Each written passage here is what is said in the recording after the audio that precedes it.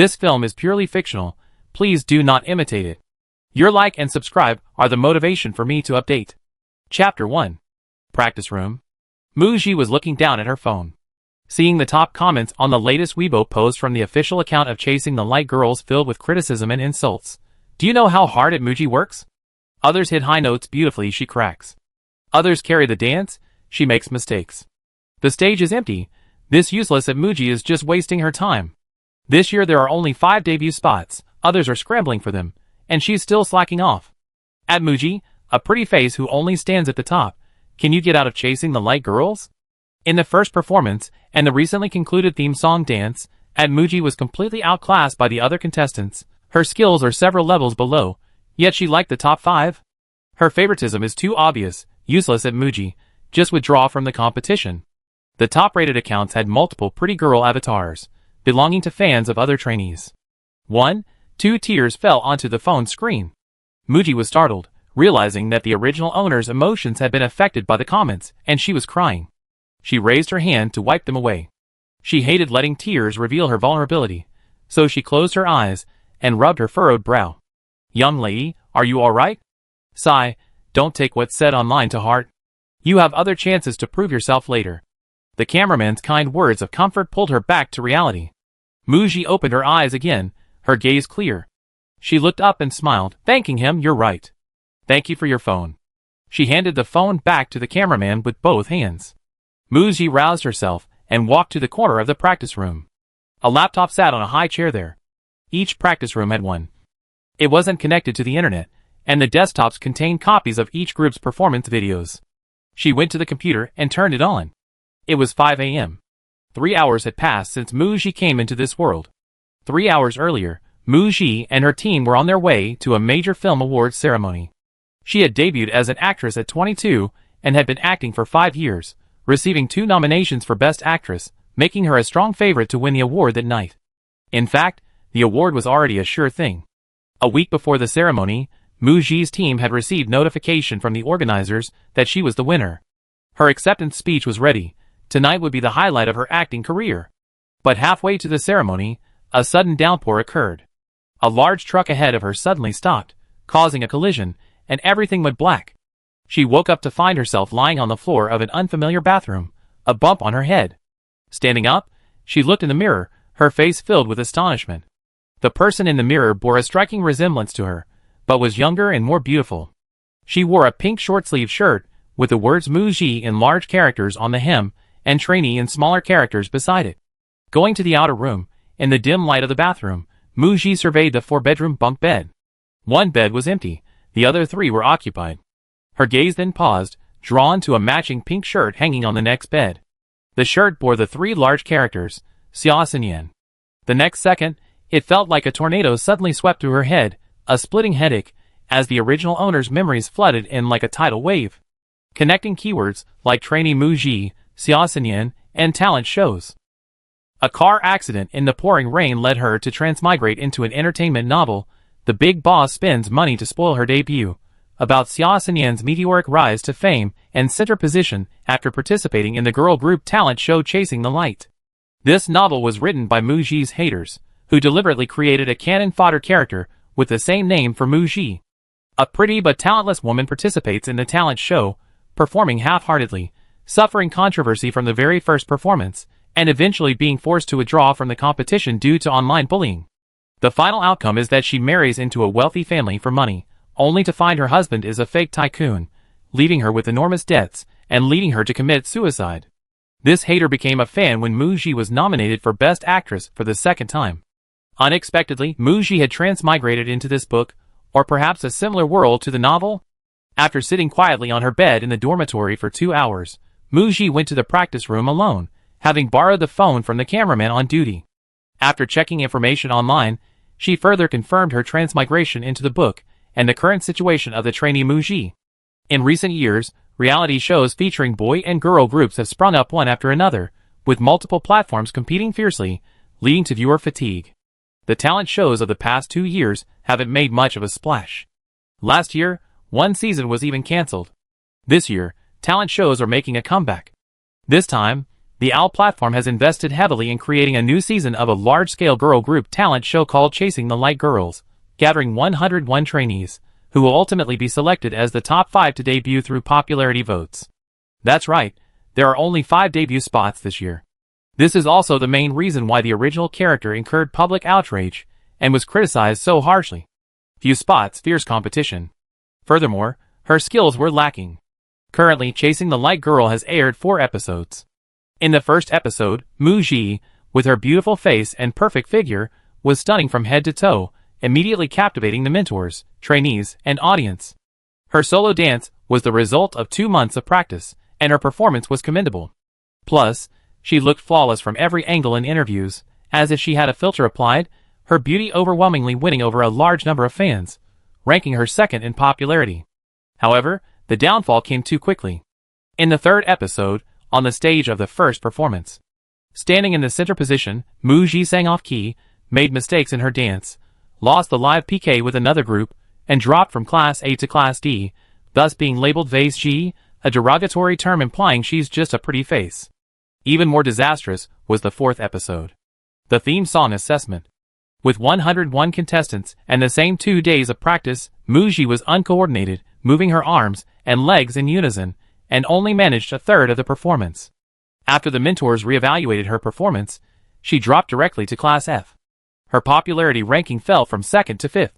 After the theme song assessment, based on the ranking, half of the 101 contestants had to be eliminated, leaving only 48. Several talented contestants were eliminated, but Mu Ji, despite her poor performance, remained. More and more netizens criticized her as a pretty face and a useless person. From the first performance where she was criticized, Mu Ji lost her confidence and endured immense psychological pressure. She suffered from insomnia every night, and one night, after getting out of bed in a daze, she went to the bathroom and accidentally tripped and fell. And so, upon waking, trainee Mu Ji found herself transformed into actress Mu Ji. Following the plot of the book, the original owner of this body made another blunder during the upcoming second performance, leading to a massive backlash from other contestants' fans, who united to prevent her from debuting. Negative online criticism further pressured the production team. By the 8th episode, although Mu Ji's popularity ranking remained within the top 12, securing a spot on the debut night, the production team, in an effort to quell the anger and protests of the other contestants, forced Mu Ji to withdraw from the competition before the final night. After 2 hours of quiet contemplation in her dormitory, Mu Ji was forced to accept the reality of her transmigration into the book, becoming a girl group trainee. Faced with this situation, she faced 2 paths: withdraw or continue participating. As an actress, her ambition wasn't to debut through the talent show. Mu Ji's first thought was to withdraw. However, if she still wanted to develop her career in the entertainment industry, the label of lacking talent and withdrawing from the competition would stick with her for a long time, negatively impacting her future development. She also didn't have any leverage to immediately switch to acting. Weighing the pros and cons, coupled with Mu Ji's consistently competitive personality, she chose to continue the game, determined to turn the tide and reverse the current unfavorable public opinion. Currently, there are 48 trainees, divided into 8 groups, 6 people per group. There are 3 performance categories: dance, vocal, and rap. The original owner was assigned to the dance group. She will perform Beautiful Skin in the second performance. Mu Ji is not blindly challenging herself in an area she is not good at. She had acted in a stage play for a year, playing the role of a dancer. She had some dance background. After watching the dance video of Beautiful Skin twice, Mu Ji did a simple warm-up. On the third viewing, she stood in front of the computer and started dancing along with the professional dancers in the video. The practice room was equipped with live streaming equipment, broadcasting 24/7. At 5 a.m., only a few night owls were online in the live stream. After Mu Ji appeared, the number of viewers steadily increased, now exceeding 100. Netizens were initially confused. What's with this flower vase Mu Ji? Then, they saw Mu Ji borrowing the cameraman's phone to go online, wiping away tears as she watched. The screen was filled with disdain. Ugh, crying again, I give up. Oh wow, not sleeping at night, but here to play the victim. I zoomed in, she's reading the negative comments, probably crying from being insulted. Netizens continued reading. Seeing that Mu Ji had returned her phone, she went to the computer and started practicing dance videos. Practicing dance at 4 a.m.? What kind of insane time is this? New viewers entering the live stream were all shocked to see Mu Ji practicing. At 7 a.m., the practice room door opened. 5 trainees walked in chatting and laughing, but when they saw Muji practicing, they all had the same shocked expressions, immediately falling silent. Some even hesitated before stepping outside to confirm that the door had a beautiful skin sticker on it. They hadn't gone to the wrong place. Gigi, good morning. Have you had breakfast? The sound of the door opening behind her made Muji stop her movements and wipe the sweat from her forehead when she heard someone speaking to her. Looking up, she saw a girl with purple streaked hair, a fishtail braid, single eyelids, and a high-fashion model's face. The name on her clothes was Zhou Jingzhu. Muji recognized her, the daughter of a home appliance conglomerate, a true and individualistic rich, beautiful, and successful woman, and one of the 5 members of a group with decent singing and dancing skills. She smiled at her. Not yet, thanks for the reminder. I go get breakfast now. Having practiced for almost 2 hours, she was exhausted and starving. She nodded slightly to the other 4 trainees as she passed. The trainee with the high ponytail watched Muji's departing figure. She scoffed, what a hard-working persona. Then, remembering the live stream cameras, her expression changed immediately. Zhou Jingzhu heard Lu Yi's quiet complaint. Was Muji faking it? Probably not. Just now, upon greeting her up close, Zhou Jingzhu noticed that Muji was without makeup. She had long, flowing blonde hair, light brown eyebrows, naturally red lips, and skin as smooth as porcelain, her cheeks flushed pink. Her bangs were damp, and she was slightly out of breath, clearly having just finished exercising, and for quite some time. Zhou Jingzhu sighed inwardly again. Muji truly deserves the title of chasing the light girl's #1 beauty. Even without makeup, she looks like she's wearing a level 10 beauty filter. Add to that her perfect figure, and she's a true pretty face. She recalled being asked by the production team during an interview after the group assignments yesterday, why did you choose Muji to join this group? Chapter 2. Zhou Jingzhu's official response. Muji is too beautiful, she'd be perfect for beautiful skin. In reality, everyone participating in the audition has the same goal. To reach the end. There are hidden agendas behind the selection process. The second performance is coming soon, narrowing down from 101 to 48.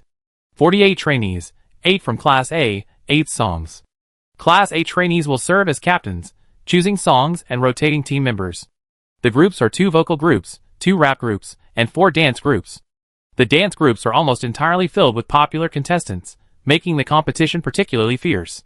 Zhou Jingzhu chose Muji from Class F as her second teammate, drawn by her popularity. Of course, if Muji's performance is poor, their team could very well be dragged down. Opportunity and risk go hand in hand. Jingzhu, shouldn't we choose the center position first? As soon as Lu Yi suggested it, the other 3 trainees nodded in agreement, indicating that either Zhou Jingzhu or Lu Yi should take it. Zhou Jingzhu, touching the slightly warm lid of her laptop, casually said, let's choose when Muji comes back. She paused, then asked, don't you guys think Muji seems a little different today? She seemed brighter, and her demeanor was different too. Lu Yi and the others suggested that Muji probably realized she'd be kicked out if she continued to slack off, so she had to strive harder. Muji went to the restaurant for lunch, enjoying the privilege of having the whole place to herself. Usually, by 7 a.m., everyone was already in the practice room. This season was incredibly competitive. Every trainee participating in the competition wanted to debut in a group. To stand out and be seen, the most effective, albeit seemingly rudimentary, method was to practice extra hard, enhancing their individual skills. Practicing until 1 or 2 a.m. and then going back to sleep is nothing new. A schedule like Muji's, getting up at 5 a.m. to practice dance, a truly gruesome schedule, means she doesn't have time to get ready after practice, and she misses out on camera time with the other trainees. Muji, who had barely slept all night, yawned and realized this. After eating, she hurried back to the practice room. Upon returning, Muji found that besides her 5 teammates, there were several staff members in the practice room, the director and choreographer in charge of their group. She politely nodded to them. Zhou Jingzhu and the others were watching the dance video for Beautiful Skin, discussing the breakdown of the movements as they watched, preparing to practice. Seeing Muji return, Zhou Jingzhu waved, Gigi. Lu Yi interjected, Muji, you're back just in time. We were just discussing choosing the center position and arranging the formation. Me or Jingzhu, who are you voting for? Lu Yi is an artist under Shengyu Media. Muji is in the same industry as Lu Yi, and is also an actress. Since her debut, she has played the second female lead in 4 or 5 dramas, earning her the nickname professional second female lead from netizens. Some of these dramas have had minor hits, but aside from being criticized for her awkward acting, she hasn't made a splash. She's participating in the girl group audition to pursue a traffic-driven career and gain fans. She has over 2 million followers on Weibo and has a strong sense of superiority. Muji glanced at Louis. Feigning ignorance, she asked, "A choice between two? I also want to participate. Shall we battle?" The staff on set, hearing that they had some material for a drama, quickly moved the cameraman forward to give Muji a close-up shot. Louis seemed to have heard the biggest joke in the world. Battle? Someone who couldn't even dance the theme song properly, only completing a third of it. What right do they have to challenge me to a battle? Isn't that unfair? The words were full of sarcasm, implying that the two of them weren't on the same level as Muji. Zhou Jingju frowned slightly as she watched Louis. With cameras rolling, Louis's malice towards Muji seemed over the top. Everyone was mindful of the cameras. The trainees would try to maintain a facade of harmony to avoid conflict and attract negative attention. But Louis dared to act this way because Muji's performance in the first public performance was poor. When the camera cut to the waiting room, it caught Louis rolling her eyes. Louis's behavior angered Muji's fans and drew criticism. However, after Muji's second major setback in the theme song assessment, public opinion reversed. Louis's eye-rolling expression became a meme, and she was seen as genuine and straightforward by netizens, reaping a wave of benefits. To some extent, this won over netizens who disliked Muji. Muji seemed thoughtful. "Isn't this a bit unfair? I couldn't sleep, so I came to the practice room at 5 a.m., practicing 2 hours more than you guys." The implication was that it wasn't fair to them. The live stream chat had already been filled with comments. "Holy crap, is this useless Muji so arrogant? Let's fight. Let's fight. Battle? This pretty Muji is overestimating herself. Let's have Louis beat her." A few viewers who had stayed since midnight commented in support of Muji. "Muji is cheating. She's already danced it. Who knows who win?" But they didn't attract any attention. The contestants in the practice room had their phones confiscated and were unaware of the situation in the live stream. But since Muji also wanted to compete for the center position and even proposed a battle, team leader Zhou Jingju agreed. After discussion, they decided to practice the dance first, followed by a battle and group vote after the morning rehearsal. Dance practice began. The choreography for the song Beautiful Skin was the second most difficult among the 4 dance groups, with an extremely strong rhythm. If all 6 members could work together to perform the dance well, the result would be the most explosive performance on stage. During practice, Zhou Jingju and the other 5 teammates were amazed by Muji's transformation. Initially, when Muji claimed to have practiced for 2 hours, they didn't pay much attention. In the past, Muji spent a considerable amount of time practicing the theme song. However, her performances were disastrous, constantly forgetting the choreography. How much progress could one person make in such a short time? Now, except for a few high-difficulty moves that weren't quite executed correctly, she had mastered most of the moves. Compared to her previous performances of the theme song, it was a complete transformation. Everyone was secretly astonished by Muji's change. The atmosphere in the practice room became tense. Louis stopped arguing and practiced relentlessly. For hours later, the battle for the center position within the group began. The 6 of them sat on the floor. Muji, Zhou Jingju, and Louis played rock, paper, scissors, and Louis went first. Louis was a little nervous.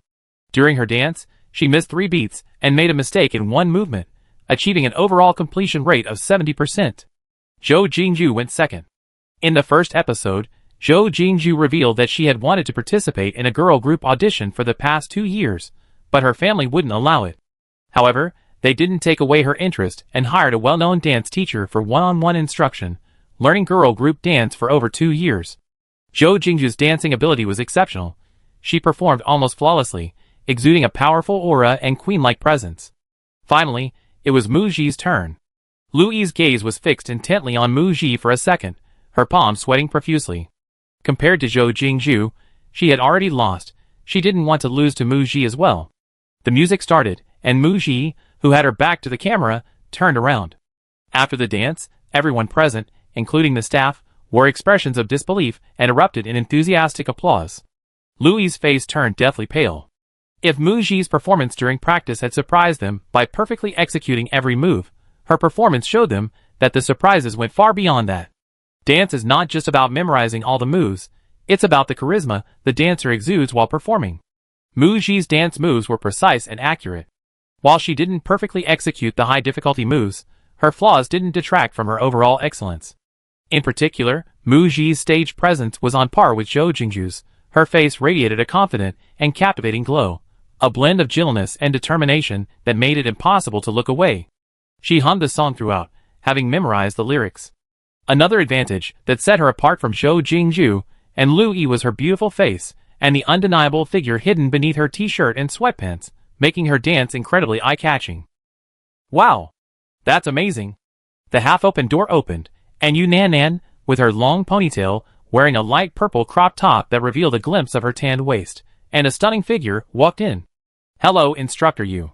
Yu Nan, one of the 4 instructors, won a dance variety show last year, quickly gaining popularity with her exceptional dance skills and charming personality. She serves as a dance instructor on the program Chasing the Light Girl. Mu Ji, a beat behind, called out, Instructor Yu. As soon as she finished speaking, a sweet fragrance wafted over, and she was embraced tightly by Yu Nan. Yu Nan excitedly hugged Mu Ji, then released her, her face beaming with excitement and relief. Mu Ji, you managed to adjust your mindset. That's fantastic. Competitions aren't just about skill, but also about mentality. Yes, thank you, Instructor Yu. The sudden change in Mu Ji's demeanor was somewhat suspicious. Yu Nan's words had attributed Mu Ji's previous poor performance to excessive pressure, leading to a lapse in concentration. It was a lucky accident that she had smoothed things over for Mu Ji. Yu Nan had a good impression of Mu Ji. The girl's features were stunning, but she was too inexperienced. At only 21, she clearly lacked stage experience and was prone to mental breakdowns, which worried Yu Nan as her instructor. Therefore, the first practice room she visited was Zhou Jingju's group. Unexpectedly, Mu Ji gave her a huge surprise. It was as if she had matured overnight, shedding the immaturity and naivety of her youth, gaining a refined air, and her face and eyes shone with confidence. Were you guys just battling? Mu Ji and the others nodded.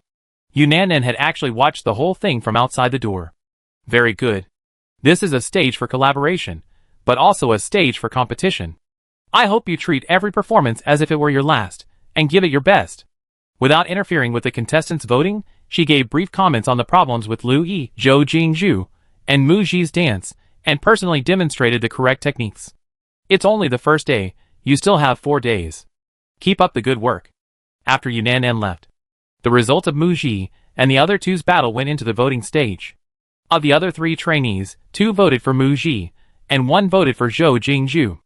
Elimination nominee Lu Yi, unwilling to accept defeat, voted for Zhou Jingju. 2 votes for 2, with 2 of the individuals involved still voting. Zhou Jingju cheerfully declared, I vote for Mu Ji. Mu Ji's face would be a major weapon in this dance. She looked amazing in the center position. As long as Mu Ji held her own, their group had a high chance of winning. Mu Ji's reputation might even turn around because of this. However, Zhou Jingju was confident in herself. Even if Mu Ji took a debut spot, it wouldn't affect her own debut. If they lost, then it was obvious that Mu Ji's debut spot would be gone. She was looking forward to seeing what kind of ending Mu Ji would have. I'm voting for myself too. Thank you. I definitely won't let everyone down. Mu Ji unceremoniously took the center position. After voting ended, it was lunchtime, and everyone went to the cafeteria for lunch. Lu Yi deliberately slowed her pace, avoiding the cameras at the corner of the corridor, making no attempt to hide her malice towards Mu Ji, and whispered, Don't be so smug, the dance group's PK teams haven't been decided yet. You better pray you don't run into Xia Xinyan's team. Mu Ji felt like Lu Yi was playing the villainous supporting character? So much malice towards her. But she wasn't the female lead. Could it be jealousy of her beauty? She retorted, Don't forget, we're on the same team. Are you scared? Lu Yi choked. Xia Xinyan was the most popular. Wasn't it normal for her to be wary? But someone who couldn't even dance the theme song properly, what was she so arrogant about? She was waiting to see how Mu Ji, the vase, embarrass herself on stage. Chapter 3. A day passed quickly. 10 p.m. Zhou Jingju said she wanted to get her beauty sleep, and was the first to return to the dormitory. They practiced until 11 p.m., and Lu Yi and the others were so tired they could barely lift their arms, so they were also ready to leave. Aren't you leaving yet? Despite her displeasure with Mu Ji, Lu Yi had to admit it. Mu Ji had earned the center position through her own skill. She was the most proficient dancer among the 6 of them, and she was still working so hard. That's amazing. Muji wiped the sweat from her forehead and smiled. Standing in this position means I have to shoulder this responsibility. I can't let everyone down, right? Louis scoffed. Ha, then good luck. At midnight, Muji couldn't dance anymore and stopped. She bent over, hands on her knees, stared at her reflection in the mirror for a moment, then rallied her spirits. The next morning, 7 a.m. Zhou Jingju and the others entered the dance studio. Muji was already inside. You arrived at 5 o'clock again? Muji, slightly out of breath, stopped moving. I'm not a robot. I only arrived 10 minutes earlier than you guys. Zhou Jingju walked over with a smile. Why aren't you wearing makeup again? Oh, I look good even without makeup. The others, Right, Mu. Captain, there are a few moves I can't quite get right. Can you give me some pointers? Zhou Jingju raised an eyebrow slightly. One reason Mu Ji didn't perform well in the theme song assessment was that she was too stubborn, practicing alone, and not knowing how to ask for help. Now she's really trying to survive. Your hip swing isn't obvious enough, like this. Zhou Jingju patted Mu Ji's waist and demonstrated the moves. Mu Ji nodded and copied Zhou Jingju's moves. Is it correct? You have a strong learning ability. She learned it after just one look. Mu Ji retorted, it's because you taught me well. She wasn't particularly quick to learn, but rather adept at imitation. Having mastered the few difficult moves that had been troubling her, Mu Ji finally had time to pay attention to the others, noticing that her teammate, Duo, was falling behind. She proactively stood next to her. You did the wrong move just now, it's like this. She demonstrated it once, but seeing that Duo seemed a little confused and hadn't remembered, she slowed down and performed it again. Thank you. She hadn't expected Mu Ji to be so friendly. And here, you're missing a move on your shoulder. Louis almost dropped her jaw.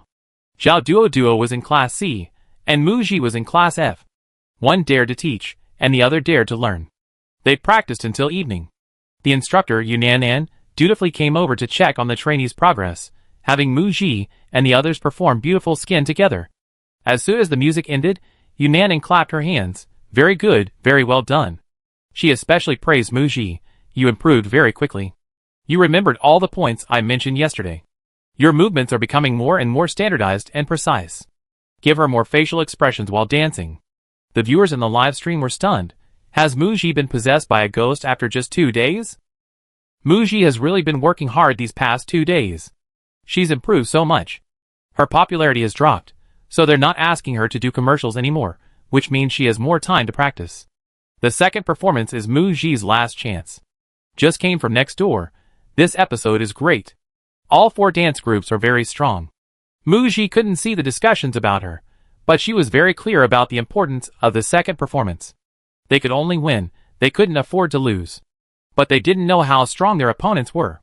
The day before rehearsal. Suddenly, they received a notification from the group director. All trainees, gather in Hall 1. Upon entering, they found all 4 mentors were there. Besides Yunanan, who was in charge of the dance part and whom they had met before, the other 3 were Xie Chaoyun, a talented songwriter and popular singer, William, who was in charge of rapping, and Guan Qir, who excelled in both singing and dancing, and was the ace of a popular overseas girl group. After everyone arrived, Guan Qir took the microphone and explained the reason for the sudden gathering to the trainees. The second performance is the day after tomorrow, so today we're deciding on the performance order. Next, the 8 groups will take turns performing live, and we 4 mentors will score them. The vocal group and the rap group will compete against each other, with 1 group from each group winning.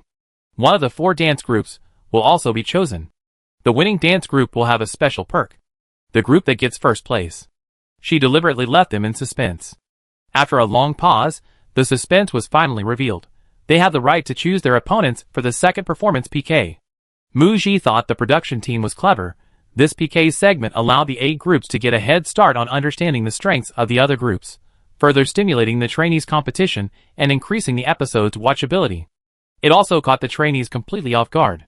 They had practiced in teams for 3 days, but the last-minute call to assemble caught everyone unprepared. The mentors asked if any team wanted to volunteer to go first. No one answered. Then let's take attendance. After some polite deference from the 4 mentors, Xie Chaoyun called out, Zhang Mingyu's team. It's the vocal group. Mu Ji looked at the girl with Zhang Mingyu's name on her clothes. She debuted in a group at 18, then disbanded, becoming a familiar face on various variety shows. With 5 million Weibo followers, she's a seasoned recycled idol, quite talented. Her stage presence was very stable, her expressions, positioning, and camera presence showed she had extensive stage experience. After her performance, she bowed with the other 5 trainees at a perfect 90-degree angle. After the vocal group's performance, the 4 mentors voted, and Zhang Mingyu's team won. Next came the rap group's PK. William, speaking broken Chinese, announced, "Please welcome Lu Kai's team, Showtime." Lu Jingkai. Lu Jingkai X2. Lu Jingkai X3. The cheers for this contestant were loud, attracting Mu Ji's attention. A girl about 1.75 meters tall, with short, smoky gray hair, stood up. Her features were sharp and deep-set, giving her a strikingly handsome appearance. If she were wearing white clothes and black pants, she'd be considered a heartthrob. Lu Kai's first performance was a street dance. When the judges asked if she had any other talents to showcase, Lu Kai revealed that she had practiced martial arts since childhood, knowing a little about swords, spears, and staffs. She wanted to demonstrate her staff skills, so the production team provided a mop handle. She wielded the handle with impressive skill and flair. She became an instant sensation, earning the nickname Lu the Wonderful for her versatility. Despite being a skilled dancer, she chose the rap group, leading everyone to believe that Lu Kai was hiding her true talent and eagerly anticipating her performance. However, after Lu Kai's group finished their performance, the audience was silent for 20 seconds. Mu Ji pretended to have an itchy brow, lowered her head to cover her face, and tried hard to suppress her laughter. Lu Kai's rap was terribly off-key. Mentor William frowned, finally managing to say, "She needs a lot more practice." Lu Kai nodded obediently and earnestly, "Okay." Xie Chaoyun, usually quiet and the strictest mentor among the trainees, couldn't help but ask, "Lu Kai, why did you choose this rap song?" Yunanan picked up the microphone and asked with a smile, "I want to know too." Lu Kai scratched her head sheepishly. "This is my first time rapping, and I thought it was really cool, so I wanted to challenge myself." Everyone, truly capricious. The rap group's outcome was predictable. Lu Kai's group lost to the other group. Finally, the highlight of the competition arrived, a battleground for the 4 dance groups. Yunanan first sent out Xia Xinyan's group to set an example. "Xinyan, the great demon king is here. Go Xinyan." Xia Xinyan's popularity among the contestants surpassed even Lu Kai's. Finally, the female lead appeared. Xia Xinyan is destined for the center position. Although Mu Ji and Xia Xinyan share the same dorm, they haven't met yet since Mu Ji transmigrated. These past few days, Mu Ji has been practicing until around midnight before returning to the dorm, while Xia Xinyan doesn't get back until around 1 a.m. after she's already asleep. Mu Ji gets up at 6 a.m., and when she leaves, Xia Xinyan is still asleep, so they miss each other. Xia Xinyan's self-introduction in the first episode was casual. She mentioned being a trainee overseas and participating in chasing the light girl as an individual trainee. But according to what Mu Ji learned from the novel The Big Boss spends money to spoil her debut, Xia Xinyan actually trained overseas for 4 whole years and is incredibly talented. She's like those extremely humble classmates from school who always say they did average or even badly on exams, only to find out they got first place. Xia Xinyan didn't flaunt her abilities, saving herself the surprise for the audience later. In fact, Xia Xinyan did just that. She performed exceptionally well in the previous episode's theme song assessment, showcasing professional singing and dancing skills and winning first place. Her popularity skyrocketed to the top. "Don't you think she's being fake?" Zhou Jingju whispered to Mu Ji, then sat up straight. That last comment seemed like an illusion. The camera was rolling. Mu Ji didn't turn to look at Zhou Jingju, didn't respond, and focused intently on Xia Xinyan's dance. The moment the music started, Xia Xinyan's aura instantly transformed, and she danced with remarkable ease.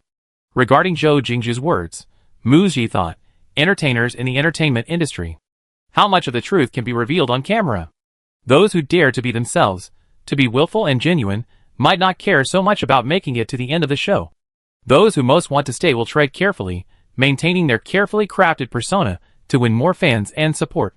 Xia Xinyan has a pure and innocent look, with eyes as clear as a deer's, giving off a harmless vibe. She has a delicate, innocent charm, speaking softly, much like Daiyu from the classic Chinese novel Dream of the Red Chamber. However, her stage performance is that of a powerful, assertive woman. This stark contrast is the main reason Xia Xinyan is so popular. After watching Xia Xinyan's dance, Mu Ji sincerely applauded along with the others. She danced very well, with a very strong emotional impact. Xia Xinyan is truly captivating on stage. Several of her high-difficulty, powerful moves are quite impressive. Unfortunately, mentor Yunanan commented, "Xinyan, your performance was as solid as ever, but you are a team. The other members need to be as strong as you for your dance to be truly captivating." Two team members made mistakes of varying degrees. Even with Xia Xinyan's brilliant individual performance, it wasn't a satisfactory one. Xia Xinyan's eyes glistened, and a look of self-reproach crossed her face. She bit her lip and nodded. "Thank you, Mentor Yu." She turned and hugged her two teammates, who were blaming themselves, comforting them. "It's okay, I practiced with you all." The other trainees shouted, "Go for it," encouraging Xia Xinyan's group. Next up, Zhou Jingju's group. With Guan Qier's announcement, the atmosphere instantly became lively. All the trainees' eyes were fixed on Mu Ji. Mu Ji calmly stood up, vaguely hearing whispers behind her, tinged with barely concealed excitement. "This is going to be good." Chapter 4. The trainees present were all eagerly anticipating Mu Ji's performance. This anticipation harbored a certain degree of ill intent.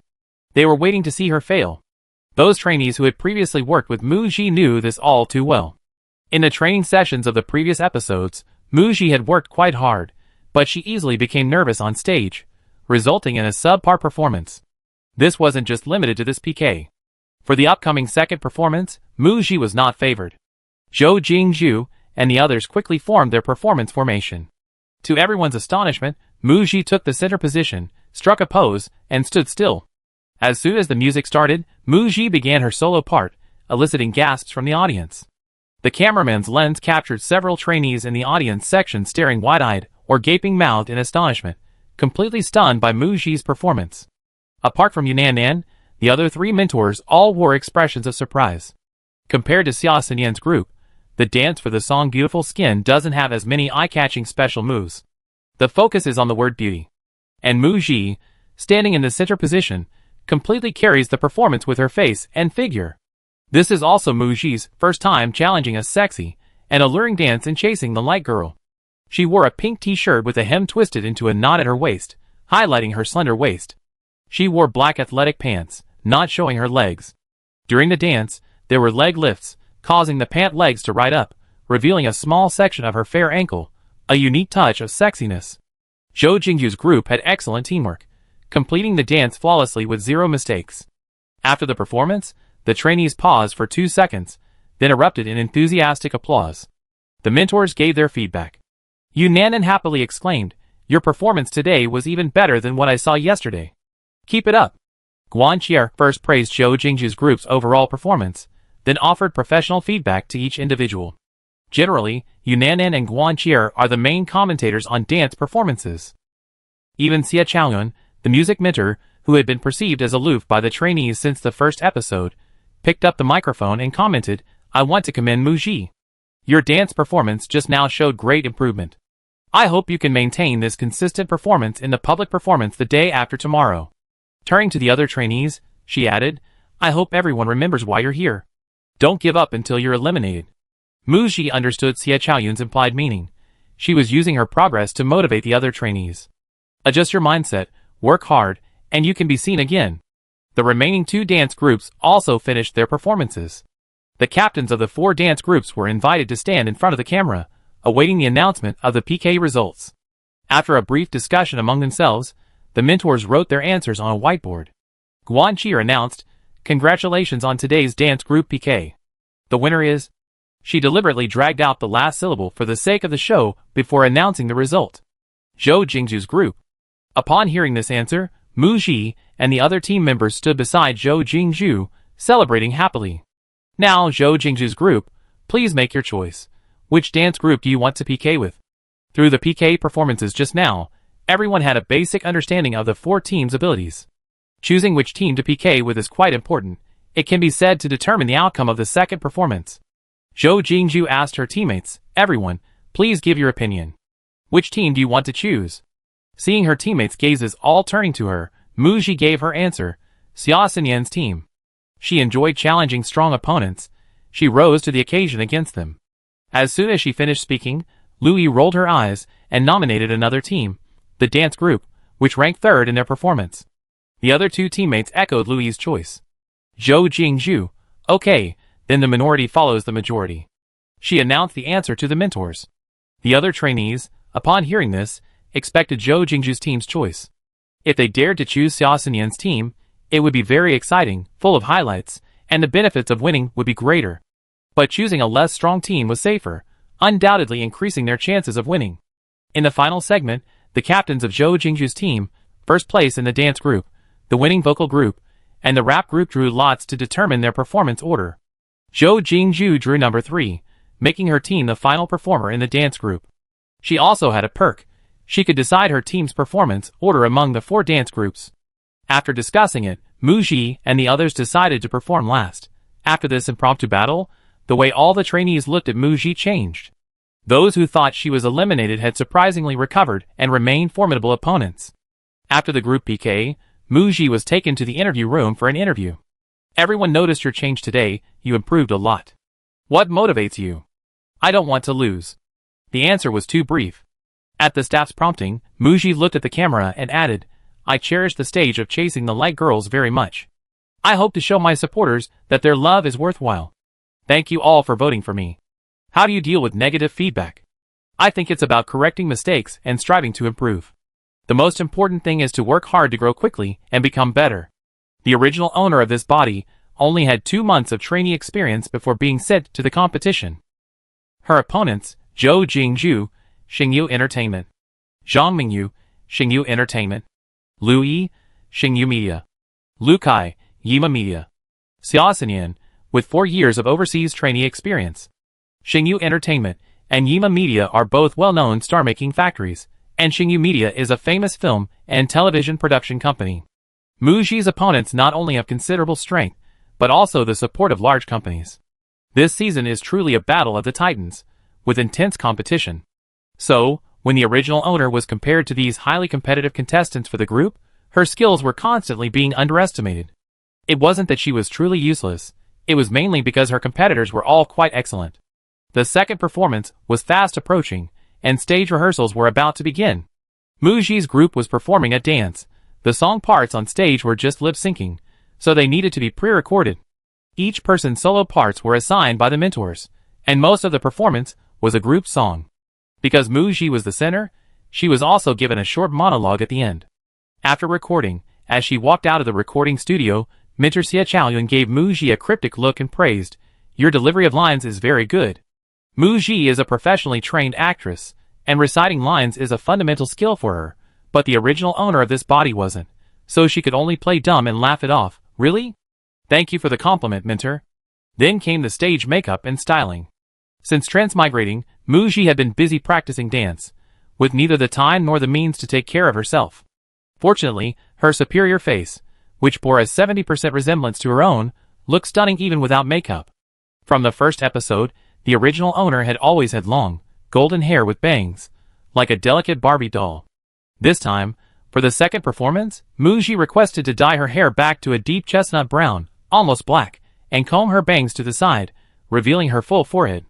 Without the bangs obscuring her eyes, her slightly upturned peach blossom eyes, combined with idle makeup, made her beauty even more dazzling. A true beauty's aura. Plus, the performance costumes the production team prepared for Mu Ji and her group were predominantly red. Mu Ji was assigned a short red top with wide shoulder straps adorned with sparkling rhinestones. The neckline featured a ruffled, flared design, and the length reached her ribs. At the back was a red tulle bow, with 2 long, thin red ribbons cascading down to her hips. She paired it with high-waisted black shorts and black knee-high boots. This was a common outfit for girl groups. When Mu Ji walked out wearing it, Zhou Jingju and the others couldn't help but exclaim wow. Even Louis couldn't take her eyes off her, finding Mu Ji's beauty strikingly powerful for the first time. So stunning. That face, that waist, those legs, absolutely gorgeous. Mu Ji, used to being praised for her looks since childhood, simply returned a polite smile. Changing into her performance costume was like an actor donning a stage costume. Next came the film set for her screen test. In the original owner's memories, the stage was a source of fear. The psychological pressure was immense. She was afraid of failing again. But actress Mu Ji wasn't. When she performed in plays, there were always large audiences. She had the honor of performing on the Spring Festival Gala stage with many artists, as well as at movie and TV series press conferences, roadshow meet and greets, and award ceremonies at various year-end events. She boasted, "I have plenty of stage experience." She had felt and enjoyed the allure of the stage. It was something she longed for. At the rehearsal, when Muji's group arrived, the previous group was still performing on stage, Lu Kai's group. Lu Kai's off-key rap had been lingering in Muji's mind for 2 days. Unexpectedly, this time, she watched a short performance from the audience, and it happened to be Lu Kai at the end. His pitch was perfect, his rap was full of attitude, and she felt Lu Kai's stage presence very cool. Mentors Xie Chaoyun, Yunanan, and William were all present. After Lu Kai's group finished their performance, the 3 mentors gave feedback and reminded them of some points to note. As Lu Kai's group left, Lu Kai passed by Muji and, seeing Muji's look that evening, exaggeratedly exclaimed in admiration, "She's reached a new level of beauty. No wonder she's called the Beautiful Skin Group, keep it up." It was Zhou Jingzhu's group's turn to rehearse. Despite practicing many times in private, some unexpected situations inevitably arose when performing on stage, such as, some people's positioning was incorrect, their movements weren't in sync with the rhythm, and the camera angles weren't flattering enough. Muji remained incredibly focused throughout, carefully noting down her mistakes during the mentor's feedback after the first rehearsal. Finally, she asked, "Can I watch the playback?" Xie Chaoyun, who was sitting in front of the monitor, nodded upon hearing Muji's request, "Come over here." Muji jogged over. It was a habit she developed as an actress. After filming a take, whether it was good or bad, she habitually went to the director's side to watch the monitor and review her performance. To her, rehearsals were like auditions for filming, very important. She wanted to clearly understand her performance on stage, meticulously checking for any shortcomings, striving to present a perfect performance. As Muji bent slightly to look at the monitor, a strand of long hair fell and brushed against Xie Chaoyun's hand. Xie Chaoyun felt a tickle on the back of her hand, and before she could pull her hand back, Muji subtly moved aside, creating some distance. The other trainees also gathered around. Xie Chaoyun took the opportunity to stand up, making room for them. A strange feeling flickered through his mind. Had he just almost fled? The moment Zhou Jingzhu's group appeared tonight, his gaze swept past everyone else, locking onto Muji, who was dressed for rehearsal. He looked away after just one glance, but his chest felt as if it had been struck. A phrase flashed through his mind. Breathtakingly beautiful. Because recording and rehearsals had taken up a lot of time. The night before the performance, Muji was still practicing dance in the practice room, and it wasn't until 1 a.m. that she was so tired she finally returned to her dorm. She ran into Xia Xinyan at the dorm entrance. Chapter 5. Xia Xinyan greeted Muji with a smile. "So late today?" Muji maintained the original owner's persona. "Yeah, the second performance is tomorrow. I'm a little nervous." "Just take it easy, good luck." "Thanks, you too." The atmosphere was harmonious. There was no tense atmosphere. Probably because they weren't even opponents in the second performance, and besides, Muji knew Xia Xinyan had secured her lead role and probably didn't take her seriously. The second performance arrived. Chasing the Light Girl's performance was broadcast live, without editing or post-production, showcasing each trainee's most authentic level. 2 days later, the production team would edit together the highlights of the pre-performance training and the actual performance, uploading it to the OWL platform. Before the performance started, all the trainees sat in the waiting room. A large LCD screen on the wall in front of them broadcast the stage situation live. The live stream began with a camera cut to the stage. The lights came on, and mentor and initiator Guan Chier walked onto the stage in a simple yet elegant white suit. The suit was fitted with a V-neck, and a diamond necklace adorned her neck, instantly elevating her overall look. Guan Chier, acting as the host, gave a formal opening speech before, as usual, addressing the 3 mentors seated on the judging panel. Yu Nanan, in a sexy black dress, and William, in a hip-hop style outfit befitting his rapper persona, both stood up and waved to the fans below. Xie Chaoyun, wearing a black suit with a white shirt buttoned to the top, possessed handsome features and a cool, aloof demeanor.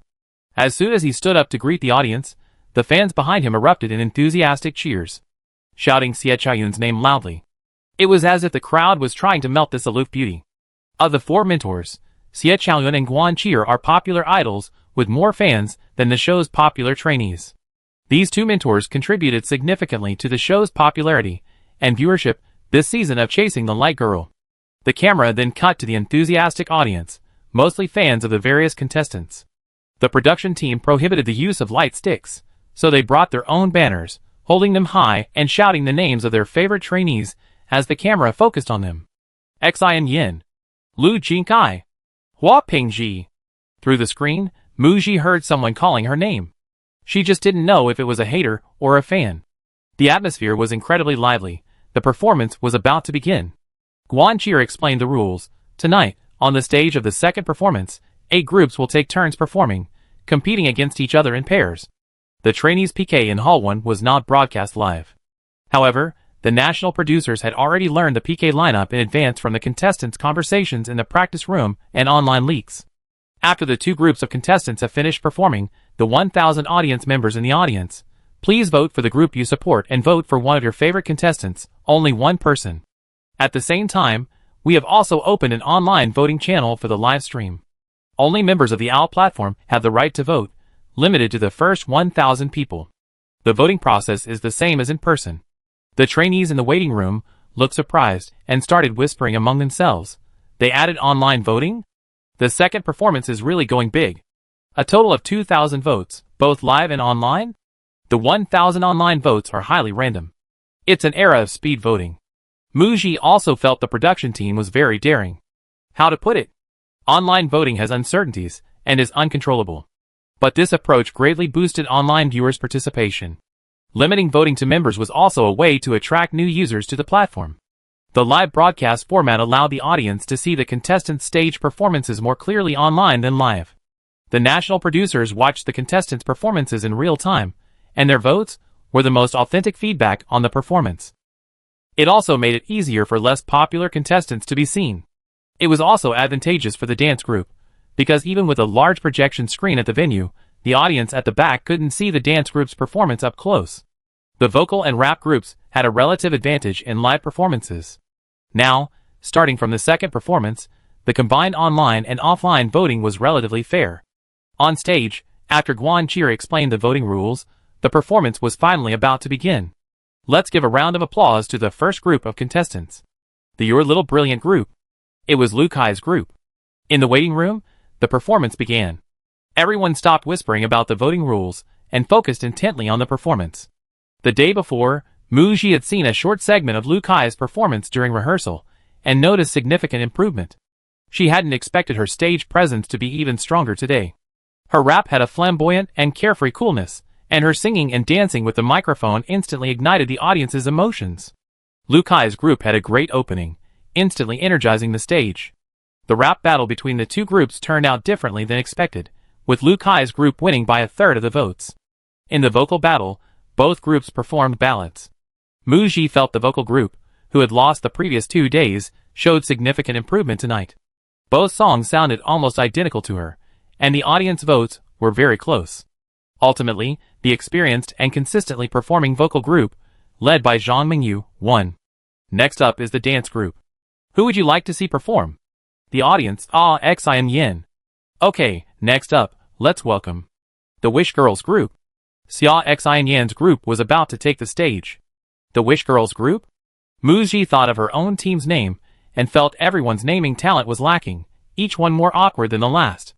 Xia Xian Yan's group wore predominantly black outfits, adopting a cool, dark princess style. After putting on the performance costumes, the dance performance gained a much more narrative quality. As the strongest performer in the group and standing in the center position, Xia Xinyan performed several high-difficulty moves. At the end of the dance, Xia Xinyan's black tutu skirt, which was stuck to her waist, was untied by her teammates, revealing that she was still wearing black leather pants and black high heels, followed by a nearly half-minute high-energy solo. This was likely a new storyline added after the competition that day. After the performance, the audience erupted in applause. The trainees in the dressing room also clapped and cheered. Xia Xinyan's group's dance was generally well executed. Her teammates made no further mistakes. However, Mu Ji felt that Xia Xinyan's leading lady aura was a bit too strong. All the highlights of the dance were focused on her alone.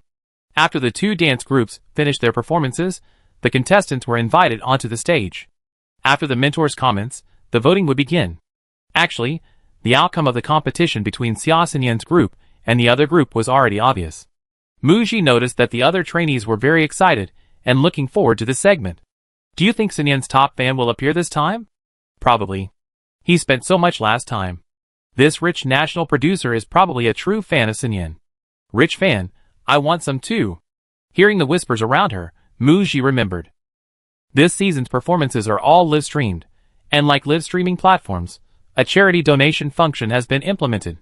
To prevent minors from participating and fans from competing against each other, a high threshold has been set. The only gift item that can be donated is a spaceship, minimum 10 ships, and contestants receive corresponding likes. In the first performance, a rich fan donated 50 spaceships to Xia Sinyan, equivalent to 500,000 renminbi. He contributed 50,000 likes. Xia Sinyan's top popularity ranking is inseparable from the support of this generous fan. Speak of the devil, and he appears. Before the PK results were revealed, the live-stream donation interface, named H, was projected onto the stage. The mysterious generous fan with the system avatar reappeared, the special effects flashing for a while before stopping. Statistics showed that this time, he sent another 50 spaceships to Xia Sinyan. Xia Sinyan's likes plus 50,000. The program team will donate all the money from the online live-stream donations to charity. This generous fan's high-profile support for Xia Sinyan caused Xia Sinyan's fans in the audience to excitedly shout Xia Sinyan's name. The trainees in the waiting room exclaimed in envy, the massive support greatly boosting the fans' morale. Previously, some fans of other groups had questioned whether it was Xia Sinyan's fans using registered accounts to generate votes. This time, with another 500,000 yuan spent, they were immediately silenced. If fans were pooling their money just to get 50,000 likes, it wouldn't be worthwhile. They'd be better off buying accounts and likes to support their idol's debut. So this wealthy fan is truly a wild fan of Xia Sinyan. Other fans spend their money wisely and don't participate in the battles. This segment became a special support show for Xia Sinyan. Another dance group contestant was practically relegated to the background. Host Guan Cheer quickly brought the situation back to the voting. The results were in. Xia Sinyan's group received 1328 votes, while the other group received less than 500, a significant difference. It was almost Muji's group's turn to go on stage. The six of them got up and left the waiting room together. Sitting for so long recording, her body was getting stiff.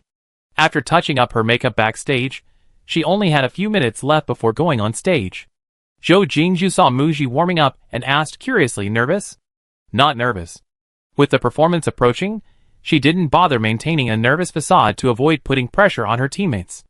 In fact, Muji was quite excited about performing on stage. After practicing for so long, it was time to test her skills. Zhou Jingzhu seemed thoughtful, thinking that Muji was truly different. Lu Yi, standing nearby, scoffed dismissively.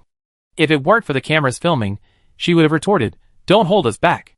Having been on the same team as Muji for a week, Lu Yi had to admit that Muji's practice in the training room was quite effective. She had indeed improved a lot, but her performance level wasn't exactly amazing. Muji wasn't a stage-oriented performer. So what if she practiced well in private? Who knows if she make a mistake and slack off again this time? This season's producers value the contestants' abilities more. Although Lu Yi was extremely annoyed that Muji's votes were higher than hers, she didn't really care about the pretty boy Muji. Her target tonight was Zhou Jingzhu, hoping to compete for the top spot in popularity within the team. Finally, let's welcome tonight's headlining dance group. The not only beautiful, but also interesting Souls team. When Muji heard the host announce this strangely confident and childish team name, a burst of laughter erupted from the audience. She felt so awkward she got goosebumps, rubbing her arms as she followed Zhou Jingzhu onto the stage. What was even more awkward was that they had to introduce themselves while wearing this team name. For the contestants, each self-introduction on stage is quite important. They rack their brains to come up with memorable lines, hoping the audience will remember them. When it was Muji's turn to introduce herself, her look tonight was quite different from previous episodes, eliciting cheers from the fans. Muji forced a smile and said, "Hello everyone, I'm Muji from Xinghe culture. If beauty is a mistake, I only made the mistake that every woman in the world wants to make." The four mentors couldn't help but laugh. As the camera panned to the audience, a chubby girl shouted, "Meiji, stand up straight. Charge for me." Her voice was incredibly loud and penetrating. Muji heard her, paused for a moment, then smiled and nodded, understood. Viewers in the live stream, seeing this, flooded the chat with mocking comments. Meiji's ridiculous confidence, what a joke. Let's watch Meiji make a fool of herself. Will this useless Meiji slack off again tonight? Still dares to stand in the center? Is she playing the role of a sacrificial lamb, or is she just a dead pig that doesn't fear boiling water? It's starting, Everyone mute your microphones. There were other girls performing, so the chat temporarily quieted down. Beautiful appearance, it's show time. Chapter 6. Dynamic music began to play softly. The live stream camera zoomed in from a distance, showing Muji and others posing with their backs to the audience in the center of the stage. The camera first focused on Muji, who was in the center position. Muji sang perfectly in time with her voice, turning her head to lip sync. Her seaweed-like curls were tucked behind her ears, revealing her perfect profile. Her skin was snow white, her eyes slightly lowered, with 3 shimmering rubies, like teardrops, at the corners of her eyes. A light dusting of gold powder surrounded her eyes. Her red lips parted slightly as she sang, her expression languid, alluring, and captivating. The spotlight shone down on the bustling stage. You said I'm just a beautiful empty shell. Muji turned around as she sang, walking towards the front of the stage in time with the music. Her seaweed-like curls flowed freely, her makeup was exquisite, her beautiful eyes sparkled like a galaxy, and a captivating smile graced her face. Her beautiful neckline, collarbones, and the way her body swayed to the music, a glimpse of her fair, jade-like waist was dazzling, along with her long, white legs. From the very beginning, she was both beautiful and cool. The fans in the audience went wild, screaming, "Ah, beautiful Muji!" After Muji's opening solo performance, the live stream was filled with exclamation marks. Holy crap! Muji is amazing! After realizing what had happened, one netizen quipped, the real show is yet to come. Indeed, the real show was yet to come. Muji's second solo performance arrived. Come laugh at me, come oppose me, come look up to me, open your eyes, and see clearly. This short dance was energetic and explosive, without any high difficulty, large-scale moves. The rhythm is extremely strong, with many details in the movements of the shoulders, chest, waist, hips, and legs. If you make a slight mistake, the rhythm of the following movements will be disrupted. Muji landed flawlessly, her timing and rhythm impeccable. Her beautiful face radiated confidence throughout, completely immersed in the dance. Her movements were fluid and controlled, her demeanor relaxed and utterly enjoying the stage. As the dance neared its end, the music slowed. Muji's voice rose, like a devilish whisper in your ear, accompanied by a subtle, alluring laugh. Worship me. I radiate light. The music stopped. The 6 girls in red stood together, some alluringly bending over, some with their index fingers to their lips, some with their arms crossed, frozen in time as if stepping into a mural. Perfect ending. As soon as the performance ended, the camera zoomed in on each performer, most of them smiling at the audience. Then it was Muji's turn. Muji perfectly caught the camera's direction. Having just finished dancing, slightly out of breath, she winked at the camera. The live stream chat exploded. Holy crap! Muji is killing me! That last wink, I'm smitten. Sister is so beautiful. Ah, Muji is so beautiful tonight. I gone from hater to fan. I'm kneeling before Muji. Tonight's stage was amazing. Every strand of her hair radiated charm. I'm drooling over every frame. After the performance, it was time for the judges' comments. Yunan excitedly said, tonight's performance was fantastic. It's the best performance I ever seen from Jingju's group. Especially Muji, your performance tonight was such a pleasant surprise, better than ever before. You really enjoyed the stage. You were glowing when you danced, so beautiful. William hummed a lyric, oh no, it's the feeling of being smitten. I really enjoyed your performance. He gave a thumbs up and added, I love the ending. Xie Chaoyun gave high praise. I seen Zhou Jingju's group perform 3 times. The first time in the competition for performance order, the second time in the rehearsal, and the third time tonight. Each performance has been an improvement, leading to tonight's perfect stage. You perfectly embodied beautiful appearance. I hope every trainee who comes to Chasing the Light Girls will continue to challenge themselves and bring more surprises to the national producers. He truly deserves the title of motivational master among the trainees. Next, it was time to reveal the votes. Muji's performance tonight was practically perfect. The result of their group's PK with the previous group was essentially a foregone conclusion. Of the 6 trainees in the I'm not only beautiful, but also have an interesting soul team. 3 ranked in the top 10 in popularity. Zhou Jingju ranked 4th in likes, Muji 5th, and Louis 7th. Both groups were popular contestants with large fan bases, and their stage performances were better than the previous group. The only question was how much of a difference in votes they would receive. The results were quickly tallied. Guanqier took the data, glanced at it, and then announced, what are the votes for both groups? Please look at the big screen. First, the live votes. When the votes were displayed on the big screen, Muji's group was in the lead, having received 728 votes live. The online live stream had 1,000 votes, and they received 802. A total of 1,510 votes. Congratulations. Team not only beautiful, but also has an interesting soul wins. The highest number of votes of the night. The next segment involved announcing the individual vote counts for these two groups during tonight's performance. From lowest to highest, when the third place winner was announced, despite being mentally prepared, Lui's smile froze when she heard her name. Second place went to Zhou Jingzhu. The group's first place winner was Mu Ji, whose individual vote count ranked second in popularity on stage tonight. Second only to Xia Xinyan. When the trainees in the dressing room heard Mu Ji's vote count, they all exclaimed wow.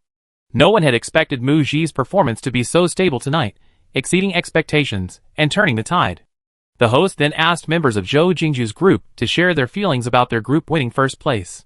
When it was Mu Ji's turn to speak, she was asked, "What would you like to share with everyone?"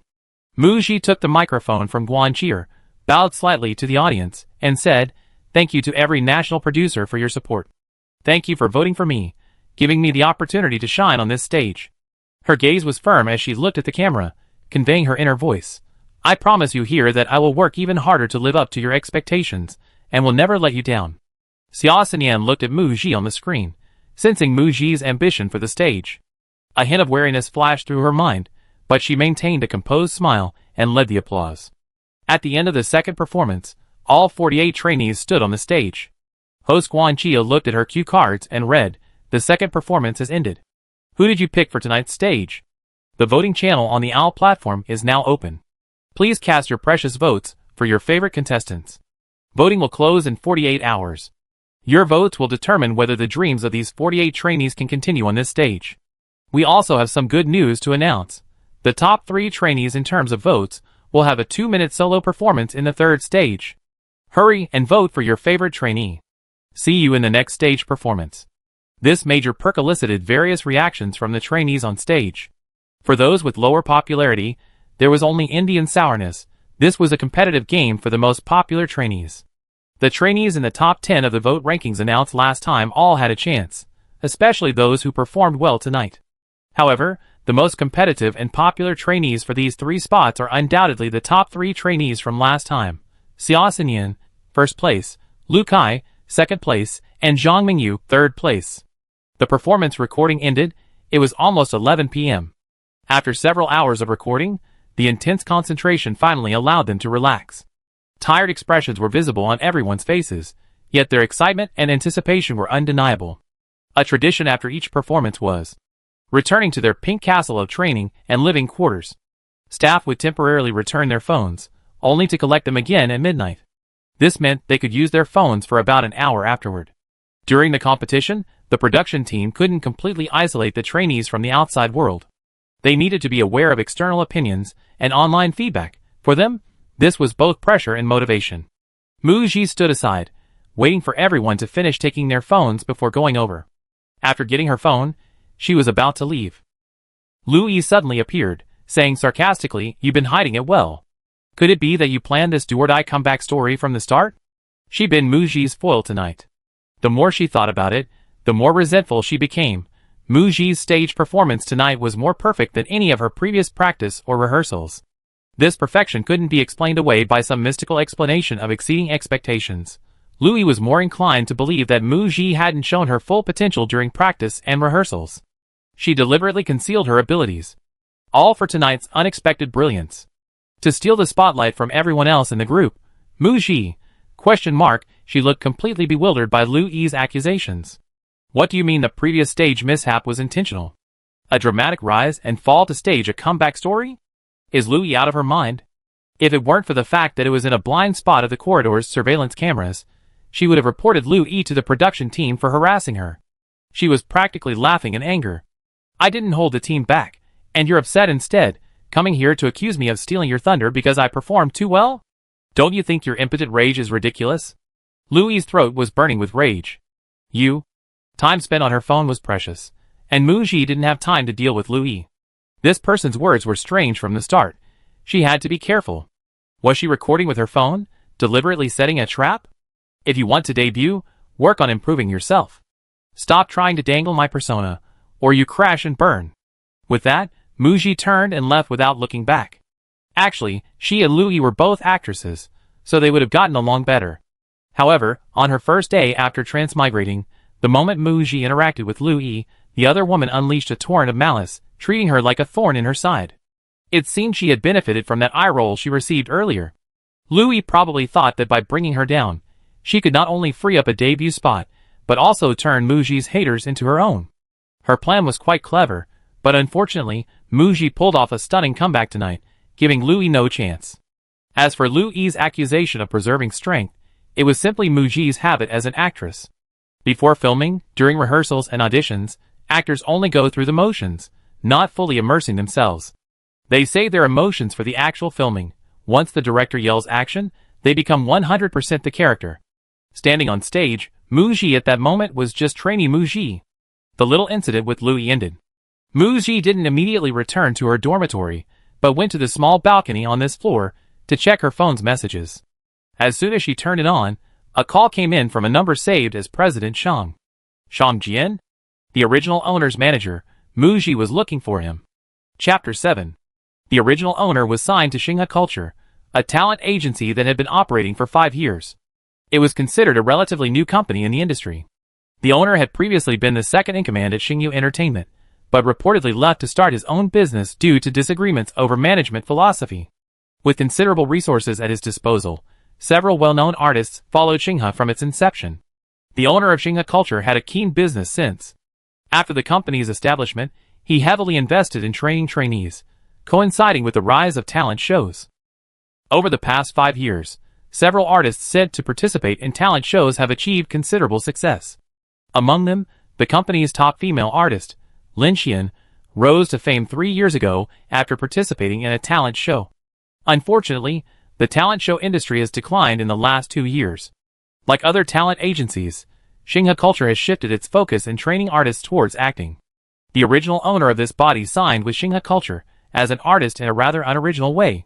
She was discovered by a talent scout on the street, and wanting to earn money quickly to escape her family background, she signed the contract without much thought.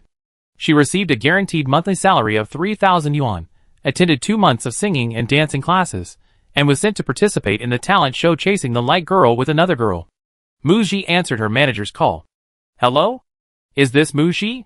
The music on the other end of the line was a bit loud, and the manager, Shang Jian, could be heard drinking heartily. At a karaoke bar drinking? Muji replied casually, Mr. Shang. Shang Jian was the talent manager of Xinghe Culture, responsible for managing the company's top female and male artists, a new boy band, and Muji herself. Muji, your stage performance tonight was great. I'm having dinner with President Chiu and President Lu right now. They're both your fans. Come on, say hello. Ha, is that all you wanted to do by calling me? Muji frowned, holding the phone further away. She listened to Shang Jian's long, drawn-out hello on the other end of the line. Just before hanging up, she finally spoke slowly, the signal's bad. Shang Jian apologized to the 2 executives beside him, then excused himself and left the private room. Out in the hallway, can you hear me now? His tone was slightly displeased. Shang Jian suspected Muji had done it on purpose, but he also thought a young girl like her wouldn't dare to play such a trick on him. Muji pretended not to notice the manager's displeasure and excitedly asked, Mr. Shang, did you watch my second performance? Do you think I make it into the group? There was a moment's hesitation on the other end of the line before the reply, yes, I saw it. Weren't you ranked 5th last time? If you make it into the group, keep performing well on the next stage. The company, I, and your fans will all support you. The original owner of this body was a newbie in the entertainment industry, and might have been swayed by Shang Jian's evasive words. But that didn't fool Muji. Shang Jian was at a KTV at this hour, busy with the boss he needed to curry favor with, so he definitely wouldn't have time to watch the live broadcast of Chasing the Light Girl's second performance tonight. As for the phone call, and the request for her to greet 2 unfamiliar bosses, perhaps one of them had seen her performance online and mentioned it, so Shang Jian was taking advantage of the situation to curry favor. Shang Jian's response to the recent probing questions about her debut as part of the group gave Muji a general idea. It seemed that Xinghe Culture and her manager, Shang Jian, didn't value the original owner of this body. When the original owner was being criticized online as a pretty face, a useless girl, and accused of slacking off, trending on negative social media. The company was unwilling to spend money to remove the trending topics and did nothing in terms of public relations. 3 months later, Green Apple, the rival platform of Owl Video, will host its 4th season of boy group auditions. Xingha Culture, which has a boy group trained for over a year under Shang Jian's management, seems to have pinned its hopes on this group. Sending Mu Ji to the audition is merely for exposure and to gain fans. There are no plans to debut her. 5 debut spots are up for grabs from other trainees companies. Xingha Culture has no intention of securing debut spots for its artists.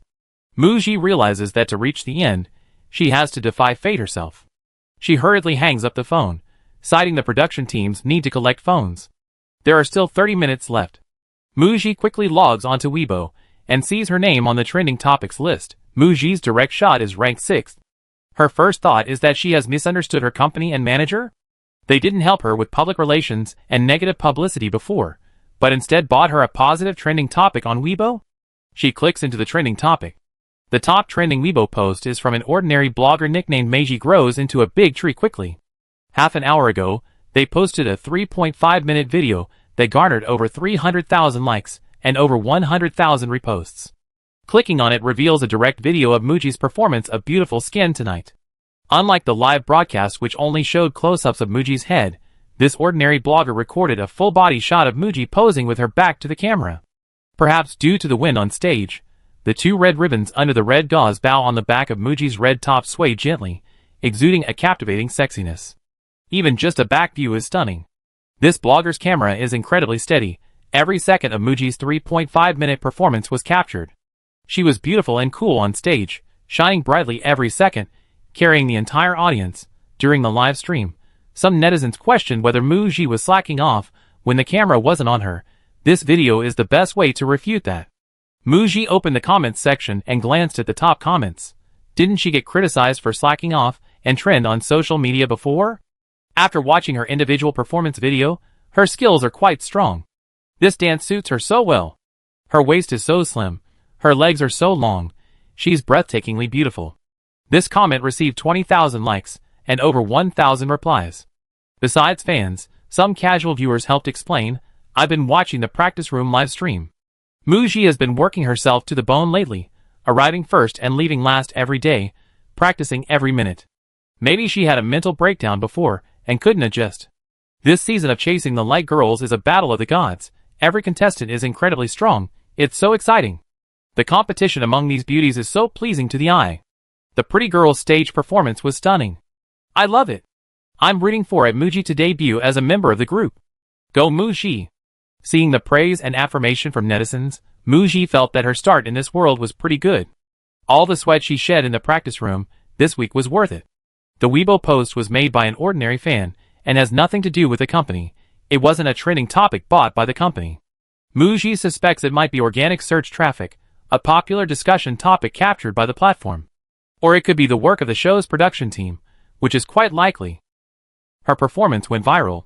A contestant, who was criticized as useless and slacking off on stage, made a stunning comeback. This is very inspiring publicity for the show, and the production team is the biggest beneficiary. On the trending list, topics like Xia Xinyan's 50 spaceships, Xia Xinyan's stage, and beautiful appearance also appeared, indicating the production team's aggressive marketing and promotion. Mu Ji clicked on the trending topic Xia Xinyan 50 spaceships. The top trending Weibo post was a video from a marketing account with over 5 million followers. It screen-recorded a wealthy fan's donation to Xia Xinyan during a live stream of Chasing the Light Girl, accompanied by Xia Xinyan expressing gratitude on stage for this mysterious fan's charitable act, leading netizens to ship Xia Xinyan and the top donor as a couple in the comments. Mu Ji recalled the entertainment industry novel, The Big Shot Spends Money to Spoil Her Debut, tagged as a sweet romance. She had spent about a month reading it. When she reached 80% of the story, the trainee with the same name as her, Mu Ji, was killed off, and she almost gave up. But she still finished it quickly. After finishing, she was dumbfounded. The author abruptly ended the story after the female lead, Xia Xinyan, debuted in a group. Aside from some sweet moments with her celebrity senior on stage, the main focus was on her career. The mysterious tycoon who spent millions on fan support, as the male lead, is the most mysterious and background-obsessed male lead in history, a mere tool with only the code name H and no real name. 2 days before the novel ended, Mu Ji was nominated for Best Actress for the first time. One might guess the author had a meltdown, couldn't continue writing, and thus abandoned the ending? It's just a novel, a fictional world. A bad ending is something to complain about and move on. Now, Mu Ji finds herself in this virtual yet real novel world. Her current experiences are all part of reality. Stepping outside the novel, Xia Xinyan consistently trends on social media, maintaining her top popularity, and has the protection of a mysterious tycoon. The entertainment industry is a place of fame and fortune. Everything is ultimately about profit. Mu Ji felt that Xia Xinyan's being promoted was definitely not just a simple Mary Sue heroine halo. She couldn't help but wonder, was Xia Xinyan, who had returned from overseas, really an individual trainee? The identity of that wealthy tycoon was also mysterious and suspicious. Just as she was lost in thought, her phone rang. Mu Ji was startled and saw the contact name, Collecting Phones. Upon answering the phone, a staff member asked where she was, and that she needed to hand in her phone. The next day, the latest voting period hadn't ended yet, and the results weren't out. The production team arranged a Happy Memories themed recording for the 48 girls. The morning schedule, magazine photo shoot. Bazaar Magazine. A top-tier women's magazine. Mommy, I want to be on the cover of Bazaar Magazine. 1 in 48 magazine slots. The girls were overjoyed and excited. Zhou Jingju's gaze swept over the faces that couldn't hide their excitement, finally settling on Mu Ji's listless expression. She walked over and asked curiously, "Aren't you excited about being on the cover of a top-tier magazine?" Mu Ji thought to herself, "I already achieved a double grand slam of top-tier women's magazine covers. I even been mocked for neglecting my duties because of all the covers I've been on. With so many people crowding together, they're just being used as props for photo shoots. There's nothing to be excited about." She could easily act excited, but she felt it unnecessary. When Zhou Jingju asked, she pouted, "Too many people." Zhou Jingju smiled, "I think so too." The theme of this issue's cover shoot was girls in the city, and it was being filmed outdoors. The outfits for Mu Ji and the others were provided by the production team. The Chasing the Light program team also brought their own stylists and makeup artists to give the girls sunburn makeup, matching the magazine's outdoor theme. Mu Ji's long hair was styled into 2 bull's horns, paired with sunburn makeup. She wore a white spaghetti strap dress with a white lace ribbon around her neck. She maintained a smile on her face, but inwardly felt utterly hopeless. JPG. Even when she first started shooting for magazines, she had never tried this style. Pure and cute. A different kind of beautiful Gigi. Mu Ji smiled slightly at Lu Kai's sincere praise.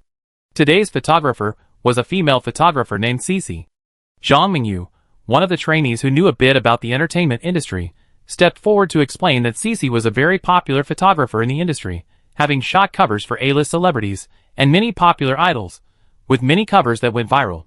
She was practically a go-to photographer for popular idols. Xia Xinyan, Lu Kai, Zhang Mingyu, Zhou Jingju, Mu Ji. Cici first called out the 5 popular contestants, looked them up and down, lingering her gaze on Mu Ji for a second longer. Then she arranged for them to stand in the center, before moving on to the girls waiting to be chosen, pointing them out one by one to their respective positions.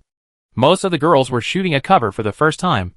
Their awkwardness and nervousness were written all over their faces, their limbs stiff, and their poses particularly unnatural. Cici was patient and easygoing, tirelessly demonstrating techniques herself or directly correcting their movements. After the group photo, the 48 girls were divided into several groups for further shots. Mu Ji, Xia Xinyan, and Lu Kai were in one group. Cici said that for a better image, the short-haired, stylish Lu Kai should be in the center, with Xia Xinyan and Mu Ji on either side. Before receiving this shoot, Cici had already planned the composition and positioning. When shooting group photos, she directly instructed the trainees to position themselves and express themselves according to her ideas. Group photos are taken in small groups, allowing each person to find their own rhythm. On the green grass, Lu Kai sits casually, looking cool and stylish at the camera. Xia Xinyan, inexperienced with photo shoots, has one hand on Lu Kai's shoulder and can only smile sweetly at the camera. Mu Ji bends her right leg, rests her face on her knee, and holds a bouquet of flowers in her left arm. She looks incredibly relaxed, like someone who's just relaxed after playing, but her eyes are bright and sparkling, like a seedling sprouting in spring. Cici noticed Mu Ji during the group photo. Mu Ji is hard to ignore in front of the camera. Her stunning face and outstanding presence, while waiting for others to pose, led her to strike several poses for her own amusement. Each expression and pose was incredibly photogenic and expressive. Any one of them could be a stunning cover photo. Cece had the illusion that this newcomer was very professional in the cover shoot, and she secretly admired Muji's beauty and expressiveness in the shoot. It wasn't just a gift from God, it was practically being fed food. Chapter 8. After the magazine shoot, the production team went all out, booking an entire restaurant for lunch for the 48 trainees. The girls boldly declared to the camera, they eat the production team out of business. After a delightful meal, they took a bus back to the castle. After resting in their dorms, they had to continue filming in the afternoon. The 48 trainees changed into short-sleeved uniforms and gathered in Hall 1, where mentor Guanqir was also present. The production team thoughtfully prepared tea, snacks, and fruit. The afternoon's recording theme, a tea party, showcasing another side of the contestants besides training, allowing the national producers to get to know them better.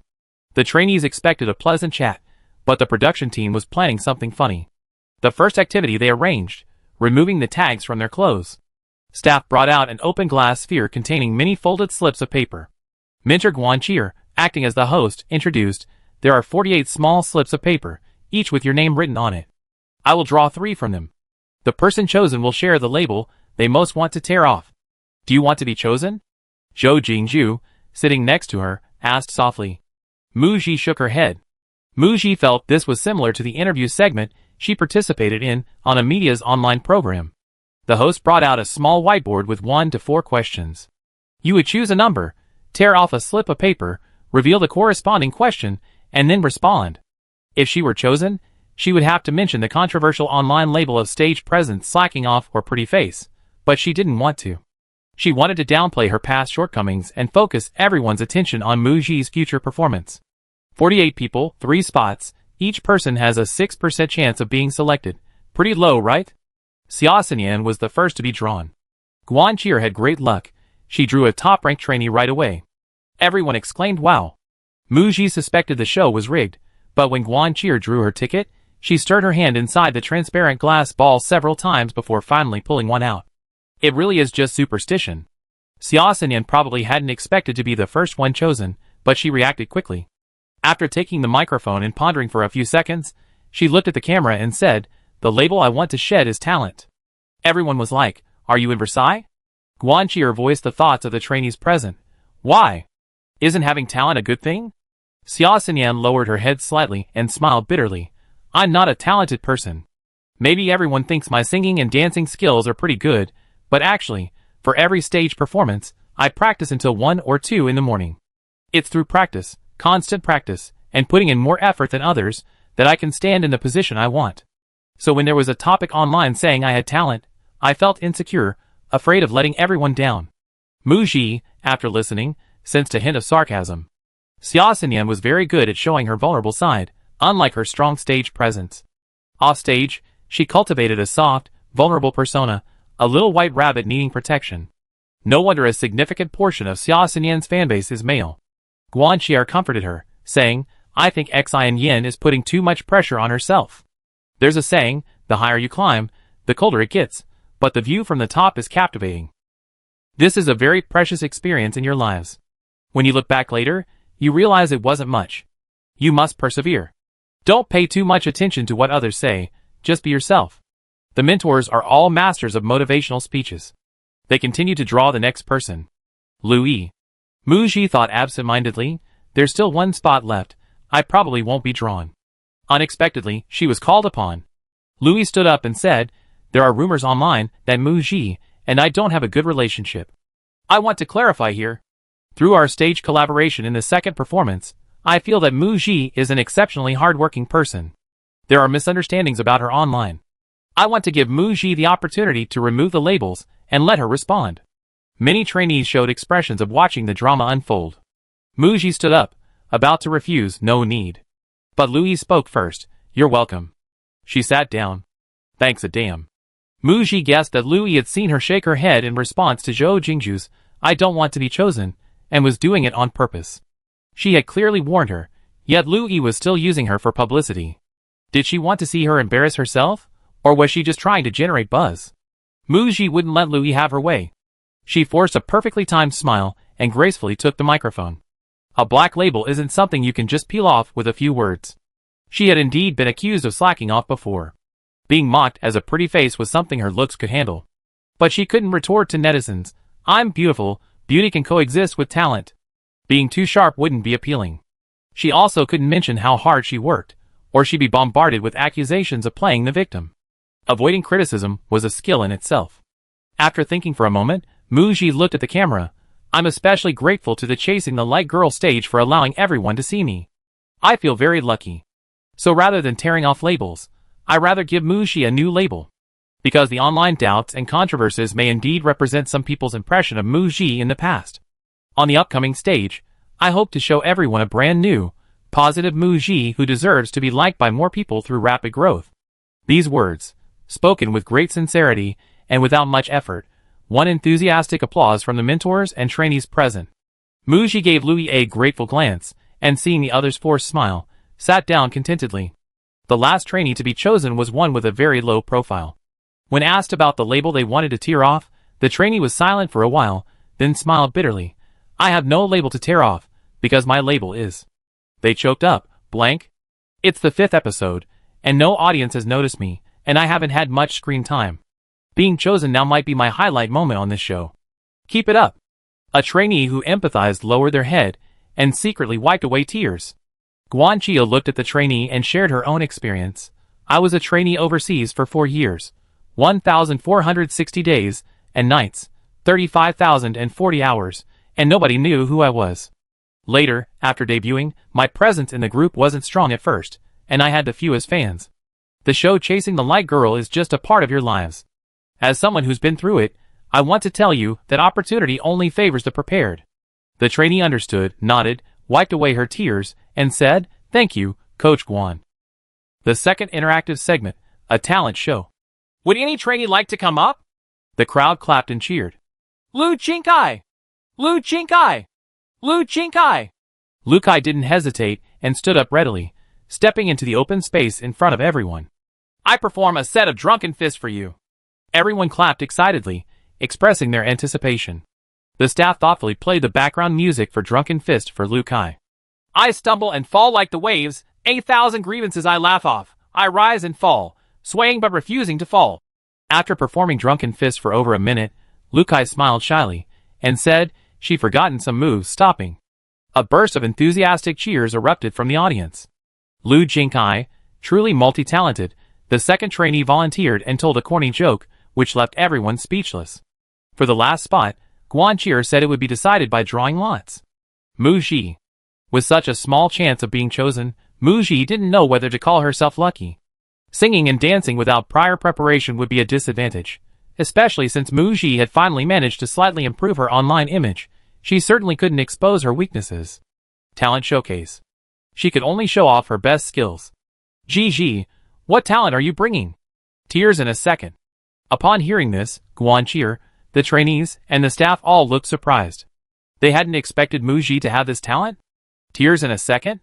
Really? The cameraman quickly gave Muji a close-up shot. Muji composed herself, closed her eyes, and her long eyelashes trembled slightly like 2 rows of small brushes. Guanchir counted down from 3, and when she called out 1, Muji opened her eyes brimming with tears, and a single, glistening tear rolled down her right eye. Guanchir, standing beside her, witnessed this firsthand and exclaimed, "Truly, tears in a second. Amazing." Half-jokingly she praised, "Muji could consider acting, she has the potential." Unable to reveal her acting skills, Muji brushed it off by saying she had extra-sensitive tear ducts. The following segment involved the trainees sharing anecdotes from their private lives. Everyone ate, drank, and laughed, the air filled with a joyful atmosphere. Some trainees, however, knew in their hearts that this was the calm before the storm. The next morning, the trainees all wore their pink uniforms for the theme song performance. Pink blazers over white shirts, pink bow ties, pink pleated skirts, white mid-calf socks, and black leather shoes. 48 trainees arrived at the studio where the rankings were announced each time. All 4 mentors were present. Muji noticed a pattern. The mentors took turns hosting, and today's host was Xie Chaoyun. He wore a white sweater, exuding a gentle and refined air, his aura softening somewhat compared to usual. However, he was about to announce the elimination list. The trainees stood one by one on the steps, hearing Xie Chaoyun's cool voice announce, "The results of the second performance's vote rankings are in. Today, 23 trainees will be eliminated from the Chasing the Light Girls stage. 48 trainees, 23 leaving. Nearly half the trainees were eliminated." Many trainees turned pale upon hearing this number, some nervously grabbing the hands of the trainees next to them, anxiously awaiting the announcement. I start by announcing the 25th place. The 25th place in the likes ranking is Zhao Duoduo. Hearing her name, Zhao Duoduo was overjoyed. Her previous ranking was 33rd, and she thought she was going to be eliminated today. She hadn't expected to jump several places so quickly. She knew it was because of her collaboration with Mu Ji and others on Beautiful Skin. Others were getting the lion's share, while she was just getting the scraps. Her face showed initial shock, followed by genuine happiness, but she quickly realized someone was about to be eliminated and suppressed her smile. The next trainee, hearing her name, cried tears of joy. Perhaps the tears had a sneezing effect. Almost every trainee who heard their ranking was safe cried tears of joy. The atmosphere subtly changed when it came to announcing the top 10 in likes. The trainees who heard their names, while happy, also showed a hint of barely concealed sadness on their faces. 6th place, Louis. Louis gave a forced smile and only said 2 words, "Thank you." After announcing the 6th place in one breath, Xie Chaoyun slowed down. The camera switched back and forth between Mu Ji, Zhou Jingzhu, Zhang Mingyu, Lu Kai, and Xia Xinyan. In the last ranking announcement, Mu Ji was ranked 5th. What about this time? It was full of suspense. The production team would livestream each ranking announcement online, so that the producers could see their favorite contestants' rankings in real time. Eliminated contestants' avatars would immediately turn gray, and they could no longer be liked. Viewers watching the livestream were speculating wildly in the comments. "I'm betting on Zhou Jingzhu. I think it's still Mu Ji. It's Zhang Mingyu. Her performance in the second round was just average." Except for Xia Xinyan and Lu Kai, who were not mentioned, Zhou Jingzhu, Mu Ji, and Zhang Mingyu were mentioned about the same frequency. The suspense was about to be revealed. Xie Chaoyun glanced at the stage card, looked at the camera, and read out the answer. The trainee ranked 5th in likes is. The live stream camera switched to Mu Ji. Chapter 9. Zhang Mingyu. Xie Chaoyun called out Zhang Mingyu's name. The production team, however, deliberately stirred things up, immediately cutting the camera to Mu Ji. The viewers in the live stream expected to catch a smug look on Mu Ji's face. But to their surprise, Mu Ji remained calm and composed. She seemed completely unsurprised by the result. But thinking about it, it made sense. She had previously been criticized for being a slacker and useless, yet still ranked 5th in popularity.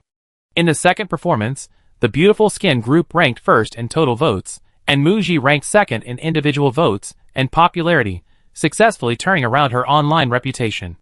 There was no reason for her to remain 5th. When the camera cut to Zhang Mingyu, she had expected her lowest ranking to be 3rd or 4th, but unexpectedly, she had dropped to 5th. For a moment, she couldn't control her expression and froze. But as an experienced artist, her reaction was quick. She immediately forced a smile, bowed to the camera, and said, "Thank you to the producers for voting for me. On the next stage, I definitely show everyone a different Zhang Mingyu."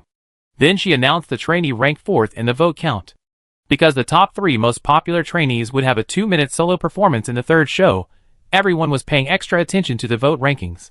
Mu Ji, Xia Xinyan, Lu Kai, and Zhou Jingzhu were invited to the stage below the steps, where a microphone stood.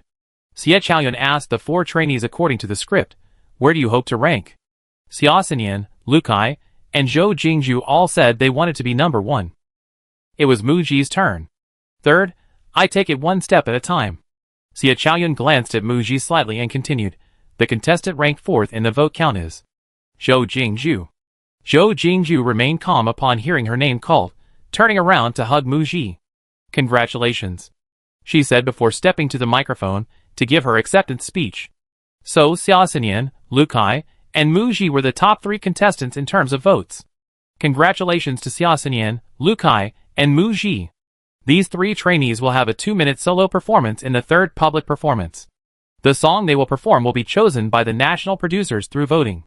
Before announcing the song, Xie Chaoyun revealed the specific rankings of the top 3. As Mu Ji had predicted, she was ranked 3rd, Lu Kai 2nd, and Xia Xinyan 1st. Her comeback in the second public performance wasn't enough to shake the popularity of the top 2 trainees. Plus, the full episode of the second public performance wouldn't air until tonight.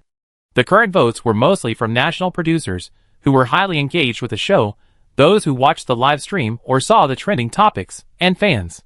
The number of votes from casual viewers was minimal. Muji wants to compete with Xia Xinyan and Lu Kai in popularity, so she needs to attract new fans among the national producers.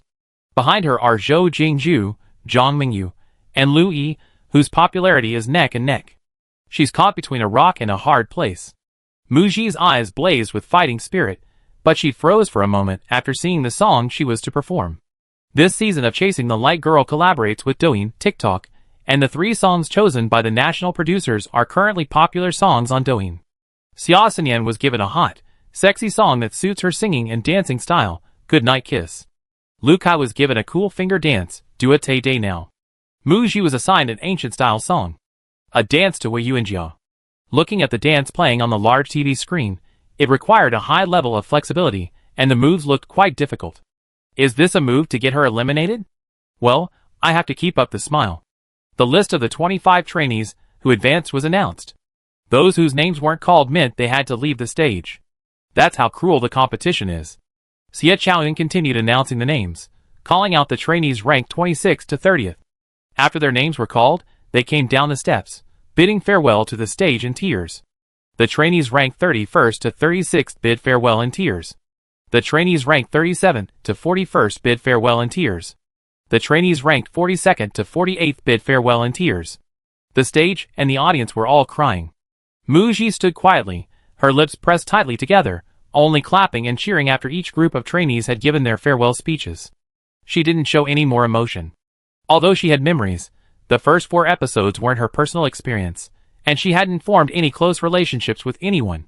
She felt that parting ways on the Chasing the Light Girl stage was like people gradually wrapping up and leaving during filming. It's a normal thing. Everyone can get together again when they have time, or perhaps they collaborate on stage again in the future. There's no need for everyone to cry so sadly. Xie Chaoyun had been slightly frowning, waiting until the last contestant finished their farewell speech before speaking.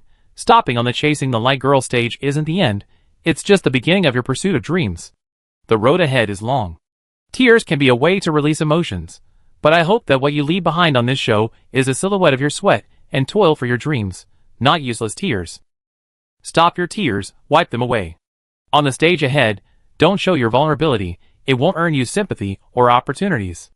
A true strong person makes others cry tears of joy for their dreams and abilities. Xie Chaoyun's voice was clear and cool. After this dose of motivational talk, the trainees stopped crying and straightened their backs. Muji also drank some. As expected of the trainees' recognized motivational mentor, the phrase tears are useless perfectly aligned with her philosophy. The brutal elimination round was drawing to a close. After saying goodbye to the 4 mentors and the 25 remaining trainees, 23 of them left the studio together, heading to their dormitories to pack their belongings and leave the castle accompanied by staff. The remaining 25 trainees rested for 15 minutes to touch up their makeup and calm themselves down. Then, they began recording the next segment. For the 3rd performance, a celebrity senior will be joining you on stage. Upon hearing this news, the trainees' gloom vanished, and for the sake of the show, they cheered happily in front of the camera. The 25 trainees will be divided into 5 groups of 5. Regarding the team formation and which celebrity mentor they will collaborate with, Mentor Xie Chaoyun explained, in a moment, each trainee will take turns going out to choose a room. Trainees in the same room will automatically form a team. The trainees in that room will also collaborate on stage with the celebrity mentor who made the same choice. The trainees whispered among themselves, guessing that each room door had a different song title posted on it, and those who chose the same song would form a team. But what songs were available? Nobody knew, there was no advance notice. Presumably to choose songs they were good at, the lower-ranked trainees were more eager and rushed out to choose first. Muji didn't care. The world in the book was similar to her own, like a parallel universe. When she wasn't filming and resting, she usually acted in plays, read scripts, watched movies, and hung out with friends. She had very little experience with music and wasn't familiar with girl group songs or popular dance tracks. So choosing first or last didn't make much difference. When she and 4 other trainees were left, their mentor, Xie Chaoyun, said they could go together. Upon arriving at the corridor of destiny, Muji and the others discovered that the 5 doors were painted in different colors: red, orange, yellow, green, and blue. Was this a blind box? Yes, that's right. Choosing the same color automatically groups you together, Xie Chaoyun explained. Mu Ji could imagine how bewildered the trainees, who rushed in to choose songs, were when they learned that choosing a color and being randomly paired would lead to their teams. While she was distracted, the other 4 trainees had already quickly chosen their colors. Only one room remained green. Mu Ji, She pushed open the door and went in, seeing a familiar face. Lu Kai. Hi, what a coincidence, it's our turn to work together. Mu Ji shook hands with Lu Kai and nodded to the other 3 trainees who were working together for the first time, greeting them as well. Once everyone was present, Mentor William walked in. Lu Kai and the others were half surprised and half delighted. Could it be that the celebrity senior were working with his Mentor William? Mentor William nodded seriously, then broke down in his act, waving his hand in denial. No, he's here. Holding a cell phone. The director explained. Later, Teacher William will make a video call to the celebrity senior to find out what song they be collaborating on. You can ask the celebrity senior yourselves. In other words, the song for the performance is decided by the celebrity senior. This season's show is really going wild. As soon as Mentor William made the call, Mu Ji and the others moved closer and entered the frame together. In the shot, a man with a retro side-parted hairstyle, wearing a white shirt and a black vest, sat in front of a makeup mirror. He turned his head and waved happily at the camera. Hello, I'm Ning Yao. Hello, Teacher William. Hello, girls. After Teacher William greeted Ning Yao, Mu Ji and the others also gave Ning Yao a brief self-introduction. Seeing Ning Yao's impeccably dressed appearance, William asked curiously, "Are you filming a scene later?" Ning Yao explained that his new drama had just wrapped up filming 2 weeks ago, and he was currently in the backstage dressing room for a variety show, preparing to record the program later. I come over tomorrow to rehearse with the girls. Our team must try our best to get first place. Wow, quite confident. Lu Kai boldly asked, Senior Ning, what song did you choose? Ning Yao brushed aside his non-existent bangs, revealing a set of beautiful white teeth. No rush, let's talk first. Why did you choose green? Do you know it's me? Mu Ji and the others, ? Seeing the girls' blank expressions, Ning Yao said, Green is my English name, didn't you know? They really didn't know. Mu Ji initially thought the call would end after a few pleasantries, and the celebrity senior announcing his song, but the caller turned out to be a chatterbox. Finally, Ning Yao's manager, unable to bear it any longer, reminded Ning Yao that he needed to go on stage and join the other celebrity guests. Ning Yao finally revealed his answer. I told the production team I was going to sing a rap. After ending the call, Lu Kai clutched his head, wearing a pained expression. I tried rapping on stage last time, but I don't want to this time. This rap song has a Peking opera style, making it difficult to sing. The key point is that a trainee looked puzzled. Senior Ning Yao can rap? I never heard of him. Ning Yao is an artist under Xingyu Media.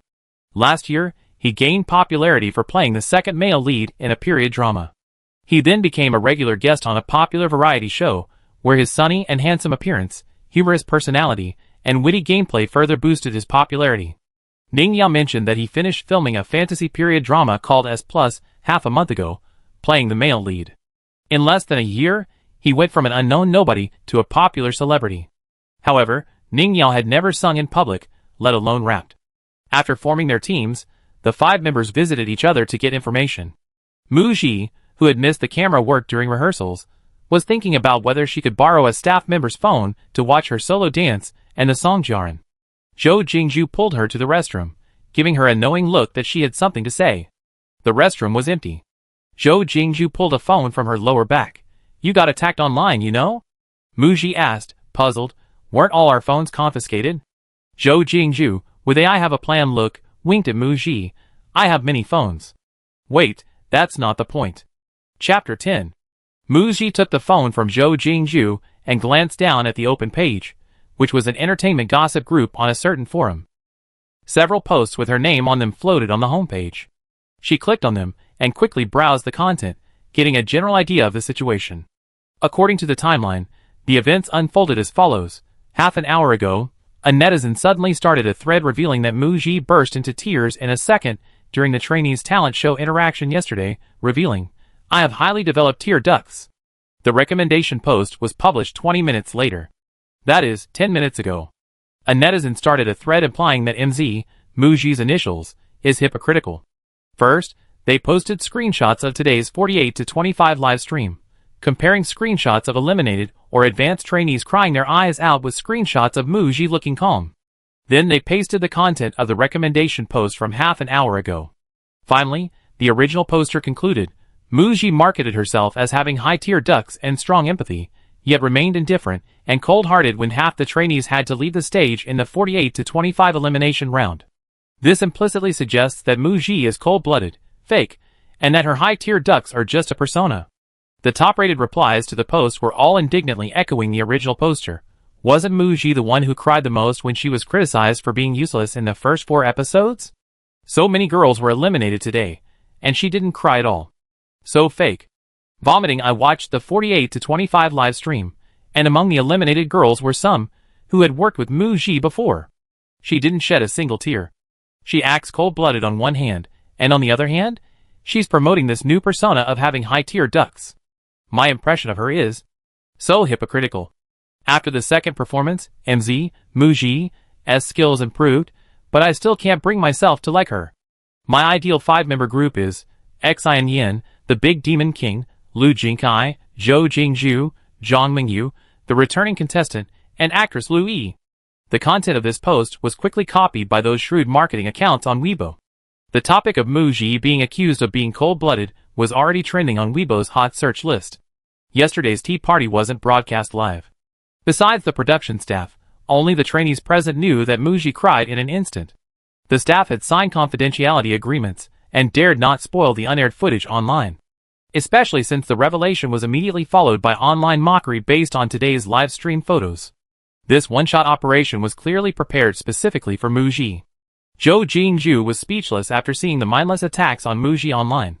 Today's elimination live stream wasn't just about Muji. She, Lu Kai, and several other trainees didn't cry either. This whole thing is clearly a deliberate attempt to amplify Muji's words and actions, a deliberate attempt to smear her. Taking the phone Muji handed back, Zhou Jingzhu expertly tucked it into her waistband.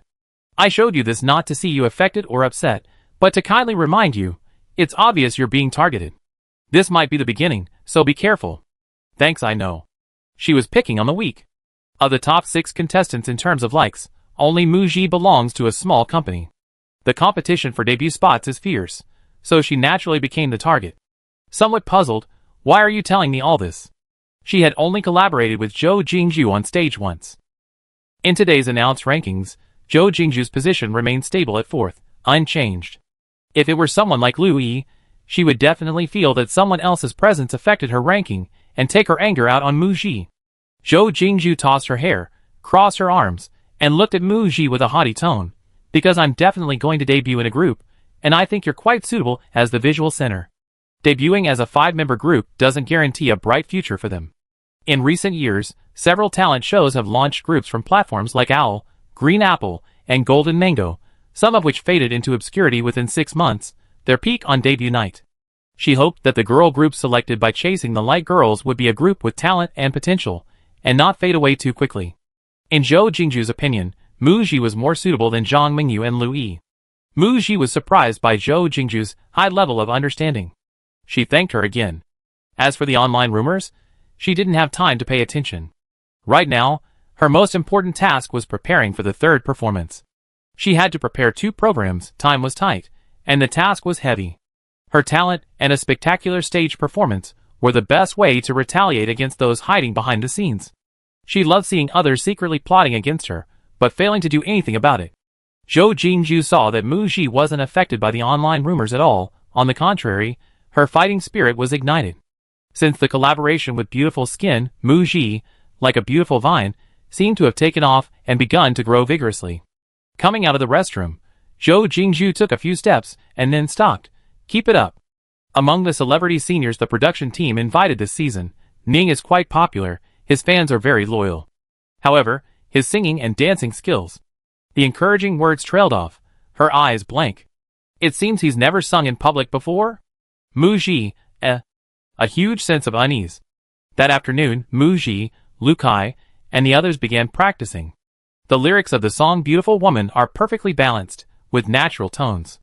The song's imagery, and the operatic falsetto in the chorus give it a very ancient feel.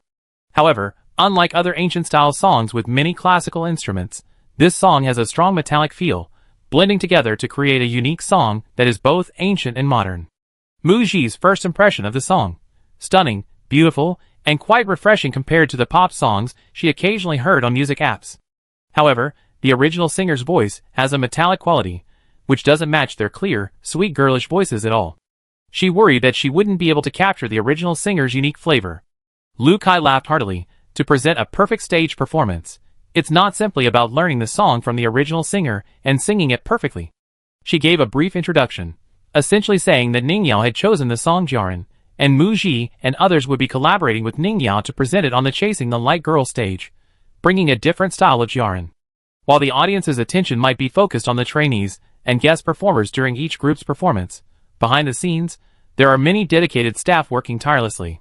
For example, Mu Xi and her group's adapted version of Jiaran was arranged by the show's music director. Contestants with musical knowledge could offer suggestions and discuss their ideas, otherwise, they simply followed along. The production team also hired a vocal coach for guidance. Of course, the vocal coach wasn't there the whole time, so the trainees' music theory knowledge and learning ability were crucial. Of the 5, Lu Kai and one other girl had some basic skills, so since the coach wasn't available, they mentored Mu Xi and the other 2. The next morning, Mu Xi woke up to find her voice a little hoarse from practicing so hard the day before. The lyrics weren't difficult for Mu Xi. She could easily memorize long passages of dialogue while filming, almost having a photographic memory, earning her the nickname Dialogue Machine from her co-stars. So memorizing a song's lyrics was a piece of cake. But memorizing the lyrics wasn't enough. Mu Xi's appreciation of music was only superficial. It sounds good. Like the original owner of this body, she didn't understand music theory, easily sang off-key, couldn't reach high notes, and even cracked her voice. In short, she was worried.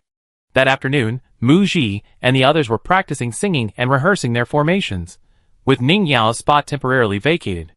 Lu Kaigang muttered, "When is Senior Ning Yao coming? We need to divide the lines." The next second, the door opened. "Hello? I'm Ning Yao, nice to meet you all." A sunny young man, about 1.83 meters tall, wearing a black baseball cap, a loose white t-shirt, light-colored jeans, and black sneakers, exuding youthful energy, walked in. He smiled and nodded to everyone, greeting them. "Hello, I'm Mu Xi." Ning Yao remembered Mu Xi, his face revealing undisguised admiration. "You're even prettier in person than on TV, and in the video call yesterday.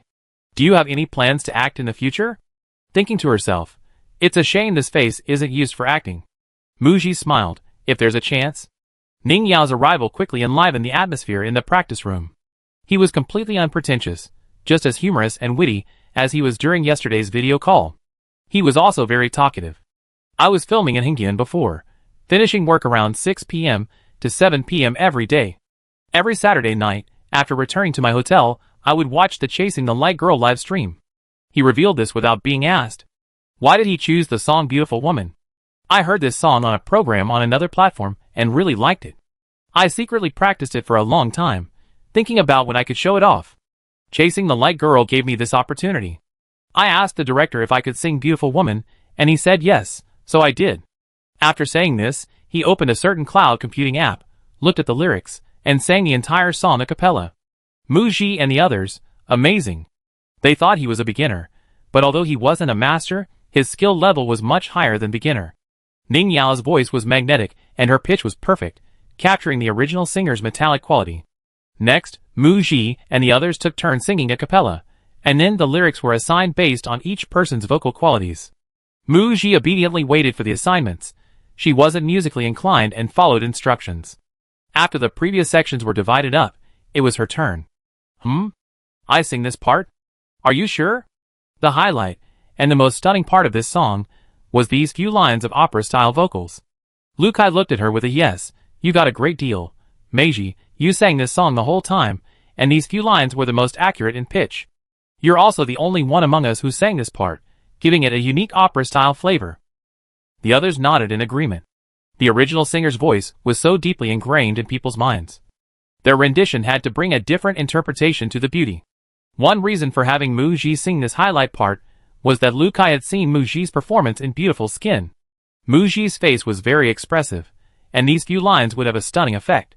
With makeup and clothes on, Only Muji could perfectly pull it off. Another reason was that Lukai guessed Muji might have taken some acting lessons. Her intonation and delivery when reciting lyrics were very steady, giving this short piece a unique charm. Muji was very grateful to her teammates for giving her the opportunity to perform, and wasn't pretentious. "Okay, I definitely sing it well." 3 hours later, it was almost dinner time. Everyone stopped to rest. Ning Yao was incredibly thirsty and downed a third of a bottle of water in one go, saying she was going to visit the practice room next door. "I'm going to say hello to the other senior celebrities." The second half of her sentence was lip-synced with the girls. "Let's find out how they're doing." Lukai nodded hurriedly, and as soon as Ning Yao left, she said, "The world is finally quiet." How bold. However, Ning Yao's fans in the live stream weren't angry at all. They were even laughing in the chat. They didn't hold back when teasing their idol. "Brother Ning is a human megaphone. Please bear with him, sisters. Brother Ning's mouth never stops. I wonder how many bottles of water he drinks every day. Thank goodness he's singing. I thought my brother came to chasing the light girl to play the swana with his sisters."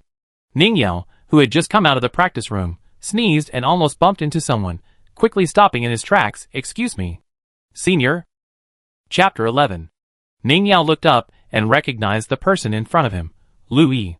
She was an artist under Shengyu Media, just like him. Speaking of which, Lu Yi joined Shengyu Media a year earlier than him, and was a year older. She had previously acted like a senior sister.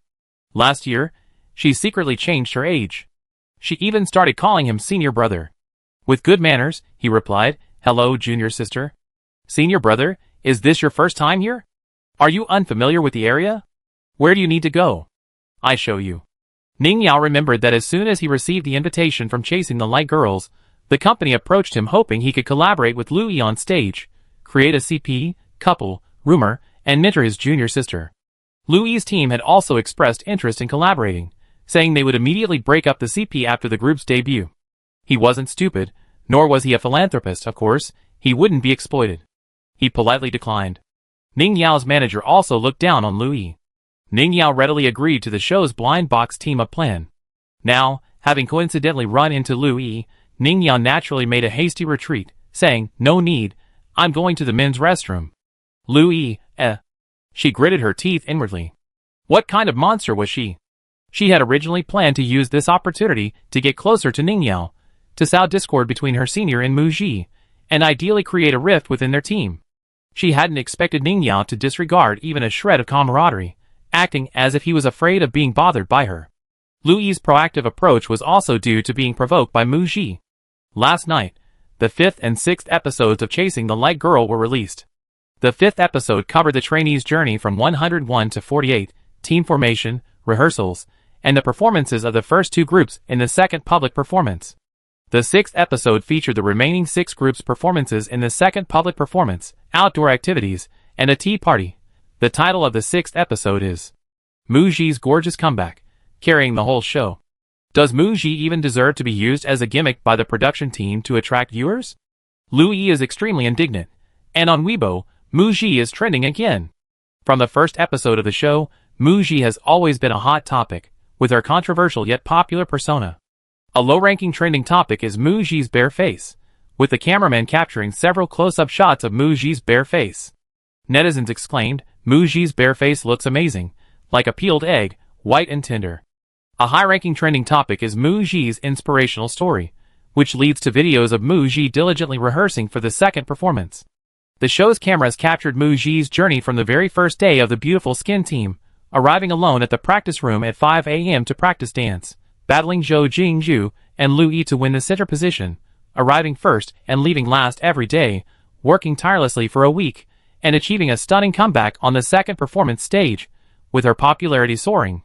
Furthermore, in the 5th episode, Muji proactively taught Xiao Duoduo to dance, patiently and kindly teaching her again and again. This completely dispelled the negative rumors circulating yesterday morning about Muji being cold-blooded and trending on social media.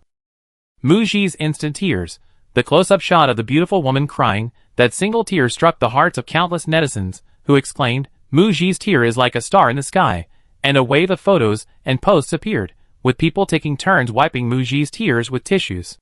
Most importantly, after the third performance and the 5th and 6th episodes, the group fans of Chasing the Light Girls and some netizens had a significant change in their opinion of Muji. The joint attacks on the show's official Weibo account, where people were frequently commenting Mu Ji should withdraw from the competition, also subsided. Because of Zhou Jingju and Mu Ji's dance practice interactions, Lu Kai's praise of Mu Ji, mentor Xie Chaoyun's comments on Mu Ji, and the eye-catching scenes of the two watching rehearsal replays. Netizens have a knack for creating three couples: Zhou Jingju x Mu Ji, Lu Kai x Mu Ji, and Xie Chaoyun x Mu Ji, each with their own fanbase.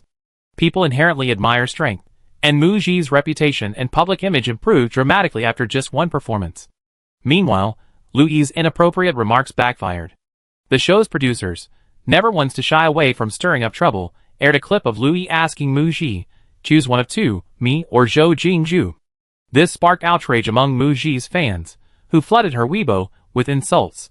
"No wonder you always play the villainous second female lead in dramas. It's your true self." Deliberately targeting Mu Ji, your desire to profit from the situation is truly disgusting. Arrogant and conceited, yet you were completely outclassed by Mei Ji in the second performance and nobody cared. Lu Yi was so enraged she almost got into a flame war with the netizens. She only calmed down when she thought about the upcoming third performance, a competition where 5 groups would compete against each other. The team with the most votes would be exempt from elimination in the next ranking announcement. Lu Yi was paired with Xia Xinyan, thus securing the support of the most popular contestant. She was confident that their ranking would improve this time. They would have the chance to surpass Mu Ji. Lu Yi told herself to be patient, not to rush, and that the last debut spot would definitely be hers. Mu Ji, having handed over her phone, was focused solely on rehearsing for the show. The song Beautiful Woman is 3 minutes and 30 seconds long. After dividing the lyrics, I focused on practicing my own lyrics part and then practiced the formation and dance with everyone. After that, the prototype of a stage began to take shape, and Mu Ji felt that the pressure on her body was much less. After finishing team rehearsals at 8 p.m., they began practicing their solo Huiyuanjia dance. The program arranged for a dance instructor to teach them. Recently, this classical dance has become a hit on Douyin TikTok, sparking a relay challenge to dance the Huiyuanjia dance. After watching it for the first time, Mu Ji was immediately struck by the high difficulty moves, which demanded exceptional flexibility. The first move was a one-legged stance, and the last move involved supporting oneself on one leg, with the body bent almost in a circle in the air. Mu Ji plays a dancer in a stage play, performing tango. This was her first time attempting such a traditional dance. The original Mu Ji had studied folk dance for a few years as a child, so her flexibility was decent. However, she hadn't mastered the basics in a long time. Now, even maintaining balance on one leg is a bit unsteady, she wobbles. But there are no shortcuts in dance. You can only practice again and again, often not returning to the dorm until 1 a.m. The next afternoon, mentors Xie Chaoyun and William routinely checked on each group's rehearsal progress. Mu Ji's group, Jiaran, did a full dress rehearsal based on the actual stage performance.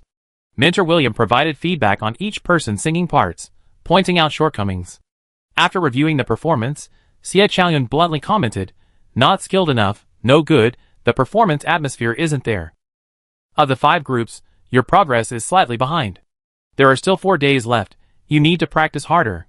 However, as soon as the mentors left, Ningyao scratched her head sheepishly, explaining that she had other commitments for the next 2 days, and would return the morning before the performance. "Everyone, keep going. I make time to practice every day. Our goal is to get first place." Mu Ji and the others, want to get first place? Stay and practice together, but it's understandable. In fact, it wasn't just Ningyao. The other celebrity seniors from different groups were the same. Some had already left on morning flights. The celebrity seniors invited by the production team were all popular artists with tight schedules. They wouldn't spend a week here for a single appearance. With Ningyao gone, Mu Ji, Lu Kai, and 3 other teammates continued practicing. Although they didn't say anything to each other's faces when practicing singing and dancing together, Mu Ji overheard them half-jokingly complaining to the live stream camera after returning from the restroom, lamenting, "2 popular members of our team are busy with their solo stages. At night, it's just the 3 of us left. Our team has much less time to practice together than others, and I'm worried we fall behind." It was a bit of a plea for sympathy. Just as Mu Ji was about to go in, she noticed that Lu Kai, who had gone out for an interview, had returned some time earlier and was standing behind her, presumably having overheard her. "We can't control what others think, or what they drink. As long as we do our best and prove ourselves on stage, we shut up all the nagging and be amazed." Muji nodded, noticing the subtlety in Lu Kai's words. If she and Lu Kai were dragging the team down because of their solo performances, it wouldn't be wrong for their three teammates to be so sarcastic to their faces. But they hadn't fallen behind either, and yet they still openly made such veiled criticisms, knowing there were live cameras in the practice room. It seemed like they lacked emotional intelligence. After Muji and Lu Kai entered, their three teammates immediately shut up and warmly invited them to practice together, as if nothing had happened. Muji and Lu Kai also acted as if nothing had occurred. Muji planned to practice until 2 a.m. that night, not wanting to give anyone a chance to criticize her. At 8 p.m., the production team suddenly announced that all trainees should immediately assemble in Hall 1. Upon hearing this, the three trainees' faces immediately fell. Is it like last time, a battle between teams? Aren't we doomed to lose? Sigh, we can never get everyone together. At this rate, we might be eliminated. The three of them formed a small group to express their dissatisfaction with Muji and Lu Kai. They felt that the two popular contestants focused more on their solo performances, and even if they lost the third performance, Muji and Lu Kai, with their higher popularity, wouldn't be eliminated. But they were very likely to be eliminated, so they couldn't help feeling resentful. Muji looked at the three of them and coldly said, Lu Kai and I only go to practice our own dances at 8 p.m. every night. We never missed our team rehearsals. You guys go back to your dorms to sleep at 9 p.m. If you get eliminated, it's not our fault, is it? With that, she led the way out of the practice room. What Meiji said is exactly what I wanted to say. Lu Kai also went out. Soon, the 25 trainees gathered in Hall 1, this time hosted by Mentor William. Seeing everyone's tense expressions, he said, Relax, I called you all here for the third performance, the order of appearance. William, who had lived abroad since childhood, wasn't very fluent in Chinese and spoke slowly. After building up everyone's suspense, he finished speaking. Draw lots. Hearing it was just a draw, most of the trainees breathed a sigh of relief. Thankfully, it wasn't a battle.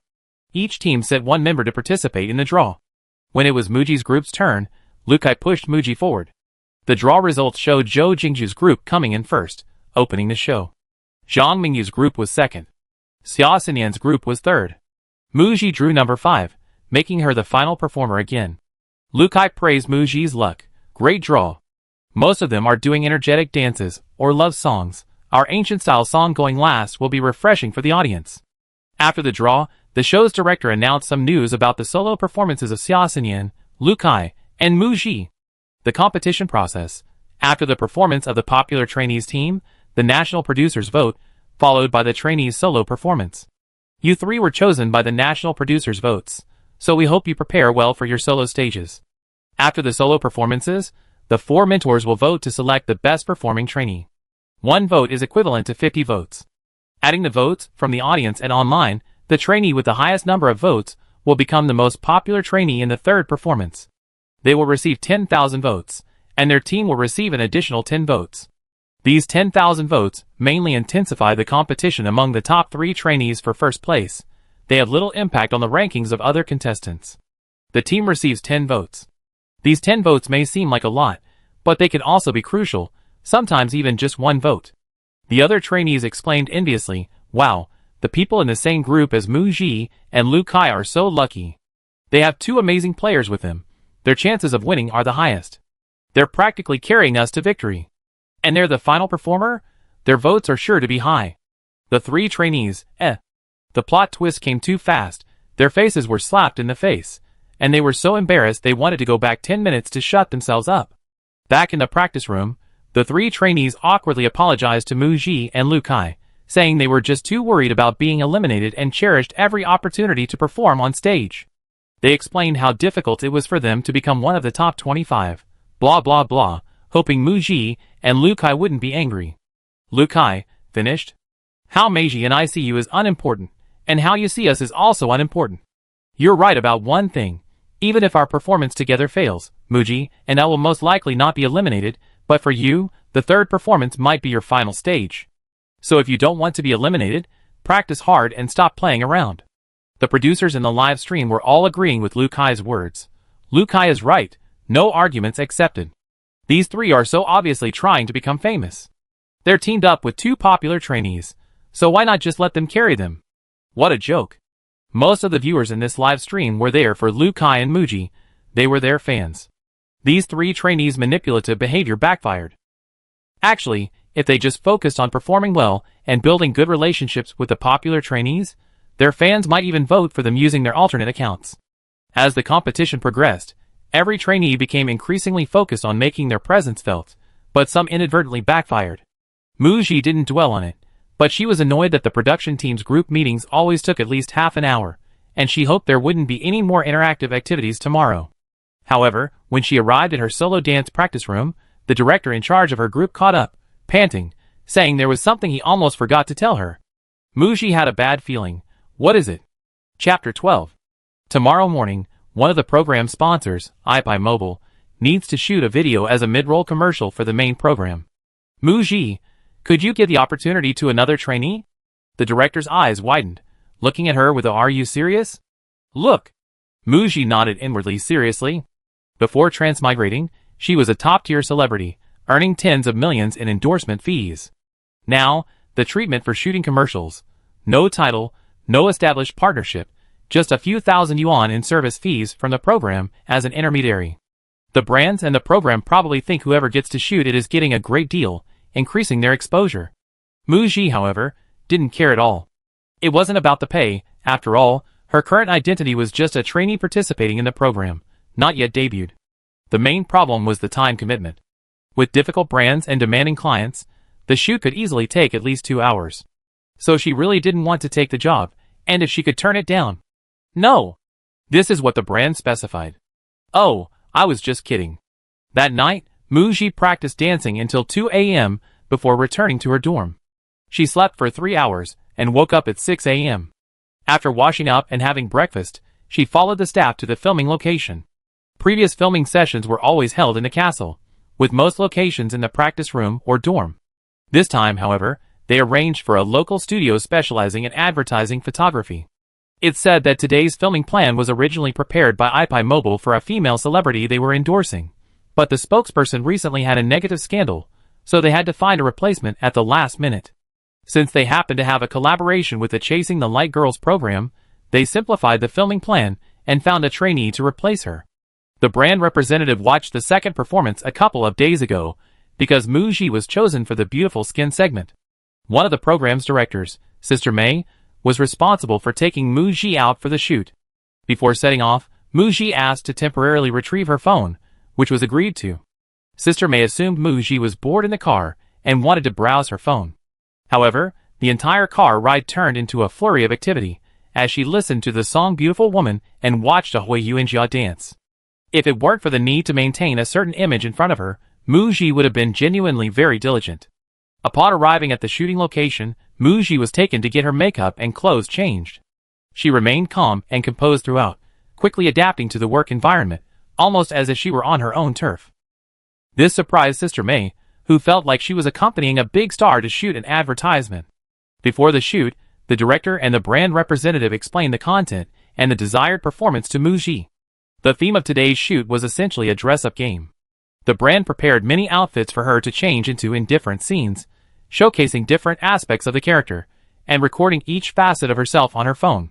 The highlight is the phone's ability to automatically adjust lighting and filters based on different scenes. With just one camera phone, you can capture high-quality photos. After listening, Muji nodded. Okay, we can begin. The brand manager and director initially thought Muji, this trainee, was a bit too arrogant, and their initial impression wasn't great. However, once filming began, Muji instantly got into character and accurately conveyed what the director wanted.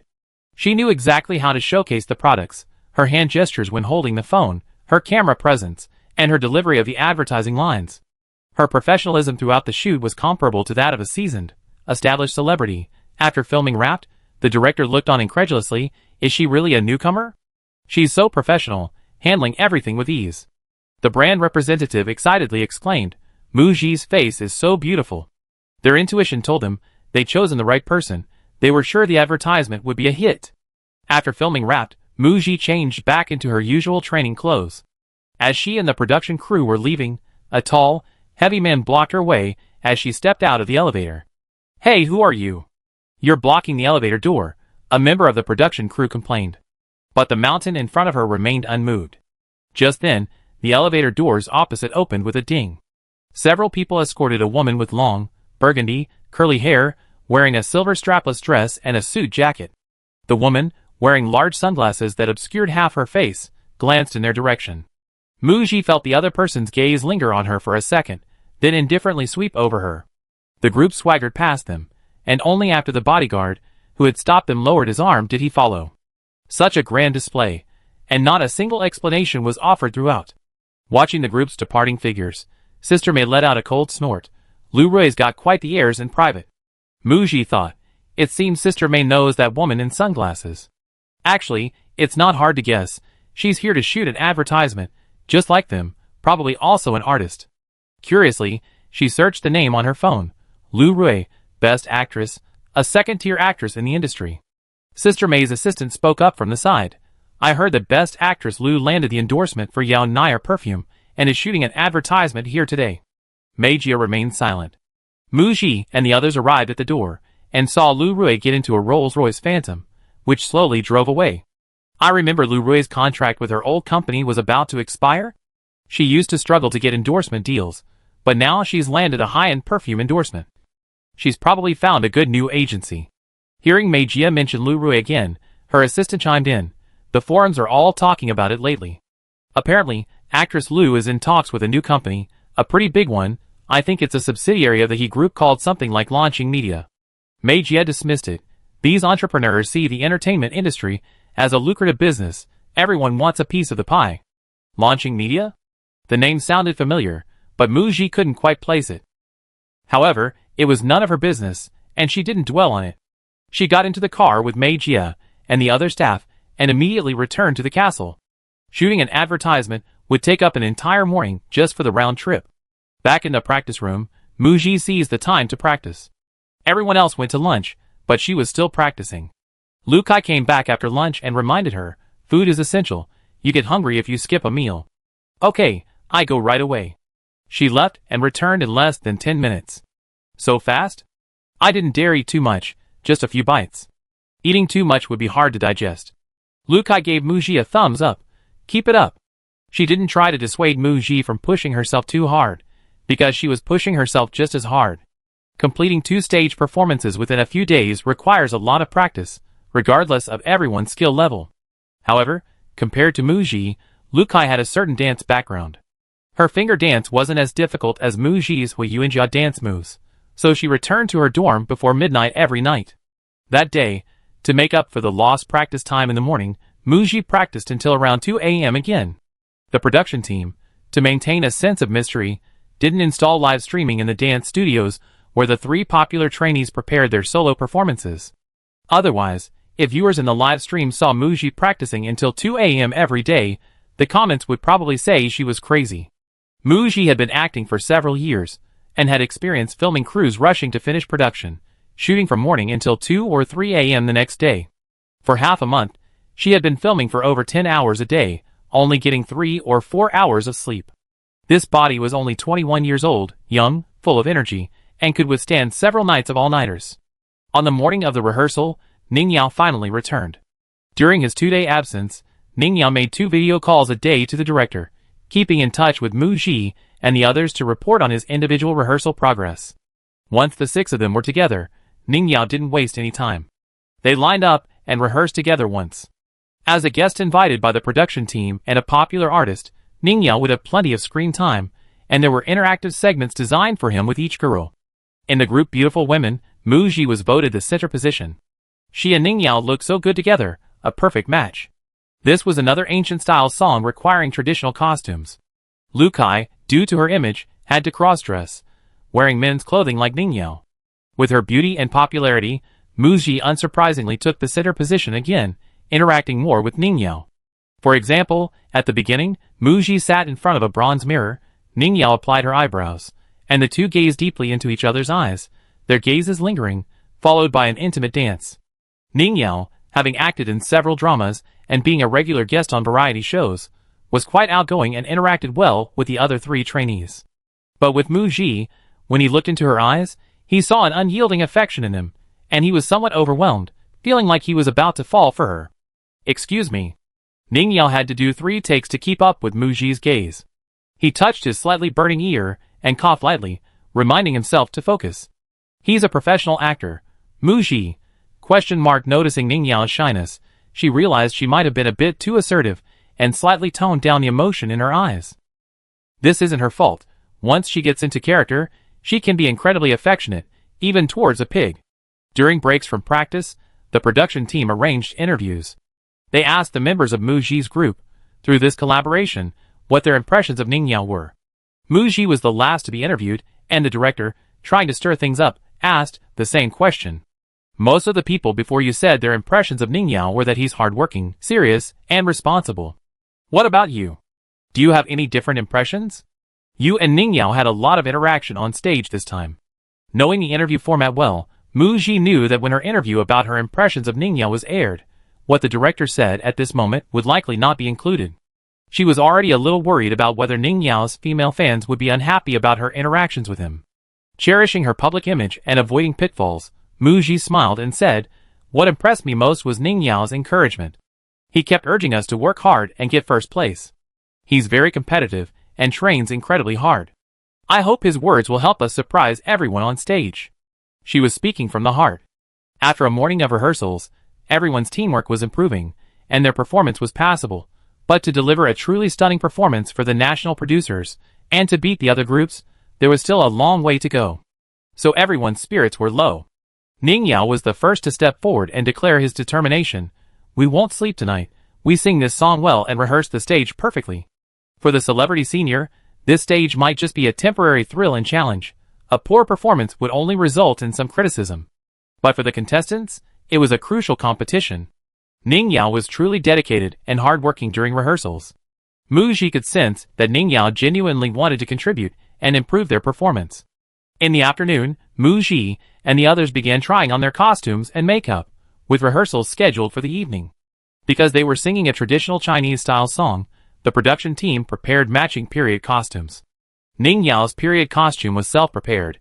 It was reportedly a costume borrowed from a previous drama series and shipped over, the one from the period drama that made her famous. Ning Yao cooperated fully with the production team to create buzz for the show. After the rehearsal for Beautiful Lady, the others went home first, but Muji and Lu Kai stayed to rehearse their individual performances. Their performance was the finale. After their performance, the mentors would give brief comments, followed by their individual solo performances.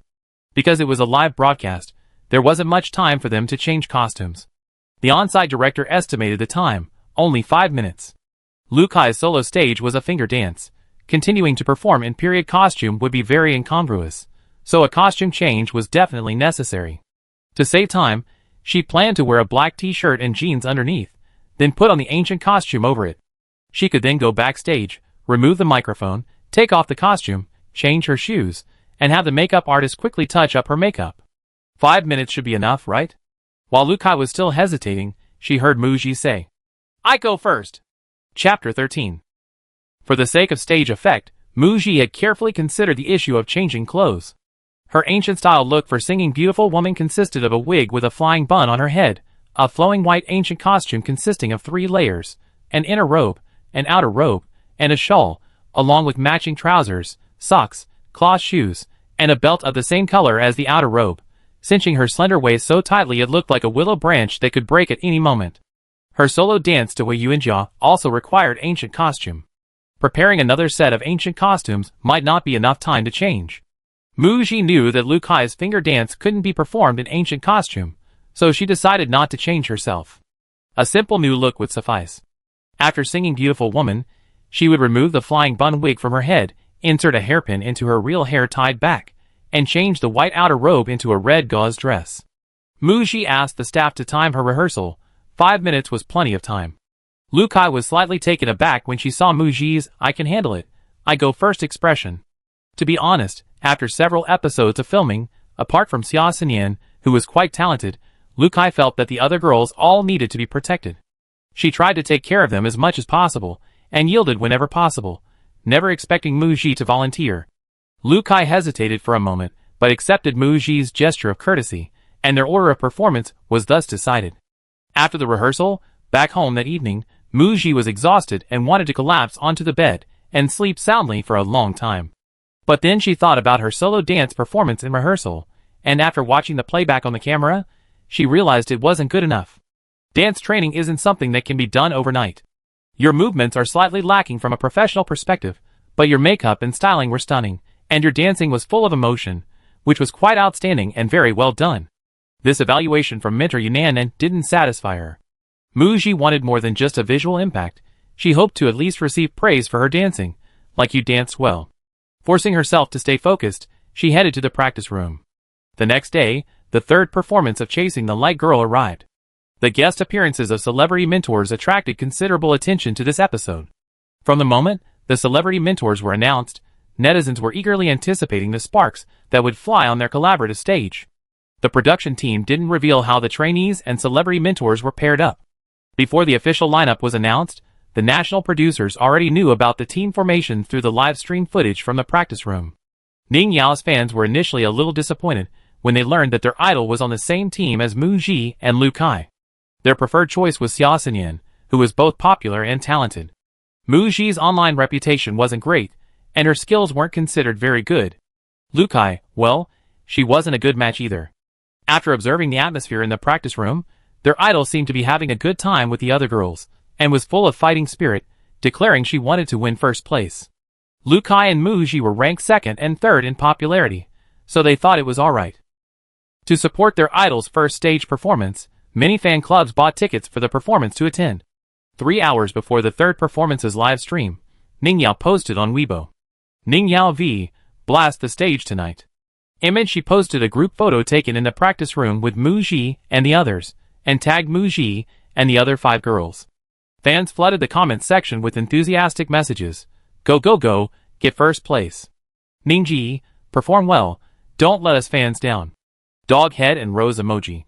"My darling at Ning Yao, looking forward to your stage with the girls." Other celebrity guests who were also performing also posted on Weibo, tagging their own trainees to promote the show and build hype for tonight's performance. 8 p.m. As soon as the Chasing the Light Girls live stream started, the number of viewers in the live stream skyrocketed, breaking new records. The chat went wild, with the names of the 25 trainees and the celebrity mentors appearing in the comments. Fans from multiple groups engaged in a chaotic battle of empty bottles in the chat, cheering for their idols. Tonight, 3,000 national producers were present. The trainees sitting in the waiting room, even through the live stream screen, were overwhelmed by the screams of the fans, feeling as if they were pulled into the audience below, excitedly shouting along with them, eagerly anticipating tonight's performance. Because the mentors had the task of scoring, and there was also the support of celebrity guests, the production team didn't have the mentors also serve as hosts for the third public performance. Instead, they invited a popular male and female host from the industry, elevating the level of the third performance and giving it a grand reception. The female host, dressed in a lake blue long dress, was gentle and elegant, introducing the competition format for tonight's performance. The 25 Chasing the Light Girls and our 5 celebrity mentors will bring us 5 wonderful performances. The 5 groups of contestants will take the stage in the order drawn before the competition, and our 3,000 national producers will vote. The online voting for the group performances in the third performance was cancelled, reportedly to avoid overloading the servers with the combined enthusiasm of the celebrity seniors fans. Since the collaborative songs were all vocal, the live audience could easily create the atmosphere, and the voting pool was large enough, so only live votes were accepted. Next, the male host explained the voting rules for the solo stages of the 3 most popular contestants. Simply put, after all 3 performed, the 4 mentors would provide feedback, and votes would be cast. Each mentor's vote counts as 50 votes. These votes, combined with votes from the 3,000 live audience producers and 3,000 online members of the OWL platform, totaling 6,004 votes, would determine the most popular contestant of the night. After the rules were explained, the performances began. The first group to perform was Zhou Jingju's group. The guest performer was Chu Basie, a senior from the OWL platform's first season of a boy group competition 4 years ago, who debuted as the center. Back then, when he participated in the competition and debuted as part of a group, he was a frequent trending topic and extremely popular. The entertainment industry changes rapidly. Fortunes can shift dramatically in a year. After his debut, Chu Basie released several fan-exclusive digital albums, then turned to acting, but his acting skills were lackluster, causing many fans to leave. After a 2-year hiatus, he returned to the public eye last year by appearing on a variety show. However, His career hasn't progressed as well as before. His performance with Jo Jingju was a dance song. Both were very open, engaging and close, intimate interactions, one sexy and alluring, the other bursting with hormones, eliciting enthusiastic cheers from the audience. There was a section of Chu Basie's solo rap, lyrics he likely wrote himself, which, in just a few lines, encapsulated his ups and downs over the past few years. After the performance, the trainees in the dressing room applauded, their faces showing a mix of emotions. The 4 mentors provided feedback, focusing on the 5 trainees, including Jo Jingju. They praised the team's performance as an explosive and energetic stage, highly polished, and Jingju and the bassist's dance was fantastic. Their evaluation of Chu Basie was more reserved. Well, they're all colleagues in the industry, and Chu Basie has been away from the stage for 4 years. Her singing and dancing skills aren't what they used to be. But as a guest performer, they still had to give her some face. After the feedback, the celebrity mentors began their campaign, followed by the voting. The 2 hosts said, "Now, please, our audience, pick up your voting devices. Did you like this group's performance? If the answer is yes, please cast your precious vote. Is this a competition of who has more fans? I heard most of the audience members don't have fandom affiliations. But the national producers, who bought tickets to come to the show, definitely have their favorite trainees." Mu Xi listened to Ning Yao, sitting next to her, chatting with another celebrity senior, and thought to herself, "This guy really talks a lot, no matter where he goes." The vote count for Jo Jingju's group is out, a total of 2,018 votes. This result should be considered good? But without other groups' results for comparison, it's impossible to make a direct comparison. It's the second group's turn to perform, Zhang Mingyu's group. The celebrity senior who's helping out is a frequent guest on various variety shows, named Gwen, known as a variety show star by netizens. The reason Gwen was invited by the production team is that he participated in the 5th season of Crossover Song earlier this year and won 3rd place, revealing his hidden talented singer identity, which led to his invitation. Gwen chose a love song. He performed a poignant love song with Zhang Mingyu and others. His powerful high notes, especially the dolphin-like high notes, showcased his incredible lung capacity to the audience. Zhang Mingyu also sang with great passion and emotion. Some trainees were moved to tears after the performance. Mu Xi felt that Zhang Mingyu's performance tonight was better than her second performance. She sang beautifully. It was clear she had put in a lot of effort, but there was almost no interaction between the celebrity mentors and trainees throughout the performance. They sang separately, lacking stage presence, which could have made the performance more moving. Mentor Xie Chaoyun praised everyone for their dedication and emotional investment in their parts. The only shortcoming is that I mentioned during rehearsals that this is a love song. Other mentors also mentioned this, implying that Guan singing lacked emotion and was a bit too technically impressive. Especially noteworthy was William's broken Chinese. He mentioned he specifically counted, and the male lead's eye contact with the girls lasted no more than 2 seconds. Was he too shy? Gwen explained, he was too immersed in his singing, lost in his own world. The camera then focused on Zhang Mingyu, whose smile appeared somewhat bitter. The segment featured celebrity seniors campaigning for their collaborating trainees. Gwen praised Chasing the Light Girls as a vibrant stage for youth, where every trainee strives to pursue their dreams, only mentioning at the very end, "I hope the audience will support these dream-chasing girls and cast your precious vote." In the live stream chat, netizens couldn't help but complain, "Finally finished, so talkative. Why is a comedian acting so old-fashioned on his show? Not likable at all." He didn't even directly campaign for his team. Zhang Mingyu's face turned dark. "Hurry up, next group, it's finally Xi and Yan's turn." The host took the cue cards from the staff, reading aloud the number of votes Zhang Mingyu's group received. The large screen on the stage also displayed 1,798 votes. Temporarily in second place. Zhang Mingyu seemed prepared, nodding slightly and bowing to the audience without speaking. The atmosphere in the dressing room froze. Many trainees felt sorry for Zhang Mingyu, thinking she shouldn't have only received this result. Some of the celebrity alumni were there to support the performance, while others might not be able to. Soon, everyone's hearts were in their throats as Xia Xinyan's group was about to take the stage. The live stream on the screen in front of them cut to the audience, panning from the front row to the back, with many viewers shouting Xia Xinyan's name. The live stream chat was also filled with "Ah Xinyan."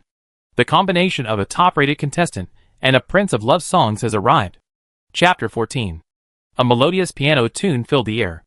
A man in a white suit sat at the piano, playing a piece. The camera gave a close-up of his profile, highlighting his handsome features. The celebrity senior supporting Xia Xinyan's group was Qin Lufeng. 2 years ago, he rose to fame after participating in a music program and singing a love song. Last year, a new song from his digital album also became a huge hit, becoming a must-play in coffee shops and bubble tea shops, and a popular background soundtrack on Douyin TikTok. He was a sensation for quite some time, having become famous with just 2 love songs, and with his captivatingly affectionate expression while singing them, Qin Lufeng was dubbed the Prince of Love Songs. You gave me a smile. Can I repay you with a hug? You make my heart flutter again. Oh, what can I do to make you fall head over heels for me? Xia Xinyan's sweet voice began as she gracefully walked towards Qin Lufeng. Qin Lufeng continued singing while playing the piano, a smile playing on his lips. Your eyes smile. I'm captivated just looking at them. Then he stood up, gazing sweetly into Xia Xinyan's eyes. The audience erupted in screams of wow.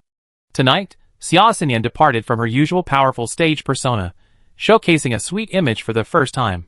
She wore a pink puff-sleeve dress, and a bubble machine was set up on stage, perfectly matching the song's pink, romantic theme. Qin Lufeng interacted with all 5 girls, but standing with Xia Xinyan, their smiles and hand-holding exuded a sweet, romantic atmosphere, making them a very well-matched couple. At the end of the song, Qin Lufeng and Xia Xinyan stood face to face, their hands, one large and one small, touching, then slowly interlocking their fingers, as if making a vow of holding hands for life, never to be separated, pushing the song's sweet atmosphere to its climax. A CP, couple, fanbase has quickly sprung up in the live stream. Wow! So sweet. The way he looks at her, I'm shipping them. Lu Xian CP. Get together. The saccharine smell of love is making my tears flow sob. The trainees in the restroom also have wow, I'm shipping them. Expressions. Mentors Yunanan and Guan Qier have beaming smiles as they give their critiques. When it's Xie Chaoyun's turn to critique, everyone's CP shipping expressions toned down, replaced by gossipy expressions. Qin Lufeng and Xie Chaoyun are both in the music industry, both outstanding in appearance, and both debut through music programs, so comparisons are inevitable. Xie Chaoyun became a sensation after participating in Music Star. Handsome, with a cool and aloof demeanor, and a singer-songwriter, his self-accompanied song in the first episode captivated many viewers, maintaining his #1 popularity ranking until the show's finale. Since her debut, Xie Chaoyun has written and composed her own lyrics and music, releasing 3 albums. Every song has topped the charts on a major music app, with her tracks consistently occupying the top 3 spots for extended periods after each album release. Last year, she also held several sold-out concerts, with tickets extremely difficult to obtain. Xie Chaoyun's talent is like a spring of water, flowing endlessly. Therefore, being compared to Qin Lufeng due to their good looks and similar age has led Xie Chaoyun's fans to feel unfairly targeted. Several fan wars have erupted, and rumors of discord between Xie Chaoyun and Qin Lufeng have circulated online. In reality, the two have only met twice in public and are completely unfamiliar with each other. Today's appearance together has become a major highlight. Xie Chaoyun gave Qin Lufeng very positive feedback during her critique, creating a harmonious atmosphere without any of the conflict that netizens might have hoped for. This undoubtedly shattered the online narrative of discord. After the mentor's comments, the 3,000 audience members began voting. Xia Xinyan's group ultimately received 2,487 votes, leading Zhou Jingju's group by nearly 500 votes, ranking first. Next was Xia Xinyan's solo performance. When Mu Ji saw Xia Xinyan take her place at the center of the stage, her first reaction was, wow, her look changed so quickly. Her previously loose, pink streaked curly hair was now tied up high.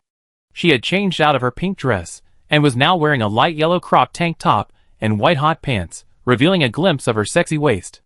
Her crystal high heels had been replaced with white sneakers. The dance Goodnight Kiss had a strong rhythm, and was a style Xia Xinyan excelled at.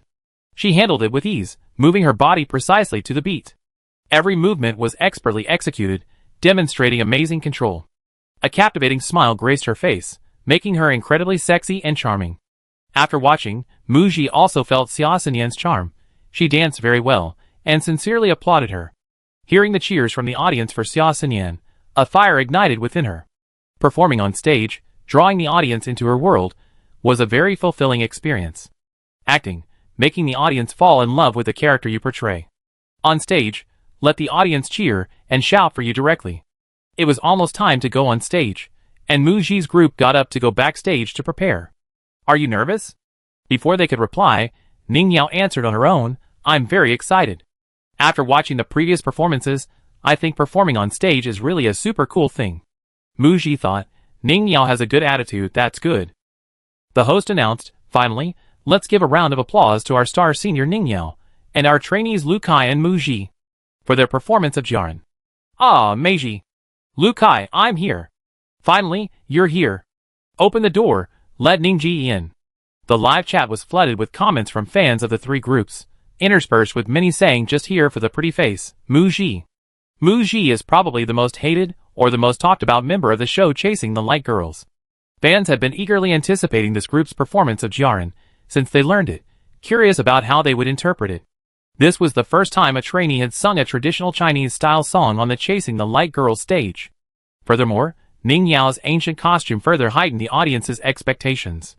The melodious music began, and the camera panned to the large screen on the stage. In an antique-style room, a pair of figures sat before a mirror. A handsome man in red held a brush in one hand, and gently touched the chin of a stunningly beautiful woman with the other, drawing her eyebrows. A woman with her hair styled in a flying phoenix bun raised her head, a natural blush tinged with red beneath her eyes. Her face, as beautiful as a painting, was filled with affection. She glanced timidly at the man, then lowered her gaze shyly, her cherry lips parting slightly. Her voice, like a nightingale's song beneath flowers, like pearls falling onto a jade plate, was melodious and moving, telling of deep affection.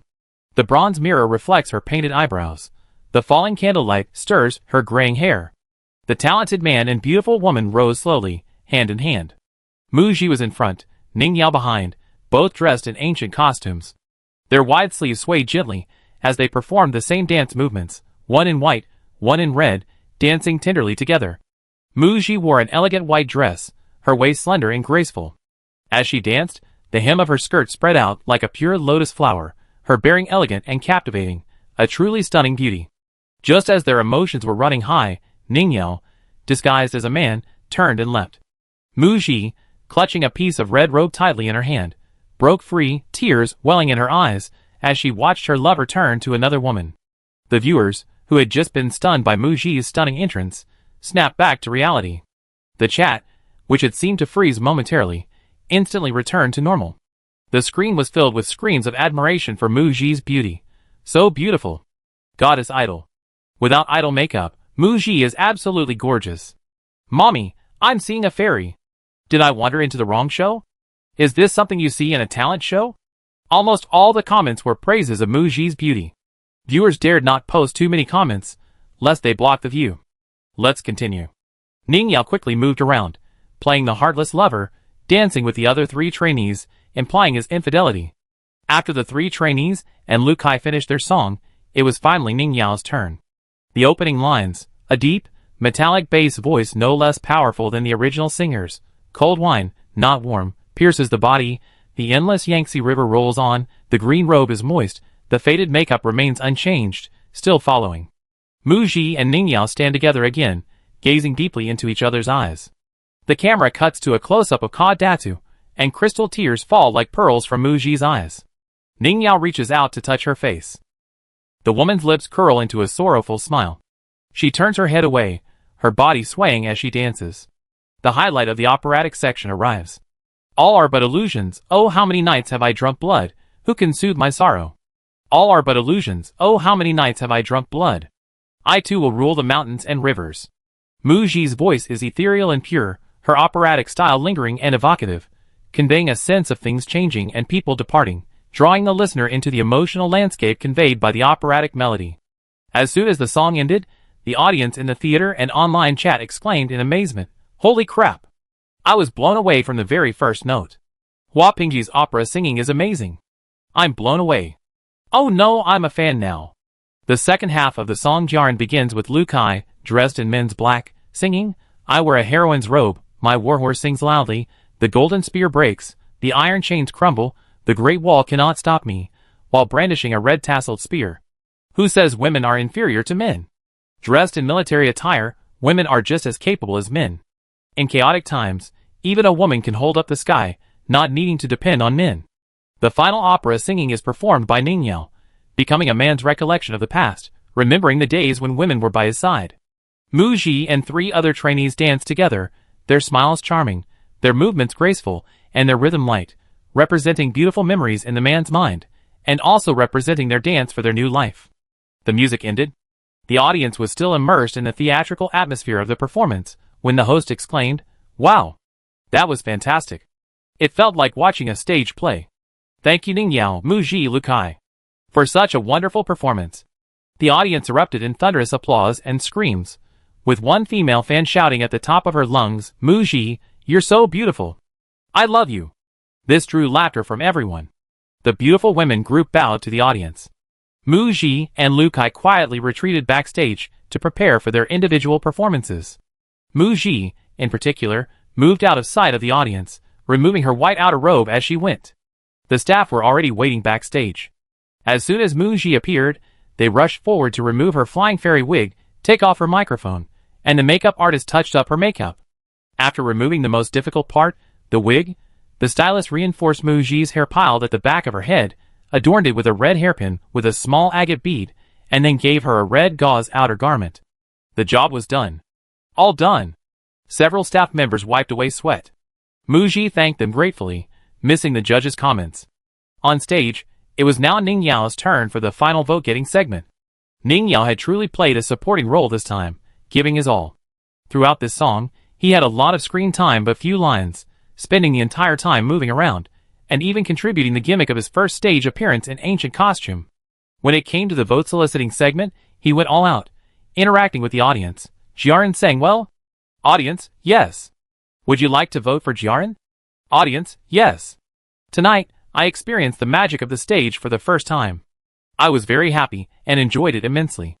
This past week, I also witnessed my teammates' hard work and dedication to present a perfect performance. Their earnestness towards their dreams is truly beautiful. In my heart, they are all Jiaren tonight. My lovely girls in the audience, you are all Jiaren too. Please cast your precious vote for Jiaren. The last sentence had a hint of pandering and soliciting votes on anyone else. It might have seemed a bit cheesy, but a handsome guy praising your beauty only makes people happy. Besides, Ning Yao's delivery was excellent and his expression sincere, so the female audience members were very receptive, responding with cheerful cheers. The 1-minute voting period began. Muji's mind was focused on the upcoming performance, building up her emotions. She wasn't nervous at all about the upcoming vote count for her group. Upon hearing the host announce, "Congratulations to the beautiful lady group," they received 2,698 votes and secured first place. Listening to the cheers from the audience, Muji calmly clapped along, then straightened her sleeves. Hearing the host call her name, "Next up, please welcome Muji with her solo performance, A Dance to Hui Yuanjia. Let's give her a round of applause." Muji took a deep breath and walked towards the center of the stage. Chapter 15. The trainees in the lounge were all glued to the screen, eagerly anticipating Muji's solo performance. Tonight's competition was phenomenal, absolutely amazing, especially Muji. Her singing wasn't off-key like before, and her stage presence was incredibly stable. Dressed in ancient costume, she seemed to have stepped out of a painting. Her appearance was superb, and her operatic singing was simply breathtaking. Everyone was astonished by Muji's dramatic transformation. What surprises would her solo performance bring? Xia Xinyan pressed her lips tightly together, trying her best to hide her emotions, but her clenched hands, crossed over her knees, betrayed her inner tension and unease. Maintaining her #1 popularity ranking tonight didn't seem so easy. Muji arrived. Her hair was removed, and her white robes were replaced with a light red gauze dress. Muji's entire demeanor changed drastically. Gone was the fragility and helplessness of her previous role as the beautiful woman. Red suited her perfectly. She was stunning and dignified, unlike the seductive allure of a beautiful face. Her brows now held a commanding presence, her bearing elegant and resolute. Standing in the spotlight at the center of the stage, she stood slightly to the side, her arms raised, her wide sleeves like eagle wings about to unfurl. Her left leg lifted slightly, her body firmly planted, frozen in place. 2 seconds later, the drumming music began. 3 drumbeats.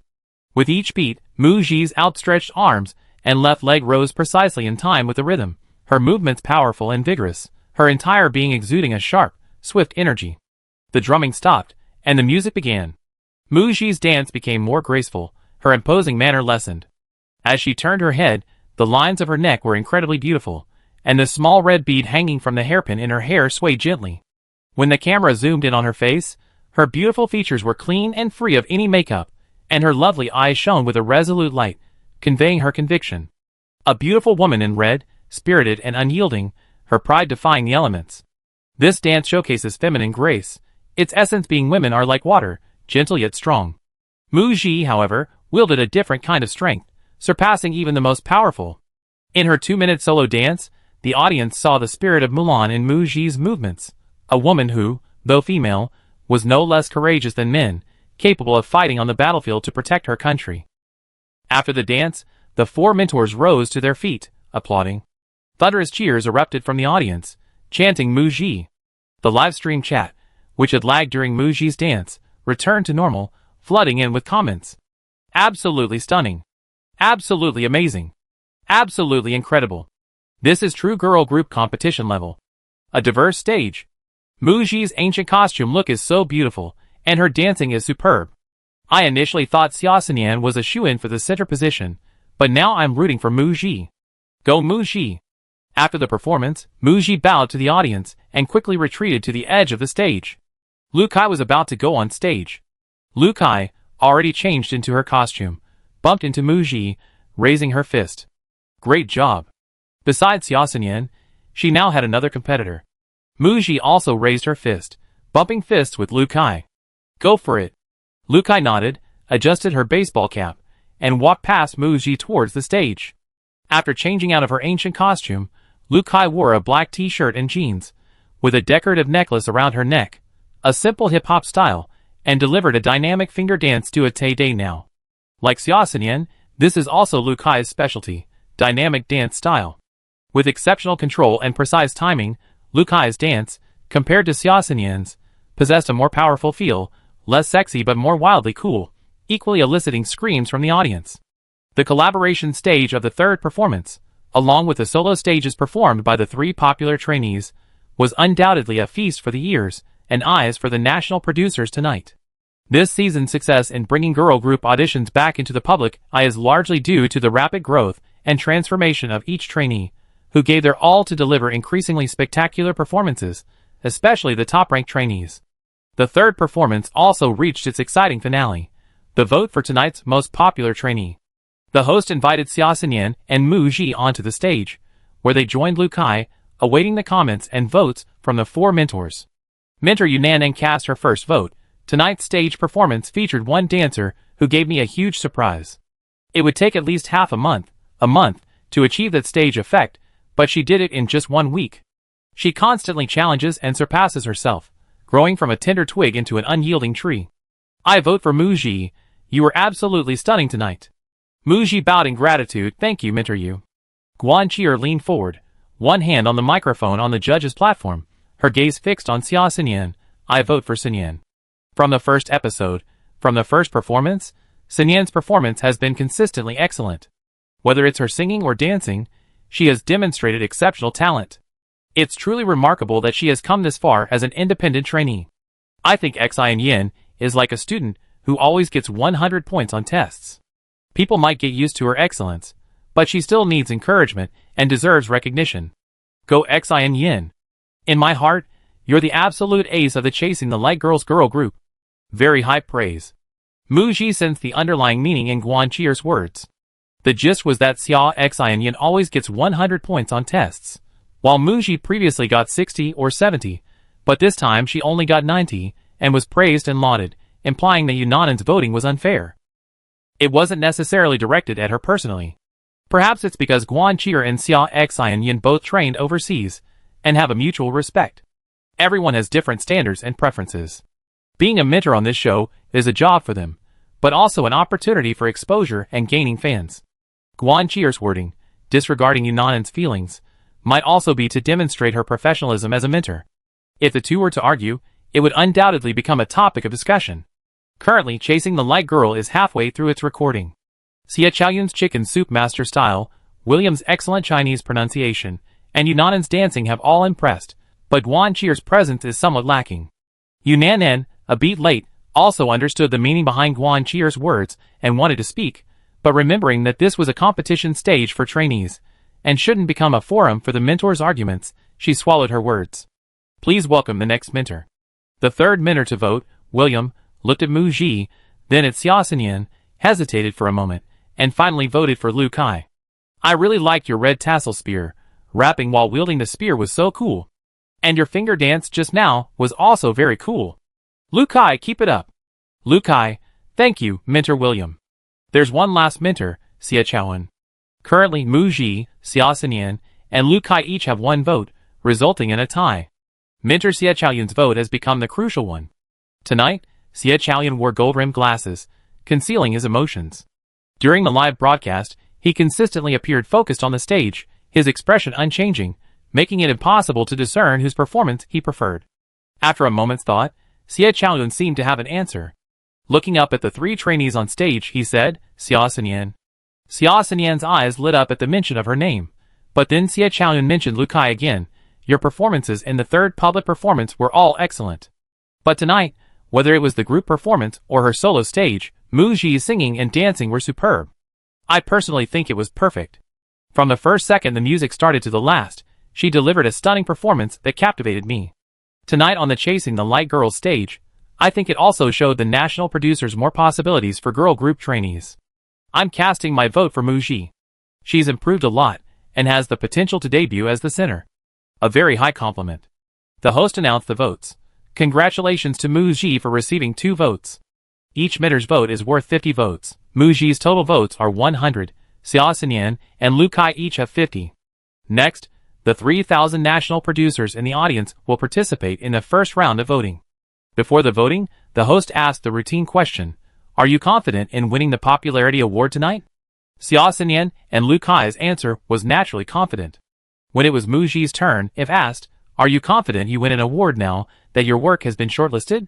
The answer would undoubtedly be yes. However, she didn't understand the preferences of the national producers. But compared to last time, the mentors' votes tonight gave her confidence, and she answered firmly yes. The trainees in the waiting room whispered among themselves, their answers varying about who would be number 1. The live stream chat was also a chaotic battle between the 3 groups' fans. The results of the votes from the 3,000 national producers were quickly announced. Xia Xinyan 1165 votes. Mu Ji 899 votes. Lu Kai 860 votes. Xia Xinyan was in first place, temporarily leading. Xia Xinyan gave the audience a perfect 90-degree bow of thanks, a slight sigh of relief in her heart. Once she was in first place, no one wanted to step down. She hoped to maintain her number 1 position and not disappoint her fans and those behind her. Now, let's move on to the second round. Online voting, also 3,000 votes. Once the online voting channel opens, it will immediately close once 3,000 members of the OWL platform have cast their votes. Every vote cast, and the vote count accumulated every second, will be displayed in real time on the large screen on the stage. Mu Ji glanced back, thinking, pretty high-tech, huh? Just as she turned her head back, she heard a chorus of exclamations. The host excitedly announced, the online voting results are in. Mu Ji has received 1,388 votes. Congratulations, Mu Ji, you received a total of 2,387 votes. You become the most popular performer in the third performance. As soon as the results were announced, Lu Kai was the first to hug Mu Ji beside her. Congratulations. Xia Xinyan felt a stinging pain in her palm and quickly loosened her clenched fist, forcing a smile as she gave Mu Ji a light hug. The popularity contested was decided. Mu Ji's group had the highest number of votes among the 5 groups, 2698. Even with the 10 votes, she contributed to the team for the popularity contest. Whether added or not, they were already firmly in first place. Mu Ji became tonight's popularity queen, gaining 10,000 accumulated likes. She had a good chance of reaching number 1 in the next ranking announcement. Winning first place was a pleasant surprise for Mu Ji, and she was quite happy. She also knew that judging from the live and online voting results, the live performance was more effective, hence her higher vote count.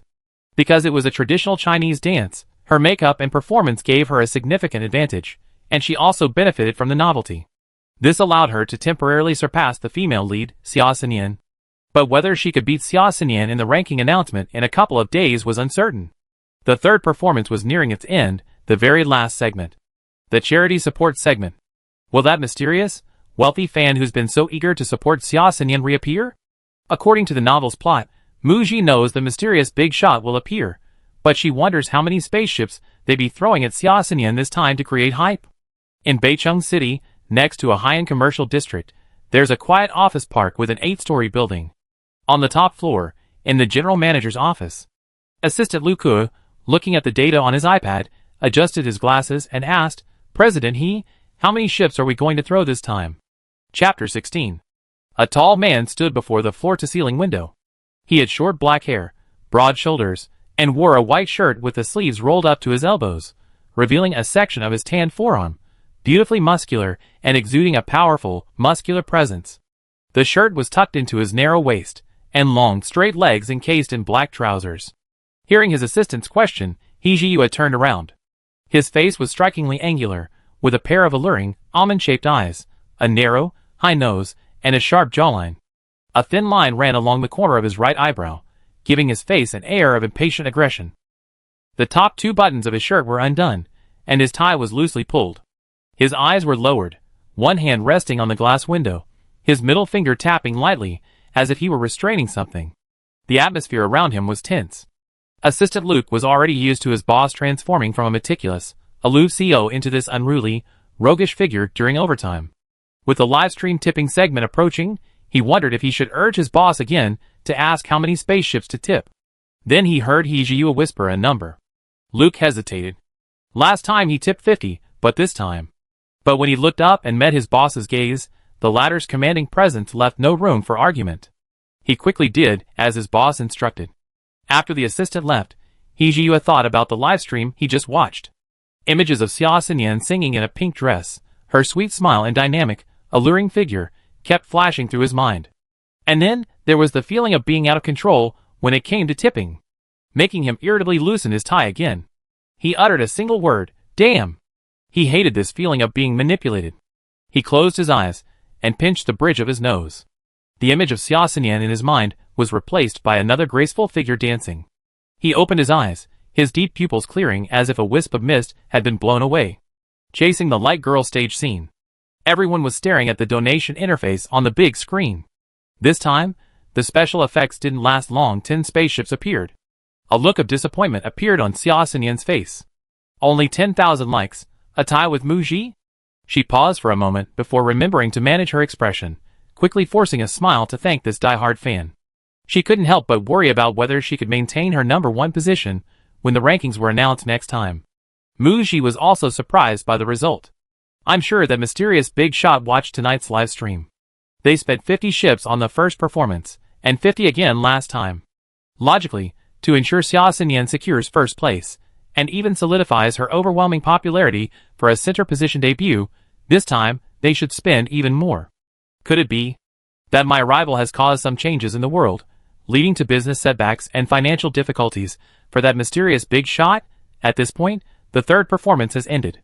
Backstage, other trainees came up to Mu Ji, congratulating her, saying things like, "Congratulations, your stage performance tonight was amazing, and you looked so beautiful tonight." Except for one person. Louise stood in a corner, not approaching, her gaze towards Mu Ji burning with jealousy. Mu Ji passed by without even glancing at her. Louis thought Mu Ji would boast to her, but instead, she was completely ignored, which infuriated her even more. Originally confident of winning first place with Xia Xinyan's team, she lost to Mu Ji again. What hurt her even more than losing to Mu Ji was that she felt completely invisible tonight. Now, being ignored by Mu Ji, she couldn't suppress her anger and wanted to go up to her. Director Mei, who was in charge of Mu Ji's group, came over, smiling and beckoning. "Mu Ji, come with me for a moment, Director Su needs to talk to you." Director Su was the general director of the Chasing the Light Girl program. Louis? Mu Ji followed Sister Mei to a dressing room. Besides the general director Su Ping, there were 2 other people there, but she didn't recognize them. General Director Su Ping put down his phone and chatted casually with Mu Ji for a few minutes, praising her with a smile. "Your performance in the last 2 performances was very good. You have many fans supporting you.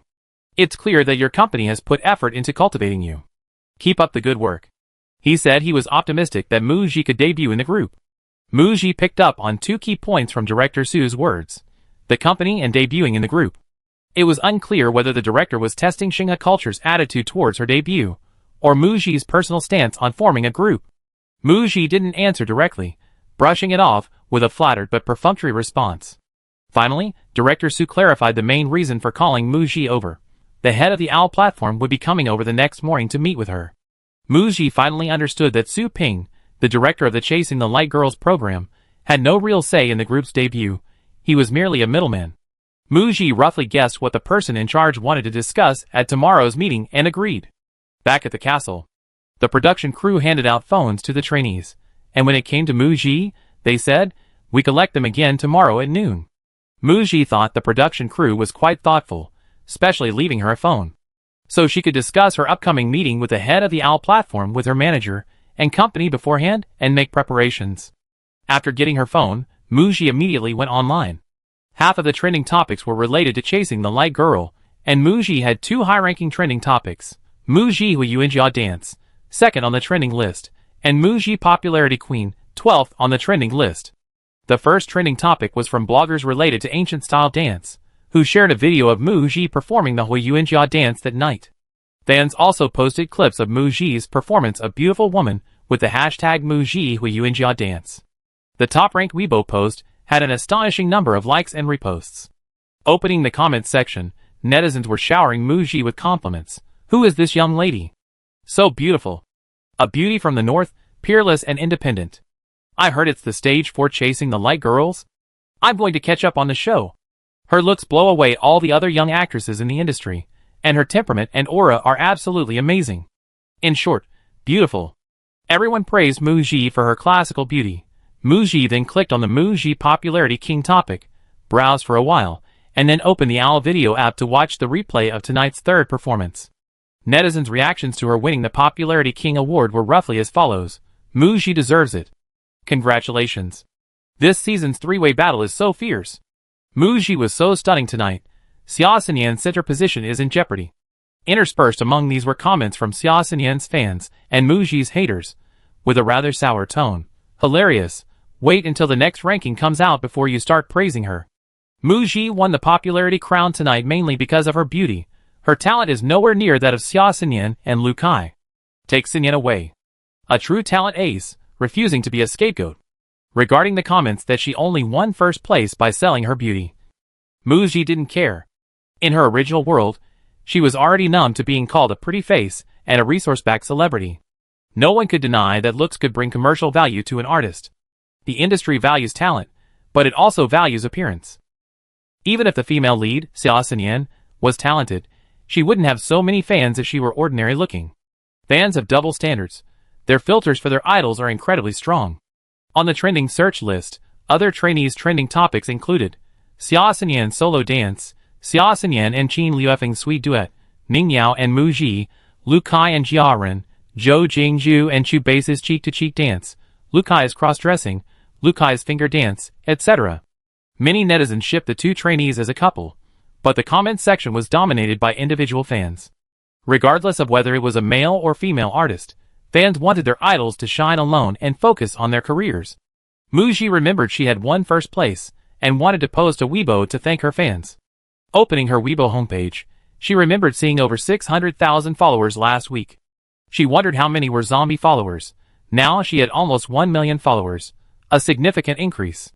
Without any pictures on her phone, Muji saved 2 unedited photos posted by fans on her social media page, without removing the watermarks. Chasing the Light Girl Muji V. Thank you to every national producer who voted for me. I will continue to work hard. See you in the next episode. Heart CR. At Nia's little son, the fans saw that their idol had taken their picture, tagged it, and even tagged them, and excitedly left a comment. "Ah, I actually got noticed. Meiji, I always support you." Crazy Kiss Muji replied to the fan, "Thank you. You took a really beautiful picture of me winking smile." Other fans saw this and were envious. "Ah, Ji Bao is so cute. I also want to be noticed by it, Muji. Pretty sister, look at me. Go, Meiji. Get me the center position." The distance between them and their idol suddenly felt much closer. Initially, most fans followed Muji because of her looks, but after the last 2 performances, Muji has given them a huge surprise. What could be more satisfying than being criticized for being blind to support an idol, only to have the idol work hard and prove their support was worthwhile? The sense of accomplishment from nurturing an idol is incredibly fulfilling. Tonight, Muji winning the popularity award has given her fans a huge boost, making them even more excited. Their goal is no longer just to debut, but to debut as the center. In Muji's Super Topic, fans are urging everyone to like and vote. They want their idol to debut as the center. After understanding the general online perception of her, Muji went offline, put away her phone, and returned to her dorm without calling her manager. The next morning at 10 a.m., Mei took Muji to meet with a high-ranking executive at the OWL platform, one of the heads of the film and television division, and the overall head of the Chasing the Light Girl project, Mr. Chiu. He got straight to the point, getting down to business. He presented a contract. Mr. Chiu's conversation with Muji subtly conveyed that with Muji's current popularity, securing a spot in the debut group based on her individual talent wouldn't be a problem. However, given that Muji's company, Xinghe Culture, hadn't reached a cooperation agreement with the Chasing the Light Girl project, with several episodes remaining, it was uncertain whether she would debut. Then, he shifted his tone, praising Muji's excellence and expressing great optimism about her future, stating that her debut would be everyone's choice. He then pushed a contract in front of Muji. Just sign this contract. Muji knew that many unspoken rules existed in the industry. Artists promoted by platforms through talent shows didn't want to benefit others. Signing a cooperation agreement to use them for their own benefit would extract the greatest value. It's like filming. Sometimes, even if you audition and are a perfect fit for the role, and the director and screenwriter are satisfied, the role might end up going to another actor simply because that actor and their company have a strong financial connection to the production. Take a good look at the contract these next couple of days, discuss it thoroughly, and give me an answer. This is a big deal. He knows Muji, a small-time artist, can't make the decision on her own. Give her time to discuss it with the company, weigh the pros and cons carefully, and then make a decision. Chapter 17. Muji opened the contract and carefully reviewed each clause. After reading the last word, she closed it. She had assumed the contract offered by the OWL platform would be a subcontract. In the entertainment industry, a subcontract means the artist retains control over their career, but different business segments are outsourced. Film and television projects might be signed with Company A, commercial projects with Company B, and so on. For example, a female artist recently starred in a hugely successful film, causing her value to skyrocket. Her film and television contract remains with her current company, while her commercial projects have been subcontracted to Xinghe Entertainment. However, for newcomers like Muji who haven't debuted yet and are already under contract with a company, signing a subcontract with a platform for a talent show is a different kind of subcontract. It refers to a different cooperation model. The platform will sign contracts with the trainees who debut as part of a group, covering commercial projects, performances, albums, and variety shows. The company still retains a certain degree of control over their careers. However, the contract from the OWL platform included film and television roles, essentially a full contract. This restricted Muji to only accept roles from OWL platform productions, except those arranged by Xinghe Culture. She couldn't accept roles from platforms like Green Apple or Golden Mango. This severed her ties with other platforms, making her an artist under the OWL platform umbrella. The contract also specified the number of OWL platform dramas Muji was required to film during the contract period. The same applied to variety shows. Muji could only collaborate on OWL platform variety programs, excluding satellite TV programs. Adding the Xinghe Culture contract, Muji essentially signed two contracts, working two jobs. Xinghe Culture and the OWL platform basically controlled her acting career, leaving her with no autonomy. Before leaving, Mr. Chiu told Muji to think it over carefully. He seemed confident of winning this game. Sister Mei also subtly hinted, there's nothing to think about. This is a great opportunity for you. Seize it, and sign it quickly. If Muji were the original owner of this body, despite the exploitative contract, it would indeed be worth signing. Signing would guarantee a debut spot in the group. After debuting, resources would be plentiful. The platform would provide support. Her career development would be planned out for her. Debut in digital magazines, promotions, digital albums, variety shows, tours, and later acting roles, similar to the development paths of idols from previous seasons of talent shows. For a newcomer who hasn't debuted yet, it would be a great choice. Otherwise, once the show's popularity fades, she might end up with nothing. She would be quickly forgotten. But Muji isn't the original owner of this body. Her career plan is to become an actress and take on roles she likes. Her ambition is to create a series of classic works and become a nationally recognized, highly skilled actress. Therefore, after reviewing the contract from the OWL platform, Muji had already made her decision. The benefits of collaborating with the OWL platform were far from enough for Mu Ji, who had already reached the pinnacle. Her reasons for continuing to participate in the talent show were threefold. First, to pave the way for her entry into the entertainment industry. Second, not wanting to disappoint her fans. And third, based on previous seasons, groups typically disband after 1 or 2 years, and during the remaining time, members are busy with their own careers, resulting in limited time together. This wouldn't affect her acting career. She had already planned everything out. If she did debut as part of a group, her career would be just starting out in the first 2 years. The transition from idol to actress would be gradual, and she was mentally prepared to start with supporting roles. She knew it would be difficult to land leading roles in big productions at first, and her filming schedule wouldn't be too busy. She could perfectly balance her girl group activities and acting schedule. It would just be a bit busy and tiring. But the OWL platform wanted to sign her own film and television contract. It was a 10-year indentured contract. The cooperation with Xinghe Culture was still under discussion, and now with this OWL contract, it would be even harder to terminate. Mu Ji couldn't afford to lose control over her acting opportunities. This contract had already been decided. A firm refusal to sign, she couldn't refuse on her own initiative without the company's knowledge. Mu Ji knew that the meeting with President Chiu of the OWL platform, and the offer of the contract, was nothing more than the platform's arrogance. Having her act as a middleman was probably due to dissatisfaction with Xinghe Culture's inaction. But contact between the two parties was unavoidable.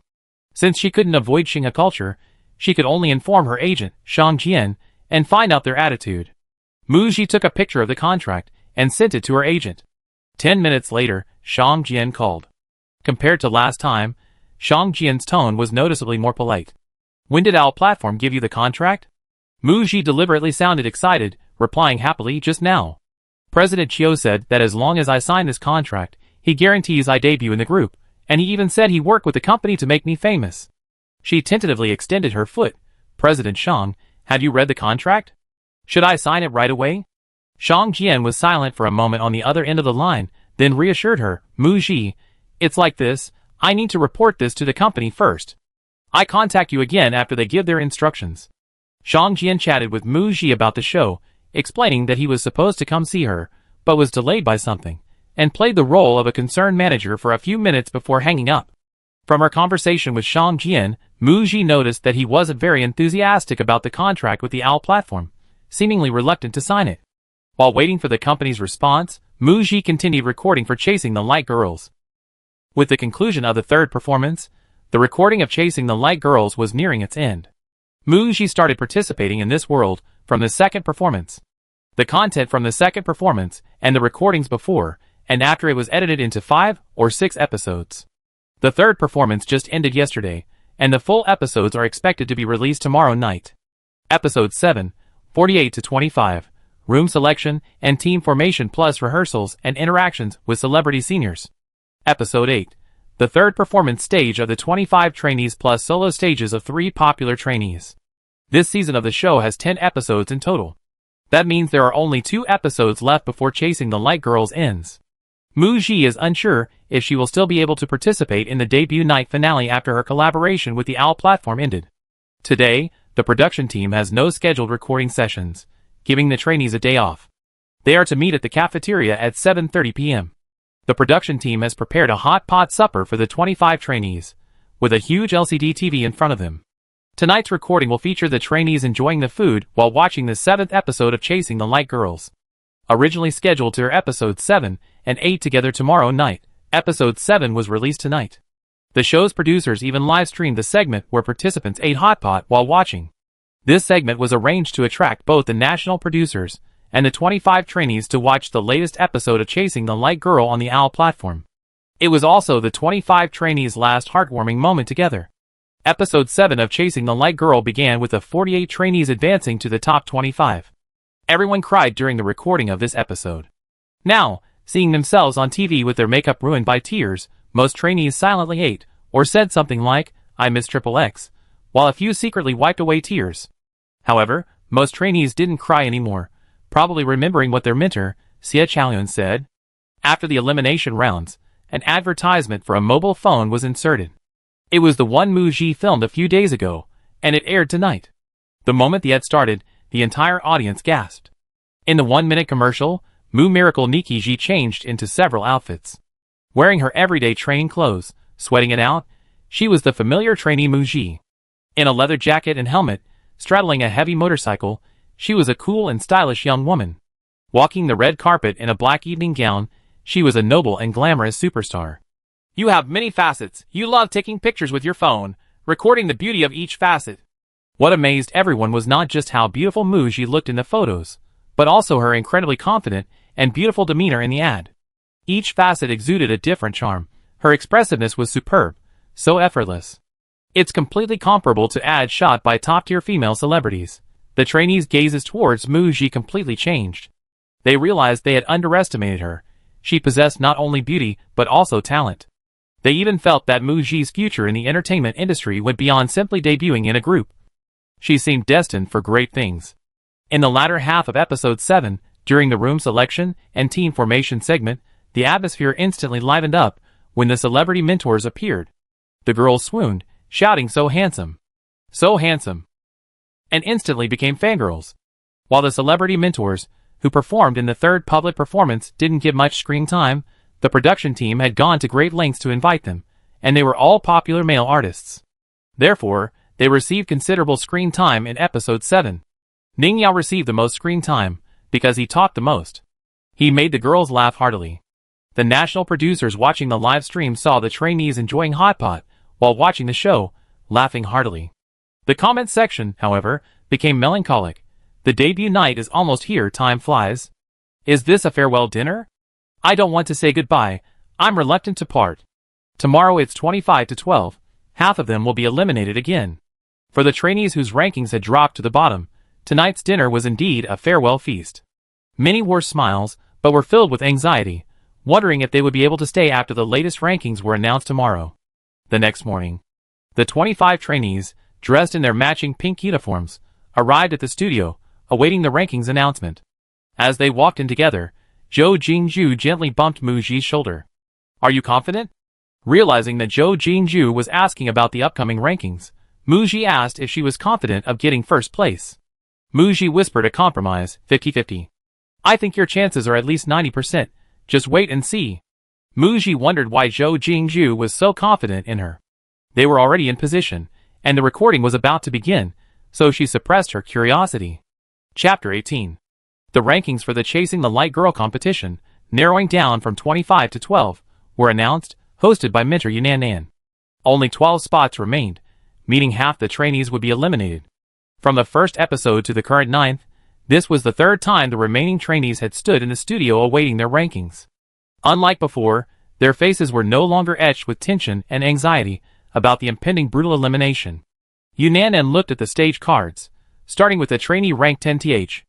Lu Yi stood beside Xia Xinyan, nervously holding her breath.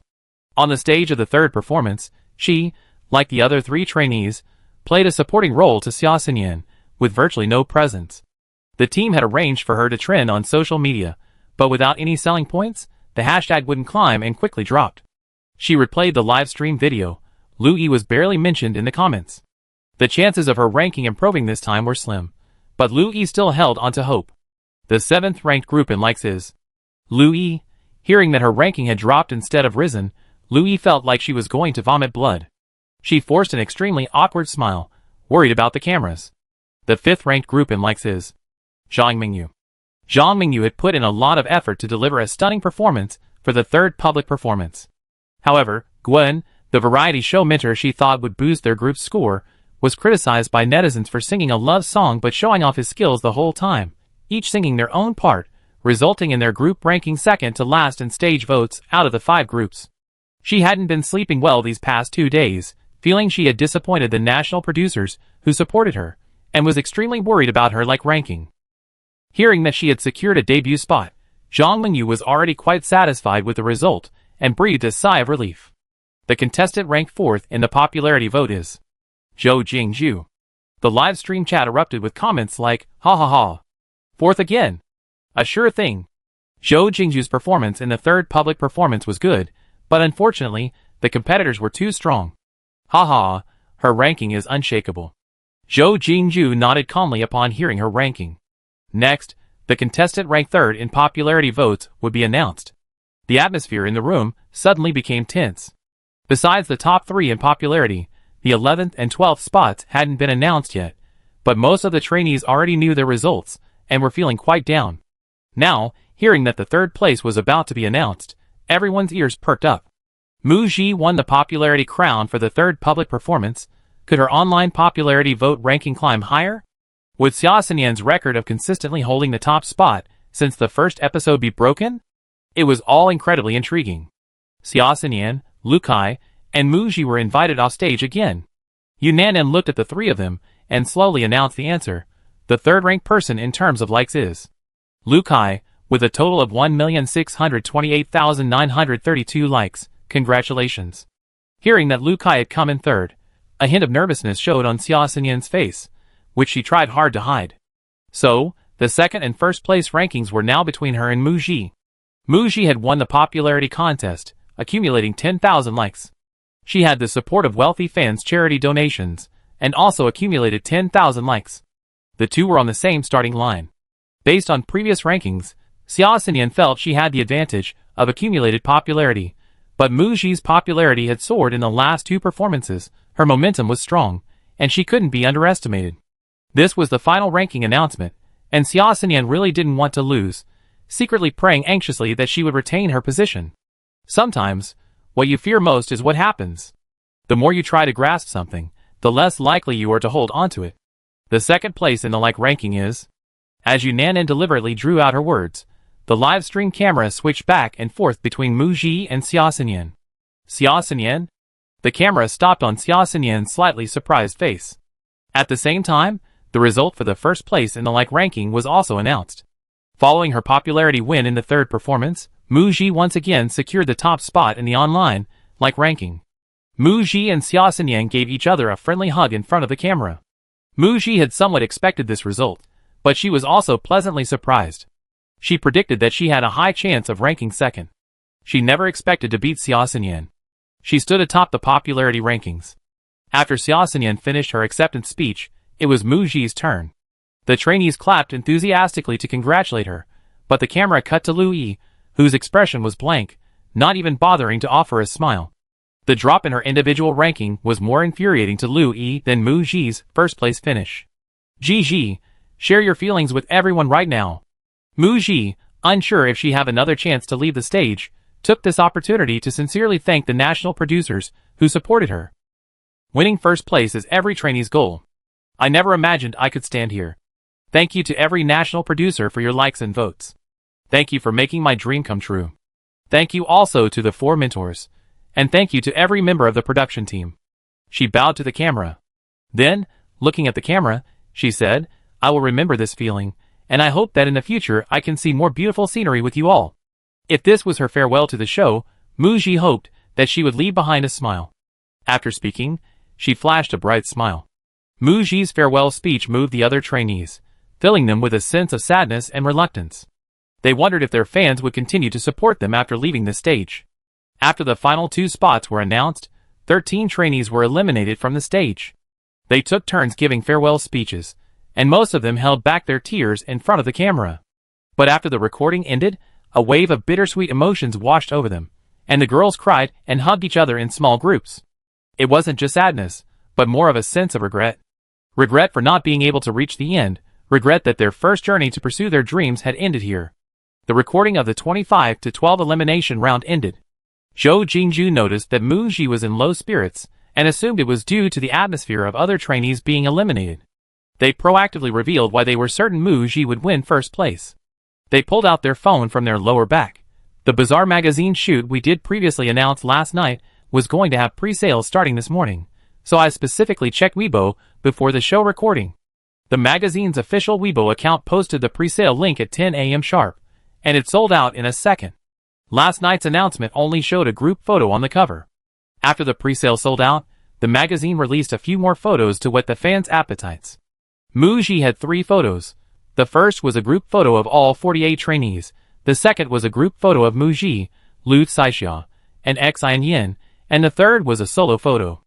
A fashion blogger shared a photo of Mu Ji on Weibo, praising her beautiful face and excellent posing skills, saying her photos were like professional shots, on a completely different level from other inexperienced trainees. The post received tens of thousands of likes, gaining some attention. Muji gained another wave of followers, with comments full of praise. Last night, the 7th episode of Chasing the Light Girl aired, and you were trending on Weibo because of the EP1 ad and this morning's magazine cover, you know? Especially the EP1 model you advertised.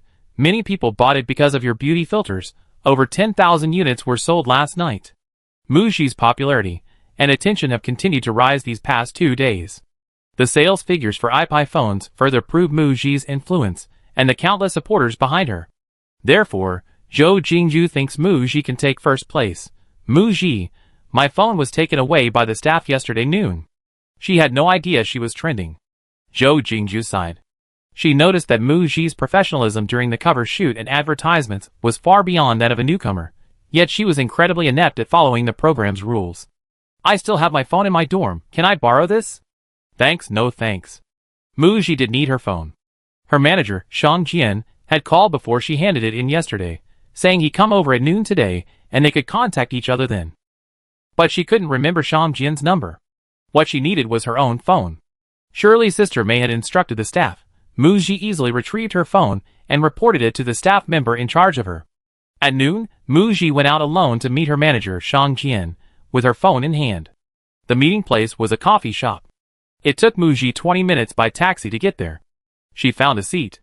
After waiting for 10 minutes, a man around 40 years old, with dyed gray hair, wearing sunglasses and carrying a handbag, walked over. Shang Jian sat down at the opposite seat, took off his glasses, and placed them on the table, sizing up Muji. It had only been a little over 2 months, but he almost didn't recognize her. When Xing Culture signed Muji and asked him to manage her, Shang Jian agreed. After meeting her, Muji's face was too much of an advantage. He thought that with proper training, she would be a promising talent, a real moneymaker. He arranged various courses, but after a month of training and testing, he was inevitably disappointed. Muji had no talent for acting, no sense of voice, and although she had a background in folk dance as a child, after a month of dance classes, she couldn't even dance a simple girl group dance well. Her emotional intelligence and communication skills were also terrible. She was introverted, not good at socializing, and didn't know how to express herself. He put pressure on Muji, but instead of becoming more resilient, she only lost confidence and had a weak ability to withstand pressure. Shang Jian managed 3 artists plus a rookie boy group. His company placed great importance on this year's talent show season. After careful consideration, they temporarily abandoned Muji, focusing instead on the boy group that Xing Culture had been developing for a year, as well as the careers of their top artist, Lin Qian, and others. Muji trained for 2 months and mastered a girl group dance. She and another girl were sent to participate in Chasing the Light Girl. Shang Jian thought they could make it to as many episodes as possible, just to gain exposure, fans, and attention. They would consider Muji's future development later. After the broadcast of the show Chasing the Light, from the 1st to the 4th episode, the online public opinion surrounding Muji followed exactly as Shang Jian had predicted. He stopped paying attention to the later episodes. Now, sitting before him, Muji was breathtakingly beautiful, not just superficially pretty, but possessing an inner and outer charisma. Her eyes were no longer naive, but sparkling with confidence and determination. Shang Jian inwardly sighed, realizing he had misjudged her. Muji, congratulations on taking first place in the Chasing the Light popularity rankings. You certainly didn't disappoint the company's careful cultivation. Let's have a simple celebration first. What would you like to eat? Order whatever you like, it's on me. After his last phone call with Muji, Shang Jian watched the second performance of Chasing the Light the next day, which shook his perception of her. Because the trainees were in seclusion for rehearsals, and their phones had been confiscated, it was difficult to contact her. He watched the live stream of the third performance the day before yesterday, waiting for Muji to contact him, but she didn't. As an agent, he also had his own pride, until yesterday, when he received Muji's call discussing the collaboration with the OWL platform. Today, he had again secured the top spot in the popularity rankings, becoming a hot candidate for the center position. Shang Jian dared not be negligent towards Muji any longer. Muji, however, didn't have a good impression of her agent, Shang Jian, a typical businessman focused on profit. She patiently exchanged a few pleasantries with him. Then she took the initiative to ask, Mr. Shang, what is the company's decision regarding the collaboration proposed by the OWL platform? Can I sign the contract? Sitting opposite him, Shang Jian looked deep in thought, seemingly considering how to begin. After a long silence, he slowly said, "It's like this. The company's senior management held a special meeting this afternoon to discuss your matter. After weighing various factors and careful consideration, they decided that for your long-term development, this contract with the OWL platform, we can't sign it." This decision was exactly what Mu Ji wanted. But he didn't show his displeasure, feigning ignorance and urgently asking, "President Shang, why can't I sign? If I don't sign, how can I debut as part of the group?" Chapter 19. Shang Jian reassured Mu Ji, debuting as part of a group isn't necessarily the best path for development. He had prepared a set of arguments, persuading her earnestly, "With your current popularity and buzz, a solo debut would be better for your future development, which is also the company's initial plan. After the show ends, the company will heavily invest in your development. Becoming famous won't be a problem." He then listed the disadvantages of signing with the OWL platform. For example, a 10-year contract is too long, the penalty for breach of contract is very high, being deeply tied to one platform means missing out on collaborations with other platforms. Solo development is less free than being in a group, and both the OWL platform and the company would take a cut, etc. He explained it all very logically. A newcomer might be intimidated and persuaded by Shang Jian's words, thus abandoning the idea of signing. They might even be grateful to the company for its thoughtful consideration. But upon closer examination, the logic is utterly nonsensical. The OWL platform definitely extended an olive branch not only to Mu Ji, but all the trainees participating in chasing the light girls, who debut will likely sign contracts with the platform, and the contracts will probably follow the same template. This has been the case for previous seasons. It's an unspoken rule in the industry. Why do so many companies, large and small, still send their artists to participate in talent shows? Of course, the benefits outweigh the drawbacks. This explains why the OWL platform representative seemed so confident when offering Mu Ji the contract. Because for newcomers who haven't debuted yet, although the contract is exploitative, signing it promises a bright future, and after debut, they can enjoy a wealth of resources provided by the platform that their own companies can't offer. Therefore, the trainees participating in the show are aiming to debut as part of a group. The reason Xinghe Culture and its agent, Shang Jian, didn't want Mu Ji to sign the contract was simply profit. They probably hadn't even discussed a debut spot with the OWL platform from the beginning. Even after Mu Ji's later success, Xinghe Culture didn't proactively approach the platform. The OWL platform had to deliver the contract to Mu Ji. The OWL platform definitely had grievances against Xinghe Culture and, not wanting Xinghe Culture to be even more ruthless, decided after careful consideration to keep its artists under its control, wanting all of Mu Ji's earnings to go into the company's pocket. They didn't need to share with the OWL platform. Mu Ji saw through their scheme but kept quiet, playing the obedient fool. After hearing Shang Jian's words, she nodded in sudden understanding. "President Shang, I'm able to participate in the program thanks to the company's cultivation. I follow the company's arrangements." Then, regarding the program team, Seeing Mu Ji's troubled expression, he knew she was a young girl who hadn't seen much of the world and probably didn't know how to explain things to the OWL platform. Shang Jian took a sip of coffee, a smile plastered on his face. "You don't need to worry about this. I handle it. Just go back and focus on recording the show." Mu Ji nodded, thinking that couldn't be better. Having the agent politely decline the cooperation with the OWL platform meant that the company would offend the platform, not her. Afternoon. The production team assigned a task to the 12 trainees who advanced. Contact each trainee's family to record VCRs for use in the 9th episode. From the first episode, as the contestants stepped into the spotlight and became known to more national producers, everything about them, their backgrounds, their former appearances, their past experiences, etc., was dug up online. For example, Zhou Jingju's identity as a wealthy heiress was revealed in the first episode, garnering her considerable attention. This segment, designed by the production team, allowed the national producers to better understand their supported trainees, highlighting the indispensable support of family members in the trainees' pursuit of their dreams, thus showcasing a culture of family affection. The staff returned all the contestants' phones. They had to contact their families, and their expressions varied. Some were happy, some were sad. Mu Ji was a little stunned, almost forgetting she had family. Thinking of the original owner's family, she pulled out a number in her phone that wasn't even saved in her contacts. She didn't want to contact them.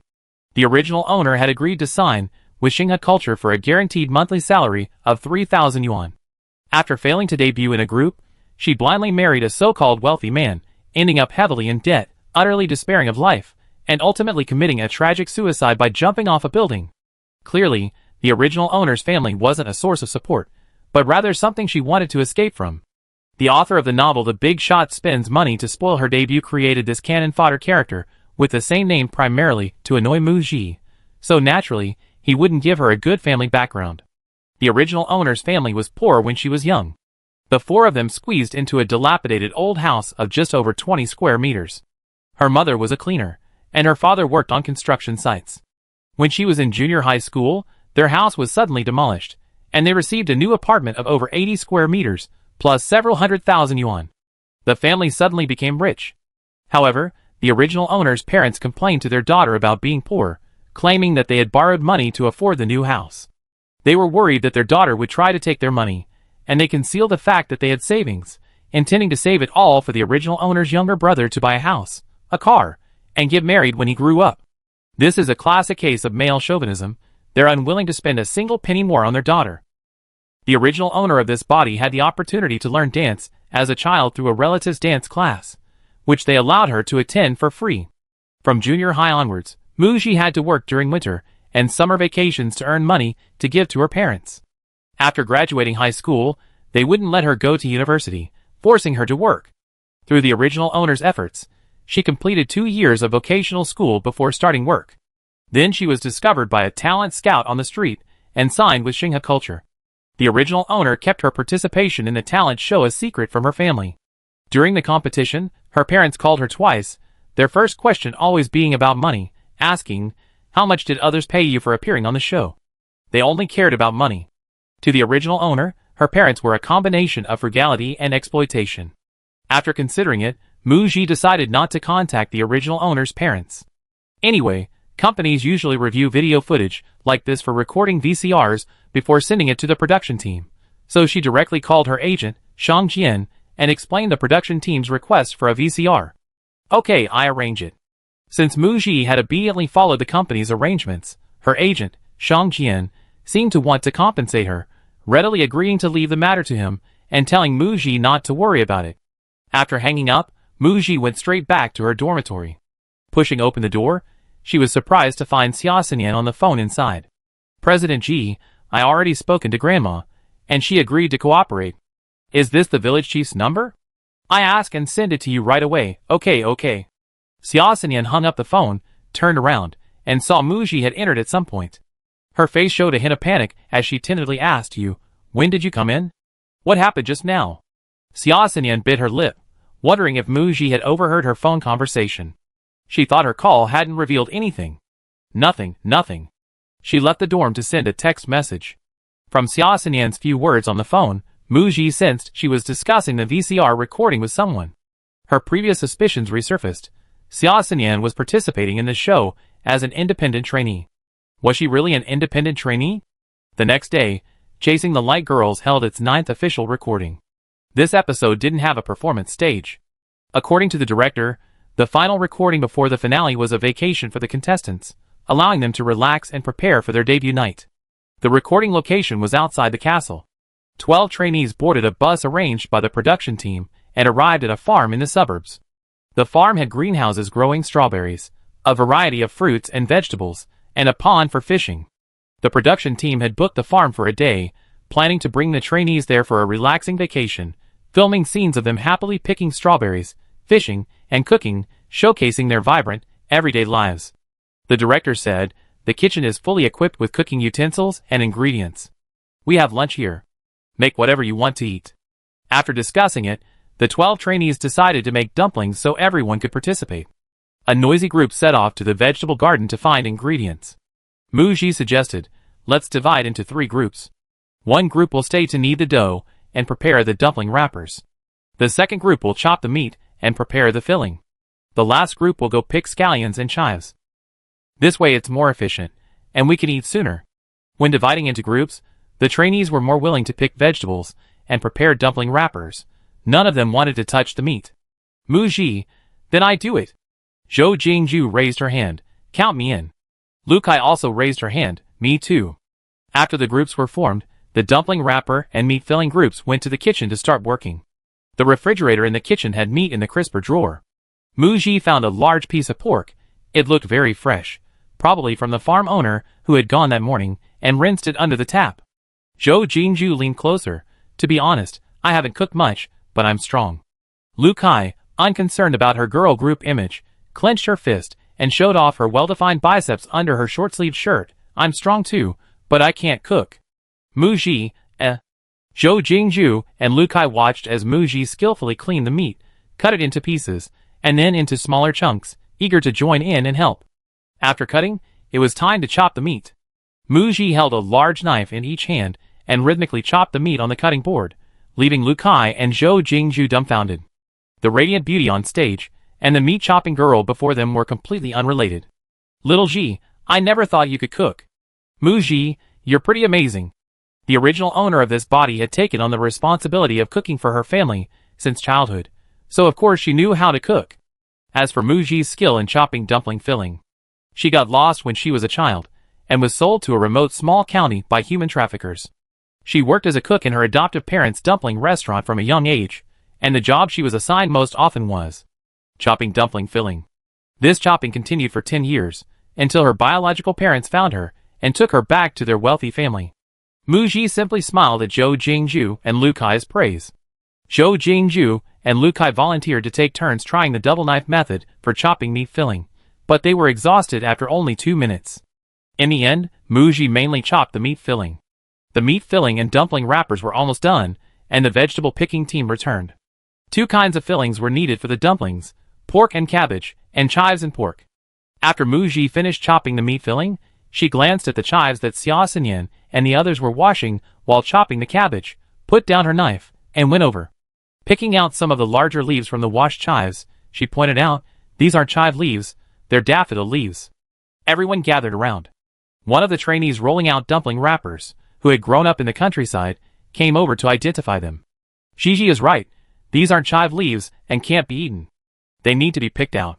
A trainee from the vegetable picking group said apologetically, "Sorry, I picked these. I picked them from the stone trough next to the chive patch. They look similar to scallions." She then looked at Xia Xinyan. Xia Xinyan looked somewhat embarrassed and had to clarify, "My fault.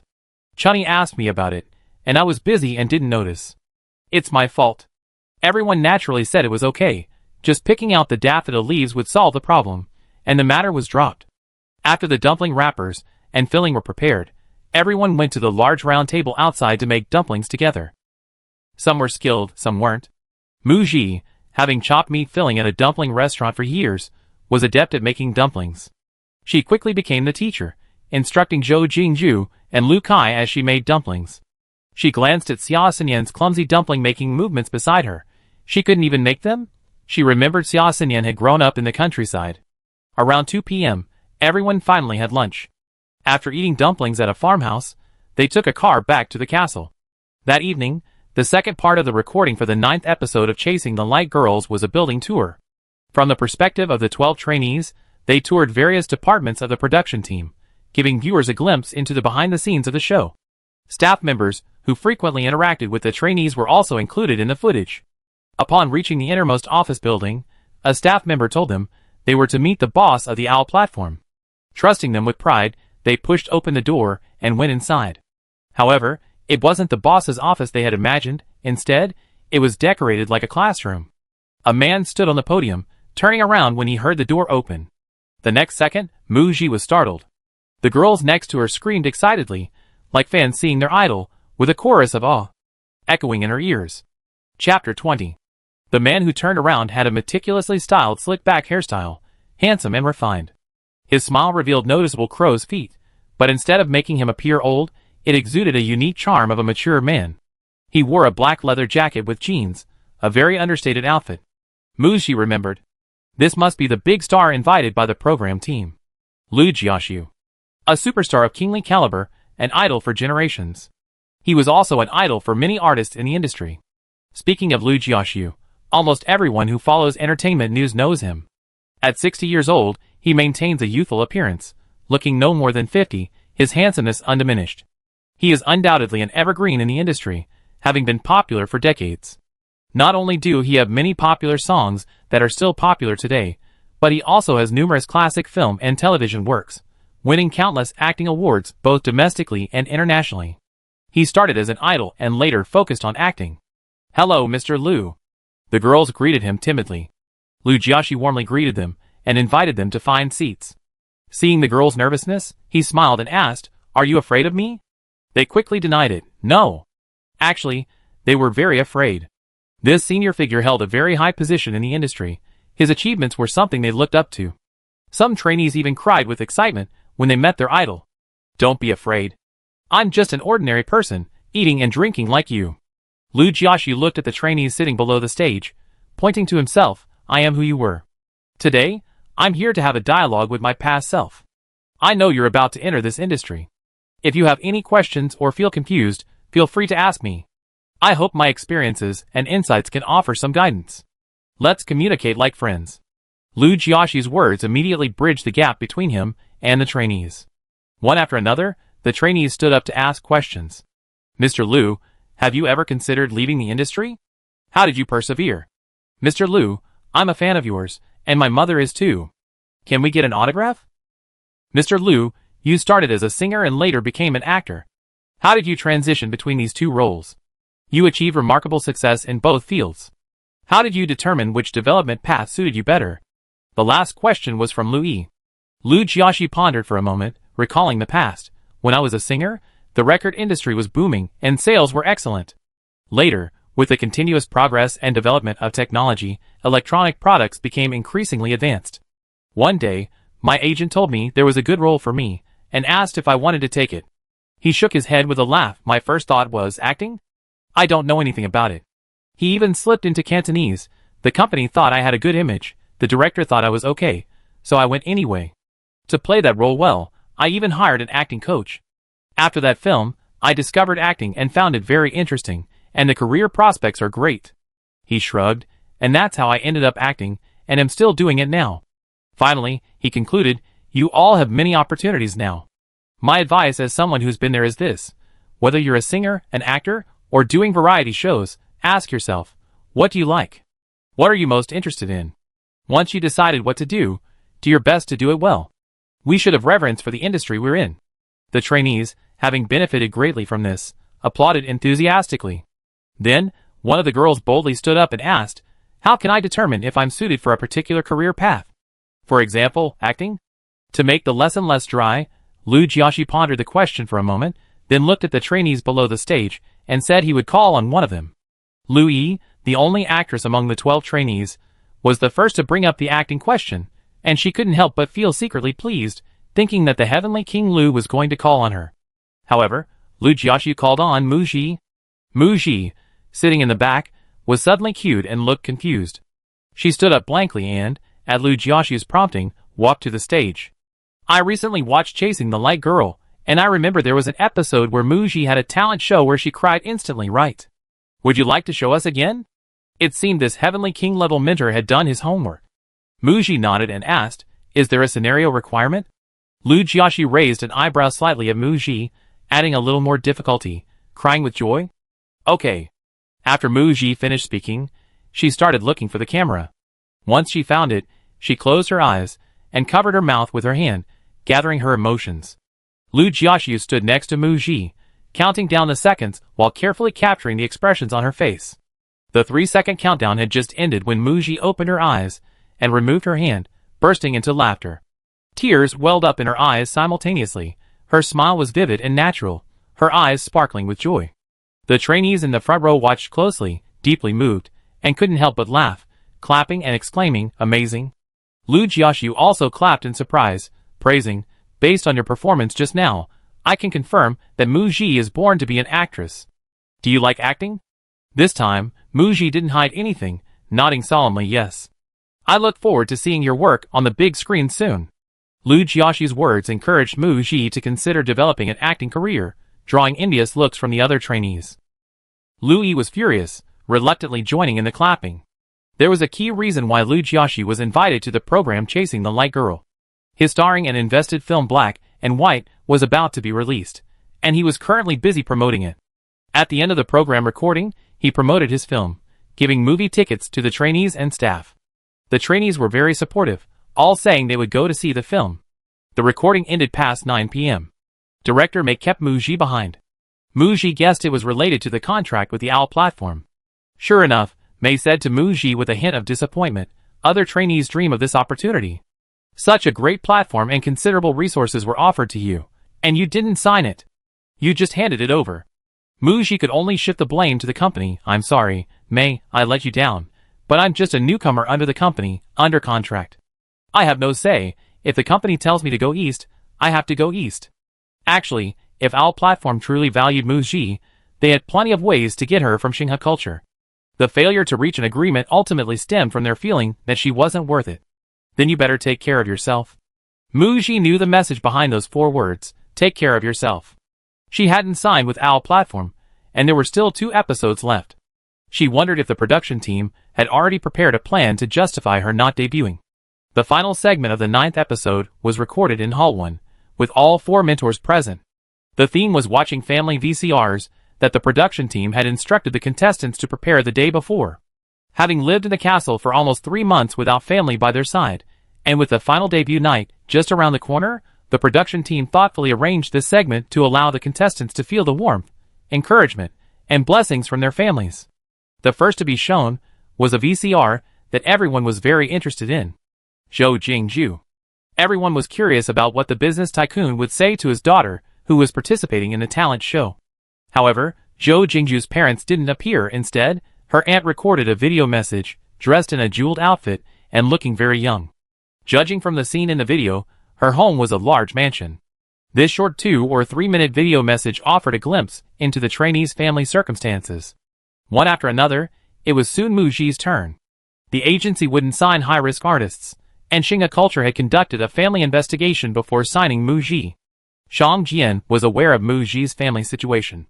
It's unclear how Shang Jian contacted the original owner's parents, but he managed to coax the family of 3 into recording a heartwarming video message.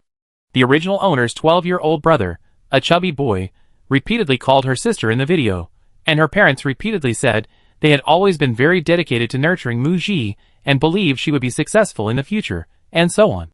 The camera was rolling, and Muji could only smile, her lips maintaining a slight upward curve. The recording of the VCR was entirely left to her agent, Shang Jian. She hadn't interfered, simply wanting to assess the team's capabilities. Now that she watched it, she was deeply disappointed. This VCR was utterly inadequate. The original owner's relationship with her family wasn't good. The harmonious family atmosphere created in the VCR was fake, sending the wrong message to the audience, and sowing the seeds of future trouble for Muji. Is this the level of Xinghe culture? Muji frowned. Xia Xinyan's family VCR was the grand finale, textbook perfect. In Muji's opinion, it was also the highest quality VCR of the evening. In previous interviews, Xia Xinyan had revealed that her parents were deceased, and she was raised by her grandmother. She frankly stated that she came to the show wanting to become successful, and her dream was to buy her grandmother a big house, so she could enjoy a comfortable life.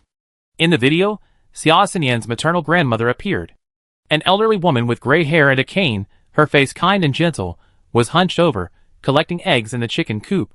Speaking in a local dialect, she recounted how well-behaved, hard-working, and filial Xia Xinyan had been since childhood. She expressed her open-mindedness, saying she didn't want to keep her child confined, and supported Xia Xinyan leaving the remote mountain village to pursue her passions in the big city. In the video, at Xia Xinyan's grandmother's house, the village chief and a large group of villagers appeared, excitedly expressing their joy at seeing Xia Xinyan on television, the first person from their village to do so. "She's successful, we're all proud," they said. Speaking in broken Mandarin, they chanted in unison, "Xinyan, you must debut." Finally, the old lady, her face crinkled with smiles, waved to the camera, "My dear girl, Grandma has saved up lots of eggs for you to eat when you come back." Xia Xinyan burst into tears, and several trainees also cried.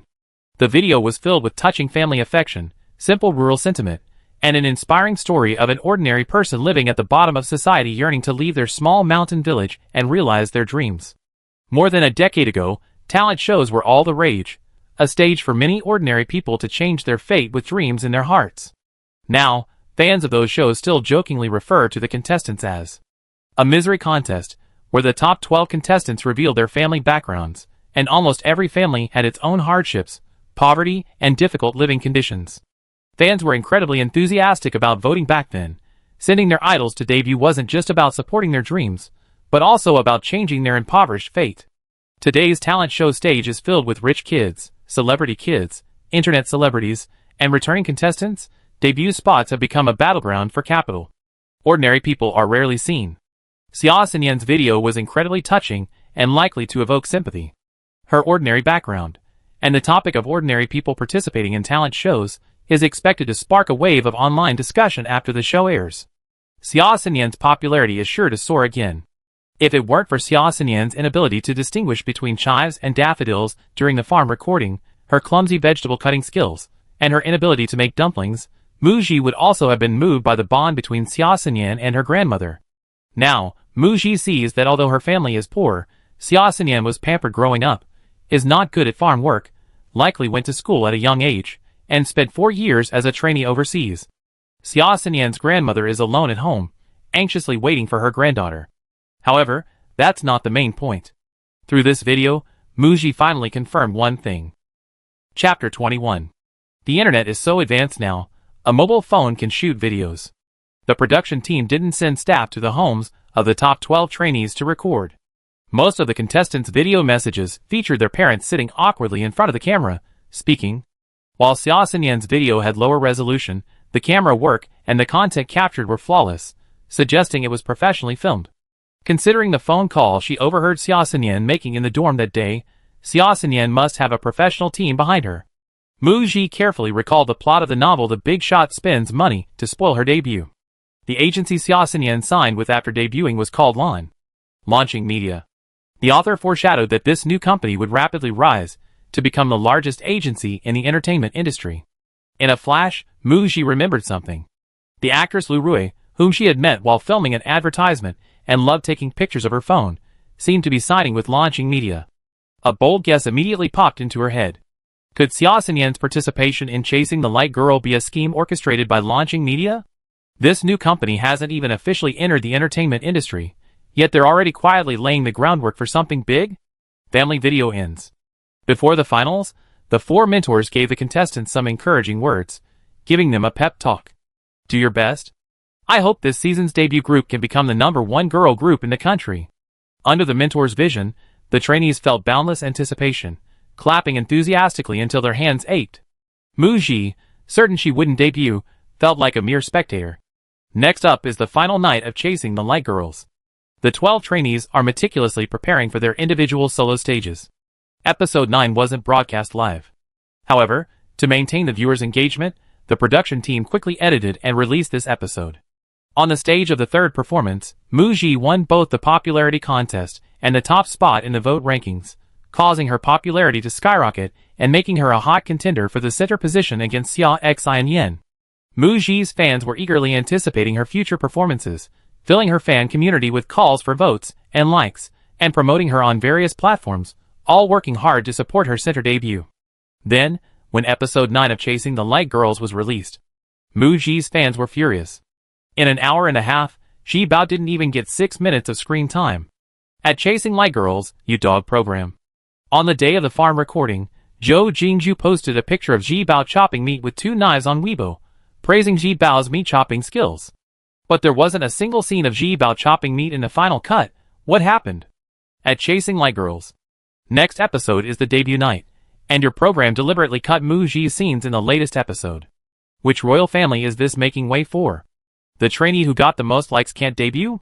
Laughable, isn't this just a blatant game of capital? Do you think the audience is stupid? Is it really necessary to be so obvious in deliberately marginalizing Muji? At Chasing Light Girls, come out and respond quickly, stop playing dead. Garbage program, garbage platform. Muji's fans flooded the official Weibo account of Chasing Light Girls.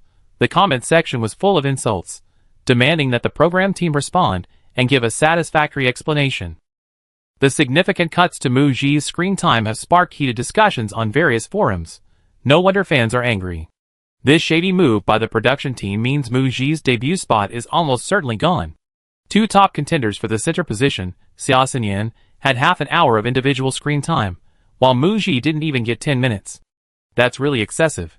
Even if Muji doesn't debut as the center, her stunning looks make her the undisputed visual center of the group. It's unreasonable that she's not in the top 5 spots. Isn't the production team ruining their own reputation by doing this at the last minute? I feel sorry for Muji. Her recent 2 performances were amazing. Her stage presence was so captivating. A solo debut for her would be great too. An industry insider revealed Muji's agency, Shinga Culture, had a falling out with the OWL platform, hence the loss of her debut spot. While online discussions about the cuts to Muji's screen time in the 9th episode were intense, they didn't trend on social media. Muji didn't have a phone and only learned about the online discussions about her from Zhou Jingju and Lu Kai. Zhou Jingju insisted on giving her one. After going online, she briefly watched the main episode of episode 9. Muji suggested dividing the work, wielding a large cleaver to chop meat, and discovered that Xia Xinyan and the others had mixed daffodil leaves into the vegetables they picked. None of these were shown in the main episode and were all cut. What viewers saw was Muji, Zhou Jingju, and Lu Kai in one group after everyone spontaneously formed teams, but only Zhou Jingju and Lu Kai were shown chopping meat. Even the scene where Muji stood by instructing was completely cut, only 2 lines of her voice appeared, but she was nowhere to be seen. And Muji's on-site teaching of making dumplings was also missing. The behind-the-scenes segment of the show chasing the light girl was visibly reduced to background scenery. The only few minutes of screen time for Muji were when the big star Lu Jiaxu called on her to perform the 1-second tears act again, and there was also a 1-minute shot of her watching a family video. The production team was ruthless. They didn't want to waste any screen time on Muji. When Zhou Jingju and Lu Kai asked with concern, "What happened?" Muji could only smile and reply, "It's nothing. You guys focus on preparing for the show. I take care of things." Just as she had reassured Zhou Jingju and Lu Kai not to be distracted by her problems, mentor Xie Chaoyun approached. "Muji, I need to talk to you." Muji followed Xie Chaoyun to an empty dressing room, where Xie Chaoyun's assistant was waiting outside. "Why did you give up on debuting?" Hearing this, Muji was stunned. She guessed that Xie Chaoyun must have learned about her decision not to debut from the production team. It's unclear how Shinga Culture responded to the OWL platform, but judging from the program's drastic cuts to her scenes, it probably caused quite a stir. It's also unclear what version Xie Chaoyun heard. Seeing Xie Chaoyun's genuine concern, Muji briefly explained the situation. "The OWL platform offered me a cooperation contract, but the company doesn't agree to me signing it. I have to follow the company's arrangements." After thinking for a moment, she revealed some personal thoughts. Not forming a group might be a good choice. "I'm not good at music, I can't compose, and I'm not very good at dancing. I want to develop in the film and television industry in the future." The key point Xie Chaoyun grasped from Muji's words was have to follow the company's arrangements. Yes, as an undebuted trainee, she was just like herself when she participated in the program. Without a voice, she could only obey the company. "If you want to debut, I can talk to the platform for you." Muji looked surprised and asked, puzzled, "Why help me?" In the few years since entering the entertainment industry, Muji has never lacked suitors. She's encountered subtle confessions, fervent pursuits, and silent waiting. Although she's focused on her career and hasn't been in a relationship, she's always been very sensitive to men's expressions of affection. Under Muji's frank gaze, Xie Chaoyun slightly tilted his head, coughed lightly, and explained, "I'm not doing this to help you." As a mentor on this show, seeing a contestant who clearly had the talent and popularity to debut as the center, yet was stripped of even a debut spot. I, the mentor's tool, have become a laughingstock. Xie Chaoyun, having been immersed in the entertainment industry for so many years, remained untainted by its corruption, possessing this sense of justice, a rare quality. However, the debut of Chasing the Light Girls was already a done deal, and Muji didn't want to drag Xie Chaoyun into it. "Mentor Xie, not debuting as part of the group was a joint decision between me and the company, and I will take responsibility for my own life. You said before that this stage is just the beginning, and my future holds many possibilities. One day I will stand at the top and let everyone see me." Her tone was calm, yet carried a convincing power. Xie Chaoyun realized he didn't understand the trainee before him at all. Muji's eyes were bright and determined. From them, he could read that Muji clearly understood how to walk her own path. A joint decision between her and the company? Then he seemed to have no right to interfere.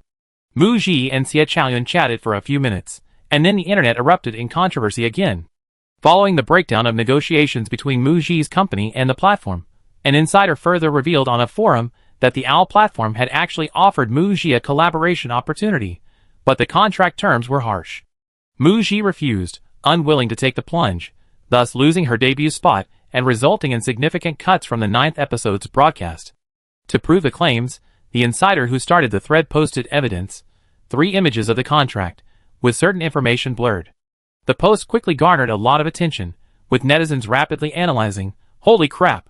The cost of securing a debut spot is incredibly high.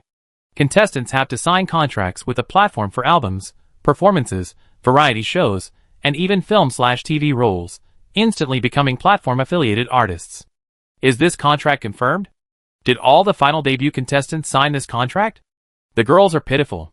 Besides their contracts with the company, they also have to sign with the platform, getting a cut from both sides.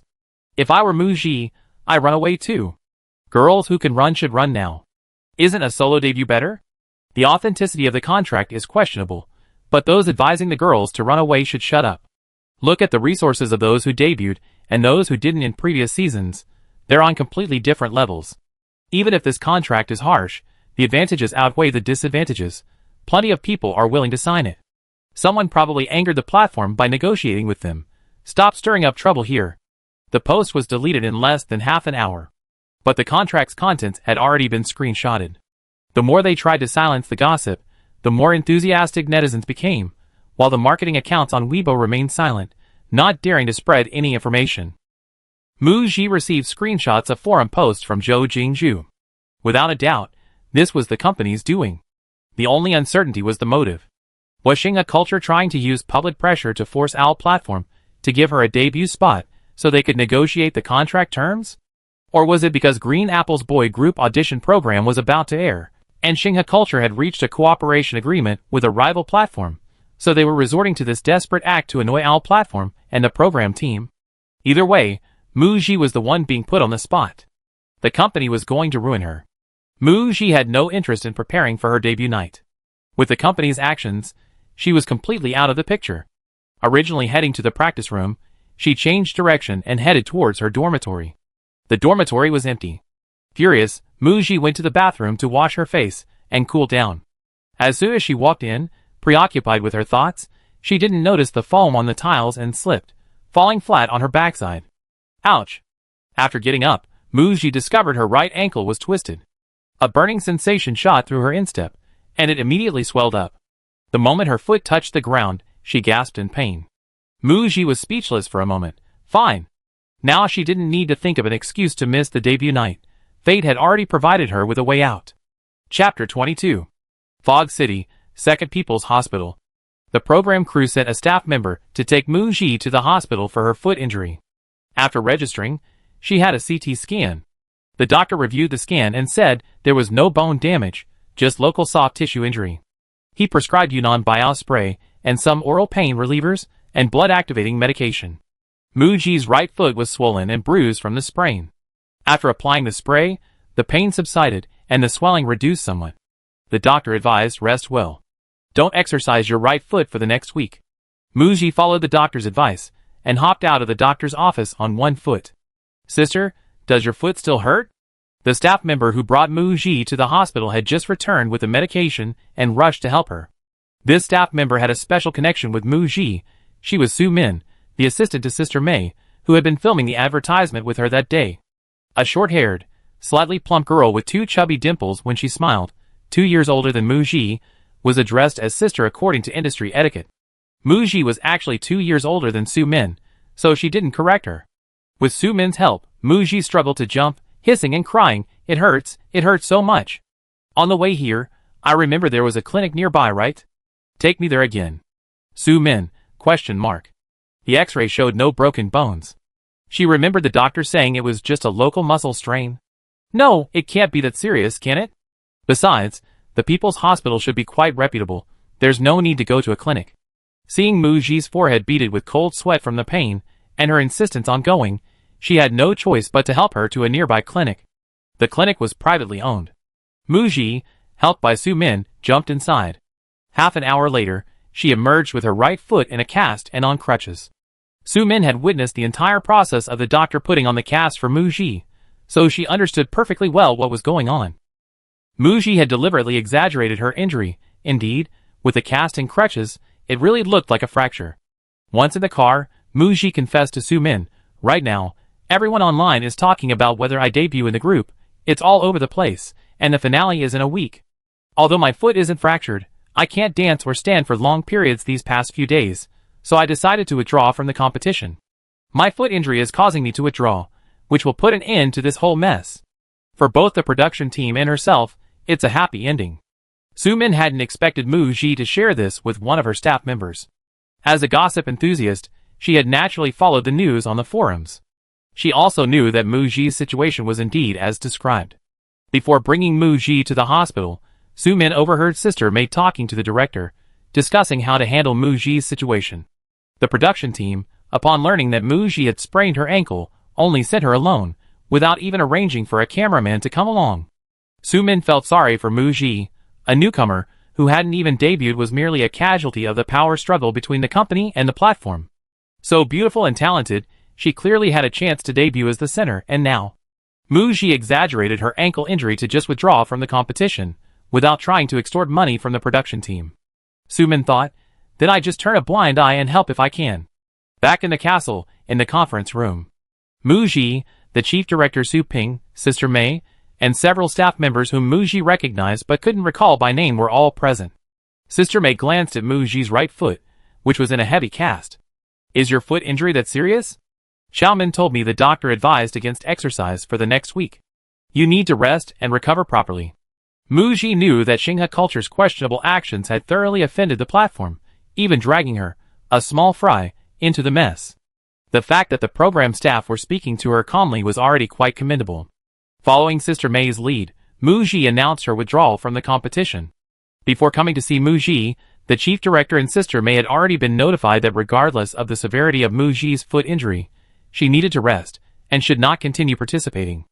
They were somewhat taken aback that Mu Ji herself had so readily and decisively brought it up first. The director didn't try to stop her, saying, "All right, recovery is the priority. Withdraw from the competition and focus on resting." Mu Ji, playing along, said a few polite words of thanks to the production team, partly as compensation and partly to dispel the online rumors. She proactively offered, "I'm willing to attend the Chasing the Light Girls finale if the production team needs me. I will definitely be there." On the night of the finale, previously eliminated trainees would return to the stage to witness the debut of the final 5-member group. The gathering of 101 trainees on stage was also a major talking point. Director Su Ping had actually considered this. Regardless of the strained relationship between Mu Ji's company and the platform, her presence would undoubtedly be a good thing for the show. This young girl should have debuted, it's a pity. He also admired Mu Ji's magnanimous attitude, intuitively sensing that this young girl was extraordinary. He didn't reply immediately, telling Mu Ji to rest, and he'd contact her later. He planned to have a serious talk with President Chiu, to make sure the online controversy wasn't attributed to a young girl. He went back to his dorm to pack his luggage. Mu Ji retrieved her phone and contacted her manager, asking him to come pick her up. After confirming Mu Ji's withdrawal from the competition due to a foot injury, the Chasing the Light Girl program team initiated a series of public relations measures online. 1. Regarding the angry feedback from Mu Ji's fans about a large amount of Mu Ji's screen time being cut from the 9th episode, the OWL platform announced a VIP extended version, adding 30 minutes to the 2-hour runtime. The 9-grid GIF in the announcement Weibo post included 3 images of Mu Ji's newly added scenes. This implied that Mu Ji would have significant screen time in the VIP extended version, quelling the anger of Mu Ji's fans towards the program team. 2. The official Weibo account of Chasing the Light Girls issued a statement regarding discussions on forums, claiming that the contract details circulating online were fake, and refuting the rumor that you can't debut without signing with the OWL platform is false. They demanded that those spreading the false information immediately delete it, or they would pursue legal action. They also communicated with Mu Ji to confirm the official announcement of her withdrawal from the competition online. Before her manager, Shang Jian, came to pick her up, Mu Ji edited the content herself and posted a statement of withdrawal on Weibo. She explained that she had accidentally fallen and injured her foot. After visiting the hospital, the doctor said she couldn't exercise for the time being and needed to rest properly. Therefore, after careful consideration, she regretfully made the decision to withdraw from the competition. She thanked the production team, the Chasing the Light Girls stage, and the 4 mentors, expressing her happiness at meeting a group of very lovely and hardworking girls pursuing their dreams. At the end, she solemnly apologized to the national producers who supported her, blaming herself for not being able to make it to the end on this stage and letting them down. Muji's fans were initially shocked by the news of her withdrawal from the competition. After the initial shock, their focus shifted to her foot injury. They were relieved to learn that Muji's injury wasn't serious. It was regrettable that their idol missed the debut night, and some fans knew that the story behind it wasn't so simple. But since Muji had made her decision, they could only respect and support her. Muji fighting! We support your decision. Your health is the most important thing. Take good care of yourself. Don't blame yourself. You already done amazing. No matter what happens, we're always here. Heart. A minute later, the official Weibo account of Chasing the Light Girls reposted Muji's Weibo post and offered their care and blessings, urging Muji to take good care of herself. The news of Muji's withdrawal from the competition immediately became a trending topic. Netizens who were initially just following the gossip about Muji's debut came forward to expose the truth, questioning whether Muji's withdrawal from the competition was a blatant attempt to cover up her injury, further confirming that she had no chance of debuting and therefore simply withdrew. Seeing the online criticism, Muji realized she had forgotten to attach a picture when she posted on Weibo. She hesitated whether to post a picture of her foot in a cast to prove she was indeed injured. However, her foot wasn't that serious. The cast was to facilitate her withdrawal from Chasing the Light Girls and to appease her manager, Shang Jian, and the company, but she couldn't lie to the netizens. She decided against it. Within just 10 minutes, the topic Muji's withdrawal quickly topped the trending search list. Netizens ignored Muji's and the program team's posts and didn't care about the truth, insisting that Muji had no chance of debuting and therefore withdrew. Some even questioned whether Muji's foot injury was fake. Fortunately, Muji was at the hospital for a foot injury when she was spotted by a passerby. After seeing the trending topic, a passerby recognized the beautiful legged girl they encountered as Muji and posted a video they had taken at the hospital. Peace and safety are a blessing. I came to the hospital for a checkup today and saw a young lady who looked just like Muji. Her legs were so long, slender, and white, I couldn't resist taking out my phone to take a picture. I just saw the trending topic and realized that the person I met was Muji. Here's a 2-minute video. In the video, Muji has her hair in a bun, wearing a pink mask, an avocado green t-shirt, and denim shorts. Her left leg is long and straight, wearing a white flat shoe, while her right leg is bare, bent into a hook shape, and suspended in the air. Her two long, white legs are very eye-catching. Muji was hopping on one leg to get a CT scan. Perhaps she hopped too hard, and her loose bun came undone. Her long, seaweed-like hair cascaded down, smearing her face and becoming frizzy. Even through her mask, Muji's bewildered and helpless expression was palpable. After standing on one leg for a moment, her eyes found her hair tie lying in the corner. She huffed and puffed as she jumped over, bending down to pick it up while holding onto the wall. At the end of the video, a person, presumably a member of the production crew, rushed towards Muji, helped her up, and then looked at the camera. The video abruptly ended. After watching the video, some netizens focused on, "Wow, those are amazing legs. Wow. Muji's hopping on one leg and her messy hair are so cute. Such a contrast to her goddess stage persona." Muji's fans and most netizens, however, focused on, the trainee injured her foot and went to the hospital, but the production team only sent one staff member to accompany her? Isn't it too much to make her hop on one leg alone? There wasn't even a cameraman nearby.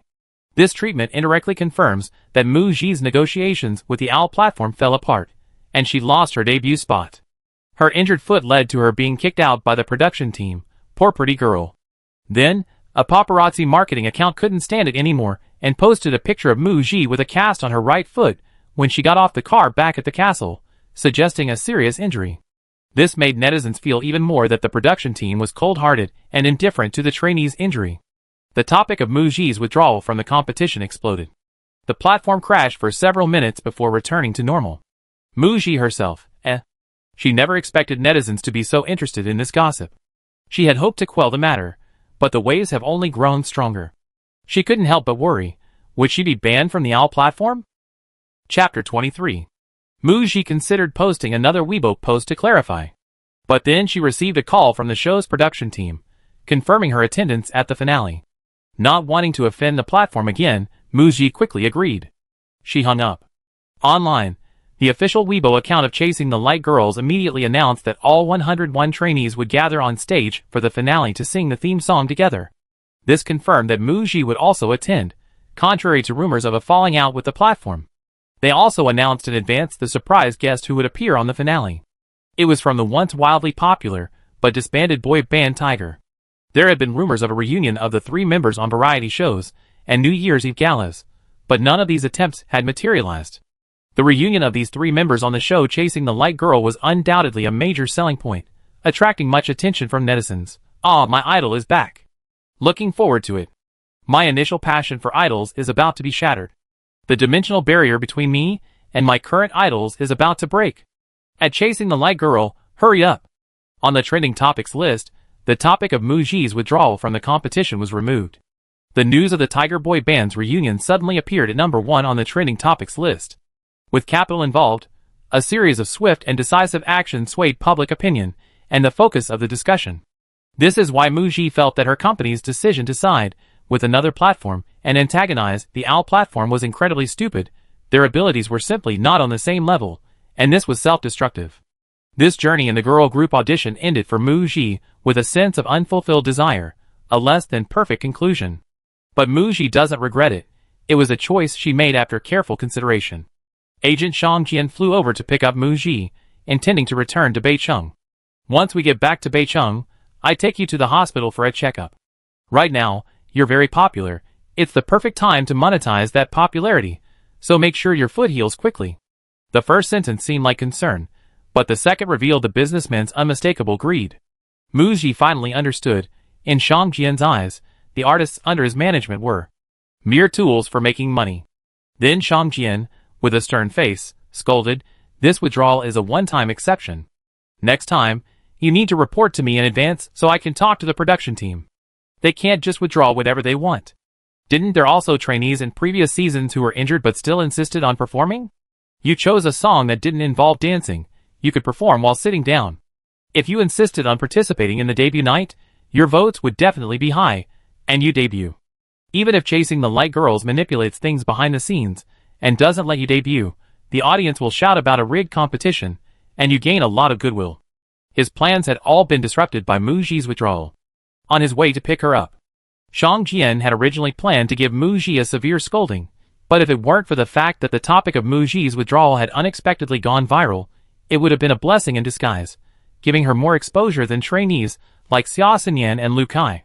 This made Shang Jian pay more attention to Muji, hoping to cultivate her further so she could become the next Lin Xian and make money for the company. Muji explained timidly, "I withdrew from the competition myself. I injured my foot and couldn't properly perform my solo piece. I didn't want to disappoint my fans, so I withdrew. The production team respected my decision and let me recover properly, which was also for my own good." Shang Jian sneered, "You're still too green. Of course the production team would love for you to withdraw. If you don't want to, there's nothing they can do. From now on, you must report to me before making any decisions, understand?" Sitting in the back seat, Muji lowered her head and touched the cast on her right leg, replying perfunctorily, "Understood." Remembering something, she looked up at Shang Jian beside her, her deep eyes fixed on him quietly. "President Shang, the censored contract posted by the insider on the forum, is it related to the company?" Before she could finish, Shang Jian interrupted her angrily, "I did this to help you secure a debut spot." He was actually quite guilty. He dared to risk offending the platform by exposing the contract because he had reached an agreement with another platform.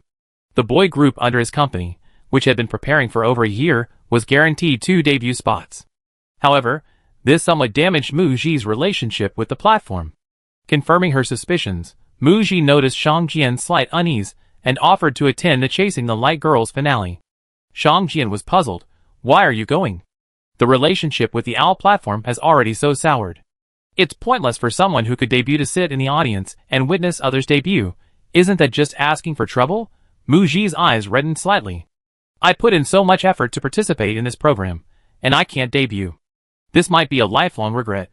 I don't know if my choice was right, but I choose to trust the company, and I hope they can grant my request. There are talent shows every year. Next year, the Green Apple platform will hold a girl group talent show, and the company will arrange for you to participate then.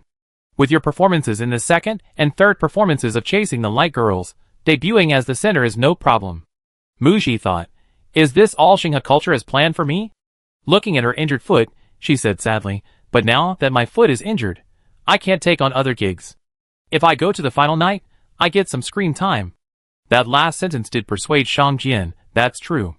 Now that they're back in Beicheng, Mu Ji's foot injury prevents her from appearing on shows, and she's just sitting around doing nothing anyway. So he agreed to let Mu Ji participate in the Chasing the Light Girls finale. Now there's no rush to send Mu Ji back to Beicheng. He found a decent hotel for her to stay for 7 days. He said he'd come pick her up after the finale. Mu Ji stood on one leg at the doorway, her suitcase beside her, holding the room key that her manager Shang Jian had just given her, not in a hurry to open the door and go inside. "Mr. Shang, my foot is injured right now, and I can't walk easily. Shouldn't you arrange for an assistant to come over?" Shang Jian frowned. "I have to specially transfer an assistant from Beicheng for you. A newcomer who hasn't even debuted yet. Your foot is injured, so it's inconvenient for you to go out. Have the hotel deliver meals. If you need to go to the hospital for dressing changes, we can hire a courier online to accompany you." Mu Ji, ? Is this human speech? After standing on one leg for a while, her left leg got a little tired. Mu Ji leaned against the door behind her and said pitifully, "Now I'm considered an artist. What if someone recognizes me, and something happens because I have no one to take care of me? President Shang, I have a friend who happens to be in Wiching. I'd like her to come and be my assistant. After things are settled here, can she come back to Beicheng with me, and then go to the company to complete the onboarding process?" Celebrities usually hire their own friends and family as assistants or managers, people they know and trust. It's a bit unreasonable for Mu Ji to not have any staff to take care of her. Shang Jian considered for a moment and agreed, "Okay." Just then, his phone rang. He told Mu Ji, "Then take good care of your injury. Call me if you need anything." He turned to leave. "President Shang." Mu Ji's voice came from behind, her commanding tone instantly freezing Shang Jian in his tracks. Turning around, he was met with Mu Ji's bright smile. It was as if the cold, harsh address from before had been an illusion. Mu Ji asked somewhat nervously, "I want to know what the company's development plan for me is?" "President Shang, I want to act. You saw my talent on the show. Even Andy Lau said I have talent." Speaking of this, Shang Jian was also puzzled. The acting coach they hired before had tested Mu Ji's acting talent. She was a complete blockhead, utterly incapable of acting. So how come after appearing on the show, to be precise, starting from the 5th episode, it was like she suddenly unlocked her full potential? Shang Jian didn't answer directly, dodging the question with, "Don't worry, the company will plan things out for you properly." Watching her manager's departing figure, Mu Ji sneered inwardly. Her question had received a vague answer, indicating that Shang Jian hadn't properly planned for her at all. He was probably just hoping to capitalize on the show's popularity and make a quick buck afterward. It seemed likely that Xinghe Culture and her agent were no longer reliable options, but she didn't have enough leverage yet. After swiping her room card, Mu Ji bent down and pushed the suitcase into the room before jumping in herself and closing the door. Having stood on one leg for so long, Mu Ji couldn't wait to collapse onto the sofa as soon as she entered the room. Her agent Shang Jian had booked her a double room. Besides the bed, there was a sofa set by the window, a table and chairs, a wall-mounted LCD TV, and a bathroom. That was it. The room was small, but thankfully clean and tidy. Her right foot was in a cast and wrapped in thick gauze, which was very uncomfortable. She couldn't resist removing it. Her once snow-white right foot was now stained brown from the medicine spray, emitting a medicinal smell. The instep was burning hot. The high swelling from the fall had subsided somewhat, but it was still quite swollen. She tried walking a few steps in her slippers, but her foot twitched and started hurting again. Mu Ji sat back down on the sofa, took out her phone from her pocket, and found Su Min's number. This staff member from the production team had taken her to the hospital to see a doctor about her foot injury, and had been very considerate throughout. Su Min wasn't there when Mu Ji was filmed by a passerby, because Mu Ji noticed the girl didn't look well. When asked, she said she needed to urinate and quickly sent someone to the restroom, but it just so happened that she was filmed. She was also grateful that Su Min was willing to keep her foot injury and put it in a cast a secret. On the way to the hospital and back, Su Min chatted with Mu Ji quite a bit, revealing, "I just graduated this year, and was sent from Beicheng to the Chasing the Light Girls production team on a contract with a third-party company. Sister May's previous assistant is sick and on leave, so I temporarily filled in. I heard she'd be back in a couple of days. I wonder where I'd be assigned then." On the way back to the castle, Mu Ji asked half-jokingly, "Want to be my assistant?" Su Min stopped joking and thought about it seriously for a moment, then nodded vigorously. Really? I'd love to. Mu Ji had this in mind when she mentioned hiring an assistant to her manager, Shang Jian. Worried about whether the video of her posted online by a passerby would affect Su Min, she called to confirm. Minmin, this is Mu Ji. After the call connected, Mu Ji was surprised to learn from Su Min that she had been fired because she had taken Mu Ji to the hospital for a foot exam, and while she was away, she hadn't been watching Mu Ji properly. A passerby had filmed Mu Ji, and since she was still in her internship and hadn't been promoted, she was fired. These capitalists always know how to push their employees to take the blame when something goes wrong. Mu Ji asked, then are you still willing to be my assistant? Hearing an affirmative answer, Mu Ji sent Su Min the hotel address. Ever since transmigrating to this world, Mu Ji had been pushed forward by her trainee status and the environment she was in. Now, having escaped the high-intensity singing and dancing practice of the talent show, her pace had slowed down. During this week at the hotel, she planned to seriously consider her next step. Chapter 24. 1 week later. The highly anticipated finale of Chasing the Light Girls was held at the Fog City Arts Center, where 10,000 audience members witnessed the birth of a 5-member girl group. The entire event was streamed live online by the OWL platform. From its first episode to tonight's finale, Chasing the Light Girls has consistently enjoyed high popularity. In the past week, topics such as Mu Ji's withdrawal from the competition and the addition of the boy group Tiger have continuously sparked attention and discussion among netizens, reaching unprecedented levels of popularity and making this girl group talent show the hottest program of the summer. While its popularity has surpassed other variety shows, talent shows have once again entered the public eye. The live stream started promptly at 8 p.m., and the chat was instantly flooded with comments. Ah, Xin, go for it. Xia Xin, debut as the sinner. I'm here, waiting for Mei Ji. Xin, Lu Jingkai, Zhou Jingju, debut for me. It's such a pity that the flower vase, a derogatory term for a seemingly insignificant, but actually attractive woman, withdrew from the competition. The stage for the final night was hosted by the 4 mentors. Xia Chaoyun wore a white suit, exuding elegance and sophistication. William changed his usual rapper look, donning a white t-shirt with a black suit. Yunanan wore a red off-the-shoulder dress, and Guanqier wore a gold gown.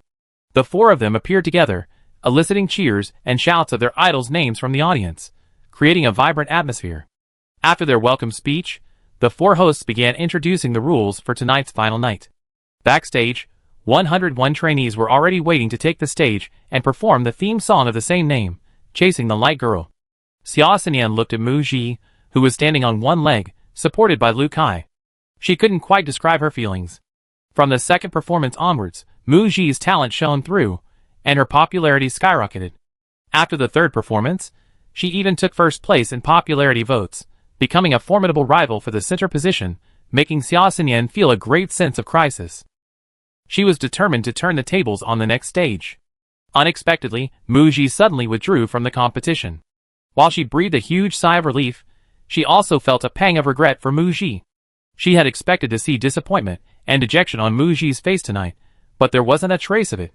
Mu Ji seemed to be in a good mood, even offering her a sincere smile and congratulations. Congratulations in advance. Xia Xinyan really couldn't understand Mu Ji. Your foot injury is so serious, you should rest at home. Lu Yi's lips hadn't curled into a smile all night. Bored waiting backstage with no cameras rolling, she couldn't help but mutter. Mu Ji, thank you for your concern, but the production team wants me to attend, so I can't refuse. I also cherish this opportunity to stand on the Chasing the Light Girl stage. Lu Yi silently rolled her eyes, about to mutter, always using the production team to pressure people.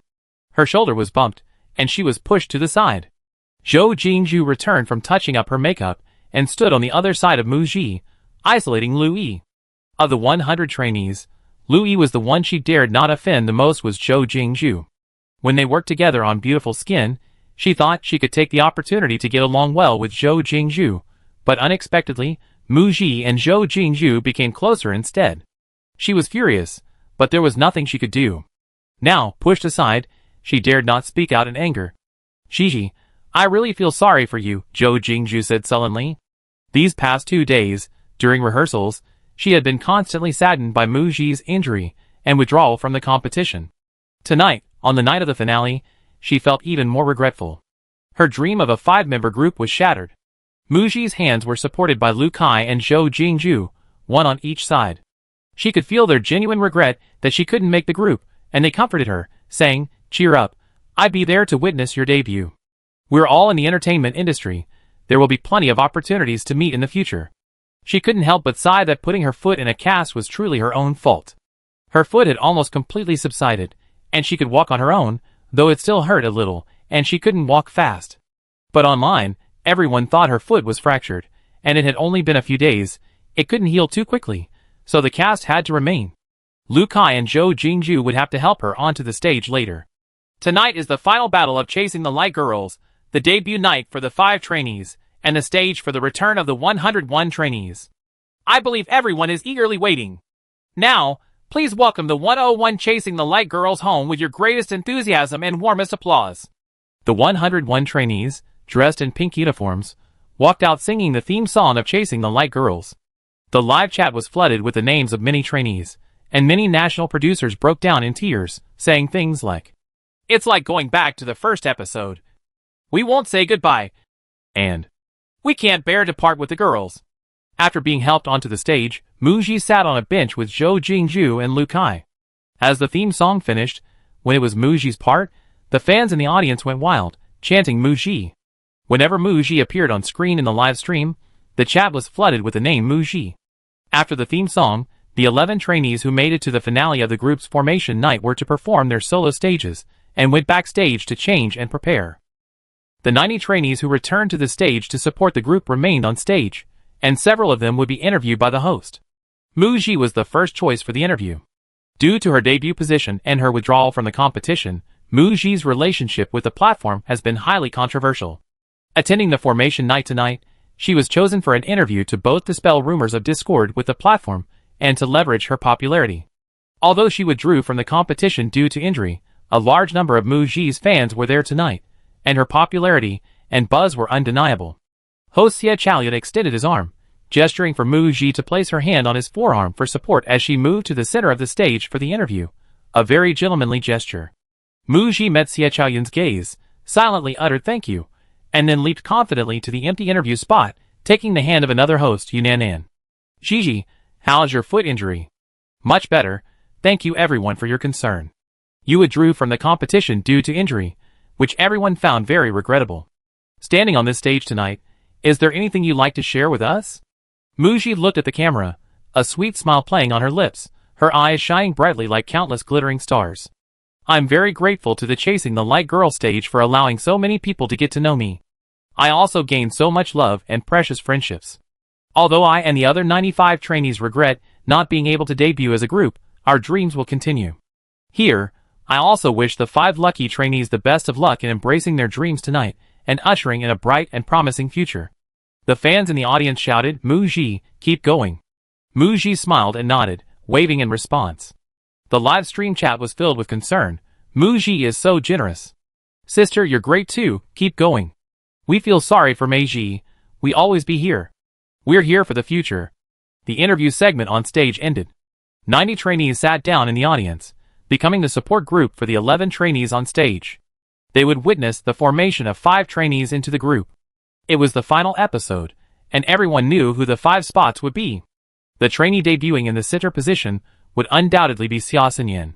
Withdrawing from the competition was Muji's own choice, but the fact that she fell and twisted her ankle in the bathroom was a bit suspicious. Muji's appearance only involved recording one more episode than the original owner. The ending was still withdrawal.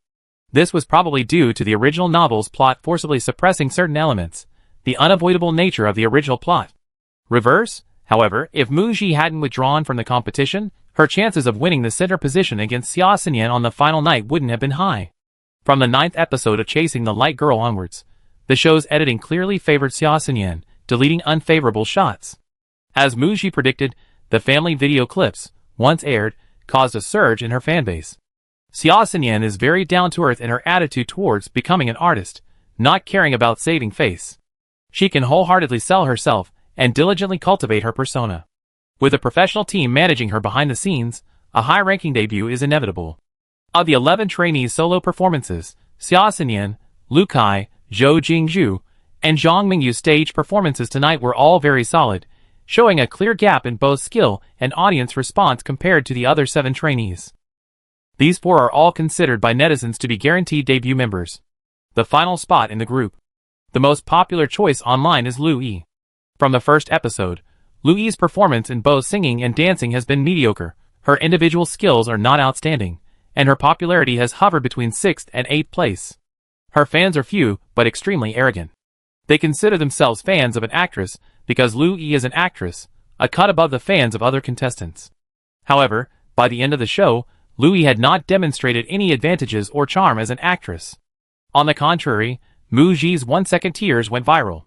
Lu Yi reached the final stage tonight, and netizens mocked her, saying she only got there because she has a good company. Before the final rankings of the group were revealed, the heavyweight guest group Tiger, invited by Chasing the Light Girls, took the stage. The three members reunited on stage for the first time in 30 years. They performed the classic song Starry Sky, a song that encourages young people to bravely pursue their dreams, very fitting for the current stage, and also a song dedicated to the 101 trainees. After the performance, the audience cheered enthusiastically. Someone shouted Tiger boy band YYDS. The three members, all in their 40s, looked completely bewildered. With the explanation from the host, Guan Cheer, they finally understood what YYDS, Eternal Gods, meant. Tiger boy band came to participate in Chasing the Light Girls. To match the stage that night, the three members wore trendy boy band outfits and idol makeup, making them look much younger. The veteran Tiger boy band sang and danced energetically on stage, pushing the atmosphere to a climax. Finally, the bombshell of the evening arrived, the announcement of the final group's rankings based on votes. The trainee who ranked 5th in the national producers' votes is. The entire audience held their breath, everyone eager to know who would claim the last spot in the 5-member group. The live stream camera panned across each trainee's face, finally settling on Lu Yi's face, a wide smile playing on her lips. Congratulations to Lu Yi, she received a total of 1,954,666 votes. The live stream chat erupted with comments like as expected, it was her, and mocking remarks like, Xingyu Media is awesome.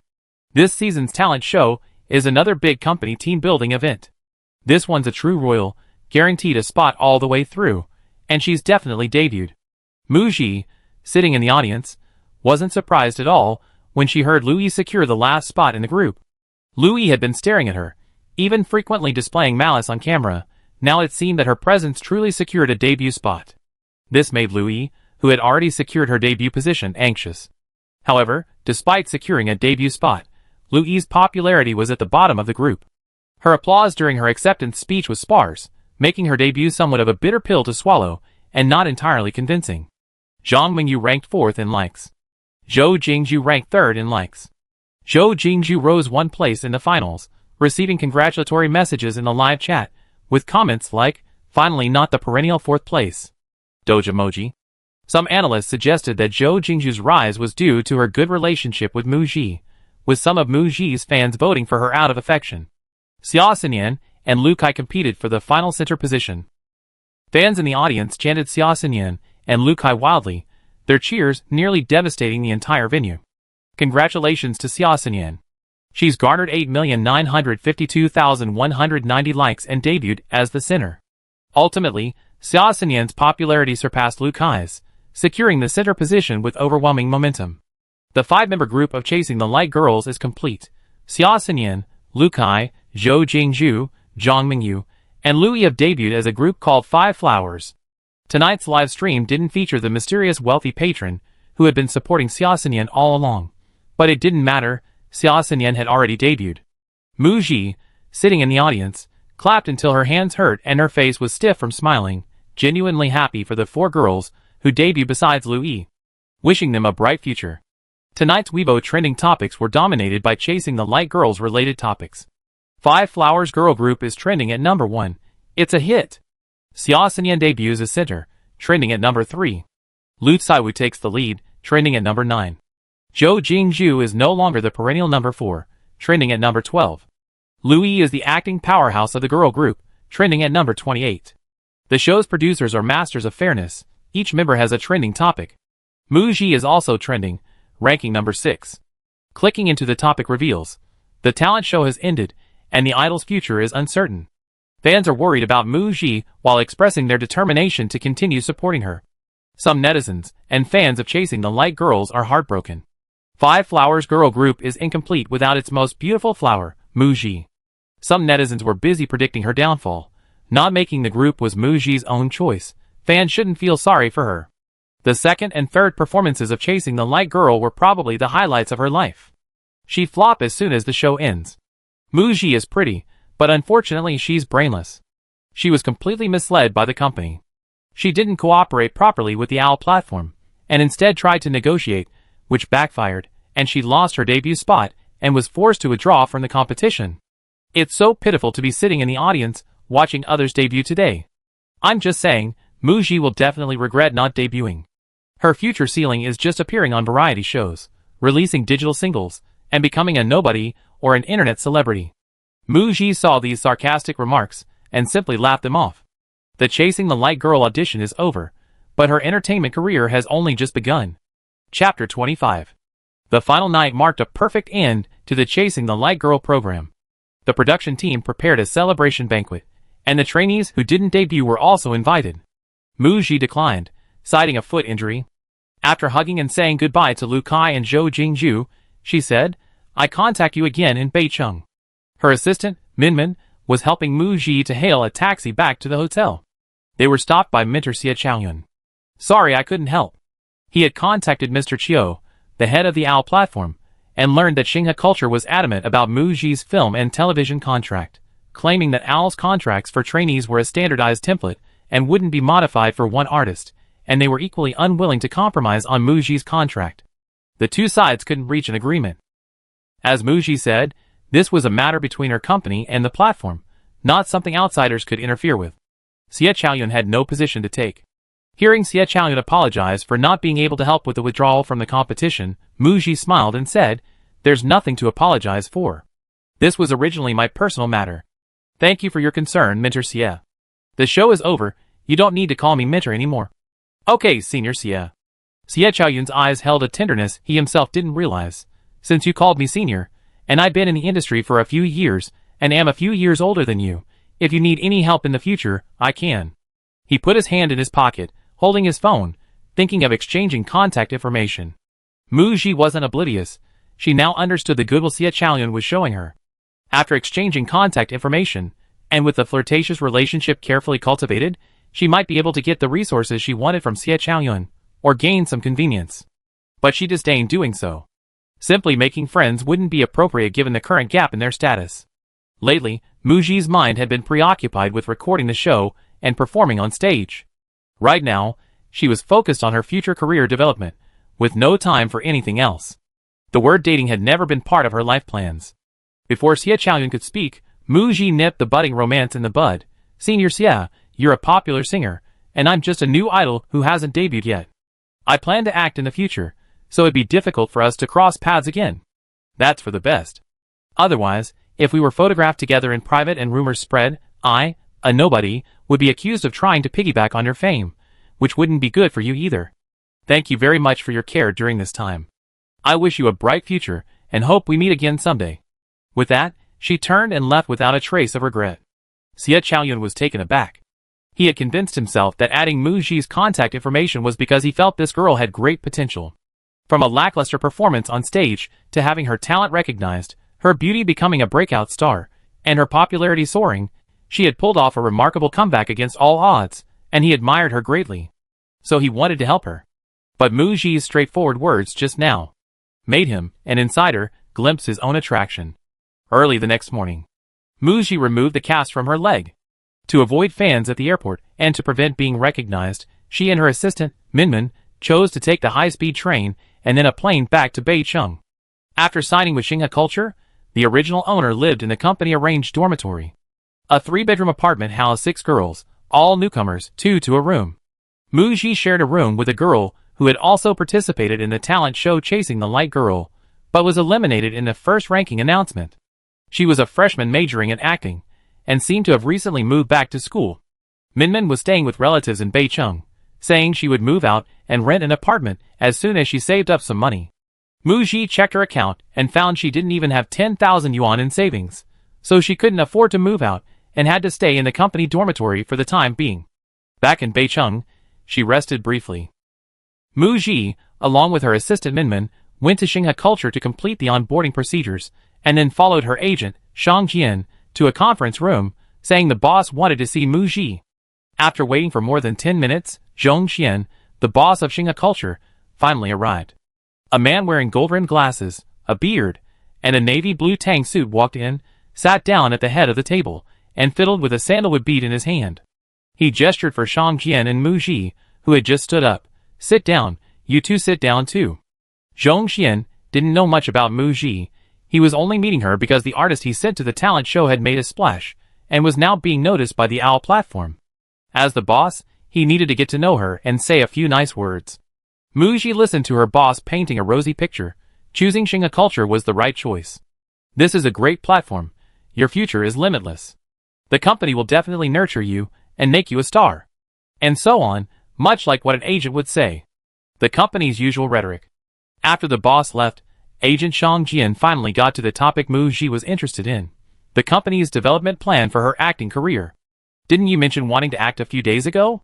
I went to great lengths to get you some resources," Shang Jian said, pushing the prepared scripts in front of Mu Ji, tapping lightly on the table with one hand. "Here are 2 projects, one a grand historical drama, and the other a sweet romance drama that young people like these days. Both will start filming in 2 months. He smiled smugly, gesturing generously. "You can choose one." During the few days she stayed in the hotel with her injured foot, Mu Ji searched online for information, going through all the movie, TV, and web drama projects that were scheduled to start filming in the next 4 months, regardless of investment size. She then looked down at the 2 scripts Shang Jian had given her. Upon seeing the titles, Mu Ji recognized both web dramas. The first so-called grand historical drama was actually a historical food-themed web drama, and the role he had secured for her was the 4th female lead. It was about a vicious heiress who, in order to win the male lead's love, was tricked by the 2nd female lead into becoming a pawn, mindlessly tormenting the female lead to advance the plot, only to die halfway through. The second modern romance drama she secured for her was the 3rd female lead, the secretary to the domineering male lead. She's a character obsessed with her boss, trying to sabotage the main couple's relationship. She tries to seduce the male lead in the office, but after being repeatedly rejected, she harbors resentment and leaks company secrets to a rival company. Later, she's taken to the police station by the male lead. Leaving aside the fact that both roles have very little screen time and are both villainous, according to the IP source material, project filing overview, and casting information she found, the production team is consistently poor, even bad. The director's previous works have all been low-rated, terrible dramas. The rumored male and female lead actors are also seniors, who came from talent shows a few years before her. Even if my acting is superb, these 2 roles would be like carving a beautiful flower in dung. Not only would they not benefit me personally, but I might also get labeled as someone who's acted in bad movies." Mu Ji sneered. Was Shang Jian's manager being too easy? He dismissed her so casually. She closed the scripts and pushed them aside. "Mr. Shang, I learned online that a period fantasy drama, The Legend of the Flying Immortal, is about to start filming, but the female lead hasn't been cast yet. I'd like to try and get a role. Could you help me get an audition?" Shang Jian was taken aback, then burst out laughing. This period fantasy drama is highly competitive, with countless actresses eyeing it. What are you doing, an idol who hasn't officially debuted and has no acting experience, trying to get involved? Mu Ji, people should be down to earth and take things one step at a time. Don't try to run before you can walk. Shang Jian had seen Mu Ji's tearful performance on the show Chasing the Light Girl. Being able to cry doesn't mean you can act. They're not the same thing. Mu Ji noticed that this manager was extremely arrogant towards the newcomers under her management, using suppression and belittling to tie them down. If other newcomers were sitting here being ridiculed like this, they'd probably feel utterly ashamed. She calmly stated, "I heard that the company is one of the investors in the drama, The Legend of the Flying Immortal. Mr. Shang, all I need is an audition opportunity." Shang Jian's expression was somewhat displeased. He hadn't expected Mu Ji, a newcomer, to be so ambitious and independent-minded. How could he possibly manage her later? He did have an audition slot, which was reserved for the company's top star, Lin Xian. Lin Xian versus Mu Ji, who is more important? His judgment was crystal clear. Don't mention The Legend of the Flying Immortal anymore. It's not a resource a newcomer like you can even dream of. The 2 dramas I arranged for you have smaller roles, but the pay is much more generous than other dramas. As a newcomer, you should take advantage of your current popularity and work hard to earn more money. He left the meeting room. Assistant Minmin felt a chill run down her spine. Sister, what do we do next? Plan A wasn't working, so Muji had to activate her backup plan, Plan B. Plan A was to leverage the company's position as an investor to directly secure an audition spot, which would have made things much simpler. Now, she could only try to get an audition as a regular extra. It wasn't that Muji was determined to get this period drama. She valued the script most when choosing roles, but now she couldn't even read it. The Legend of the Flying Immortal was adapted from a novel, a well-known old IP. She had read the novel and thought the plot was acceptable. The production team for The Legend of the Flying Immortal is quite good. The director, Wu Su, previously directed an 8-point historical drama web series, but his recent works have declined in quality and received poor reviews. However, it's a coincidence that in almost every drama he directs, one of the male or female leads is a newcomer. Netizens say he likes to use new actors. The male lead is reportedly a classically trained actor who has appeared in several low-budget films, but hasn't achieved much fame. This is a story about a god who broke heavenly rules and was banished to the mortal realm. After several reincarnations, he finally lets go of love and saves the world from a great calamity, regaining his place among the immortals. Popular actresses and rising stars are unwilling to play supporting roles. So much so that the film was about to start shooting, but they still couldn't find a female lead. This was Muji's chance. Her assistant, Minmin, curious about Muji's plan B, followed her to a traditional-style photo studio. Sister, what are we doing here? Cosplay? You could say that. Muji planned to directly send her video to the work email address listed on director Wu Su's personal Weibo page, as well as the casting email address published in the casting call to audition for the female lead. Extras and Hingyan who audition for minor roles, such as those in period dramas, would go to a photo studio to choose their own costumes, do their makeup, shoot a self-introduction video, and send it to the casting staff, waiting for audition results. Muji had never experienced this in her previous life. Her biological mother was a 3-time Golden Horse award-winning actress with a high status in the industry. She entered the entertainment industry with the halo of being a second-generation star and received preferential treatment. For roles requiring auditions, her agent would take her directly to meet the directors and producers. This was the first time she was doing something like this. In reality, if a typical extra were to submit their self-recommendation video, it would almost always go unnoticed. Muji's advantage lies in being backed by Xinghe Culture Company, an investor in the project. The name Muji itself has some buzz surrounding her participation in the talent show, and she's also willing to take on the lead role, hoping to catch the attention of the staff reviewing the emails. The female lead in The Legend of the Flying Immortal is a fairy. Muji chose a light pink costume based on the description of the female lead in the original novel. The fabric didn't feel very high quality, but it looked alright on her. She then had her hair and makeup done at the studio. As soon as Muji stood up, the studio owner, photographer, and makeup artist were all amazed, praising her as a fairy descended to Earth, and saying, such beauty is wasted if she doesn't act in period dramas. Muji simply smiled and posed for a few photos against a plain background. Then, she chose a scene in the store and had her assistant, Minmin, record a video of her. She selected a scene from the original novel of The Legend of the Flying Immortal to perform. It was Minmin's first time recording, and she almost dropped the phone. Muji lay on the ground, her lips painted with lipstick to resemble a severely injured and bleeding face, performing a scene of her about to vanish into nothingness and bidding farewell to the male lead. Minmin was completely stunned. It was like watching a short movie clip. She was so moved by Muji's performance that she cried. "What, sister, you're amazing. You'd definitely become famous." Minmin agreed to be Muji's assistant after watching the second and third performances, which greatly changed her opinion of Muji. She felt that this young woman was beautiful, had singing and dancing skills, and had a bright future. Today, accompanying Muji to the photo studio, especially after watching Muji's performance, Minmin realized that her previous understanding of Muji was merely the tip of the iceberg. Muji's acting talent was terrifyingly high, practically at the level of a top-tier professional actor. She had truly struck gold. Muji entering the entertainment industry wasn't just a question of whether she would become famous. A strong premonition rose within Minmin. Muji would definitely go very, very far in the industry. After filming the video, Minmin volunteered to do some simple editing, adding the photos she had taken. Based on the email address and tips Muji had given her, she directly titled it with Xinghe Culture and Muji. Led actress competition and sent it out. On the way back, Assistant Minmin boldly asked, "Sister, have you considered changing companies?" On her first day at work, she discovered that the agency director, Shang Jian, didn't value Mu Ji, lacked the discerning eye to recognize her talent, and liked to put on airs. It's too difficult for an artist to succeed without a good company to support them. Chapter 26. A wise bird chooses its tree. Mu Ji had long considered changing jobs, but the timing wasn't right. Currently, she couldn't afford the penalty for terminating her contract with her current company. Most importantly, given her current status as a relatively unknown figure in the industry and her viral popularity, similar to a March internet celebrity, large agencies or film companies like Xingyu Entertainment and Xingyu Media would have to offer her equivalent compensation to cover her penalty. Therefore, it's foreseeable that the contract length and commission would be substantial.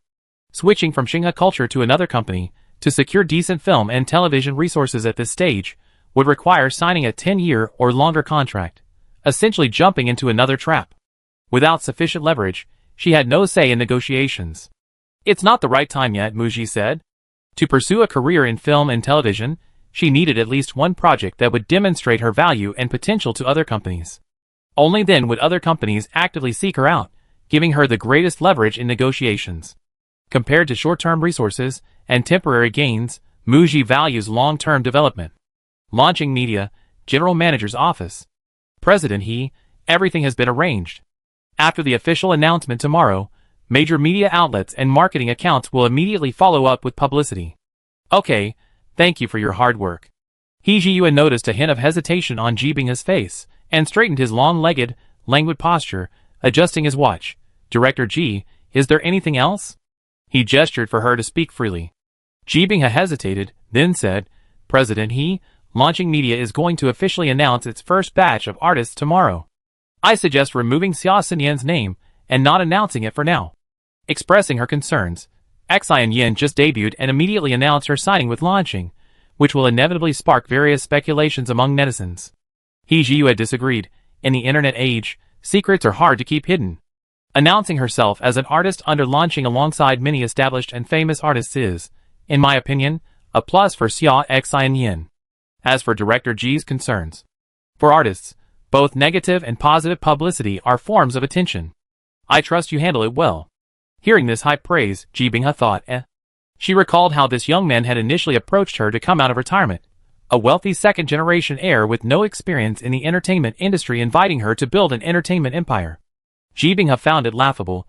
She only agreed because He Jiu offered too much. Now, although Launching hasn't officially opened for business, they worked together for almost a year. He Jiu's exceptional learning and adaptability, decisive style, and unique vision have constantly refreshed her understanding and greatly changed her opinion of him. She no longer dared to underestimate this younger man. However, her ex-husband's infidelity, a failed marriage, and some of the scum she witnessed in this industry made Jibingha view men as inherently flawed, driven by their lower instincts. Therefore, there was something she needed to confirm. "President He, I'm personally mentoring Xia Xinyan, and there's something I need to confirm with you. During Xinyan's competition, you repeatedly and publicly supported her in the live stream, seemingly showing her special favor?" Undeniably, He Jiu's actions garnered Xia Xinyan a lot of attention, even creating a stronger-than-struck effect, significantly boosting Xia Xinyan's popularity. But Jibingha had to be upfront, clearly stating, "I don't want any of my artists dating during their rising careers, especially not with their boss."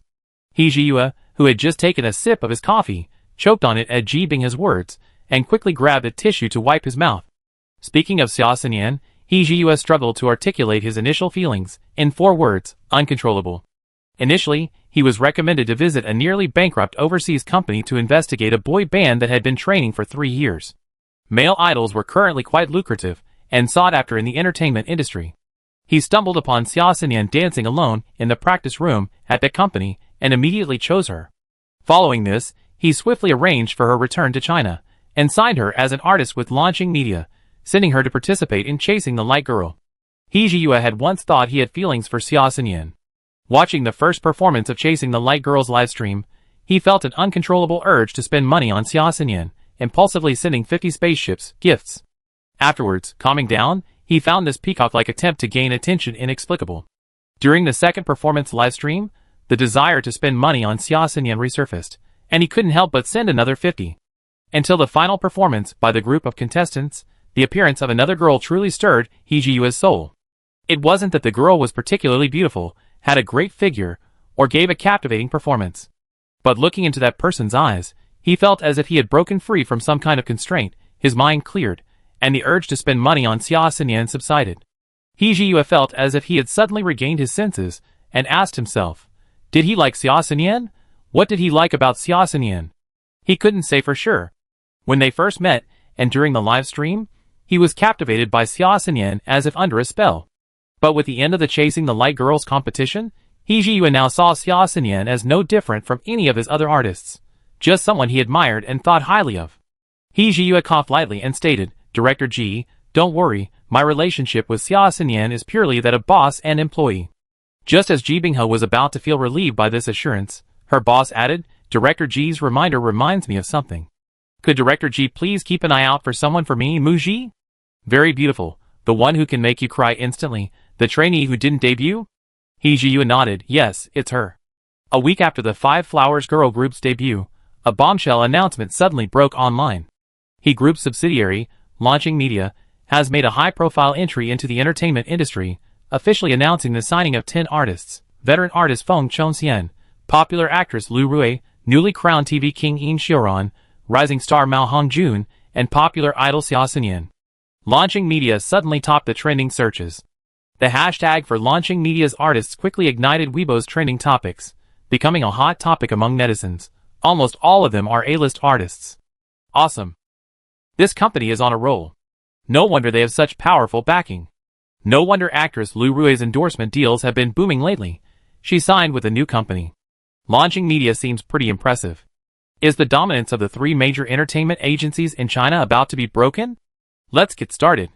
Holy crap, I discovered that besides Xia Xinyan, the other 9 trainees signed by Launching Media are all actors. And they're all well-regarded, award-winning, and talented actors. During the Chasing the Light Girl competition, Xia Xinyan stood out among the trainees, gaining considerable attention as an individual trainee. Now, only a week after the group's formation, she quickly announced her signing with a company. The hype surrounding the talent show hasn't died down, and she's already riding high. The news of her signing with Launching Media immediately sparked online scrutiny. Xia Xinyan spent 4 years as a trainee overseas, terminating her contract with her previous company before it went bankrupt and returning to China. There are suspicions that Xia Xinyan had already signed with a company before appearing on the show. The number of times she trended on social media during the competition was also tallied, and Xia Xinyan had the most trending topics among the 101 trainees. Netizens directly accused Launching Media of manipulating Xia Xinyan's center position behind the scenes, claiming she was a product of capital investment. They mocked the national producers, who supported Xia Xinyan, saying they were being used as pawns by capital without realizing it, thinking they had voted for an unknown trainee. The criticism directly accused Xia Xinyan of ruining her public image. Mu-ji wasn't surprised to see Xia Xinyan's news online. Her initial suspicions had indeed been confirmed. Xia Xinyan was indeed sent to the talent show by her company and protected all the way. However, Launching Media must have anticipated this situation after officially announcing the signing of Xia Xinyan, right? She wondered how they would clear their name. Soon, Xia Xinyan responded, instantly becoming the top trending topic with a long post.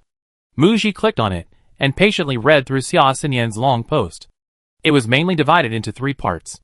First, she recalled the arduous training she underwent for 4 years as a trainee overseas, saying that she felt like a drifting duckweed in a foreign country for many years without achieving anything, and she was ashamed to dwell on it. She only hoped to focus on what was in front of her, and was very grateful to Chasing the Light Girl for giving her a stage to realize her dreams. Secondly, she explained that the cooperation with Launching Media was only officially established in the last few days, and that signing with the agency was for better development. She posted a picture of a contract with only the date and her name blurred out. Thirdly, she emphasized her background and how difficult it is for ordinary people to pursue their dreams, thanking her grandmother for her support. She promised to build roads and do charity work in her village when she is able, hoping to pass on everyone's love and support and help children from similar backgrounds have the opportunity to go to school and pursue their dreams. She welcomed everyone's supervision. Finally, she wrote, there was no deception. I was chosen by the national producers through votes.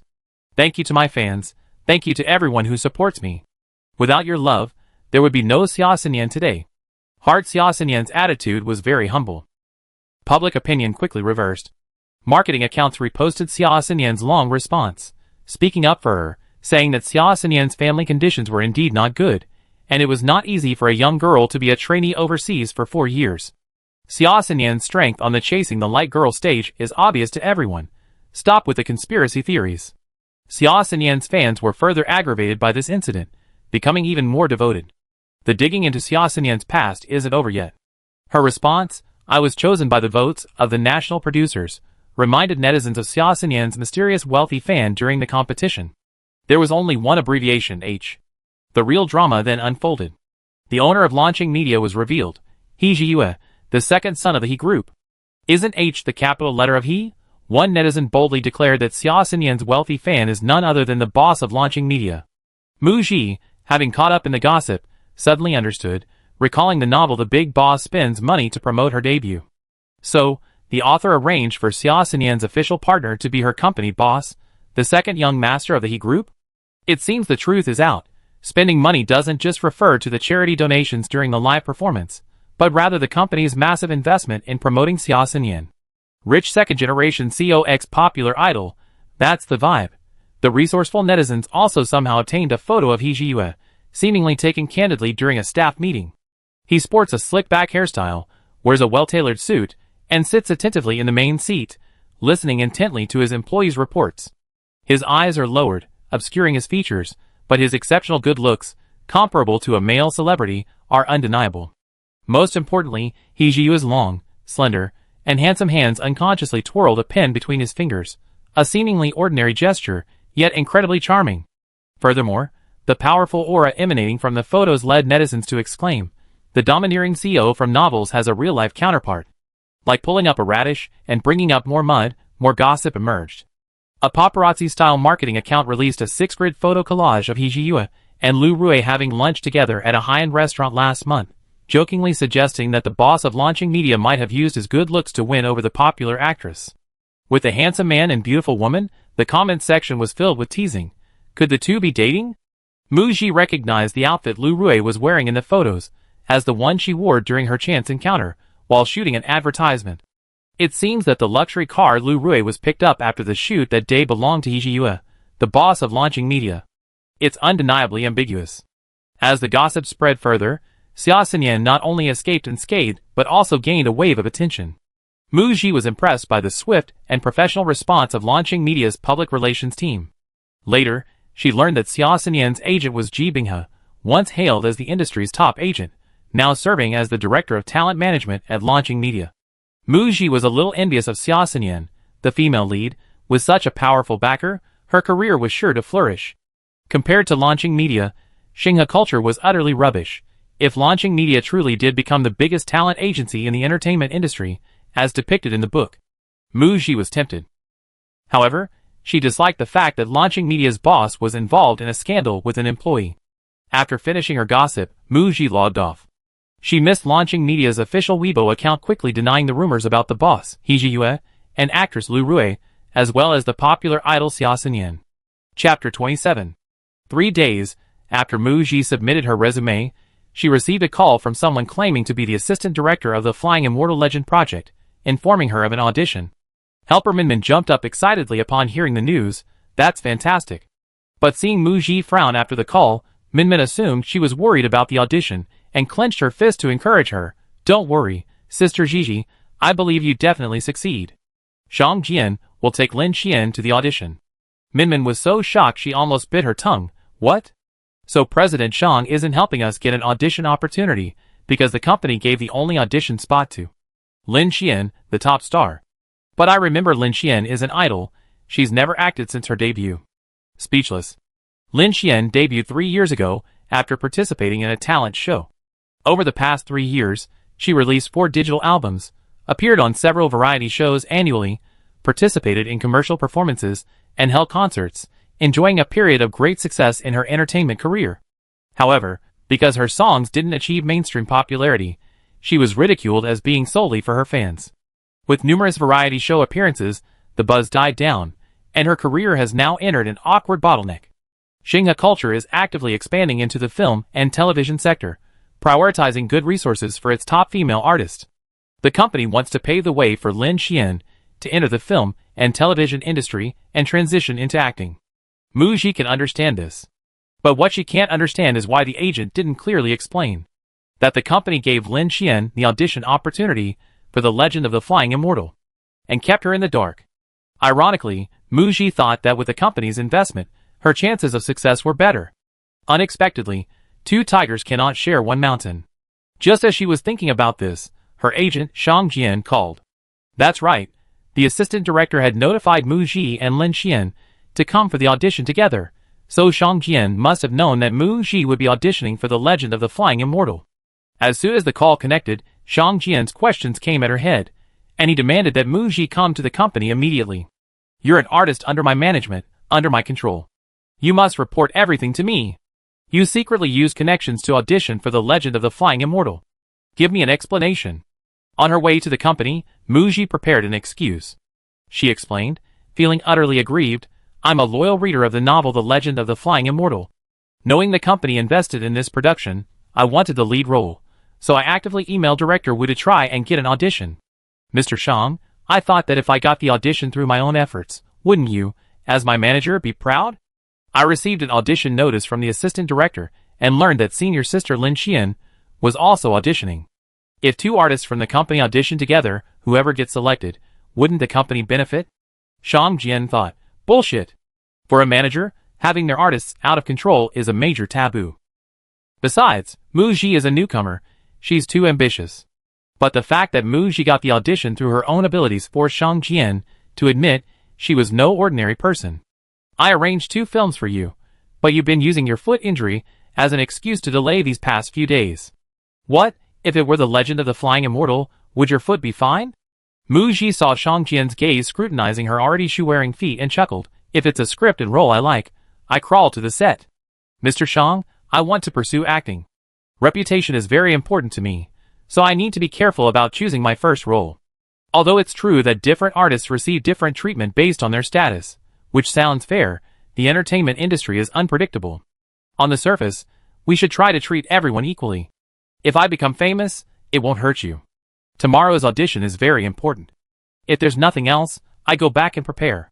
With that, Mu Ji left Shang Jian, still reeling from her retort, and pushed open the meeting room door. She felt she had already cultivated a good level of composure, accepting the drop from a top-tier actress to an unknown newcomer, and always controlling her emotions. Otherwise, she really would have had a major falling out with Shang Jian, even risking being blacklisted by the company. The next day, the audition for The Legend of the Flying Immortal took place at a hotel that frequently hosted auditions for film crews. Mu Ji and Lin Xian auditioned on the same day. However, their schedules were different. Manager Shang Jian had to focus on his top star, while Mu Ji, accompanied by her assistant Minmin, went off on her own. I took a taxi here. Upon arriving at the floor, I followed the signs and came to the entrance of the dressing room. A middle-aged man approached and introduced himself. I'm the assistant director for the Flying Fairy Legend project. According to procedure, Mu Ji was supposed to change into her costume and get her makeup done here before going to the audition room for her screen test. However, the assistant director directly told her that the director had informed her that she had arrived and that she should go directly to the audition room.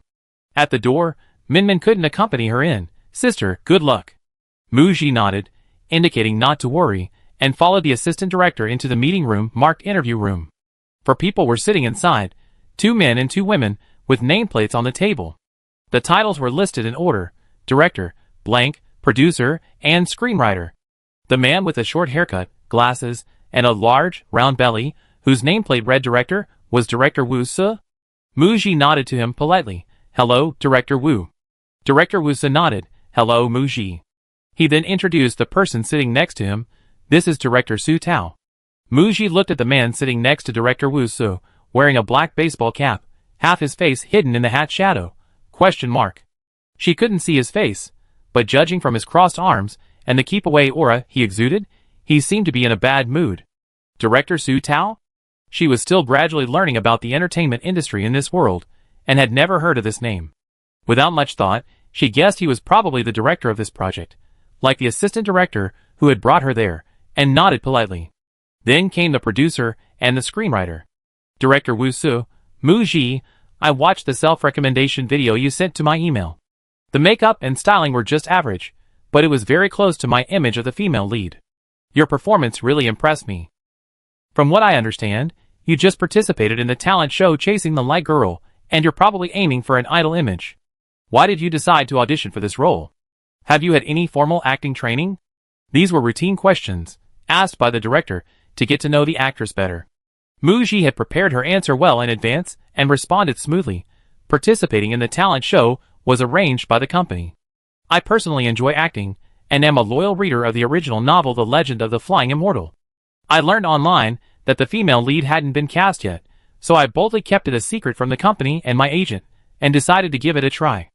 I recorded my favorite performance, and sent it to your email address as my resume. Regarding the second question, Muji was a classically trained actress in her past life. She'd be auditioning later. Whether or not she has studied acting is easily discernible. I studied acting with a teacher, a closed-door student, and she asked me not to mention her to others. This one sentence stopped further questioning about her teacher. It wasn't a lie. Besides the techniques she learned in acting classes at school, Muji was also influenced by her mother's method acting style, gradually integrating it into her own acting approach.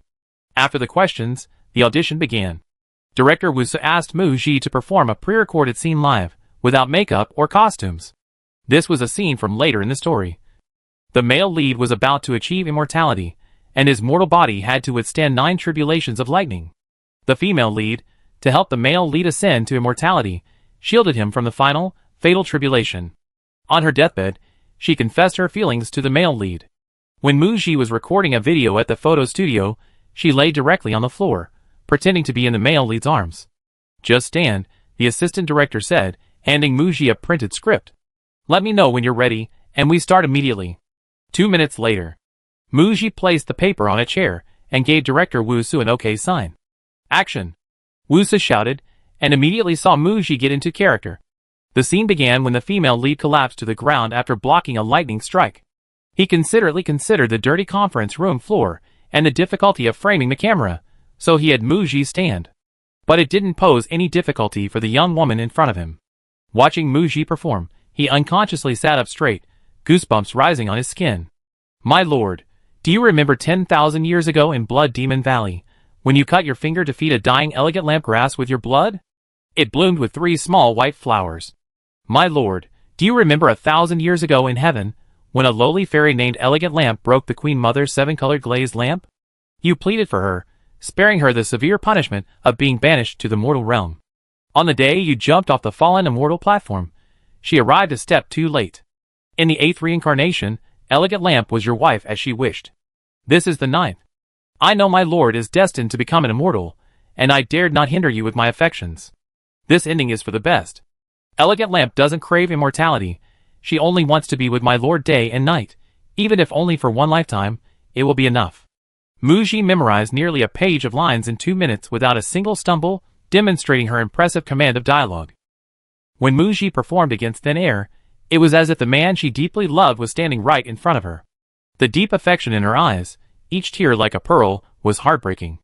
Without makeup or costume, she successfully drew the audience into the scene. Cut. Muji instantly wiped away her tears. Director Wusu then assigned Muji a new scene to act out. The female lead, Yiding, descends to the mortal realm to find the reincarnated male lead. The two meet on a bustling street, a scene of laughter tinged with tears. It was very short. Muji not only portrayed the nuances of the scene, but the close-up shots captured by the camera showed her to be incredibly beautiful when she smiled. The screenwriter excitedly whispered to the producer, "She's even more beautiful than the character I described. This face is absolutely stunning for a fantasy drama, viewers would swoon over it." The audition ended. Muji saw the familiar expressions of amazement and satisfaction on the faces of the 4 interviewers present. She knew she had performed well that day, and she was confident she would land the lead role of Yiding. Instead of the expected response, she received the reply, "Your performance was excellent, but we will announce the audition results in 3 days. Okay. She felt a pang of disappointment. It seemed director Wusu wasn't using the audition results as the sole criterion for casting, he considered other factors as well. As soon as she came out, her assistant, Minmin, rushed forward to inquire about the audition results. After hearing Muji's recount of the audition, her face puffed up with anger. "Sister, if they don't get selected, they're blind." Just as she finished speaking, Agent Shang Jian and others arrived. They asked Mu Ji, how did the audition go? Mu Ji's gaze fell on a short-haired woman wearing sunglasses standing next to her agent, Shang Jian. The woman wore a sleeveless, trendy short-sleeve t-shirt paired with high-waisted, loose jeans. Her arms were very thin, revealing a taut waist, giving her a somewhat bony appearance. This was Lin Xian?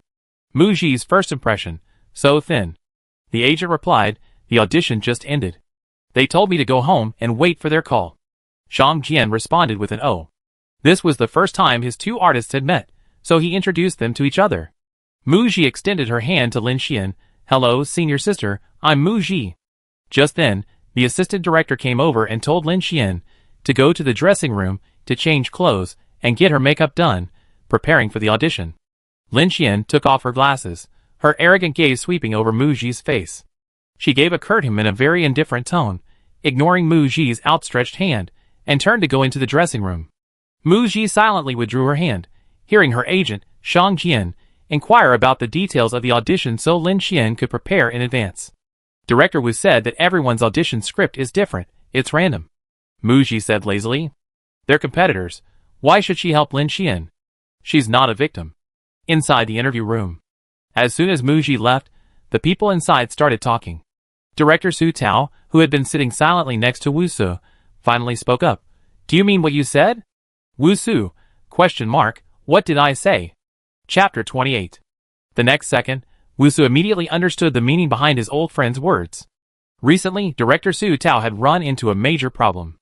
The lead actress of a big-budget ancient fantasy drama that had already finished filming was embroiled in a scandal, forcing post-production to be halted. Su Tao was so worried he was almost bald and hadn't left the house for nearly half a month. Wu Su asked his old friend to come and accompany him to the auditions, casually mentioning, since this actress is going to be listed as a disgraced artist, we have to raise new investment, recast, and reshoot. Could you help me with the auditions today? If you find a suitable actress, I'd let you choose first, okay? Hey, this old guy, is he really planning to poach my talent? Hey, I say, Lao Su, don't you never use newcomers who haven't acted before? Her acting skills are much better than some actors who have been acting for years. This was quite a high compliment. The female screenwriter chimed in, Director Wu, this actress named Mu Ji, although an idol, her acting was truly superb. She perfectly embodied the Yading I envisioned. The producer interrupted, there are still other actresses who haven't auditioned. After all the auditions are over, we need to consider various factors before deciding on a cast. The production team was facing financial pressure for this project. Wu Su nodded in agreement with the producer, yes, let's see. The next auditionee was Lin Xian, from Xinghe Culture. She was from the same company as Mu Ji, who had just auditioned, and also debuted as an idol. However, after 3 years in the industry, Lin Xian had already established herself as a third or fourth-tier actress with a large and loyal fanbase, making her far more famous than Mu Ji. The work experience section was also blank. No acting experience. I wonder if her acting skills are as amazing as Mu Ji's? The assistant director led the group in. Wu Su looked towards the door, a hint of disappointment flashing in his eyes. Although the makeup and styling in Mu Ji's audition video were of poor quality, the atmosphere of the character was there, carried by Mu Ji's looks, figure, and performance. The makeup artist and costumes provided by the Flying Fairy Legend audition team were naturally better than the setup Mu Ji had at the photo studio. After Lin Xian was dressed up, she lacked any of the character spirit or form. She was too thin. Director Wu Su had Lin Xian reenact the scene Mu Ji had just performed. Lin Xian had studied acting for 2 months to transition into film and television. Today was her first audition, and she was a little nervous under the scrutinizing gazes of many people. After receiving the test questions, she stood and prepared for 5 minutes, then took a few deep breaths to indicate she could begin.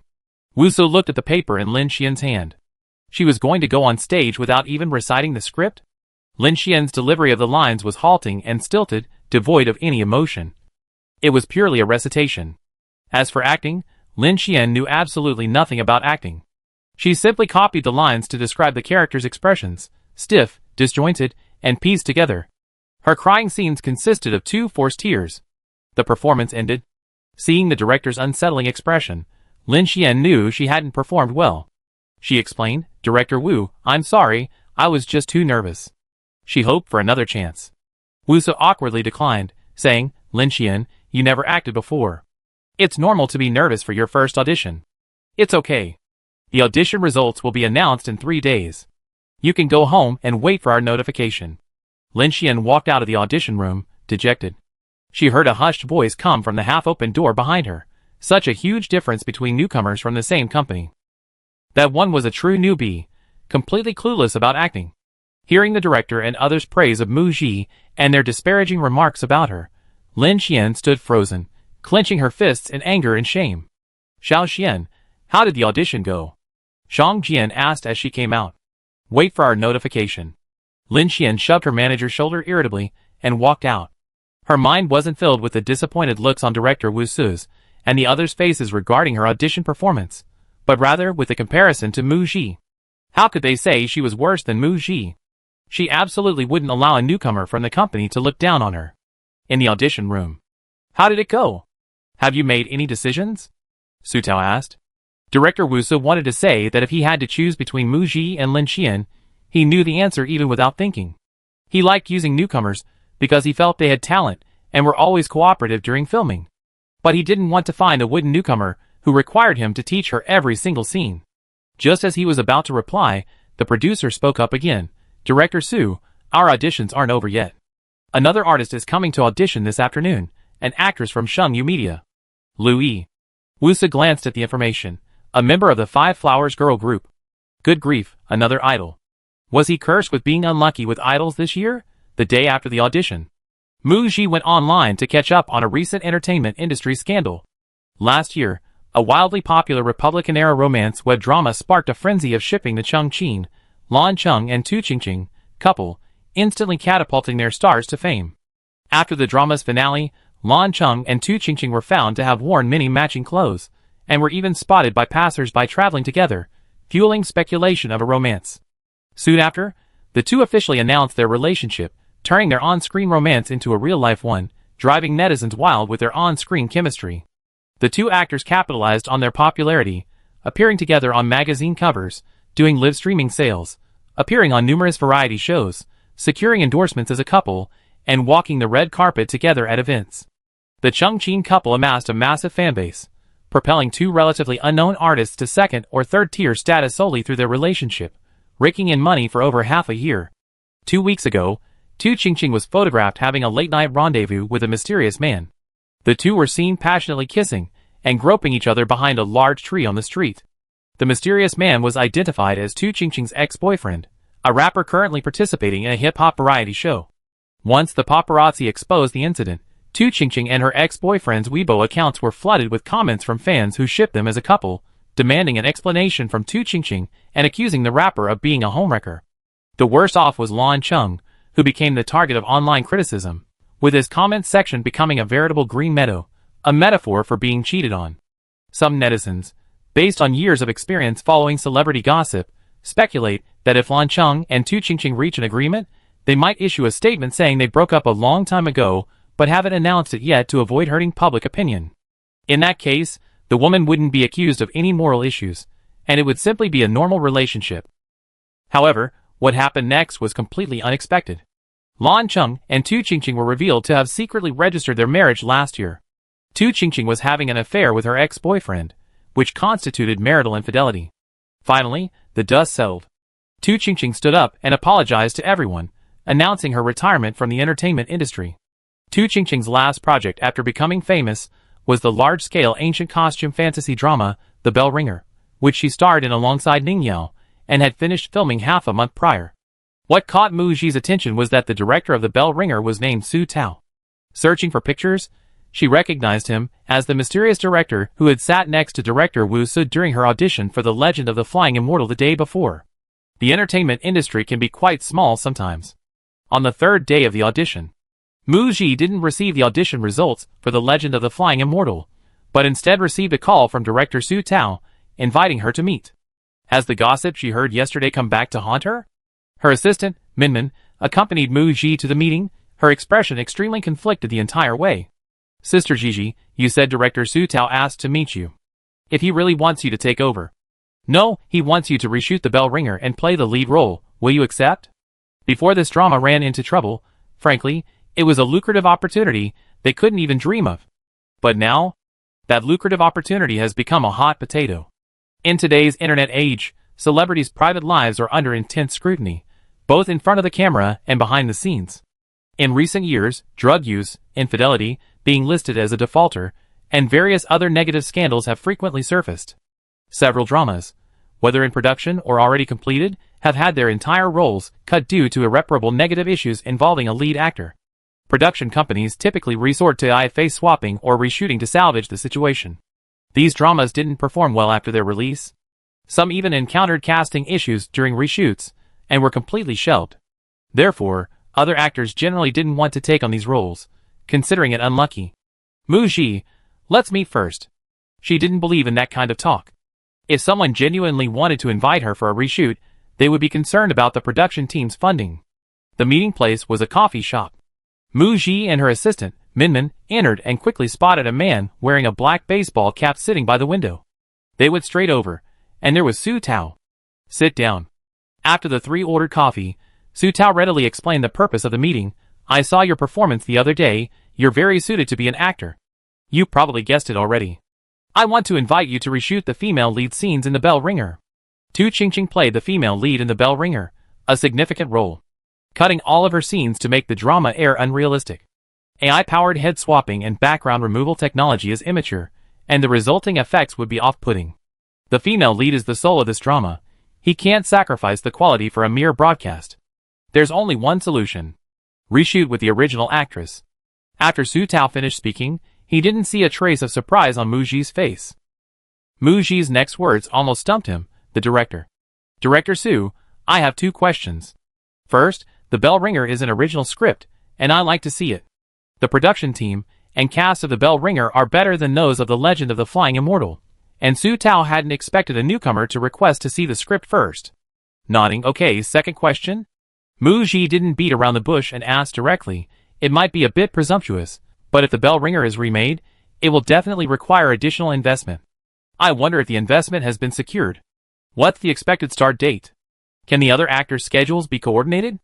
I've seen the project's filing, the leaked photos from previous shoots, and some descriptions from fans about The Bell Ringer.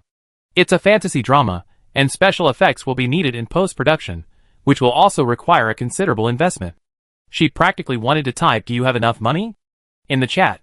Su Tao was taken aback by her question, thinking, this young lady not only asked directly, but every question hit the nail on the head.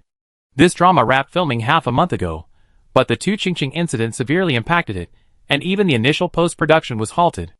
I couldn't think of or find anyone to play the female lead in The Bell Ringer. I saw your audition the day before yesterday, and in you, I saw an actor's passion and energy for performance, which restored my confidence in this drama.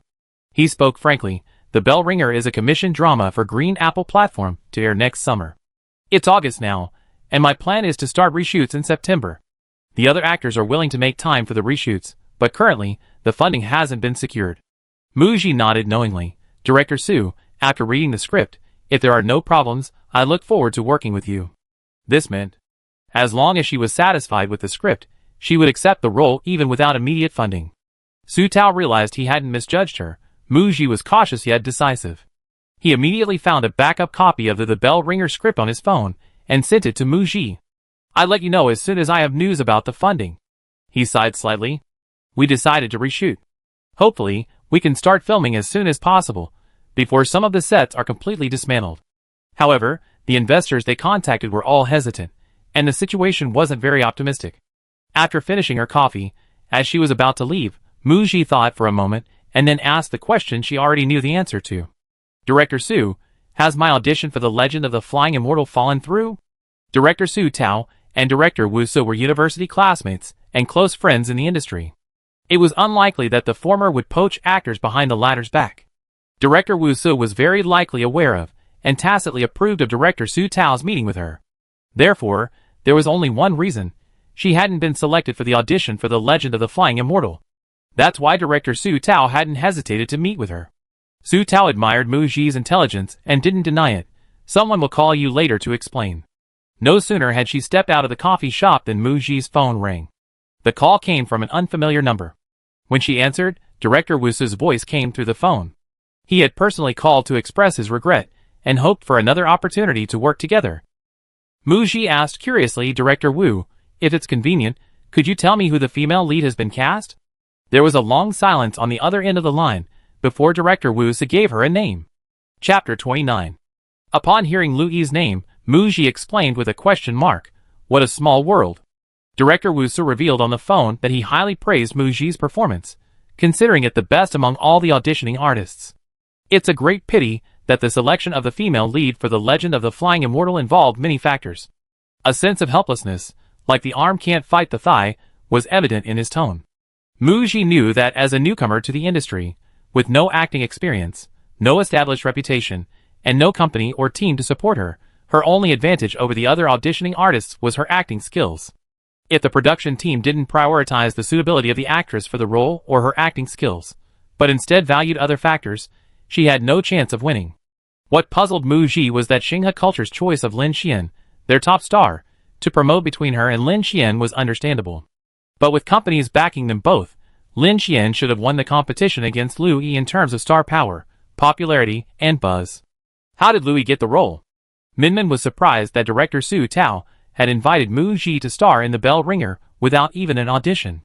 Leaving the coffee shop, she thought to herself, "I really made the right choice." Although she was still a little worried about the reshoots going smoothly, she was genuinely happy that Mu Ji, this gem, had gained the director's appreciation so quickly. Hearing that Lu Yi had been cast in The Legend of the Flying Immortal, she pouted and asked with a hint of gossip, "Sister Gigi, do you know that Lu Yi has been acting for years, always playing second female leads with no impact, and even getting criticized for her acting? Why does she still keep getting second female-led roles?" Mu Ji shook her head. The reason was a rumor Minmin had overheard while working as Mei Jia's temporary assistant on Chasing the Light Girl. Lu Yi's sister is the mistress of the boss of Shengyu Media. She mouthed. Her sister is a producer on several of Shengyu Media's self-produced dramas. She's quite powerful. A couple of days ago, while waiting outside for the audition, I got bored and researched the cast and crew of The Legend of the Flying Immortal. I discovered that the producer and Lu Yi's sister are best friends and have worked together before. She hadn't said this before for fear of affecting Mu Ji's morale, but now that the role was off, she revealed it. She comforted Mu Ji, telling her not to be discouraged by the audition failure, as someone had won unfairly. Mu Ji wasn't surprised by Minmin's revelation that Lu Yi was a hidden resource powerhouse. Out of curiosity, I searched for and watched some of Lu Yi's works. After watching clips from several dramas, her acting, angry glares, pouting lips, heartbroken sobs without tears, was extremely consistent. Lin Xian has Xinghe culture, and Lu Yi has a good older sister. They're not bad either. A bold guess. Lin Xian lost to Lu Yi because her audition performance was terrible. Launching Media, General Manager's Office. President He, all the materials you requested are here. Ji Binghe placed the documents in front of He Jiyue and handed him the iPad. And this, Mu Ji's audition video for Flying Immortal Legend. He Jiyue took the iPad, tapped the pause screen, and watched Mu Ji's performance intently. A smile played on his lips as he picked up the documents and began to peruse them. Seeing the boss's relaxed expression, showing no emotion and offering no comment, Ji Binghe couldn't hold back and spoke first. "I've seen it. For a newcomer to have such amazing acting skills, she has a bright future as an actress. Mu Ji could become the next best actress." Lu Rui. "President He, have you taken a liking to this girl?" She meant that Launching wanted to sign Mu Ji. He Jiyue put down the documents in his hand and looked up at Ji Binghe, asking, "Director Ji, do you trust your intuition? I have a feeling this girl named Mu Ji will definitely become a star. As long as a powerful company develops her, providing her with a platform and opportunities, just like you said, she will soon become the next best actress." Lu Rui, no, even surpass her. Ji Binghe highly regarded He Jiyue's vision. He had originally gone overseas to scout a boy band, but brought back Xia Xinyan, and in just a few months, he had successfully bet on her, creating a girl group center, a highly popular idol. However, Mu Ji had already signed with another company, making poaching her a bit troublesome. He Jiyue wasn't in a hurry to poach Mu Ji from Launching Media. She's a newcomer to the entertainment industry, and her manager is heavily promoting other artists. She needs time to see the differences between companies, and also to let Launching see if she's worth it. Starting from the second performance, he noticed that this girl, shining brightly on stage, possessed a strange magic that could restore his out-of-control aura caused by Xia Xinyan, correcting his exaggerated behavior, spending money in the live stream. He Jiyue's idea to sign Mu Ji arose when Mu Ji's first talent show performance, a single second of tears, made him realize. He saw a yearning in Muji's eyes, a yearning for performance. The fleeting moment of tears she displayed was her cautious attempt to reach out and have her talent noticed. At that moment, he voiced his thoughts. Helper Luke wore an awkward yet polite smile, feeling that Hijiyue was overinterpreting. But Hijiyue inexplicably believed his own suspicions. Later, when he saw Muji choose not to join the group, his first thought wasn't that she was limited by the company, but that this young girl had ambition. So a few days ago, he had Jibinghe investigate, and the results confirmed his suspicions once again. Xinghe Culture was pushing its top star, Lin Xian, to audition for The Legend of the Flying Immortal, while Muji, through her own methods, recorded an audition video and submitted it to director Wu Su, also vying for the role. In the audition video, besides her stunningly mature performance, Muji's poised and confident self-introduction left a deep impression on Hijiyue. He didn't see a trace of distress about her current situation in Muji. She seemed full of hope for the future, firmly believing that what she wanted was just around the corner. Only those with sufficient energy can maintain their inner determination and strength even when humbling themselves. Now, having failed the audition for The Legend of the Flying Immortal, Muji has been spotted by director Su Tao and invited to reshoot her lead role in The Bell Ringer. Not only him, but many more people will soon discover this gem. Jibinghe, hearing her boss say no rush, but actually having her gather all the project information for The Bell Ringer, couldn't hide her true intentions. Mr. He, are you really planning to invest in The Bell Ringer? Investing in a fantasy web series that's completely unrelated to their business and carries considerable risk is very risky for launching media. Well, launching media's investment this time is an opportunity to establish a cooperative relationship with the Green Apple platform. Knowing what Jibinghe was worried about, Hijiyue confidently said, I had Luca do a risk assessment. The other actors in this series have a high safety margin. The Bell Ringer has been in preparation for 3 years. Director Su Tao always values scripts highly and plans to restart the project as soon as possible. Everyone else is watching and hesitant to act, so I'd be the first sucker. It sounds like foolishly throwing money away, but entering at this time would undoubtedly yield the highest returns. Jibinghe nodded, okay, I know director Su Tao. I arrange a meeting with him, so we can sit down and discuss the collaboration. After reading the script for The Bell Ringer in one go, Muji was pleasantly surprised. It was better than the novel story of The Legend of the Flying Immortal. The important thing was that she really liked the female lead's character. It was much more appealing than the character of Yading, who had a crush on the male lead for a million years. The next day, she immediately called director Su Tao to formally accept the invitation to play the female lead in The Bell Ringer and cooperate with the crew for reshoots. At the same time, she heard some good news. A new investor has joined, the funding problem has been solved, and filming is expected to begin in a month. That's great. Muji was overjoyed, praising the new investor for being willing to step in at this crucial moment. It was truly courageous. With her first new project secured, Muji remembered that she hadn't told Shang Jian about it yet. Although this agent was practically useless to her, she still had to tell him to free up his filming schedule. She took a taxi to Xinghe Culture. Unfortunately, she ran into Lin Xian at the door of Shang Jian's office. Upon meeting, Lin Xian gave her a cold look, accompanied by a cold snort. Some newbies don't even look in the mirror. What are they? Do they think they're worthy of competing with me for resources? Muji was speechless. She didn't understand what Lin Xian was showing off her superiority over. Too lazy to bother with her. She simply walked past her, knocked on the door, and went inside. Shang Jian received a call from his boss, asking him to come to his office. Just as he reached the door, another important call came in from a brand. Seeing Muji and Lin Xian coming to see him, he didn't even have time to greet them. He pointed to the sofa, indicating they should sit for a while, and talk to them when he returned. Then he hurriedly left. Only Muji and Lin Xian remained in the office. Muji was engrossed in her phone, ignoring the person sitting opposite her, but Lin Xian insisted on calling her. Lin Xian held out a hand, admiring her pink rhinestone manicure that she had just done at noon, and proudly boasted, I heard your audition performance was amazing, but so what? The company will always choose to promote me over you. I didn't get the lead role, but I won't let a newcomer like you have your way. So, her loss was somehow attributed to Lin Xian? Was this a classic case of if you can't have it, destroy it? Muji didn't know how to evaluate Lin Xian. A high IQ compliment like, you have a strong sense of competition and are prepared for the worst. A low EQ retort like, a mad dog biting indiscriminately. Her tactic of suppressing a newcomer was too low level, not even bothering to pretend. If any other cunning artist recorded Lin Xian's words, and posted them online, they could give Lin Xian a good publicity. Muji's approach to dealing with the company's artists has always been keeping to herself, and she wouldn't even give a jerk like Lin Xian a second glance. Lin Xian talked for a while, but Muji didn't even look up. It felt like she punched sand, only hurting her hand instead. How boring. She could only say something interesting, something guaranteed to surprise Muji. Although I'm not the female lead in The Legend of the Flying Immortal, I've been cast as the second female lead.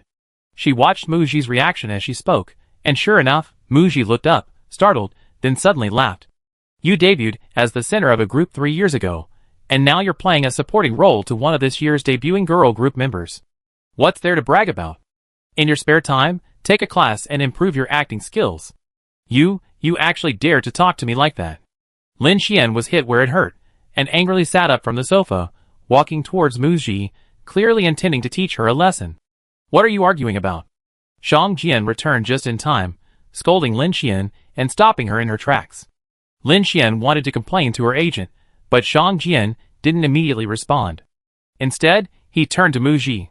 His gaze was somewhat subtle as he asked, Muji, I just heard from President Zhong that Director Su Tao has invited you to play the female lead in The Bell Ringer? Muji stood up. Yes, I came to the company to report this to you, President Shang. What? How is that possible? Lin Xian exploded upon hearing this news. The rumors about Tu Qingqing and Lan Cheng were common knowledge in the industry. Tu Qingqing's recently completed project, The Bell Ringer, would be affected and unable to air. Lin Xian, of course, knew about this web series. Although it wasn't a good opportunity, it shouldn't be something a newcomer like Muji could get. Suddenly, she remembered that on the day of the audition, Director Wu Su had introduced the person sitting next to him as Director Su Tao, a name that sounded familiar. Now I remember, isn't that the director of The Bell Ringer? The company went against all odds to get him the second female lead, and now this newcomer, who hasn't even debuted, is playing the lead in her next project? Chapter 30. Just as Lin Xian was about to make a scene, Shang Jian, barely containing his anger, said, Xiao Xian, go out for a moment. I need to talk to Muji. He then stopped her. Yes, judging from Jianji's reaction earlier, he was clearly unaware of the situation, and had learned the news from the boss. Muji dared to accept an outside role without the company's knowledge. Lin Xian knew that her manager, Shang Jian, was most wary of his artists slipping out of control. She felt Muji wouldn't get away with it. Slightly calming herself, she snorted and left. Muji, completely unaware of the storm about to engulf her, calmly sat back down on the sofa. Shang Jian also sat down opposite her. Looking at Muji, his tone was mocking.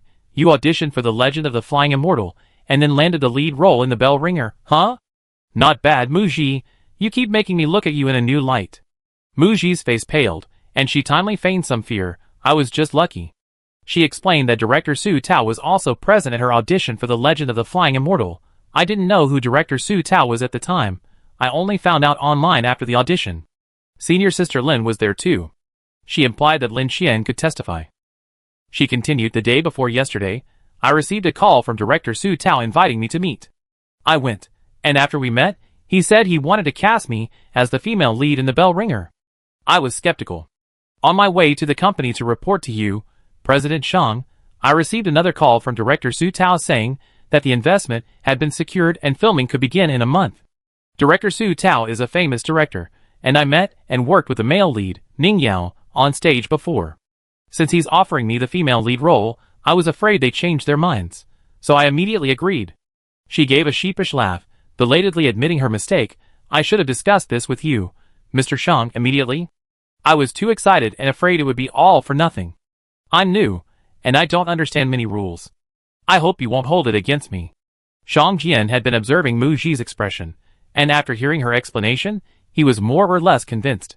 Muji, this newcomer, didn't seem like someone who would dare to disloyal the company, but repeatedly, he had only heard information from others, which damaged his prestige. He lit a cigarette, took a deep drag, and slowly exhaled smoke rings. Why should I hold a grudge against you? If all the artists I managed were like you, finding their own work and planning their individual development, it wouldn't matter whether I was their manager or not. I could finally relax. The implication was clear.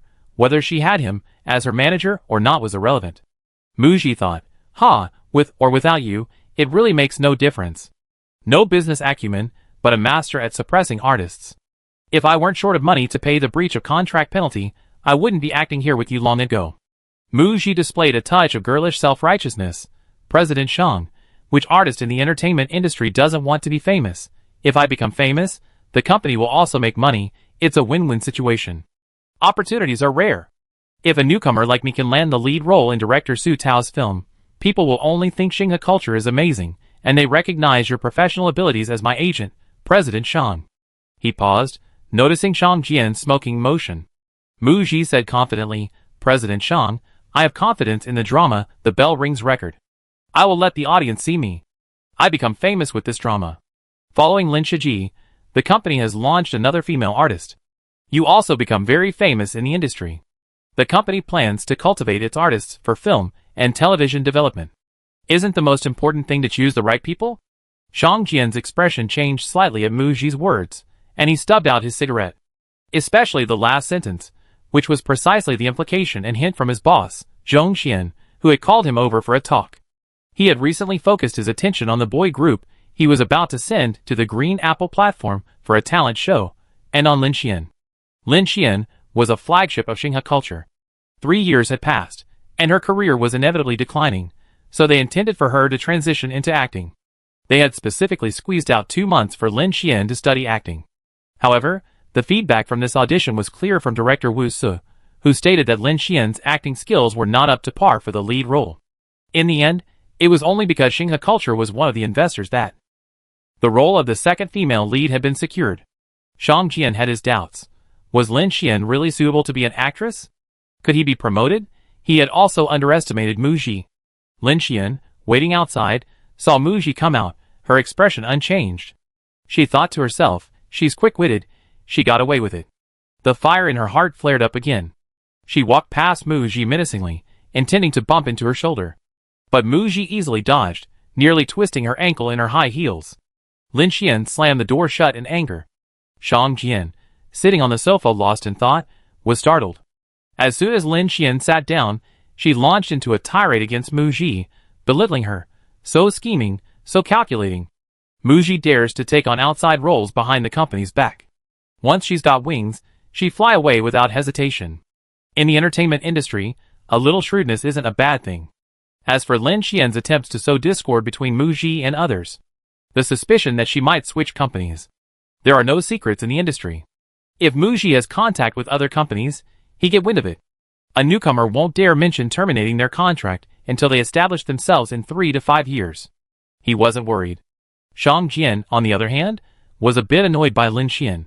You should act like a senior sister. Stop constantly targeting a newcomer. Tune yourself. Lin Xian was initially signed to Xinghe culture and sent to participate in a talent show, where she quickly became a sensation and debuted.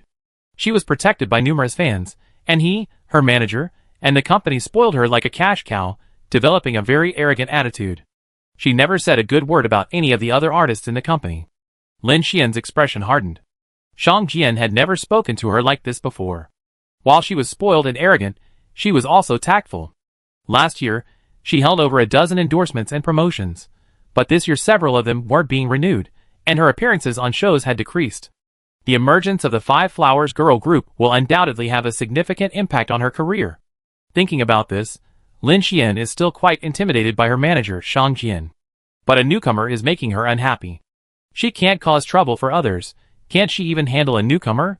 Lin Xian sat down next to Shang Jian, took his arm, and pleaded, Brother Jian, I'm the top female star at Xinghe culture.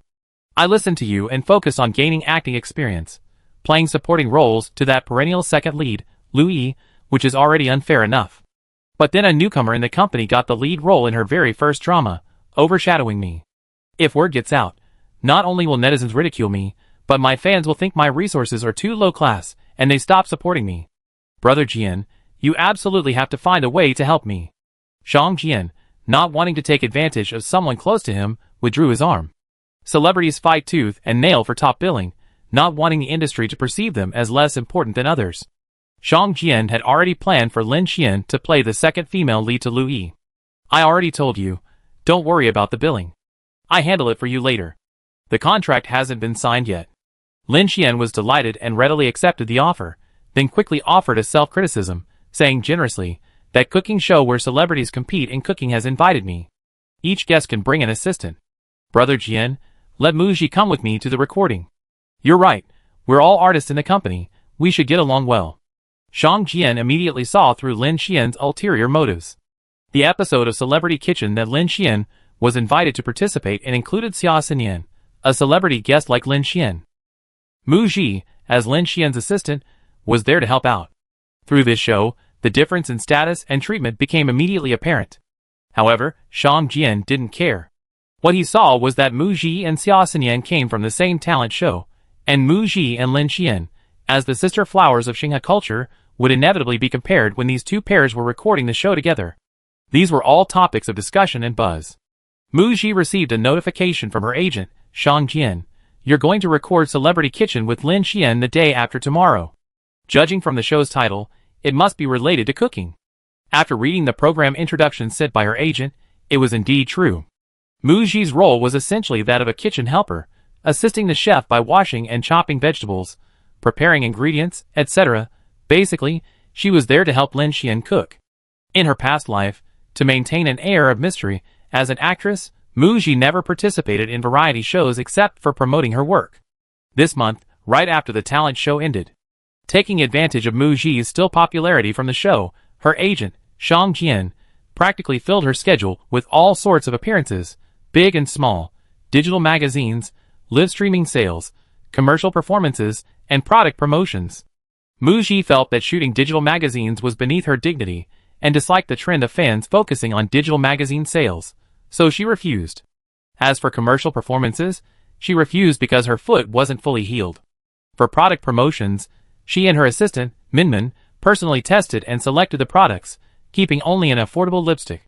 Mu Ji had turned down so many collaborations, citing needing time to study the role and recovering from her foot injury, leaving her agent extremely displeased. So now that Shang Jian was asking her to participate in a variety show, she couldn't refuse anymore and accepted. Celebrity Kitchen is a new variety show launched by the Green Apple platform, and 4 episodes have already aired. Among the many variety shows airing in the same time slot, this one boasts decent viewership and popularity, featuring mostly big-name and popular celebrities. Mu Ji was accompanying Lin Xian to record episode 6. The show is filmed and broadcast simultaneously, making its release very fast. If they finish filming this week, it will be edited and aired next week. The content of the recording involves each invited celebrity guest preparing a dish they often cook at home and sharing it with the audience. Before leaving for the recording, Mu Ji had no idea what dish Lin Xian was going to make. She asked her agent, Shang Jian, but to her surprise, he said he didn't know either. Xiao Xian said it's for the sake of the show and can't be revealed beforehand. Anyway, you're just chopping vegetables for her. Just follow her instructions during the recording. Mu Ji, ? Having watched the previous episodes of Celebrity Kitchen, most of the celebrity guests and their assistants worked very well together. The guests and their assistants must have communicated beforehand about what dishes to make, and perhaps even practiced together. Could Lin Xian be trying to smear me on purpose, blurring the lines between public and private matters? On the day of the recording, Mu Ji realized she had underestimated how disgusting Lin Xian could be. Chapter 31. On the day of the program recording, Mu Ji was told that she and Lin Xian were on the same flight, and her agent, Shang Jian, would also accompany them to Linen City for the recording. When she received her boarding pass, Mu Ji discovered that she and her assistant, Minmin, were in economy class, while Lin Xian and her 3 accompanying staff members were in first class. Agent Shang Jian, also in first class, said, Xiao Xian, you said you arranged for your assistant to buy tickets and asked me to send you the information, but Lin Xian's assistant, a thin man wearing black-rimmed glasses, quickly stepped forward to apologize. Mr. Shang, I'm sorry, I habitually booked tickets for our team first, and then I found out there were no seats left in first class for this flight. Lin Xian turned to Mu Ji, her expression saying, what's the big deal about sitting in economy class? And said lightly, Junior sister wants to sit in first class. Once we're on the plane, I give you my seat. Mu Ji replied without hesitation, okay, thank you. Celebrities usually choose to fly first class, firstly for a comfortable resting environment, as they usually need to get some rest before heading to events or recordings. Secondly, to avoid being spied on or disturbed by other passengers. Booking first class for staff also allows them to be there to take care of them. Shang Jian, of course, wouldn't let Lin Xian sit in economy class. Mu Ji and Min Min, whose boarding passes indicated economy class, couldn't go to the VIP lounge. Instead, they sat in the boarding area of the departure hall, where they were recognized by passengers from the same flight, who surrounded them taking photos and asking for autographs. Once they boarded the plane, news of Muji sitting in economy class spread online. How would netizens react to Shanghai culture's perceived differential treatment of its artists? Boarding was approaching, and Lin Xian reluctantly gave up her assistant's first-class seat after being persuaded by her manager. After disembarking, they walked towards the domestic arrivals exit. Lin Xian's team walked ahead, while Muji and Minmin deliberately slowed their pace, keeping a distance from Lin Xian's group. They weren't going to be in the same car anyway. However, they noticed that Lin Xian and her group also slowed their pace, maintaining a comfortable distance. They saw two long lines of fans standing at the arrivals exit ahead. Muji suddenly realized Lin Xian was trying to show off her fan base. This year, when she flew to various cities to greet fans at airports, Lin Xian had clearly noticed a decrease in the number of fans. Previously, she was always surrounded by her staff as she walked out of the airport. To ensure a grander spectacle today, she had her team subtly suggest that the fan club organize more fans for the airport pickup. Because among the celebrities who came to Linen to record the same program as her was Xia Xinyan, the center of a new girl group, she couldn't let her popularity be overshadowed by her. Lin Xian, wearing sunglasses, walked at the front, looking at the 2 rows of fans ahead with satisfaction. A smug smile played on her lips beneath her mask as she quietly instructed her bodyguard to slow down and follow beside her. She emerged from around the corner, ready to receive the enthusiastic cheers and support from the lined up fans, thinking, considering the respect the fans have shown me, I might consider taking off my mask to let them take some photos. But no one reacted. What's going on? Didn't they recognize me? Lin Xian stiffly removed her sunglasses, and this time the fans finally moved. But it was because Muji appeared behind her. Upon seeing Muji, the fans who had come to greet her erupted in enthusiasm. Ah, Meiji! Welcome to Linen. Lin Xian, ? This dramatic scene at the airport. Her assistant, Minmin, held back her laughter the whole way until they got into the car, and the driver drove away from the airport. Finally, she couldn't help but burst into laughter. Ha ha ha! Lin Xian's face was so sour. So satisfying, Muji corrected her. She was wearing a mask. Minmin, There was no need to be so precise. Anyway, you could feel Lin Xian's sour face even through the mask. Actually, Lin Xian's fans had also come to greet her, but the good spots at the arrival gate had been taken by Muji's fans. So Lin Xian's fans could only wait at the parking lot exit. Lin Xian's fans only had half the number of our fans at the airport.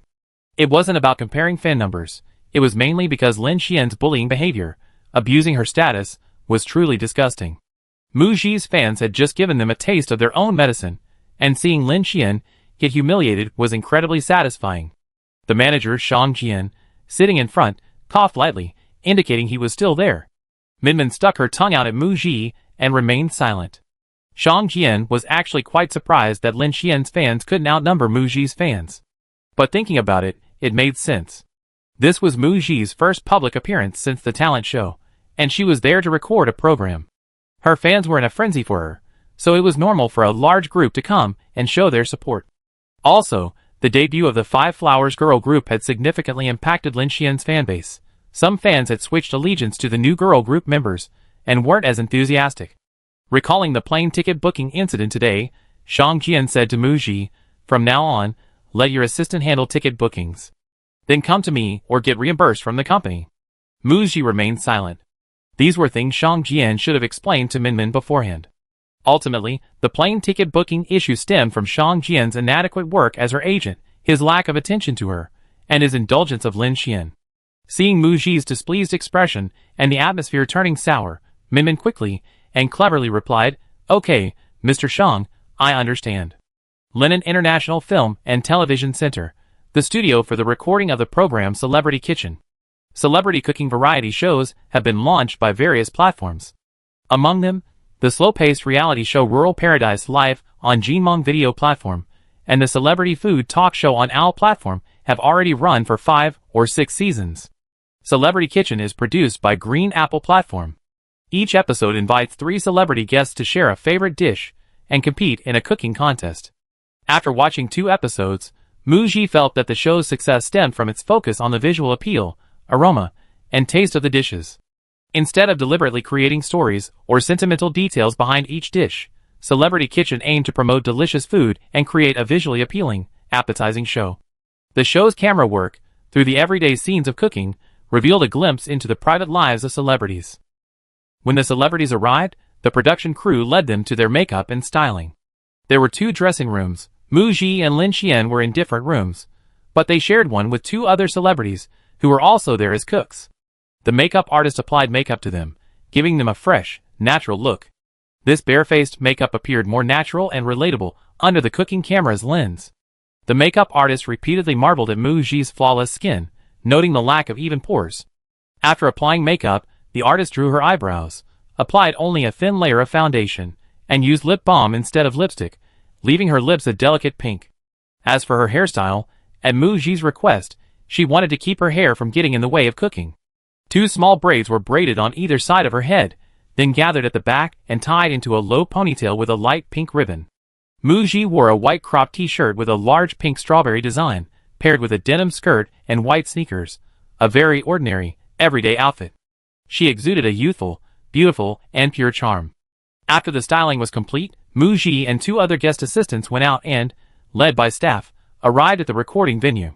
A large, open kitchen, with 2 refrigerators and shelves piled high with a dazzling array of fresh ingredients occupying about a third of the space. It felt like stepping into the ingredients section of a supermarket. In the center were 3 large counters for cleaning ingredients and cooking.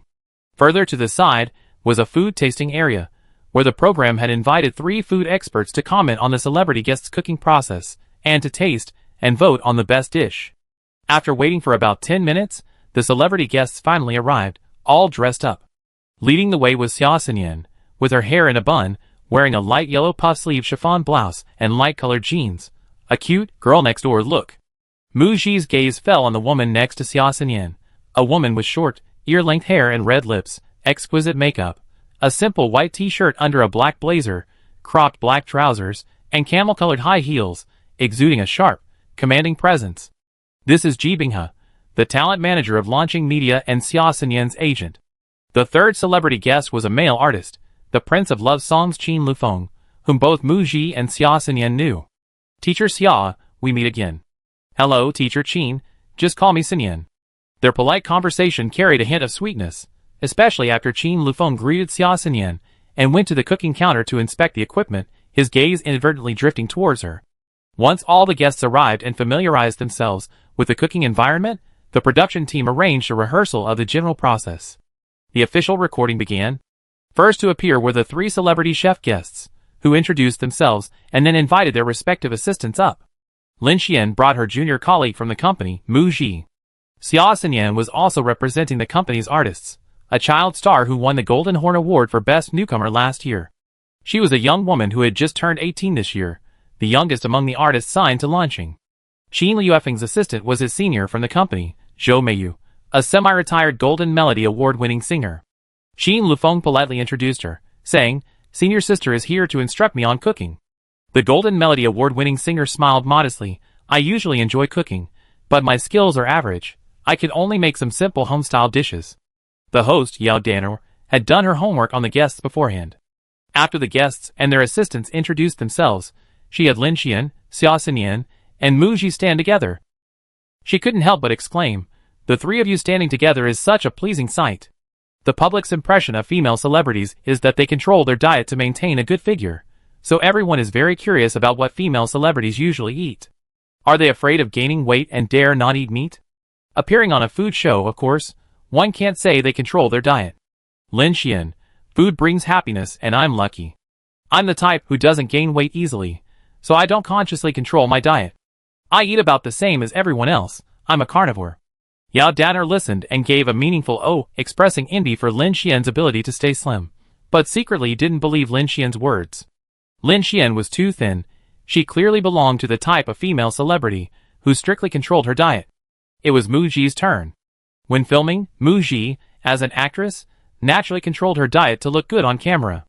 However, she never dieted. Sometimes, unavoidable gatherings meant she couldn't go without eating anything, so she would eat and then go back and work out like crazy to burn off the calories. Therefore, maintaining her figure mainly relied on exercise.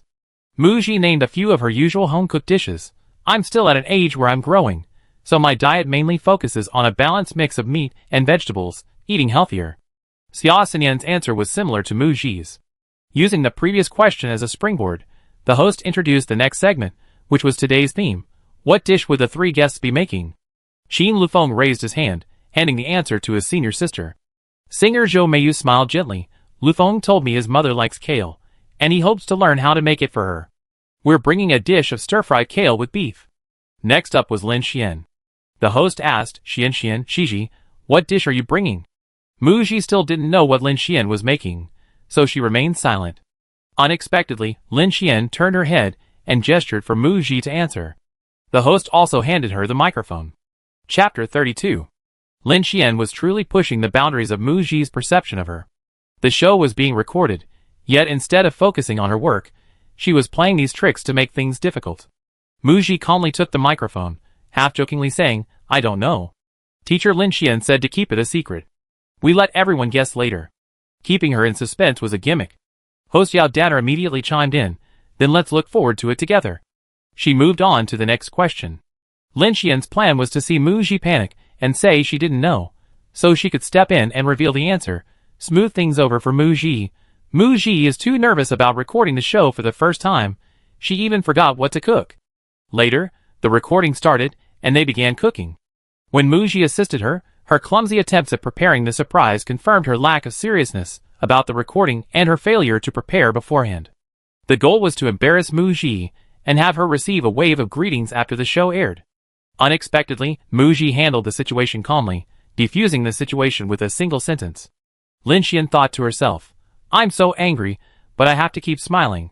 Xia Xinyan's dish was chicken stew with mushrooms. After the guests shared the menu, they moved on to the most important part of the recording. Cooking. Muji followed Lin Xian to the cooking station, not in a hurry to cook anything. After all, she was only there to support the show. Lin Xian didn't care about cooking properly. Whether the food tasted good or not was none of her business. Shiji, could you go get some ingredients from the ingredient area? Muji sensed a hint of malice in Lin Xian's smile. The camera was rolling, and she patiently asked, what do you need? Pickled cabbage, and a big black carp. I want to make pickled cabbage fish. Could you wash and chop the pickled cabbage for me, and then cook the black carp for me? Just fillet it up and give it to me. So that's what Zhao was waiting for, to catch and kill the fish. Killing fish is quite a challenge for most girls. Muji didn't speak, just nodded with pursed lips, and slowly walked towards the ingredients section. Half a month had passed, and her foot injury had completely healed. Given the rather exaggerated cast she worn before, she deliberately slowed her pace to show that her injury had just healed. Arriving at the meat section, she ran into Xia Xinyan and Qin Lufeng, who were also there to get ingredients. Xia Xinyan was making chicken stew with mushrooms, and Qin Lufeng was making beef. There was fresh chicken and beef in the refrigerator. She could just open it and take it.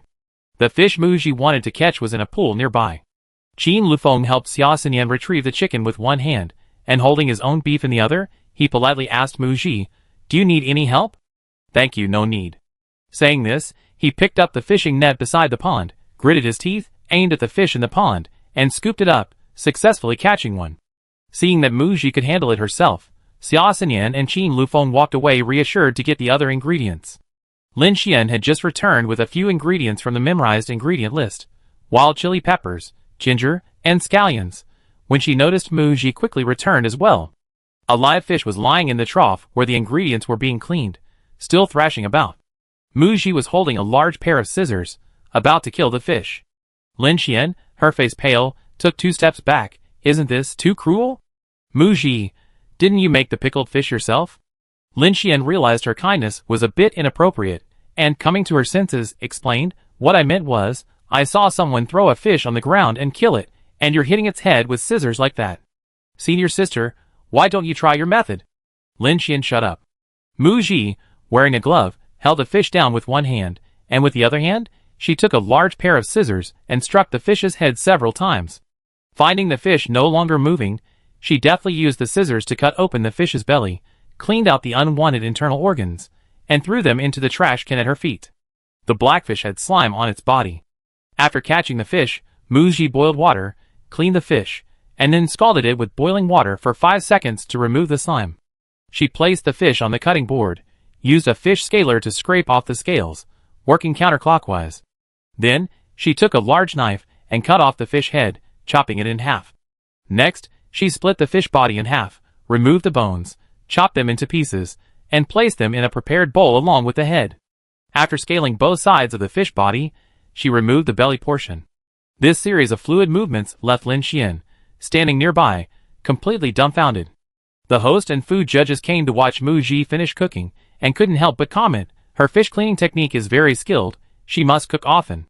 Another judge chimed in, "When scaling the belly, Mu Ji's knife tip angled outwards, and you can see she cuts the meat slices at a very small angle.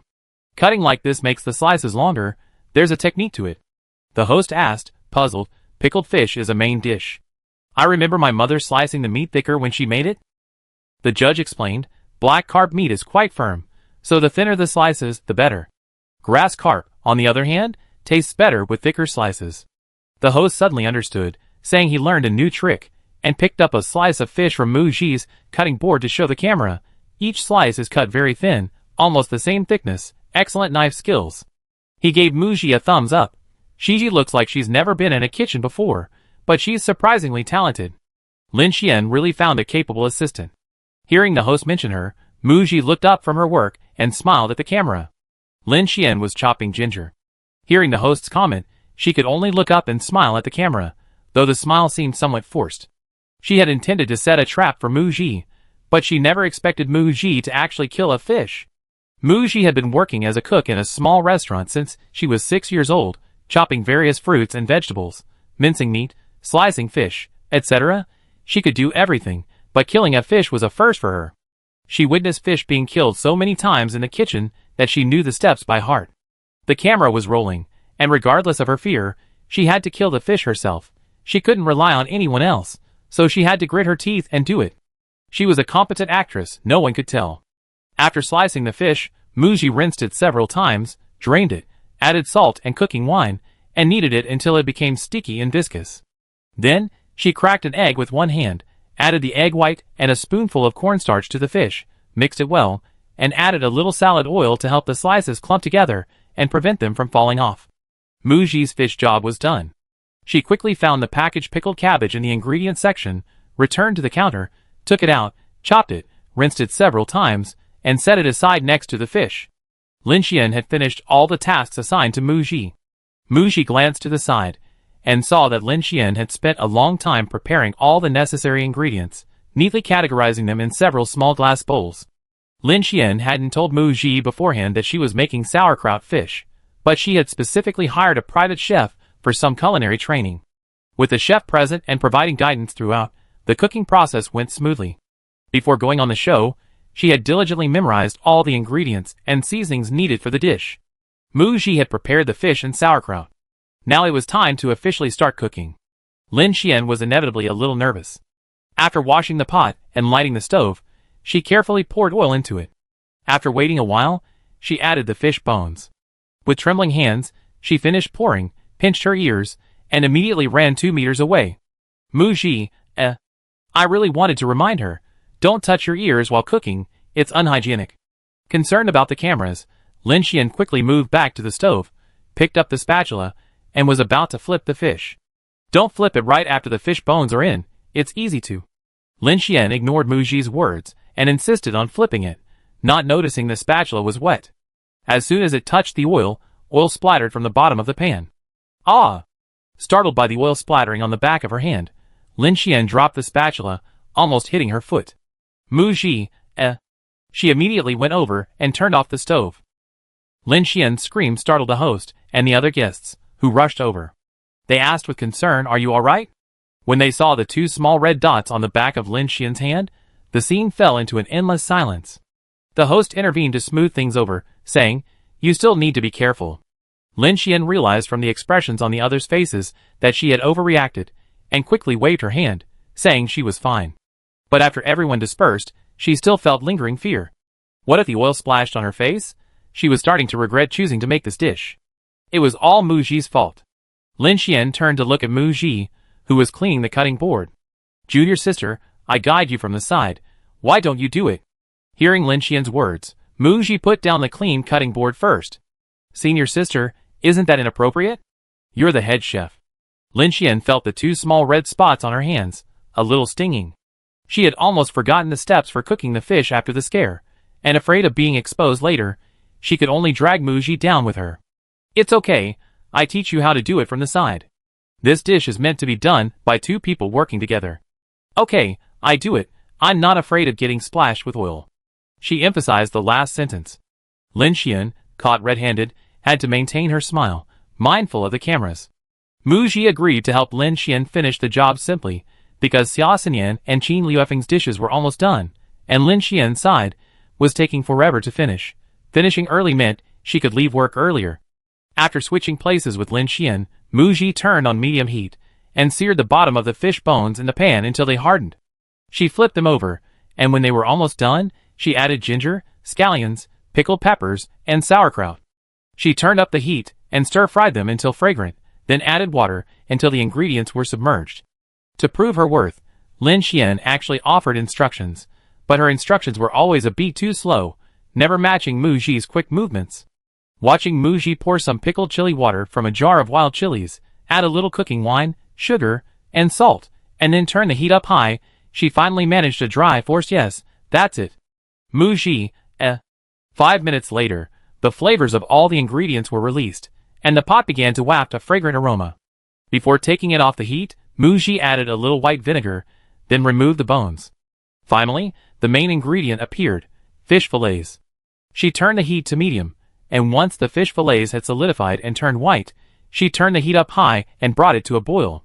She then poured the fish fillets and broth into the large porcelain bowl containing the fish bones she had previously removed. Lin Xian had been completely stunned the whole time. Now she finally realized that Mu Ji could actually make this dish. Is it ready? I serve it. This meant Mu Ji could leave. Mu Ji looked at Lin Xian with a quiet gaze. It's not ready yet. There are some seasonings you forgot to prepare. She deftly chopped some scallions, smashed and minced a few cloves of garlic, sprinkled them on the fish, added some dried chili peppers and Sichuan peppercorns, heated some salad oil in a wok until it was about 60% hot, then poured the hot oil over the fish, releasing its fragrant aroma. All done. The irresistible aroma of the pickled fish was incredibly appetizing, and even the cameraman filming a close-up of the fish couldn't help but swallow hard. Wow, it smells so good. The host, drawn by the aroma, exclaimed, it looks delicious. Qin Lufeng and Xia Xinyan's dishes were already prepared and served to the judge's table. Lin Xian, wearing heat-resistant gloves, quickly picked up the large bowl of pickled fish and headed towards the judge's table. Chapter 33. The guests crowded around the judge's table. Mu Ji wasn't in a hurry to go over. After each meal, she habitually tidied up the kitchen utensils and quietly cleaned the counter. The 3 judges first tasted the kale and beef dish prepared by Qin Liuefeng's group. The judges praised it, saying, not bad, the taste is fresh, fragrant, and crisp. The beef is very tender. The only drawback is that it's a little cold, which affects the taste. The second dish was chicken stew with mushrooms. The highlight of Xia Xinyan's dish was the mushrooms, which she brought herself. She said her grandmother picked them from the mountain, dried them, and then had someone from the village send them to her in town. This immediately imbued the dish with warmth. Mu Ji admired Xia Xinyan. She knew how to find ways to showcase herself and deepen the audience's impression of her character.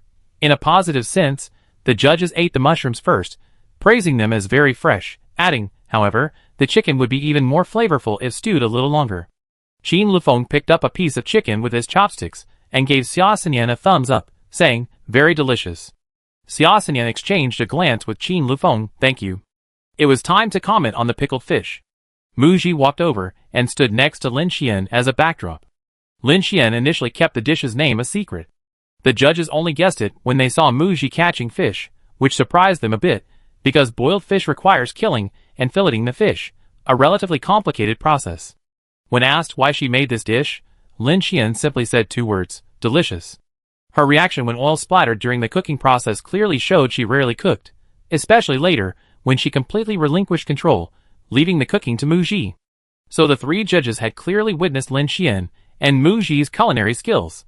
After finishing their meal, they praised Mu Ji, saying, the fish is sliced very thinly, your knife skills are excellent, this pickled fish is very well done, I really want a bowl of rice.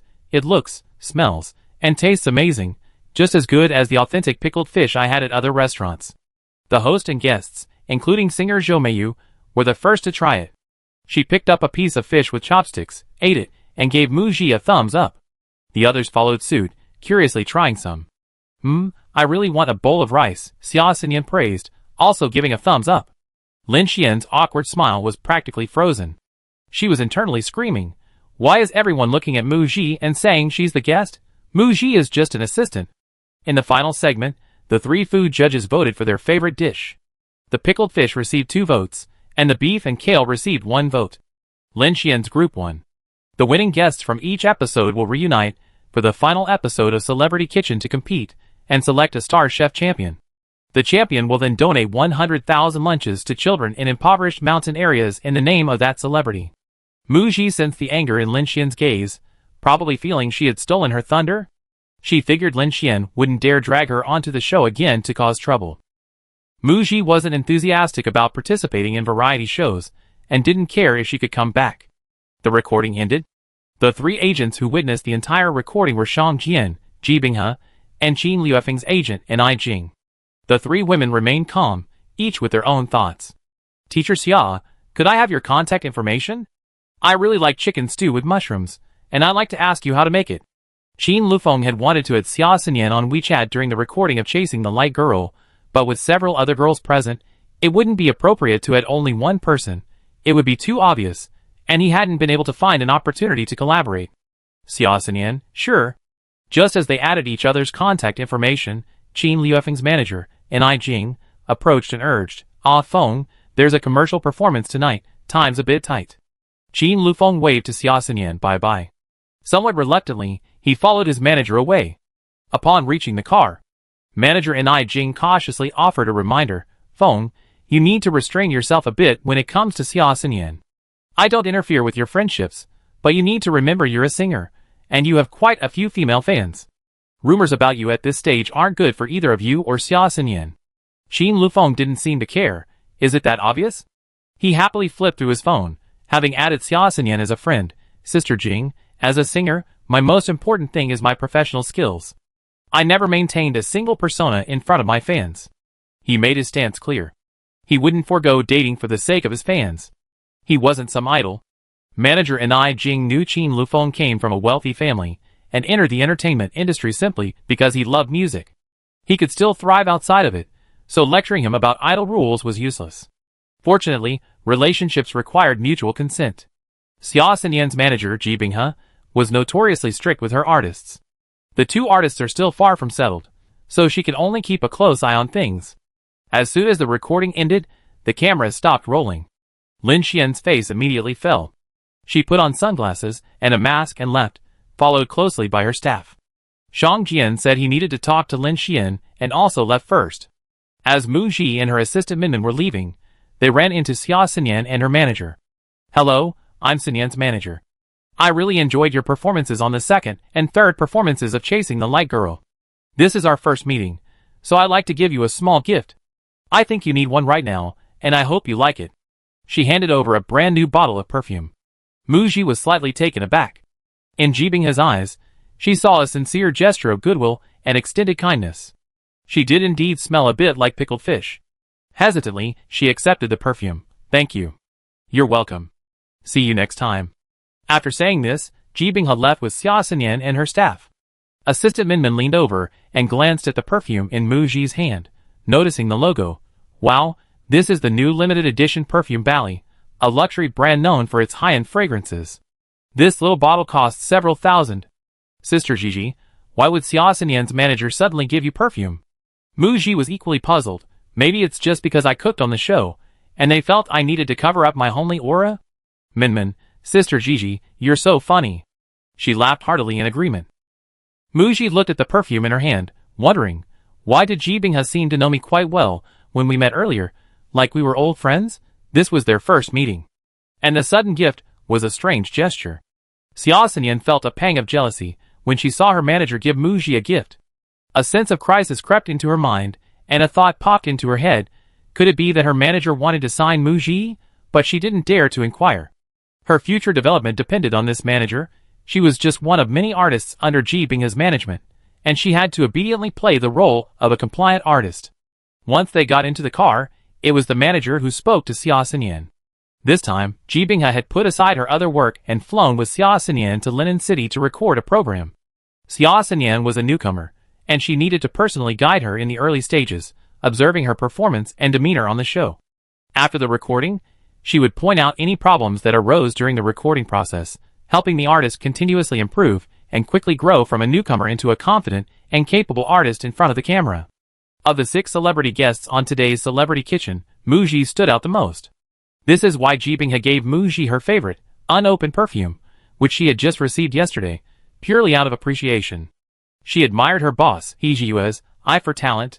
However, when Ji Binghe reviewed today's recording with Xia Xinyan, she didn't mention Mu Ji. She disliked comparing or belittling celebrities. Xia Xinyan listened obediently, nodding and taking notes. Then, her manager abruptly changed the subject. Xinyan, let me remind you, remember your promise to me that you won't be dating for the next 3 years. Hearing Ji Binghe's words, Xia Xinyan blushed and waved her hands. Sister Ji, don't misunderstand. Ji Binghe gestured for Xia Xinyan to hear her finish. Qin Lufeng was originally supposed to record the next episode, but he used scheduling conflicts to negotiate with the production team and came to this episode instead. During the recording, the way he looked at you clearly showed he had feelings for you. He's a rich second-generation heir. If he can't make it in the entertainment industry, he can go back and inherit the family business. But how important your career is to you, how hard it was for you to get to where you are today, I don't need to emphasize that, do I? Xia Xinyan nodded. Sister Ji, don't worry, I only met him twice on the show, and we haven't had any contact privately. She picked up her phone, indicating that the contact information she had just added could be deleted immediately. Ji Binghe had tentatively suggested, there's no need to delete contact information. We're all in the entertainment industry, and we have opportunities to perform together again. After this episode airs, some netizens might ship you two as a couple. If you don't mind creating a CP, couple pairing, collaboration, I can talk to Qin Lufeng's manager. No, I don't want to create a scandal. Xia Xinyan refused without hesitation. Seeing her manager looking at her, she explained, I become famous through my own abilities. Ji Binghe nodded approvingly. Very good. Then remember to keep your distance from Qin Lufeng. Okay. Xia Xinyan lowered her eyes slightly, feeling a little guilty. At this stage, she only wanted to focus on her career, but she also longed for love, only that person wasn't Qin Lufeng.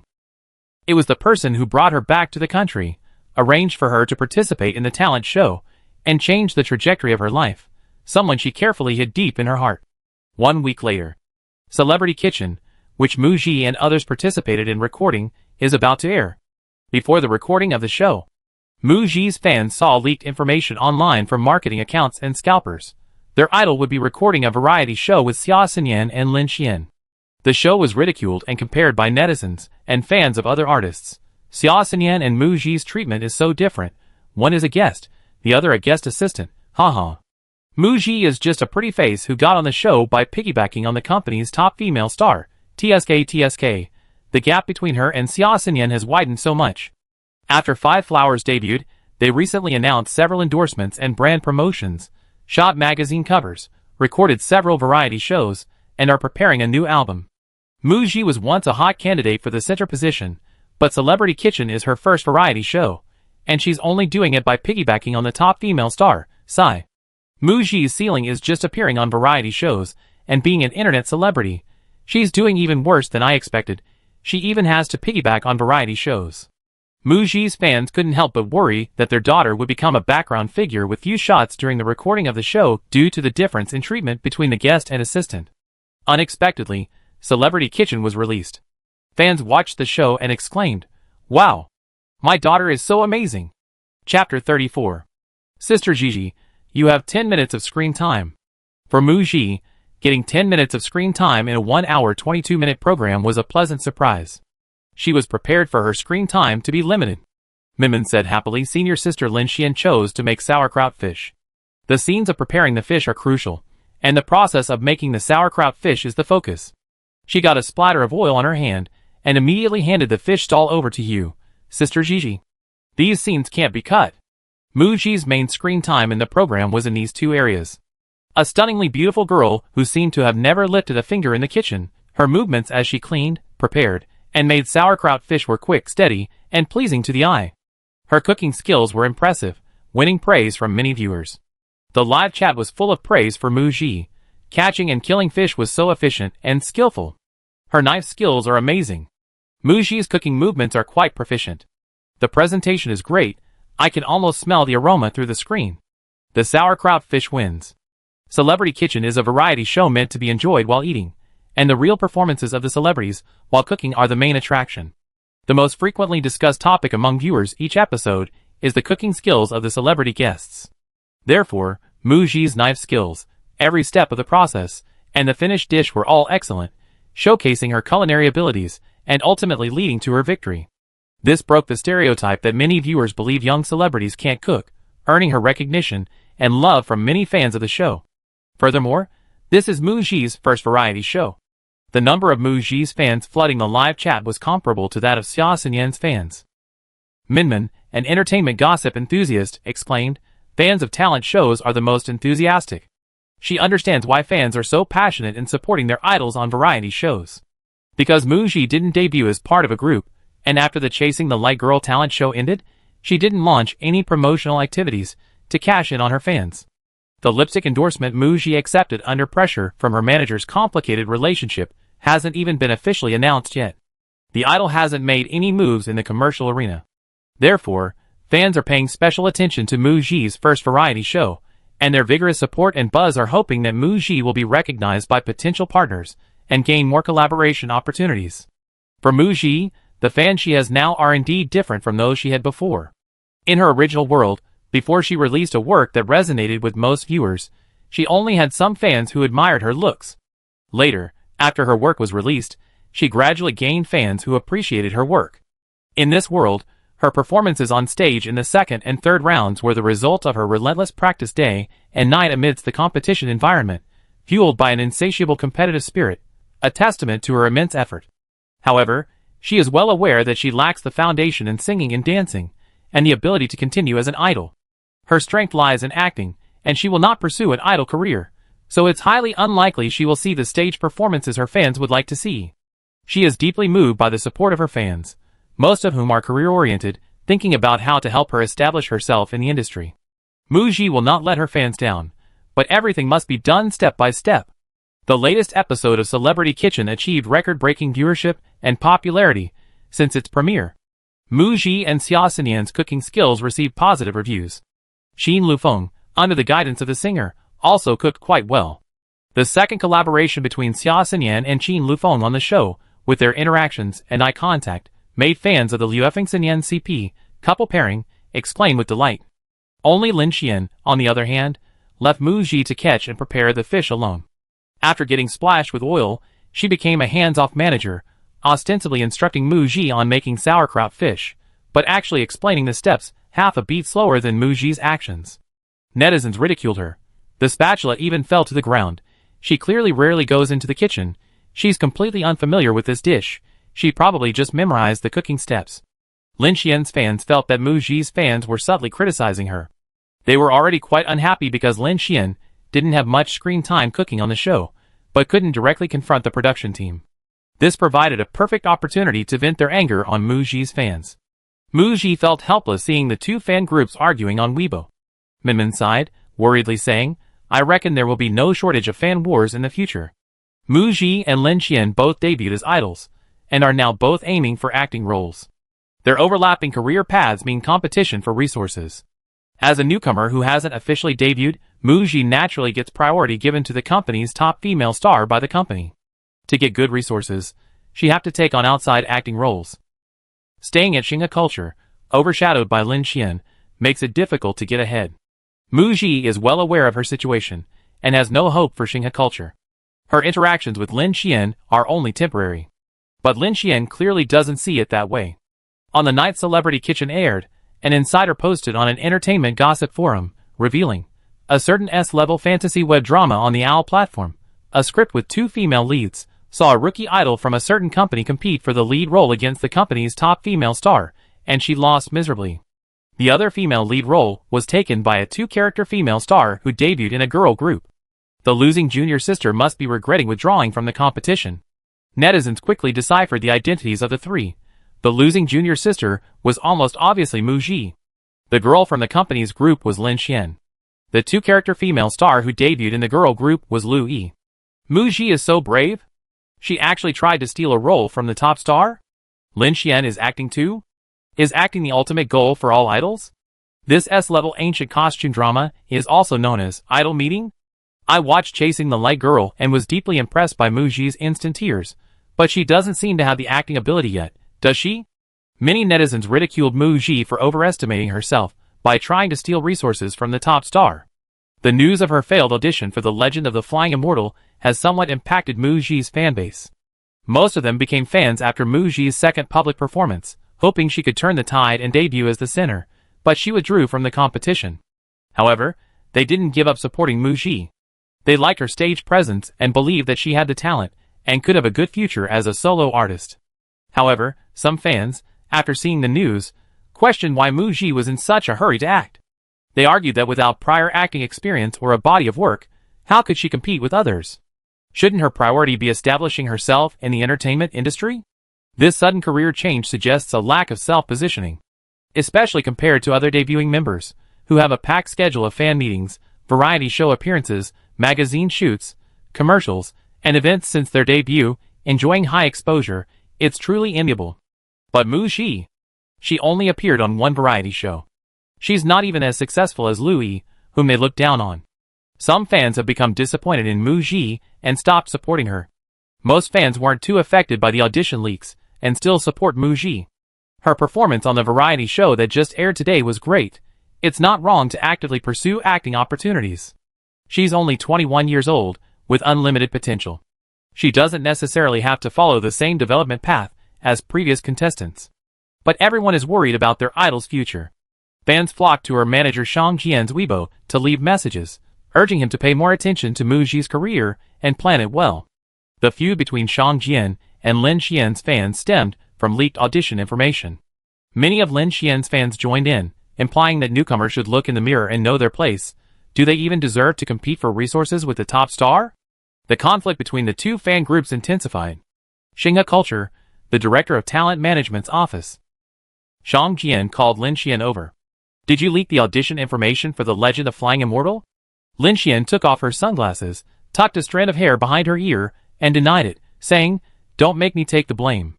This drama is starting filming next month. Isn't it normal for leaks to surface?"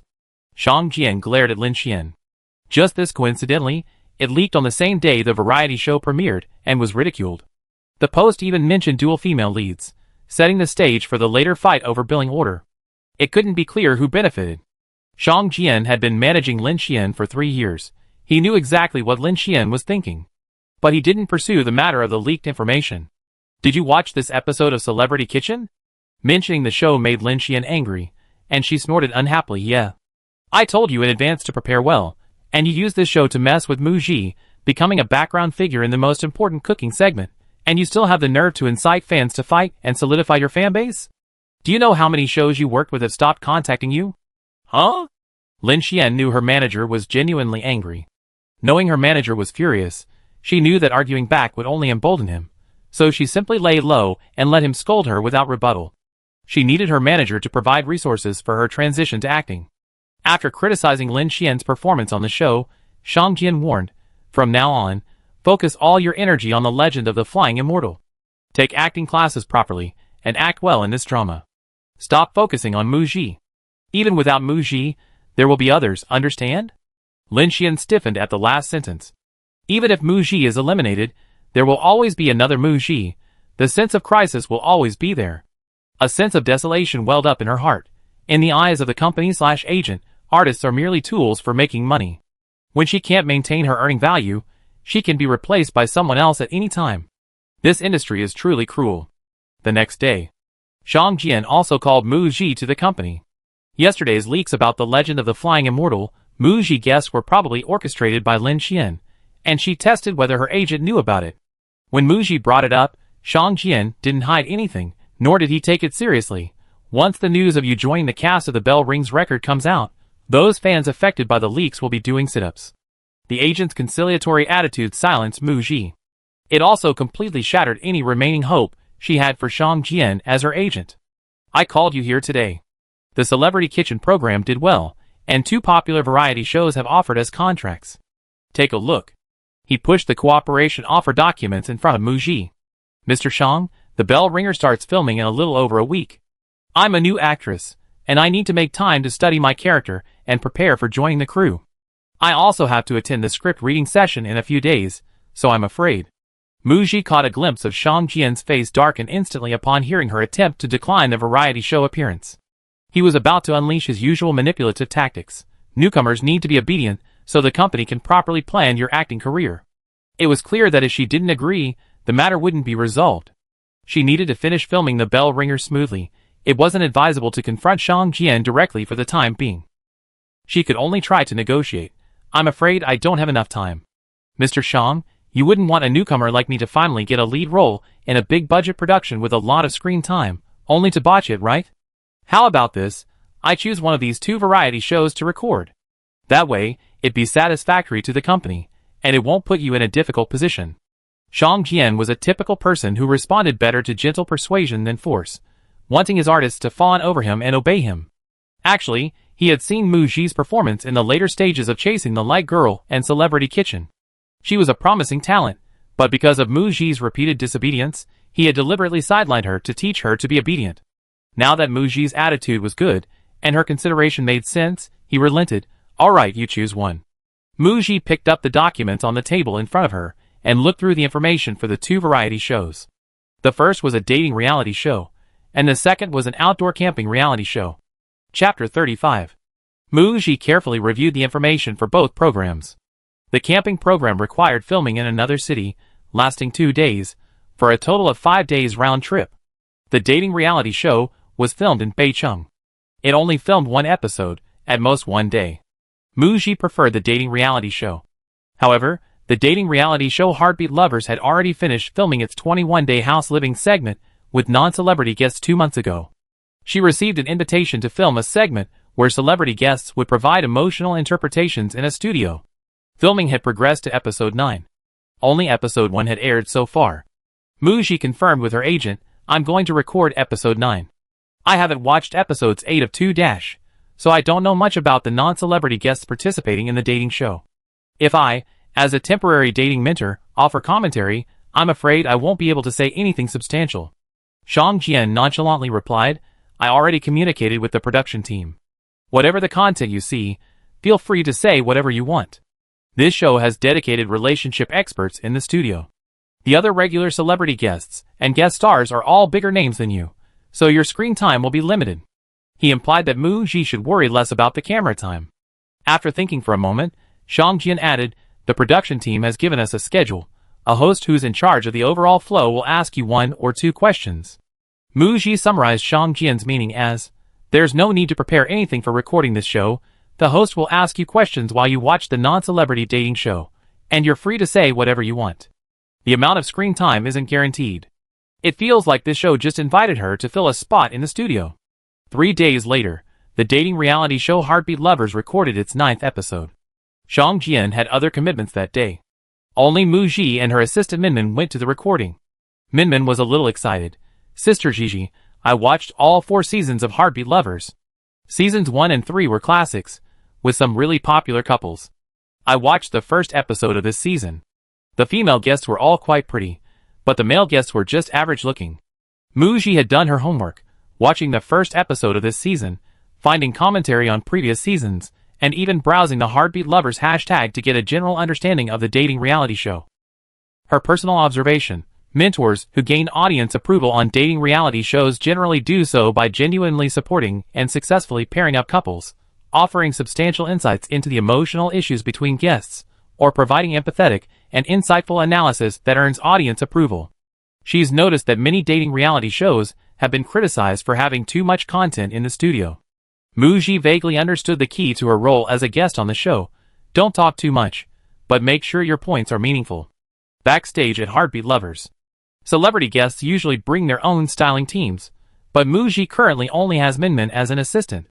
Fortunately, Heartbeat Lovers is a relatively high-end dating reality show.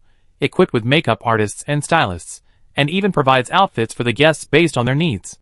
The production team created a princess-style look for Muji, with a princess hairstyle and a peach-colored puff-sleeve princess dress, a sweet yet retro style. Having finished her styling, Muji was the first to arrive at the studio. The studio's design was similar to what Muji had seen in previous seasons of the show. Several sofas, a coffee table, and recording equipment such as cameras and lights already set up in front, with several camera positions and a number of staff members standing around. Muji greeted the staff upon entering and chose a sofa to sit on. A few minutes later, the host and other celebrity guests also entered. Muji was the least famous celebrity guest invited so far this season.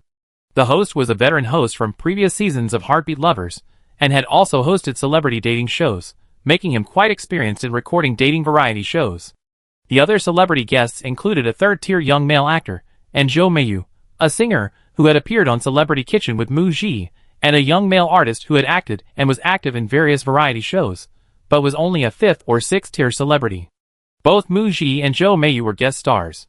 Originally, a 3rd or 4th tier actress was a regular guest, but she had other important commitments for this episode and took leave. The production team temporarily brought in Muji to fill in for one episode, essentially a makeshift replacement.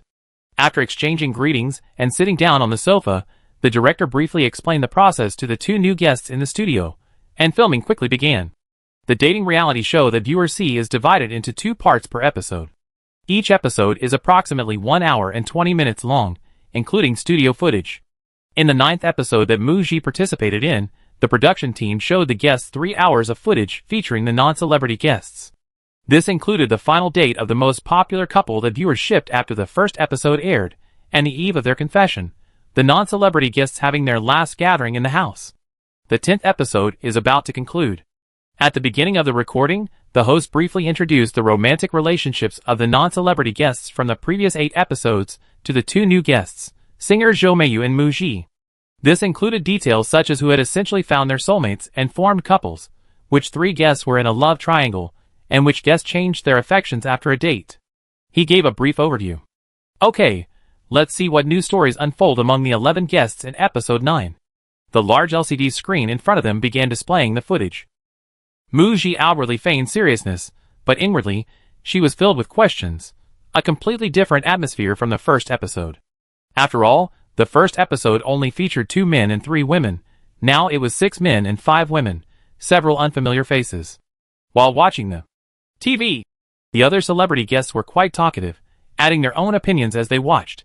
In contrast, Muji seemed to have become a viewer, completely absorbed in the variety show, trying to piece together the romantic relationships between the 11 non-celebrity guests from the limited footage of this episode. Suddenly called upon by the host and asked, Muji, sure you and Dai Lang are basically a couple. They're facing a common problem for many young men and women, long-distance relationships. This is the first time Shiryu has expressed concern about the future in this conversation. If you were in their shoes, what would you do if you had to choose between career and love? Or how would you balance them? Muji answered without hesitation, personally, my career comes first. Love isn't a necessity for me. Young male celebrity Jin Ziqian jokingly remarked, a girl as pretty as Muji must have a lot of suitors. He implied that Muji had so many admirers that she didn't need to make any concessions, hence her arrogance. Muji slightly twitched the corner of her mouth and said, I'm still young, thus ending the conversation there. Let's continue watching the program. After the woman raised her concerns about the long-distance relationship, the non-celebrity male guest, Dai Lang, stated, as long as 2 people love each other enough, distance isn't a problem. I can go to your city, and you can come to my city to live, it's negotiable. It shouldn't be an obstacle to 2 people's love. My personality is that if I love wholeheartedly, without hesitation. The host then asked Muji, does Mr. Lang's statement give Shiryu a sense of security? Muji couldn't hold back her true thoughts. I think Shiryu is very serious about her relationship with Dai Lang. She's considered the future of their relationship, and the issue of distance. But Dai Lang's words just now, to me, didn't dispel Shiryu's doubts, didn't give her a sense of security, and the problem still exists. Another young male actor guest tried to smooth things over, saying that the non-celebrity guests had only been together for a little over half a month, and perhaps they weren't considering the long term yet. Muji smiled slightly, her expression not entirely agreeing. The recording was paused 3 times during filming for the hosts and guests to touch up their makeup. The recording took approximately 4 hours to complete. The production team will re-edit the 3 hours of footage featuring ordinary people, along with the comments from the studio guests during today's viewing, and then perform post-production before broadcasting. After the recording was finished, one by one, the guests immediately stood up from the sofa, stretched, and those rushing to their schedules waved to the crowd before hurriedly leaving with their teams. Muji asked Minmin, "What time is it?" 7 o'clock. They had arrived at the Film and Television Center at 2 p.m. sharp, and 5 hours had already passed. Muji went backstage to change out of the production crew's clothes and put on her own t-shirt and jeans. After saying goodbye to the production crew, she was about to leave. Jin Ziqian appeared out of nowhere. "Ms. Mu, can we add each other on WeChat?" The host happened to come out of the dressing room next door, exchanged a glance with Jin Ziqian, and tacitly said to Muji, "I was just about to add Ms. Mu on WeChat. If there's anything going on with the production team, when the show airs soon, we can communicate. We might even meet again on another show soon." Muji, what communication is needed for this episode? That's between the production team and the guests. However, as a newcomer, she couldn't openly refuse her seniors. So she added Jin Ziqian and the host as WeChat friends. She planned to delete these casual contacts later, as she wouldn't have any further interaction with them. After work, she and Minmin went to a hot pot restaurant for dinner. While eating, Minmin gossiped, "Sister Gigi, that Jin Ziqian seems to have a thing for you. During the recording, I noticed that every time you spoke, his eyes would linger on you, almost imperceptibly." Through their time together, Minmin realized that Muji didn't know much about the celebrities in the entertainment industry. This season Gossipmonger gave a brief overview. Jin Ziqian comes from a wealthy family. He's a second-generation rich kid. He debuted with connections, having acted in 2 dramas, one as the male lead and the other as the second male lead. His acting, well, it's not very good. Maybe after being criticized so much, he realized he wasn't suited for acting, so he went to record variety shows. He's been on all sorts of popular variety shows, quickly becoming a well-known variety show personality. Oh, and he's been photographed by paparazzi twice, returning to his apartment complex with a relatively unknown actress. Minmin thought Jin Ziqian was the kind of playboy who passes through a sea of women without ever getting attached, so she reminded Muji. Muji, ? During the recording, her attention was focused on the show. She didn't pay attention to the other celebrity guests. Her impression of Jin Ziqian was just that he had a few strands of blue-streaked hair. His face was blurry. I didn't bother to remember what he looked like. Meaning, she didn't take him seriously at all. She didn't take Minmin's words to heart.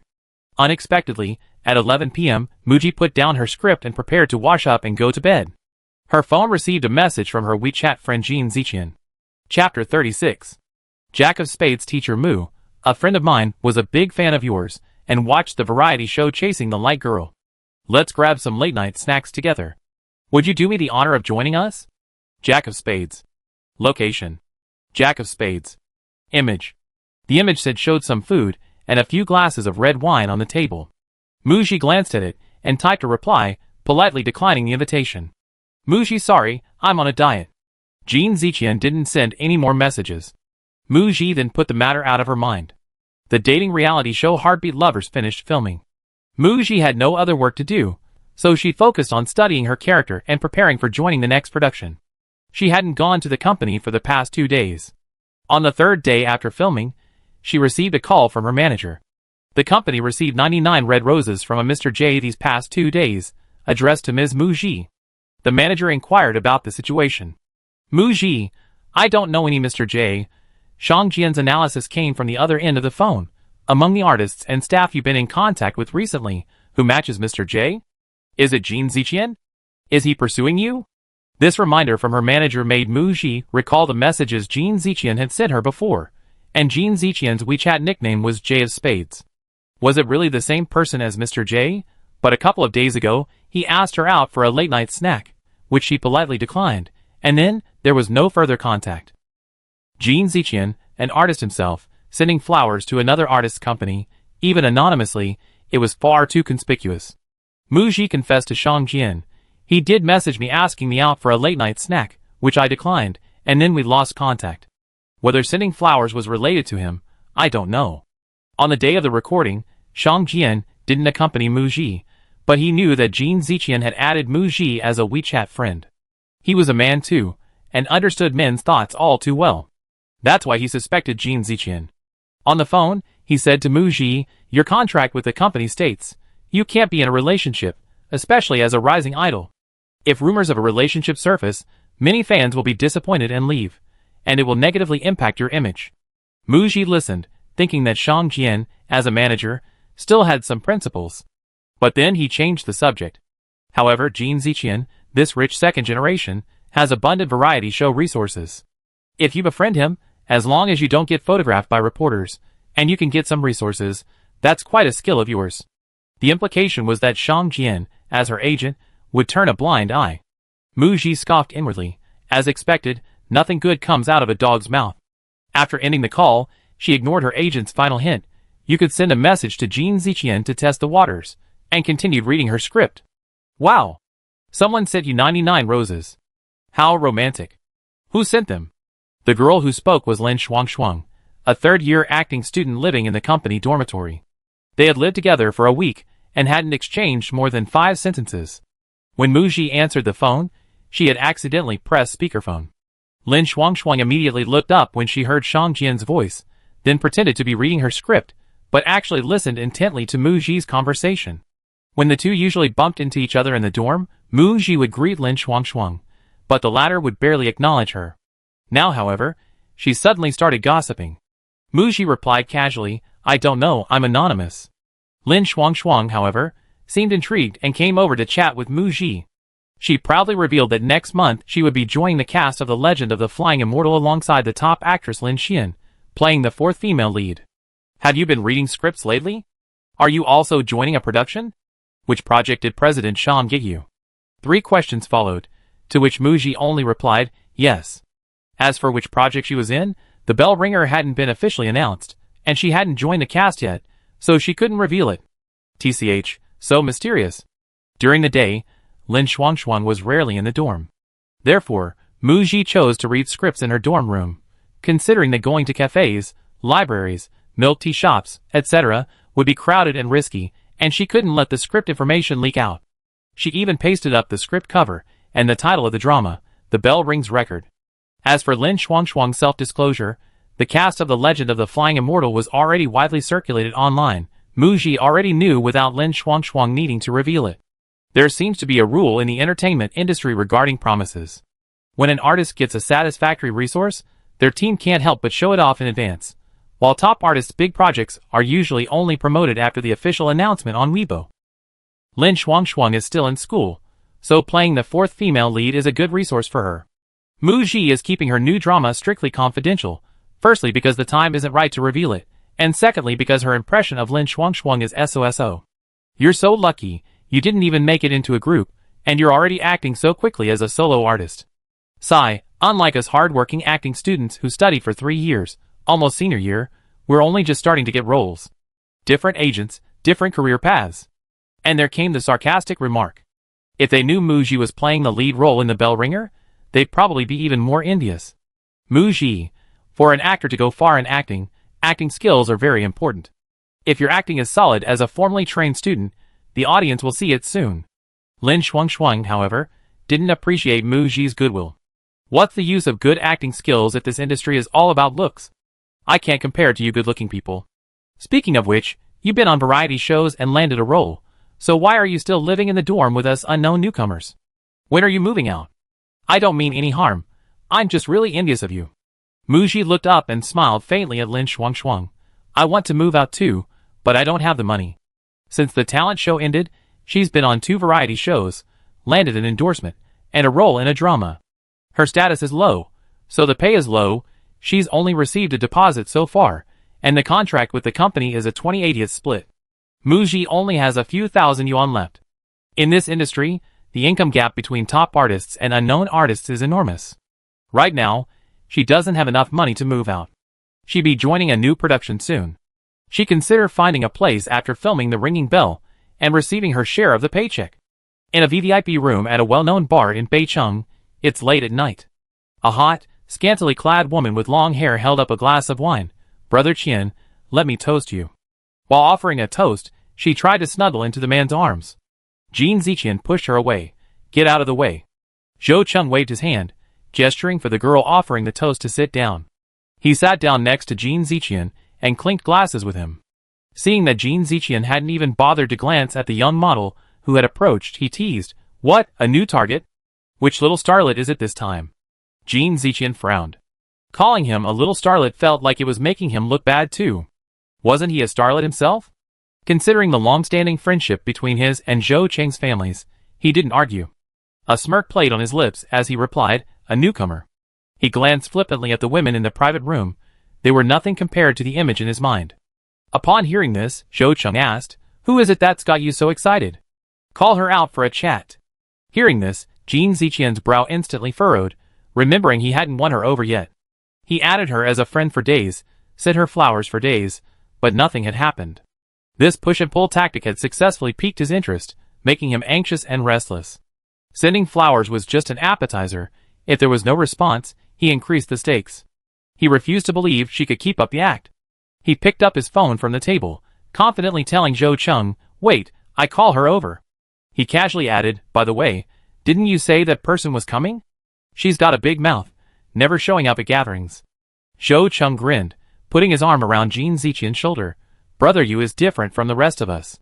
He has an older brother watching him closely, and he's running his own company, carrying the pressure of success. Unlike you, who just plays around in this industry, and can quit any time to inherit the family business if you're not happy. Brother Yu promised me he wouldn't work overtime tonight, so come sit down and let me remind him." He took out his phone, about to go out and make a call. Looking up, he raised his hand in surprise and called out, "Brother Yu, you're here." At Zhou Cheng's greeting, everyone in the private room looked up towards the door. A tall man, a black suit jacket draped over his arm, a black shirt tucked into his trousers, broad shoulders, and a narrow waist, strode in. It was He Jiyue. He walked straight to where Zhou Cheng was sitting. As soon as he sat down, the woman next to him tried her usual trick to offer a toast, but he deterred her with a single look. "Brother Yu, you're late. Come on, punish yourself with 3 drinks." He Jiyue didn't refuse, readily pouring himself 3 glasses of wine and downing them in one gulp. They were all from the same social class. Although He Jiyue often missed their gatherings, his straightforwardness and frank, open-minded style made Zhou Cheng, Jin Ziqian, and the others feel that He Jiyue was someone they could get along with, and they were willing to associate with him. "Brother Yu, when are you free to play basketball together?" "Some other time." "Okay. The last few times our team was without you, they got utterly thrashed by those guys from the second team." Zhou Cheng called He Jiyue brother after being beaten up on the basketball court. After chatting with He Jiyue for a few minutes, Zhou Cheng turned to look at Jin Ziqian, who was engrossed in fiddling with his phone. Glancing at the chat interface, he instantly chuckled. "Oh, still haven't won her over. Young Master Jin wanted to give her a 200,000 yuan gift, but her sister isn't moved." Jin Ziqian, Jack of Spades, do you like this watch? Jack of Spades location. Jack of Spades drinking with a group of friends, coming to pick up a gift? Mu Ji received a message from Jin Ziqian late at night, seemingly appearing out of nowhere. The message was quite suggestive. The roses delivered to Xinghe culture were almost certainly from Jin Ziqian. He probably used this kind of gift lure tactic to dating other minor celebrities, and it always worked. Mu Ji no time, too busy with work lately. She simply refused, hoping Jin Ziqian would back down. Zhou Cheng noticed the girl's WeChat nickname. "Huh? Mu Ji, the one who withdrew from chasing the light girl? You got a really sharp eye this time." He Jiyue, hearing Mu Ji's name, exclaimed, ? Chapter 37. Jin Ziqian interpreted Mu Ji's rejection as her being too greedy. She didn't even consider the 200,000 yuan watch a threat. He had underestimated her. Thinking of Mu Ji, whom he had worked with on the show, her looks, figure, and temperament were top-notch in the industry, a truly rare beauty. Winning her over would require a significant investment. Jin Ziqian thought for a moment and continued texting Mu Ji. "Jack of Spades, don't play hard to get with me. Jack of Spades, you are very beautiful, with a good figure and temperament, but right now you're just a nobody, The company doesn't value you, you only have one assistant, and you live in the company dormitory sharing with others. If you're with me, I can give you an apartment in Chongping district, and I can also give you all my resources. Jack of Spades, I'm handsome, my qualities speak for themselves, and there's a long line of people in the industry pursuing me." He sent several messages in one go. Jin Ziqian picked up a glass of wine from the table and downed it in one gulp, thinking, an 8-figure apartment in Chongping district. I refuse to believe Mu Ji will remain unmoved. After a while, he glanced at the messages, no reply. Was she busy? Had she not seen the message yet? Or had he been too blunt with his superiors? The young lady was shy, he needed to give her a way out. Someone nearby teased, when is young Master Jin's new girlfriend coming over? Jin Ziqian had no choice but to send Mu Ji another message. Jack of Spades, are you taking a taxi over? A message popped up in the chat.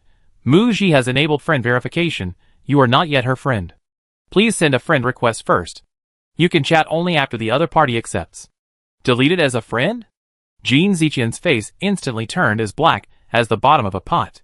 The next second, Zhou Cheng, who had come over to watch the commotion, snatched the phone from his hand and saw that Jin Ziqian had been deleted as a friend. He immediately laughed and returned the phone before Jin Ziqian could get angry. He suppressed a laugh and said, she didn't even bite the bait. Looks like this girl is quite sensible. Jin Ziqian, having lost face in front of his buddies, said angrily, a newbie brat thinks she can act all high and mighty just because she's got some looks. She needs to be taught a lesson. He swiped through the phone screen, intending to find the contact information for the producer of the show Heartbeat Lovers to take care of Mu Ji's screen time. He heard a snicker. A grown man, rejected in courtship, resorts to underhanded tactics to scheme against a woman. Jin Ziqian, have some shame. Jin Ziqian bristled, like a cat whose tail had been stepped on. He turned angrily to He Jiyue, who had spoken earlier. They had recently had a falling out. It started when He Jiyue was opening launching media company, and Zhou Cheng casually suggested that He Jiyue sign Jin Ziqian to his company. Brother Yu, could you make our young master Jin a top-tier artist? He Jiyue stated directly that he wanted to sign an artist with a focus on film and television. To Jin Ziqian, He Jiyue seemed to think that He Jiyue, like those netizens who mocked his acting, looked down on him, and he was quite annoyed with He Jiyue. Seeing Jin Ziqian about to explode, Zhou Cheng quickly jumped in to smooth things over. We're brothers. Give me some face. Don't argue, don't argue. Grabbing Jin Ziqian's arm, he whispered, Brother Yu, according to what's said online, he's a model of male virtue who respects women, so he's just standing up for the girl. Don't take it to heart. He Jiyue had heard Zhou Cheng mention Mu Ji's name, and knew a little about Jin Ziqian's penchant for dating minor celebrities, so he roughly guessed what was going on. He genuinely looked down on Jin Ziqian. Playing ball, cars, and engaging in outdoor sports with Zhou Cheng, Jin Ziqian, and others was fun, but he disliked their outrageous behavior at various gatherings and dinners, their playing with women's feelings. He was only here tonight because Zhou Cheng had mentioned it so many times. He rarely accepted invitations to these kinds of gatherings. He Jiyue hadn't eaten dinner yet, and wasn't in the mood to waste any more time here. Grabbing his suit jacket, he stood up, looking down at Jin Ziqian. In this melting pot, many people harbor dreams and strive simply for them. You, a rich second generation, have connections, resources, and money. When you first entered the industry, you worked hard to prove yourself, and now even if you give up, you still have plenty of variety show appearances. At worst, you can retire and go home to inherit the family business. But many smaller artists aren't as lucky as you, so they just want to work steadily. Don't mess with them. He emphasized the last 4 words, then walked straight towards the door. After He Jiyue left, Jin Ziqian seemed to just realize what was happening, angrily pointing at the closed door and yelling, what a load of crap. He's just the He family's illegitimate son, lecturing me like that. He was immediately slapped on the head by Zhou Cheng. Hey Jin Ziqian. Don't be so sarcastic. The He family's situation isn't what the outside world says. Don't spout nonsense in front of Brother Yu. To be honest, Brother Yu isn't wrong. The first few women who took your bait were, frankly, after your money and resources. This Mu Ji probably just wants to be a big star. Times are changing. If this gets out, you probably be called a plain-minded guy. Think about it carefully. Zhou Cheng patted Jin Ziqian on the shoulder and stood up to leave. Meanwhile, Mu Ji received another message from Jin Ziqian after several days. He wanted to give her a watch. Completely baffled, she immediately refused. He then sent several more messages, clearly having investigated her, pointing out her predicament and offering a house as bait. Mu Ji sneered inwardly upon seeing the messages. Jin Ziqian thought she was from a small city, unsophisticated. A few luxury items wouldn't work, but a house would be the absolute best he could offer. That would definitely win her over. She checked Jin Ziqian's WeChat account. His moments were completely blank, suggesting he added her using a secondary account. If she hadn't wanted nothing to do with him, she would have anonymously submitted an article to a marketing account titled Jin Ziqian's Flirting Techniques. Too lazy to reply, she simply deleted his account as a friend. They probably wouldn't have any further contact. After this little incident, the next day, Muji attended the script reading for the drama The Bell Rings. Several actors, who had important scenes with the female lead, were present. Director Su Tao first thanked everyone. "Thank you all for making time for the reshoots of The Bell Rings." After the funding was secured, over the past 2 weeks, some important scenes that had been dismantled have been rebuilt. There are also some large scenes that cannot be rebuilt, which Muji will have to perform in front of a green screen, posing a significant challenge to the actress. Speaking of which, Su Tao insisted on inviting Muji to play the female lead, without an audition. Muji had expressed some reservations. After all, the investment in this film, including the reshoots, is substantial. Su Tao said, "I watched your audition video and saw your performance in person. I believe my judgment is correct." He confidently stated, "You can act." Besides her acting skills, Muji's figure and temperament are among the best he has ever seen in actresses. Furthermore, Muji's eyes are clean and pure, like a small mirror, reflecting all others' thoughts. She has a strong presence, perfectly matching Su Tao's image of the female lead in The Bell Ringer. He firmly believes his judgment is correct. The script reading session ended. The next day, Muji had her costume fitting for the role. Some time ago, Muji had tried on the costumes for the female lead. There were many costumes, many with intricate hand-embroidered patterns, requiring a significant amount of time and preparation. Muji carried off the costumes better than Tu Qingqing, with only minor adjustments needed for a few pieces. Perhaps one reason the director chose her was because her figure was similar to Tu Qingqing's. During this fitting, Muji tried on the adjusted costumes. She also had her costume photos taken that day. 3 days later, she was about to join the production.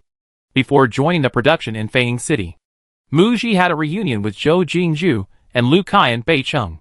This was their first gathering since the end of the Chasing the Light Girls talent show. The meeting place was chosen by Zhou Jingzhu, a high-end restaurant with a private room reserved. Muji arrived first, and a few minutes later, Zhou Jingzhu and Lu Kai arrived together. As soon as they entered, the two eagerly took off their hats and masks. "Xiji, long time no see." Zhou Jingzhu warmly greeted Muji with a big hug, and Lu Kai also hugged Muji. Actually, during the Chasing the Light Girls talent show, the three of them didn't interact much. But Muji could feel the kindness Zhou Jingzhu and Lu Kai showed her, and their interactions were on the same wavelength. After the talent show ended, Zhou Jingzhu created a small group chat for the three of them, named Beautiful Girls in the Botanical Garden. The group nickname came from the fact that Muji's name contains the character Ji, Zhou Jingzhu's name contains Zhu, and Lu Kai's name is a homophone for Kai, meaning vegetable. It can be said that the group name was chosen quite casually. Since their debut, Zhou Jingzhu and Lu Kai have frequently shared their daily lives in their group chat. Upon meeting, Zhou Jingzhu poured out her woes. The Five Flowers girl group's schedule had been incredibly packed for the past month, with constant flying between cities leaving them exhausted. "From the second day after our debut, we haven't had a single day off. Fan meetings, magazine cover shoots, commercials, variety shows, commercial performances, tons of interviews, dance rehearsals, preparing for the new album." Lu Kai immediately started ordering food as soon as she sat down. After Zhou Jingzhu finished, she added, "The worst part is that to look good on camera, they even strictly control our diet. They don't even let us eat our fill every day." Muji listened patiently to their complaints. After debuting as official artists, every word and action could be recorded, and they couldn't afford to affect the other members' moods. Zhou Jingzhu and Lu Kai had probably been holding back for a while, so they poured their hearts out as soon as they met. This time, Muji noticed changes in Zhou Jingzhu and Lu Kai. Their expressions, makeup, clothing, demeanor, and even their eyes had matured, shedding their childishness and gradually acquiring the quality of artists. They had adapted and entered the artist's mindset. Zhou Jingzhu generously opened a bottle of expensive red wine, declaring, "This meal is on me today. You know I'm not short of money, don't try to take it from me." Despite her wealthy background, Zhou Jingzhu had no heirs, and was very considerate of those around her. Muji and Lu Kai wisely refrained from arguing with Zhou Jingzhu about paying the bill. Given their current financial situation, they would have to treat her another time. Zhou Jingzhu raised her glass first. "Come on, Xiji, wishing you a smooth filming process." Lu Kai also offered her blessings. "Xiji, wishing you a smooth filming process." "Thank you." Muji had shared her upcoming filming with Zhou Jingzhu and Lu Kai some time ago. After finishing her costume-fitting photos a couple of days ago, she further revealed to the two that she would soon be joining the cast of The Bell Rings. Upon learning this, Zhou Jingzhu and Lu Kai, taking advantage of the fact that all three of them were in Beicheng today, specially set aside an evening to have dinner with Mu Ji to celebrate. Zhou Jingzhu raised her glass again. Gigi, Kai and I also want to thank you. Since their debut, Zhou Jingzhu and Lu Kai's transition from trainees to full-fledged artists has been a topic of discussion. They occasionally shared their experiences in the group chat, and Mu Ji offered them advice, such as how to answer tricky questions from reporters and techniques for posing for magazine covers. The three maintained a back-and-forth interaction. So their friendship didn't fade even after they formed a group and pursued separate careers with Mu Ji. Zhou Jingzhu and Lu Kai clung to Mu Ji, finding more and more appealing about her the closer they got. Younger than them, she was pure and simple, yet possessed a maturity and clarity beyond her years, with a clear vision for her future acting career. She had something very attractive about her, and they especially wanted to be good friends with her. The dishes were served. Mu Ji watched the two girls indulging themselves, clearly having starved the children. Zhou Jingzhu and Lu Kai, however, were quite restrained, stopping their eating when they were about 70 to 80% full. They asked Mu Ji, Shiji, are you going to Icheng tomorrow? Chapter 38. Okay, my flight is tomorrow afternoon. Lu Kai, after the audition, you're the first one out of our 101 trainees to go into acting. That's brave. Keep it up. Zhou Jingzhu encouraged her. Shiji, this role you landed is an amazing opportunity for an idol who transitioned from audition to acting. Once you're on set, no matter how difficult it gets, you have to persevere. The film and television industry doesn't really value idols who have transitioned into acting. As a new idol with no acting experience, taking on the lead role in a top-tier drama on an S-level platform seems incredibly challenging for Mu Ji. Mu Ji knows that Zhou Jingzhu and Lu Kai are worried about her, because they fear she might be scolded by the director for poor acting skills, and the pressure might be too much for her. She casually remarked, most idols who transition into acting get criticized because they didn't act well. It's normal for actors to face criticism or backlash if they don't portray their roles well. If I don't act well either, it's understandable that the audience will criticize me. She indicated there was no need to worry about herself. Her failed audition for The Legend of the Flying Fairy, but stumbled upon The Bell Ringer, marking the first step in her acting career, a very lucky thing for Mu Ji.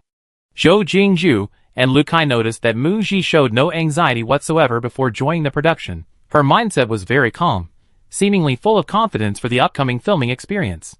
They were relieved. Then, it was Mu Ji's turn to ask Zhou Jingzhu and Lu Kai about their plans. Is the Five Flowers girl group's schedule coming to an end? What are your plans for your individual acting careers? The question hit the nail on the head, directly addressing the problems Zhou Jingzhu and Lu Kai were facing. Since their debut over a month ago, Five Flowers has been packed with various schedules, capitalizing on their still popularity. But soon, the five members will have to start focusing on their individual schedules. Actually, the show Chasing the Light Girl was quite popular during its run. Five Flowers seemed to be very popular as well. However, judging from their appearances on variety shows, magazine shoots, and commercial performances after their formation, they only fared slightly better than the previous two girl groups. There's still not much of an idol scene in China. Their aspirations and ambitions must be grounded in reality. Each member has to accept the fact that Five Flowers will only last 2 or 3 years at most, and will ultimately face the same fate as previous groups. Disbandment. Therefore, before disbanding, they need to pave their own paths while still in the group. For example, Lu Yi. Although she's been criticized by group fans for having the worst individual skills, she's starting filming next month, and the popularity from the talent show has helped her land a dual female lead role in her new drama. Currently, Lu Yi's personal future plans seem the clearest: acting. Lu Kai scratched her chin, thought for a moment, and replied, I love the stage, I love music, I love dancing. I don't want to think that far ahead. For the next few years, I focus on being an idol. The company has booked me for several solo variety shows, and I'm also preparing a solo single.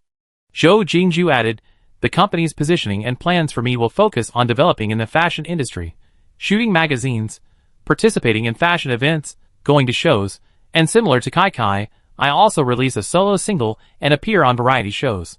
At this point, she smiled mysteriously, maybe I even secretly have a romance or something. Mu Ji and Lu Kai took Zhou Jingzhu's words as a joke, and didn't take them to heart. At the end of the gathering, the three clinked glasses. Zhou Jingju, to our dreams. I hope all our dreams come true. Lu Kai, I hope everyone has a smooth career and a bright future. Shiji, what about you? Mu Ji, to the future. The next afternoon, Mu Ji, her assistant Minmin, and her agent Shang Jian flew to Hangqing and checked into the hotel arranged by the production team.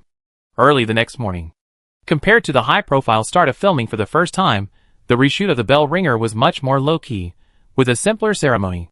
There was no official announcement online that day. However, as an S-level project of the Green Apple platform, the news of the reshoot of The Bell Ringer couldn't be kept secret. It was quickly leaked online. The reshoot of The Bell Ringer topped the trending searches. It sparked a lot of discussion. After attending the opening ceremony, Mu Ji went to the makeup room on set for her personal makeup and styling.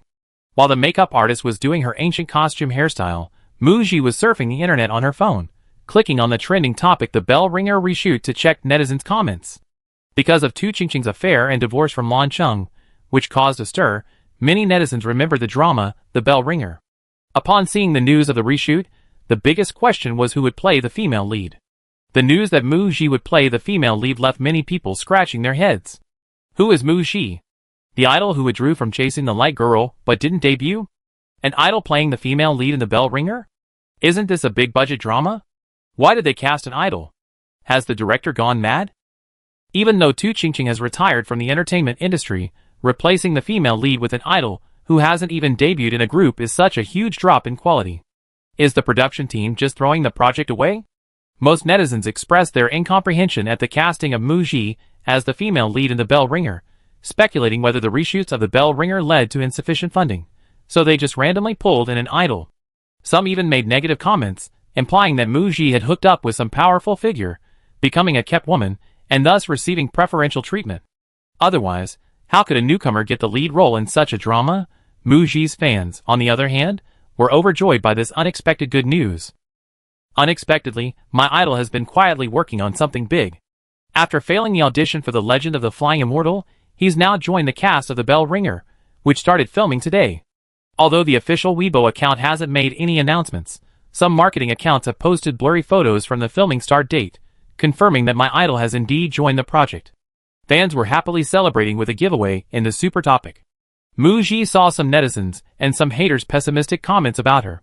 Regardless of whether The Bell Ringer uses green screen and face swapping or reshoots the female lead scenes, if they find an idol to play the role, they can just be kicked out. Which foolish investor was tricked into taking over the production? Their investment is going down the drain. The most pitiful ones are the other main actors, having to make time to reshoot scenes with an idol. I feel sorry for them. I heard it has been downgraded from S level to A level. Mu Ji, this little idol, has dragged down the rating of this drama. Apart from fans, netizens, and haters, no one was optimistic about Mu Ji playing the female lead in The Bell Ringer, thinking that if the drama could be broadcast smoothly, they could wait to see the joke. Despite the widespread ridicule, it also brought Mu Ji considerable attention and buzz, gaining her over 10,000 followers. That same morning, the lipstick Mu Ji was endorsing was officially announced, capitalizing on the high buzz surrounding the start of filming. For fans, it was double celebration. The limited edition of 30,000 lipsticks sold out instantly. Shang Jian looked at these impressive figures as Mu Ji, dressed in her costume and makeup, walked out. She looked like a figure from a painting. Her appearance, temperament, and aura were all stunning. Shang Jian didn't accompany Mu Ji to the costume fitting. This was the first time he'd seen her in her character's costume, and he was amazed. He thought to himself again, Mu Ji was truly transformed compared to before. A beautiful vase had been infused with a soul. Her superior looks were radiant, becoming even more dazzling. Based on his experience managing many artists, he saw her as a rare talent with great potential. But Mu Ji was never one to listen, and he was afraid that praising her would make her arrogant. Shang Jian didn't outwardly react to the online discussions about Mu Ji. For an artist, being famous even when it's infamous is still fame. This is a role you fought for yourself, so once you're on set, just do your best. I have other things to do right now. I come visit the set later when I have more free time. After making a brief appearance at the opening ceremony of The Bell Rings, Shang Jian had to rush to the airport. This was a pre-arranged flight. He was flying to Yazhou to participate in the second public performance of his boy band. Then, Lin Xian's The Legend of the Flying Immortal was also about to start filming. Shang Jian's schedule was packed, and he didn't have much time to visit Muji on set. Muji nodded. Okay, I understand. There was no extra reaction whatsoever. For her, whether or not Shang Jian, her agent, was on set was irrelevant. After her makeup and styling were done, Muji and Min Min headed to the film set together. They walked for a few minutes to the set of The Ringing Bell. A scene was being built in a green screen tint. Ning Yao, who played the male lead, was also there, dressed up. Upon seeing Muji, he greeted her warmly. Teacher Xiaoji, you're perfect for the role of Ying. Muji, Teacher Xiaoji? What a strange way to address me. Hello, Ning Yushan. He was calling out the name of the character Ning Yao was playing. The two had worked together on Chasing the Light Girl and had also met at the script reading session, so they weren't strangers. Ning Yao's attitude towards working with Muji was very friendly. Director Su showed me your audition performance. It was great. Plus, we had some great chemistry when we collaborated on the song Beautiful Woman. I'm really looking forward to this collaboration. Good luck. If you need any help, feel free to ask me. Okay, thank you, Teacher Ning. After greeting Ning Yao, Muji greeted the other actors one by one. Filming hadn't started yet, so they needed to wait on set. Muji calmly found a place to sit down and opened her script to review the scenes for today. Helper Minmin whispered, Sister Gigi, Teacher Ning Yao is a really nice guy, but I feel like the other actors are a bit cold. Not the kind of coldness you feel towards strangers. It was a subtle, scrutinizing observation tinged with a hint of disdain. When Minmin went to get Muji her thermos earlier, she passed by the actors playing the second male and female leads and saw them standing together, scrolling through their phones and talking. She vaguely overheard a couple of sentences. She's just an idol, how good can her acting be? Spending the time of 2 dramas filming one, barely getting paid, and playing a supporting role to an idol. Sigh, don't you think we actors, who had to reshoot are the ones who got the short end of the stick? Muji had just turned a page of the script when she heard Minmin's words, but she didn't stop. It's normal. Ning Yao chose to believe and trust director Su Tao's choice because he had interacted with her and knew her a little. The other actors' opinions were probably similar to those of netizens online. Some didn't show it on their faces, some didn't bother to hide it. Muji knew their subjective impression of her, a minor idol who participated in a talent show but failed to debut. They doubted her acting skills, doubted her ability to play this role. They even lost faith in the entire project. These were all very normal thoughts. And what Muji could do was let her acting speak for itself. That was the best proof. Chapter 39. After waiting on set for an hour, the actors began rehearsing their lines. All of the female lead scenes were being res hot, and Muji undoubtedly had the most. Logically, her schedule should have been quite full. However, Ning Yao had specifically cleared his schedule to accommodate the filming, and given his limited availability and status as the biggest star among the actors, the initial schedule mainly focused on scenes between the male and female leads. Today's filming began with the male and female leads' first meeting scene. The Bell Rings Record, a period fantasy drama, has the following plot summary. There is a mysterious antique shop owned by a beautiful and charming woman. If you bring the most important item to your possession, the owner can grant you one wish. However, no one knows where this shop is located. Rumor has it that someone once visited and made a fortune by exchanging a single hairpin. Muji plays the female lead, Ying, who is the owner of this antique shop. She carries half a broken bell and collects its fragments by granting wishes.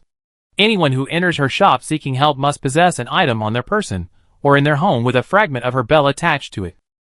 Ying's background and past are shrouded in mystery. She only knows her name is Ying, and that she must collect the bell fragments to recover her lost memories. She keeps one phrase firmly in mind. When this bell rings, I will remember everything. The first scene is shown earlier than expected. A man carrying a jewelry box enters Ying's antique shop in a panic, puts down the box, says he's giving it to her, and tries to leave as quickly as possible. Ying stopped the man and asked about the origin of the jewelry box and what his wish was. The man said he only wanted peace at home and hoped his wife would return to her former self. He suspected his wife was possessed by a ghost and had been behaving strangely lately. The female lead accepted the jewelry box and agreed to help. That night, she went to the man's residence to investigate his wife's strange behavior and encountered Ning Yushan, a commander of the Imperial Guard, who was investigating the case of the faceless female corpse. Ning Yushan saw the female lead, whose face was veiled, appearing on the street at night and acting suspiciously. He mistakenly believed she was involved in the faceless female corpse case, and a fight broke out between them. During rehearsals, Director Su Tao came over to give Mu Ji and Ning Yao some pointers. The Bell Rings record had just finished filming, and Ning Yao had already filmed one scene. The focus of the pointers was on Mu Ji. Before filming began, Su Tao had spoken with Mu Ji about the role during the script reading and the costume fitting. He noticed Mu Ji had done her homework thoroughly, knowing all the female lead scenes and lines by heart. Now, on set, during rehearsals and scene discussions, we be filming Aang's scenes first. Mu Ji, pay attention to the camera angles so you don't go out of frame. Mu Ji, as a seasoned actress, was well aware of the director's instructions. But she listened intently like a newcomer, nodding and taking notes. Su Tao was pleasantly surprised to find that Mu Ji not only knew her lines, but was also a natural actress, with a natural presence in front of the camera. During rehearsals, her positioning, camera angles, and performance were all very accurate. What was particularly remarkable was that he saw no pressure or tension in Mu Ji, only focus and complete concentration on the character. After filming officially began, action. Clapperboard. One scene, one shot, one take. Upon hearing the command, Mu Ji quickly got into character, and the first take went smoothly. Su Tao happily said, "This take can be done right away." Mu Ji, however, watched the playback on the monitor and proactively asked, "Director Su, can we do another take?"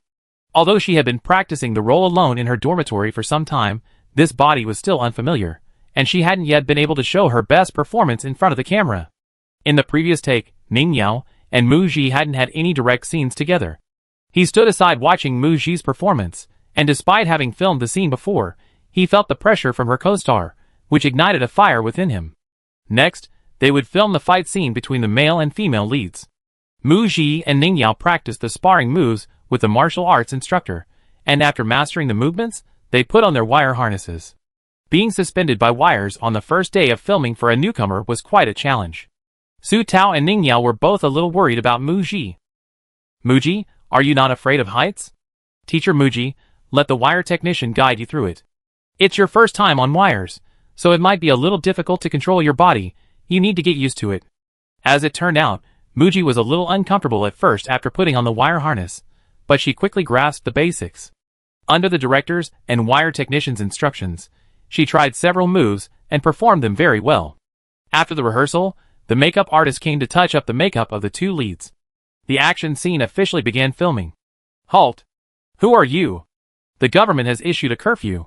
What are you doing here in the middle of the night?" On the monitor, Aang paused, turned her head slightly, and a close-up of her profile wearing a red veil was revealed. "I'm lost, I'm going home now." Seeing the woman in front of him use her light-footed skills to run away, Ning Yushan assumed she was guilty, and quickly drew his knife, chasing after her and blocking her path. He turned and, without a word, swung his knife through the air. Aang grumbled, annoying. She nimbly dodged Ning Yushan's attack. This fight scene was only filmed 4 times before it was done. 2 of the takes were during the fight between Mu Ji and Ning Yao, when her veil fell off.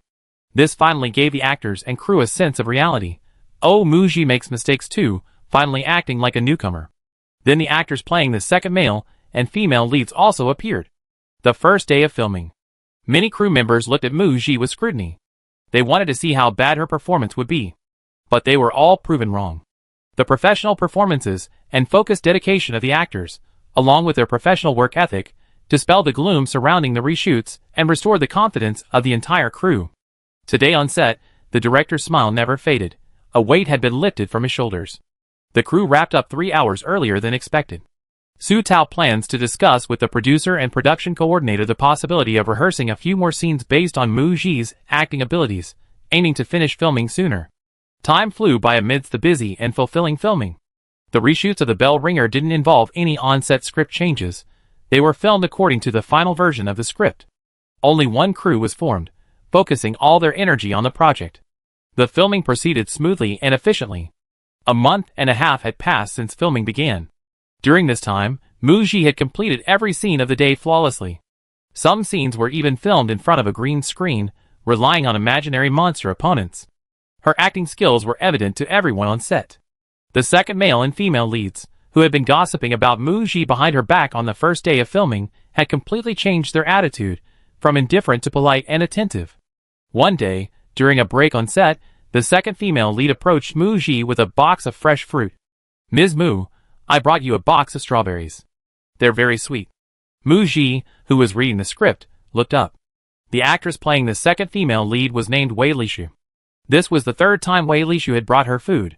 She had declined the first 2 times, and refusing again would seem too distant, like she was shutting her out.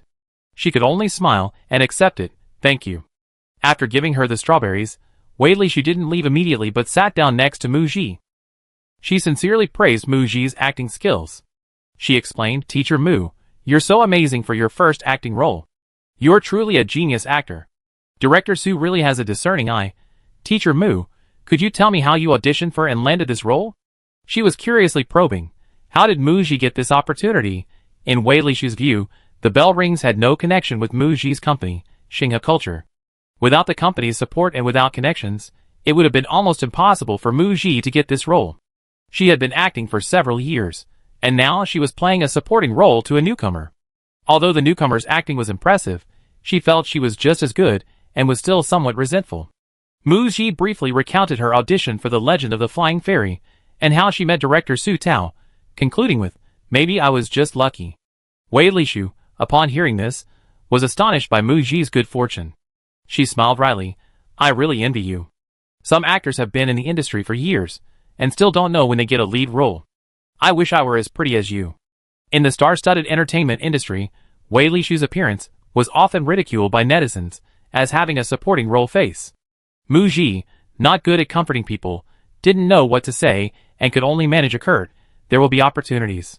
After Wei Lishu left, her assistant, Minmin, whispered, Teacher Wei has been in the industry for many years. If she doesn't get a lead role now, she probably won't have another chance.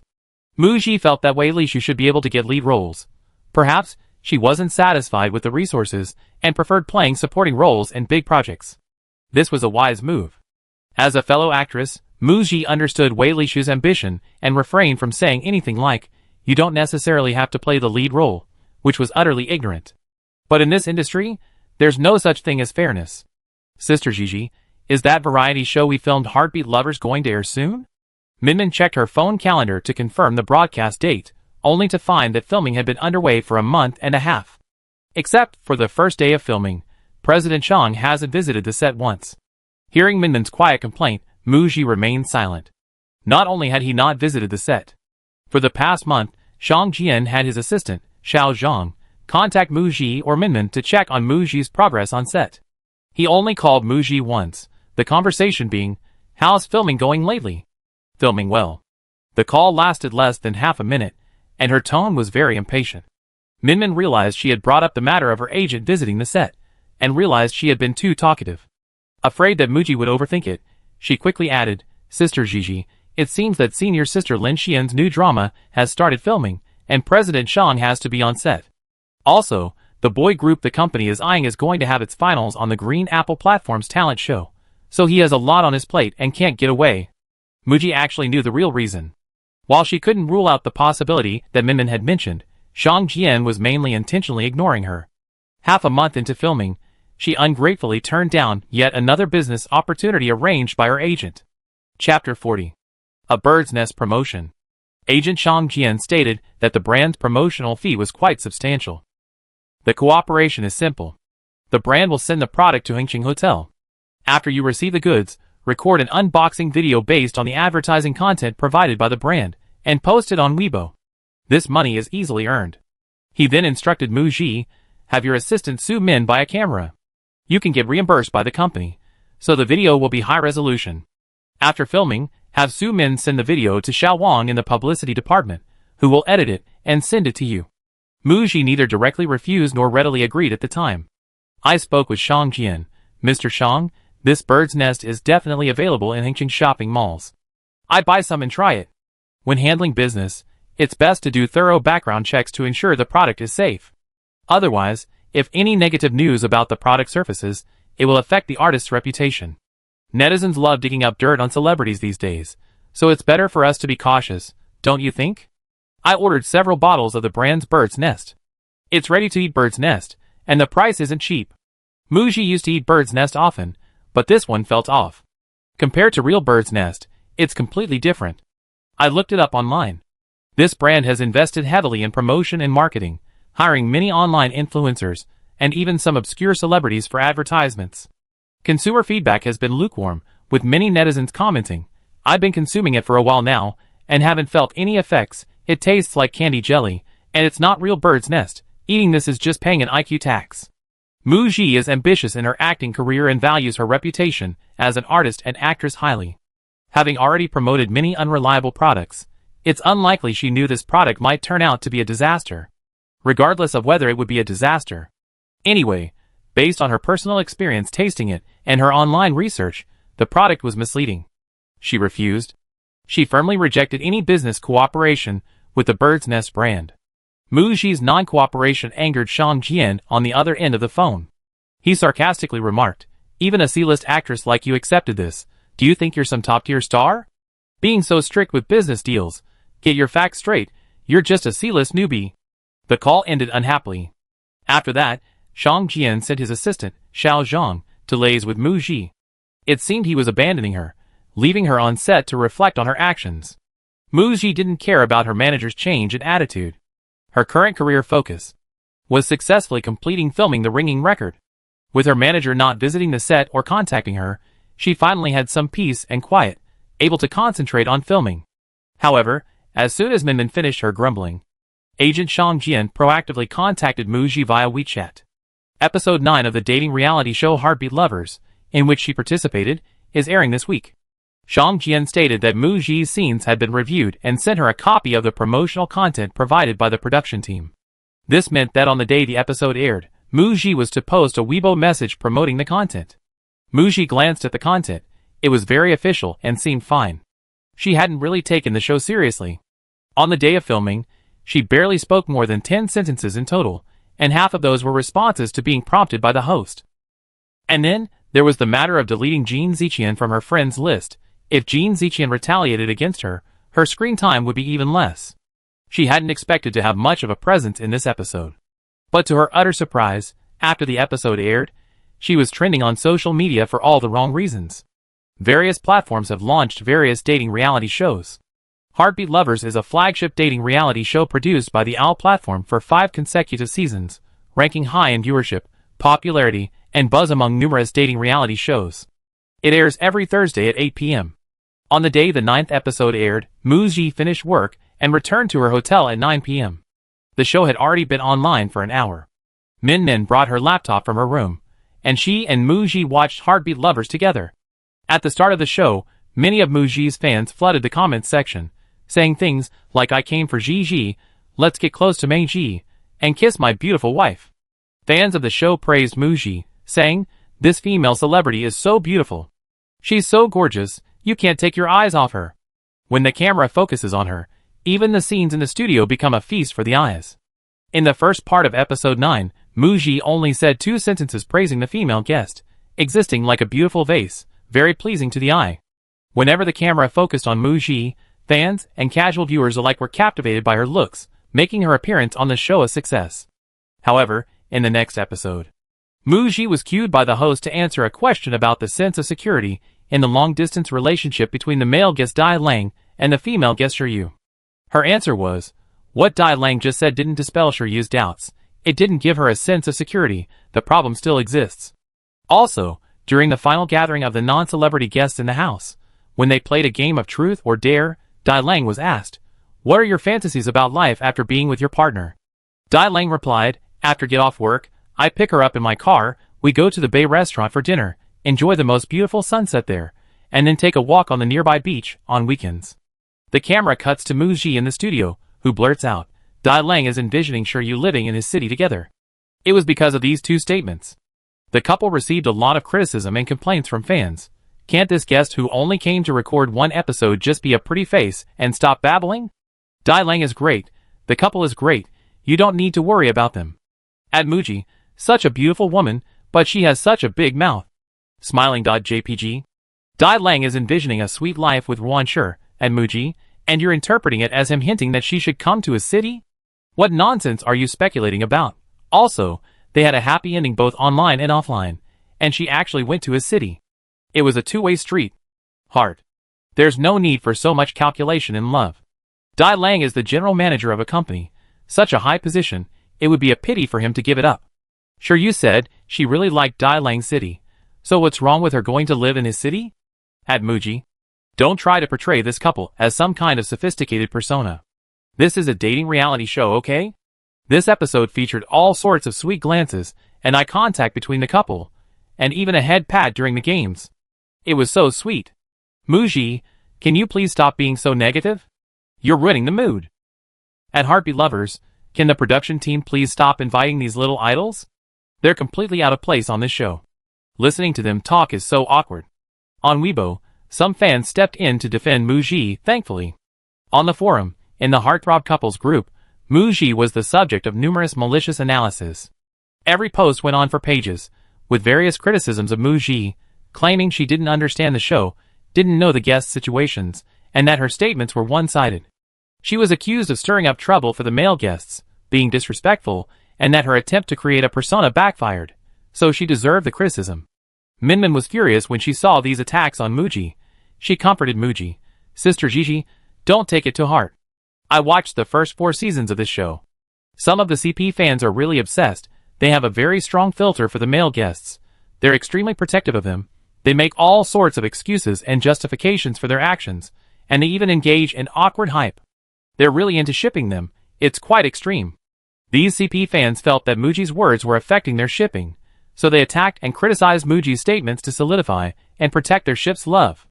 Also, the production team went too far. They cut out a lot of content. Yes, in the recorded footage that Muji, as a celebrity guest, saw, Shiryu was dissatisfied with the male guest Dai Lang's answer about long-distance relationships, and felt insecure about their future after the show ended.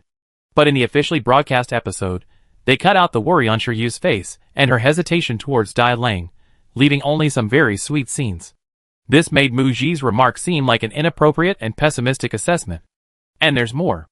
The production team capitalized on the buzz surrounding this discussion, pushing the topic of Muji feeling that Dai Lang didn't provide Shiryu with a sense of security to the top of the trending searches. Upon clicking, the trending Weibo post was from a marketing account with over 1 million followers, featuring the hashtag, Heartbeat Couple is almost over, and Dai Lang and Shiryu are basically a couple. Their interactions this episode were so sweet. They even discussed the challenges of a long-distance relationship, showing how seriously they're taking it. The show finished filming over 3 months ago, and according to reports, Dai Lang and Shiryu are now together offline, with the woman moving to the man's city to live together. This couple is so sweet. The post implied that concerns about Muji were unnecessary, suggesting that everyone should just enjoy the sweet moments and not be too malicious towards the male guest. Shiryu is the best person to judge Dai Lang. This post quickly became a trending topic. Dai Lang liked this Weibo post. This led to even more viewers criticizing Muji. Subsequently, Shiryu posted on her personal account expressing gratitude to Muji, saying that Muji was acting from her perspective and had no malicious intent, and hoped that people wouldn't attack Muji. Some of the CP fans gradually stopped criticizing, and Dai Lang unliked the post. Muji saw a clip edited by her fans of herself on the show Heartbeat Lovers, totaling 5 minutes of screen time. She only had 5 minutes of screen time for one episode, yet the show's producers made her a trending topic. For a nobody like Muji, even negative publicity is still publicity. Her manager Shang Jian thought the same way. Regarding the trending topic, he casually messaged Muji, saying that it was a good thing that a few minutes of screen time could make it to the top of the trending list. The company didn't step in to defend Muji, letting her be criticized by the CP fans. Only the fans were at the forefront, sparing no effort to protect her. The content viewers see on the show differs from what the celebrity guests in the studio see. Muji's words on the show reflected her most direct feelings at that moment. She spoke her mind without regret and didn't take the criticism to heart. Besides appearing on shows to promote her work, she's never really liked variety shows. The production teams, for the sake of popularity and buzz, and some netizens, would misinterpret or take things out of context from a single sentence or expression. She just wants to focus on acting. Having representative works and achievements is essential to improving her status in the industry. Like this time, being pushed into the trending topics by the production team. But because Muji is relatively unknown and easily bullied, her agent didn't carefully review the program videos, and she has no company to protect her, so she was maliciously exploited. This is one of the reasons why artists all want to climb the ladder. Launching Media, General Manager's Office. Ji Binghe came to discuss Xia Xinyan's acting career plan with He Jiyue. There are still over 2 months until the end of the year. After the Five Flowers girl group members go their separate ways, XI and Yin will be recording 2 music variety shows, filming commercials for her personal endorsement, and preparing for the New Year's Eve gala. Her music studio has started album production, and it's expected to release her solo digital album in the first half of next year. Ji Binghe, as the manager, doesn't actually need to report Xia Xi and Yan's schedule to the boss. She came to Hijiyue mainly to discuss. I talked to Xi and Yan. She wants to take advantage of her youth to try her luck in the music industry. Her strengths are singing and dancing, and her plan for the next few years is to focus on being an idol. She won't be making any plans for Xia Xi and Yan's film or television career. Hijiyue nodded. Okay, let's do it your way. After discussing Xia and Yan, Ji Binghe brought up Mu Ji. I saw that girl named Mu Ji trending on social media today. I inquired about it, and it's not a publicity stunt. It's a topic pushed by the production team. Even a last-minute appearance on a variety show can generate buzz. This Mu Ji seems to have a knack for stirring up controversy. She's always generating headlines. I quite liked what she said on the show. A female artist with such high looks as Mu Ji, who clearly prioritizes her career, coupled with her known potential in acting. If what Mu Ji said on the show wasn't about creating a persona, but rather focusing on developing her career, her future is limitless. Ji Binghe liked female artists with clear minds. Hijiyue knew Mu Ji wasn't creating a persona. Judging from Jin Ziqian's rejection of Mu Ji was very ambitious about her career. Considering this was Mu Ji's personal matter, she didn't reveal it to Ji Binghe. Ji Binghe mentioning Mu Ji reminded her of something. The Bell Ringer has been filming for over a month. Next week, come visit the set with me when you have some free time. Ji Binghe, ? Hijiyue, as an investor, should personally visit the set. But dragging her along shows he's really interested in Mu Ji. Chapter 41. Hengqing, on the set of the drama, The Bell Ringer. Today's shoot is a fight scene near the end of the story, a climax of the entire series, arguably the most exciting and high-energy part of The Bell Ringer. In the morning, Mu Ji, fully made up, appeared on set and immediately attracted everyone's attention. Sister Gigi, your look is absolutely stunning. So beautiful and cool. Minmin wasn't just flattering, it was a genuine exclamation. They've been filming for over a month, and every time they see Mu Ji's new look, they're moved to tears. She's so beautiful it brings tears to their eyes. When this drama airs, it will definitely fulfill all the fantasies of those who adore beautiful women in period dramas. Mu Ji just smiled. Minmin has a sweet tongue, but sometimes she exaggerates. When Ning Yao arrived on set and saw Mu Ji, his eyes lit up with amazement. He gave her a thumbs up and exclaimed, Teacher Xiao Ji, you look stunning today. Director Su Tao walked over to the 2 lead actors and also complimented Mu Ji, saying, A Ying is beautiful. He then revealed some news. An investor came to visit the set today. Mu Ji, ? With such a tight shooting schedule today, coming to visit? They really know how to pick their time. Afternoon. During a break in filming, the news of the investor's visit spread quickly throughout the entire crew. Because the investor arrived with a support vehicle, he treated the entire crew to afternoon tea, preparing coffee, juice, sushi, and other refreshments, easily winning everyone's favor. A separate, exquisite refreshment was prepared for the lead actors. Minmin returned with 2 cups of coffee and a serving of fruit, and exclaimed in a daze, Sister Gigi, I just caught a glimpse of this investor from afar, and he looks so young and handsome. I almost mistook him for a male celebrity. He looks kinda familiar. The next second, she remembered, he seems to have been trending. He's the boss of some company. What's it called? She tried to recall. Director Su Tao arrived with the investor. Mu Ji turned her head, sensing something, and the figure of a man walking at the front immediately came into view. He had his hair parted in a 3/7 style, wore a tailored, impeccably pressed high-end suit, had broad shoulders and a narrow waist, and walked with long, imposing legs, a walking, domineering CO. Sunlight shone from behind him, bathing him in a halo, obscuring his face. This mysterious entrance looked familiar. Oh, she remembered, it was similar to the meeting photos of the boss of launching media that trended a few months ago. The hidden male lead in The Boss Spends Money to Spoil Her Debut, named Hijiyue? Mu Ji hadn't paid attention to which investor had revitalized the Ringing Bell record project, and director Su Tao hadn't mentioned it either. Unexpectedly, it was launching media. Is this the aura of a leading man? So much courage. Mu Ji stood up from her recliner.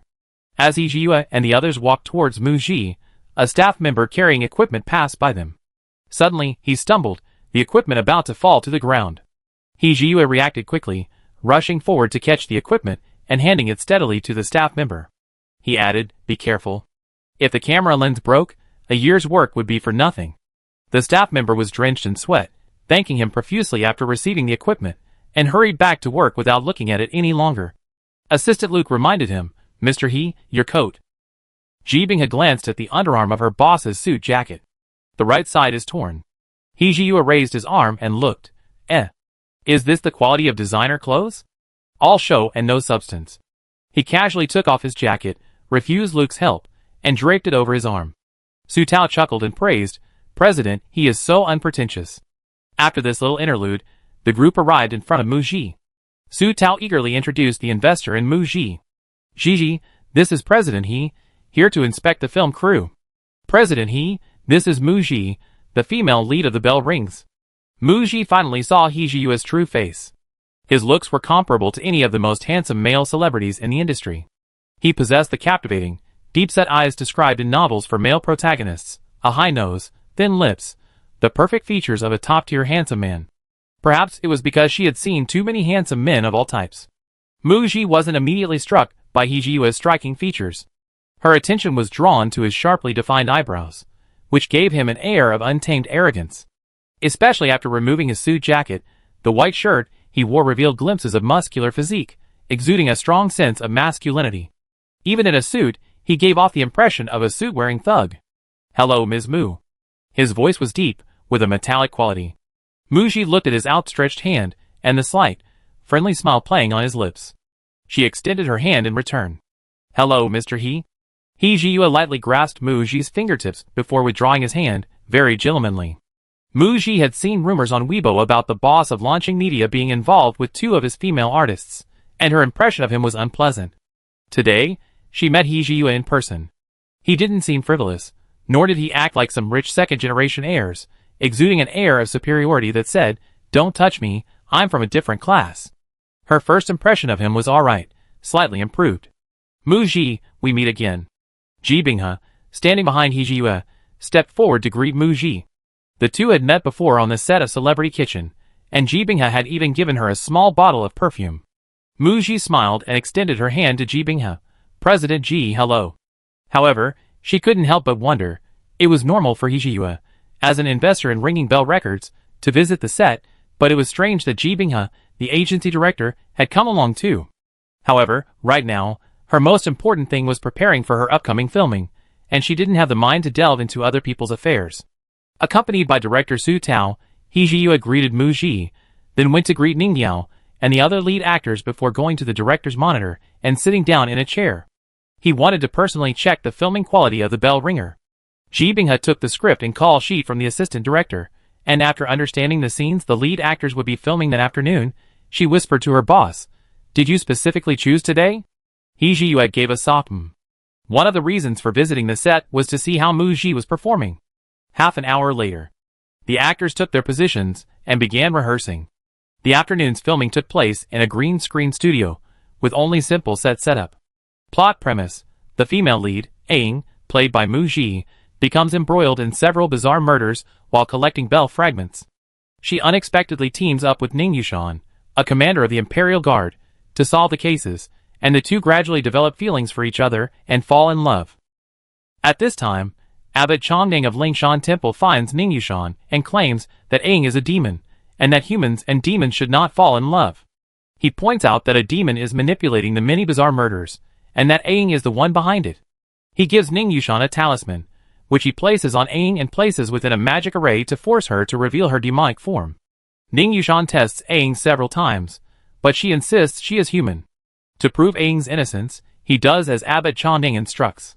The scene to be filmed: Ning Yushan takes Azai into the magic array and, under the guise of an embrace, places the talisman on her.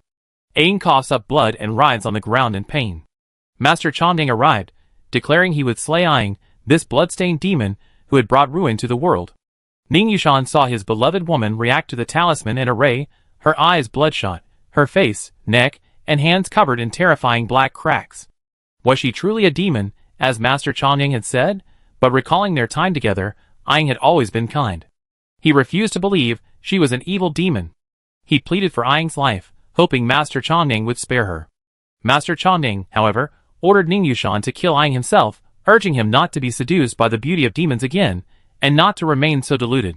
Ning Yushan watched Aang, restrained in midair by Master Chongning's magic, struggling and screaming in agony. He picked up the sword from the ground. Seeing this, Master Chongning flicked his robe, and Aang plummeted from midair.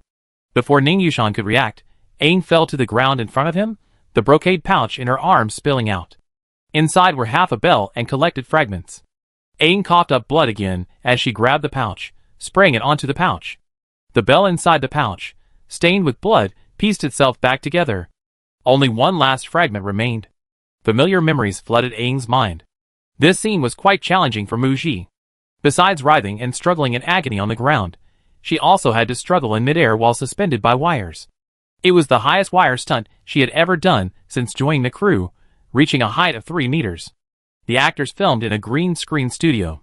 In post-production, the effect was that she was being lifted into the air by an invisible long hand gripping her neck. She had to act as if she was about to suffocate, her hands struggling against her neck, her legs flailing in the air. They also had to film a scene where she falls from midair, her body arching backward as she plummets.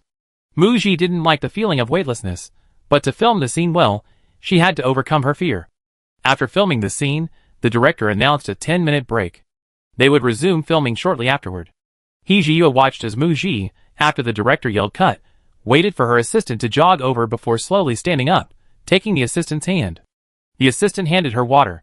Mu Ji pointed to the bloodstains at the corner of her mouth, shook her head, walked to a chair, sat down, picked up the script, and began reading, seemingly still immersed in the character's emotions. 10 minutes later, filming resumed. Ning Yushan, holding a sword, walked towards Aang. He stopped in front of Aang, then turned and pointed his sword at Master Chongning. He claimed there must be a misunderstanding, and he didn't believe Aang had indiscriminately killed innocent people. Master Chongning was disappointed in Ning Yushan and decided to deal with Aang, this demon, himself. Ning Yushan, to protect Aang, drew his sword and stood in front of her. Aang slowly rose from the ground, just in time to catch Ning Yushan, who was coughing up blood after being struck by Master Chongning's palm. Her eyes were bloodshot, and her entire body was shrouded in a cloud of black mist.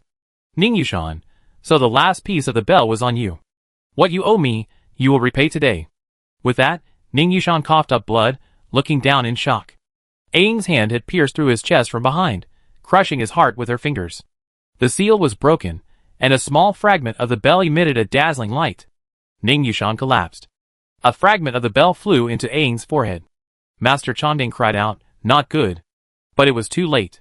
The bell rang, and Aang stretched out her arms. The sound of the bell transformed into layers of energy waves that spread outwards, forcing Master Chongning to retreat step by step. The black energy dissipated, and Aang was enveloped in a layer of golden light. When she opened her eyes again, the blood red had faded, and her pupils had turned golden. Her other half of her demonic power had returned. She remembered everything from the past. Aang was a bell that had cultivated into a spirit and taken human form. Several hundred years ago, she fell in love with Feng Yujun, a disciple of the largest cultivation sect. However, Feng Yujun's senior brother discovered her secret, that she was actually a demon. The story unfolded similarly to the situation Aang faced in this life. Because she was a demon, she was framed for absorbing men's essence in order to cultivate her power, resulting in the tragic deaths of many men. She also set fire to a village and ruthlessly killed weaker demons to absorb their magical power in order to improve her own strength.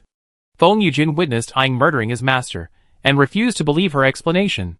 He believed Aang's demonic nature was ineradicable. In his eyes, Aang was a demon in disguise, and now she had committed an unforgivable crime. Heeding his senior brother's words, he conspired with him to capture Aang.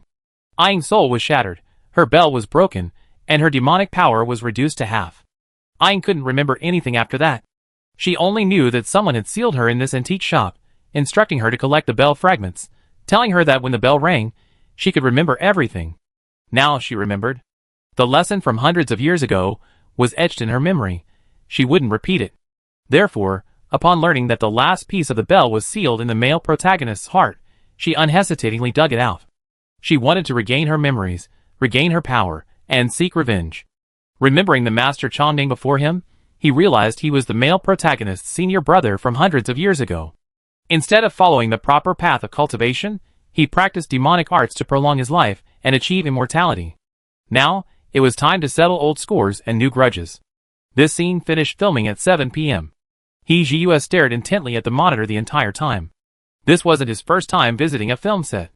He had visited the film sets of some of his artists recently. But this was the most impactful experience he had. The green screen studio, the simple set, the lack of post-production, yet it felt like watching a drama on television, completely immersed in the story.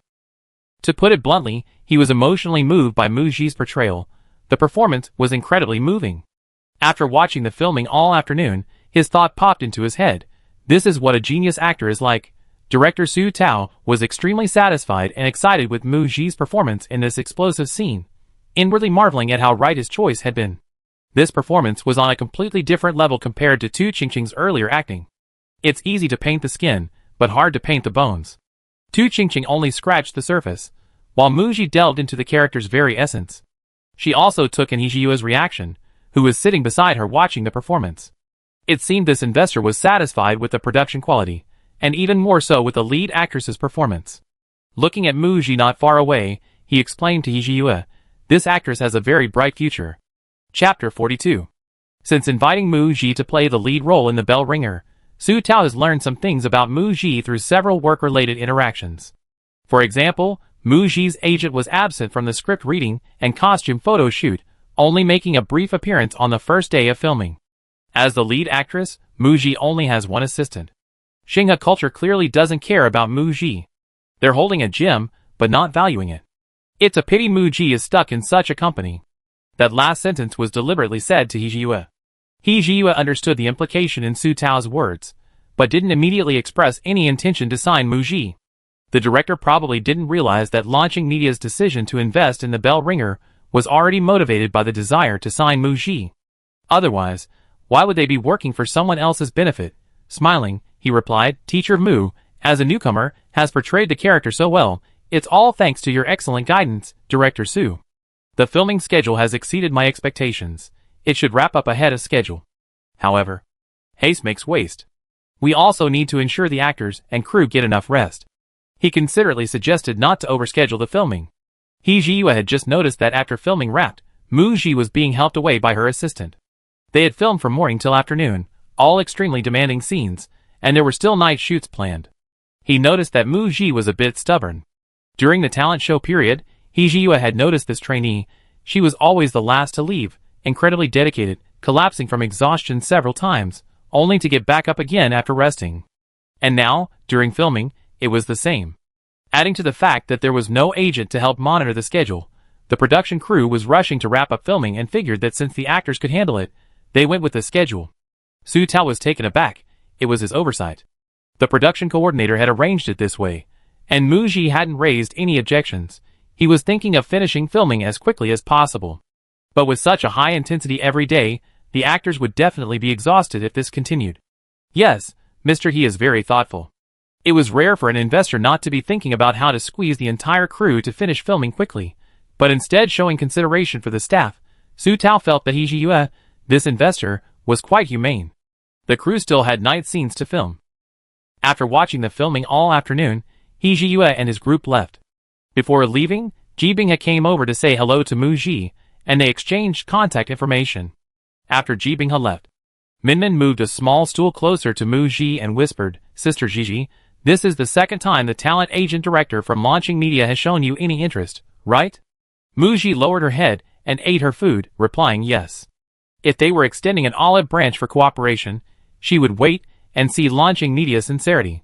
Hee Ji-woo and the others didn't linger in Hingching. As soon as they left the film set, they took a car to the airport, planning to fly back to Beicheng that evening. On the way to the airport, Hee Ji-woo asked Director Ji, after visiting the set, "What's your assessment of Moo Ji? This trip?" Ji Bing-ha sincerely admired Hee Ji-woo's discerning eye. "President, he has excellent judgment. Moo Ji's performance on set was a bigger surprise than what I saw in the audition videos. She's a promising actress, possessing all the qualities to be promoted to a top-tier female artist." Hee Ji-woo nodded. "Okay, once this drama wraps up, sign her before it airs." Ji Bing-ha understood. If they wait until The Bell Ringer airs, Shinha Culture won't release her so easily, and other companies will definitely try to snatch her up. 2 months after filming began for The Bell Ringer, Ning Yao had his last scene with Mu Ji. It was Aang and Ning Yushan's first meeting at the Bogu shop. Aside from their midnight fight on the street, this was their official encounter. Since this Imperial Guard commander stepped into the Bogu shop that day, he broke the barrier, causing the mysterious shop to appear in the world. At that time, Aang didn't know what kind of past life connection she had with this man. For both actors, they had filmed all sorts of heart-wrenching scenes. Now they had to act like we're not familiar with each other. Mu Ji, the production coordinator, really knows how to schedule calls. After filming the scene, Ning Yao's role was finished. After attending the wrap-up ceremony prepared by the crew, Ning Yao came to say goodbye to Mu Ji. He joked, "If I were Ning Yushan, I would also fall in love with Aang without realizing it." As he said this, his gaze towards Mu Ji was somewhat affectionate. Over the past 2 months of working together, Mu Ji had noticed that Ning Yao had developed some subtle feelings for her. She called it actor immersion syndrome, especially for some method actors, who invest their own emotions into their roles, easily developing feelings for the character, leading some actors to experience a romance after filming a single project. She too had briefly fallen in love with a character in a drama, but not with the actor. At most, she might develop some goodwill towards the actor because of the character, but nothing more than goodwill. Mu Ji, the filming is over. You're Ning Yao, not Ning Yushan. Meaning, don't fall in love with me. Her career was just starting out. Male actors' affections, likes, and loves would only be a burden for her, especially since her current image was that of a young idol trying to transition into acting. Dating? What? Ning Yao concealed his dejected expression and smiled, pretending nothing was wrong. He extended his hand to Mu Ji. Good luck, do well in filming, let's meet in Beicheng then. Mu Ji shook hands with Ning Yao. Thank you. After the male lead finished filming, Mu Ji's filming would also wrap up in about half a month. It was almost time. Half a month later, there was a new development in the dating reality show Heartbeat Lovers that Mu Ji had previously filmed. Dai Lang and Shiryu, the non-celebrity guests who officially announced their relationship at the end of the show, were rumored to have broken up. It trended on the entertainment news charts. Back at the hotel after work, Mu Ji and Min Min were having dinner. Min Min saw a message online. Sister Ji, you've finally been exonerated. Mu Ji, Curious, she went online to find out what happened to the couple's relationship after the reality show ended. The reason the news of their breakup spread was because Shiryu posted a Weibo message today on her main account saying she was going back to her original city, accompanied by a picture of a suitcase and a blurred plane ticket, clearly showing which city she was flying from, and which was being booked at the airport. The top comment was from a netizen asking, "Why did Xiaoyu suddenly go back?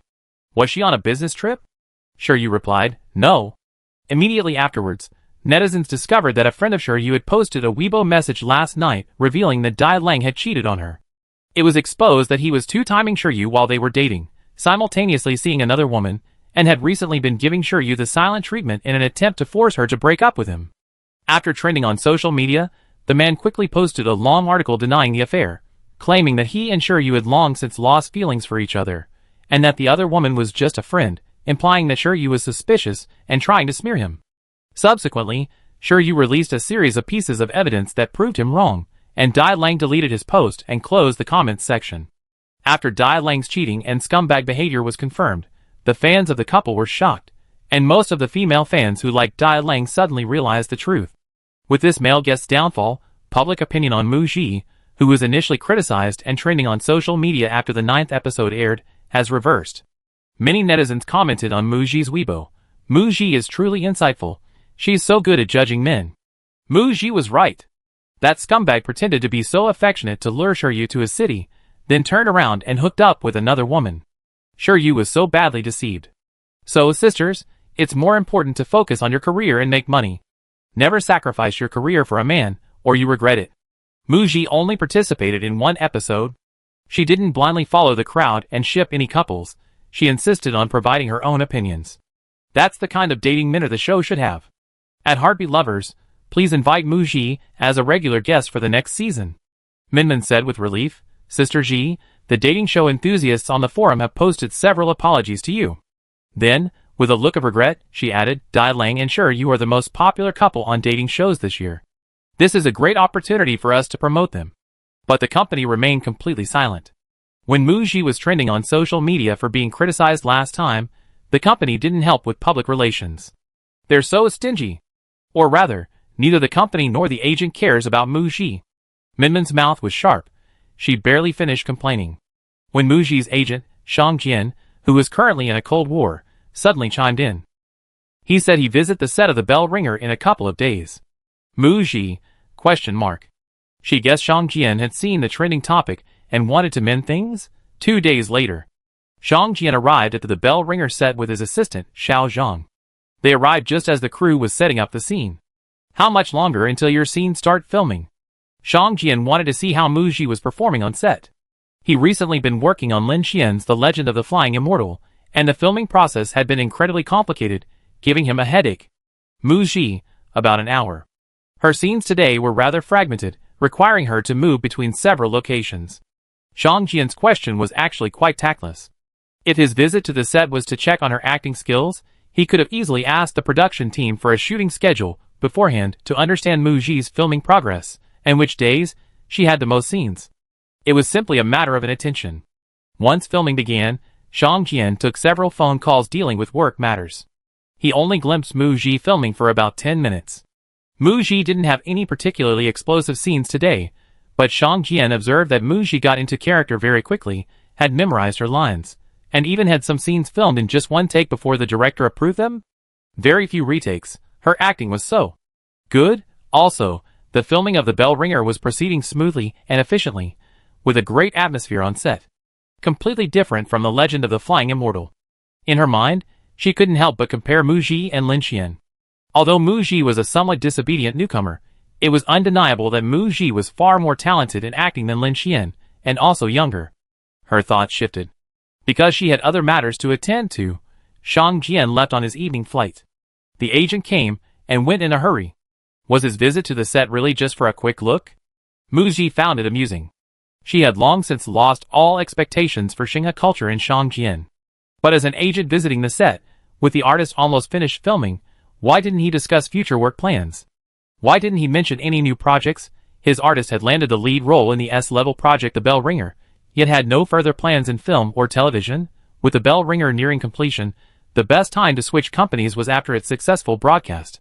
Then, her acting would have gained traction, giving her leverage at the negotiating table.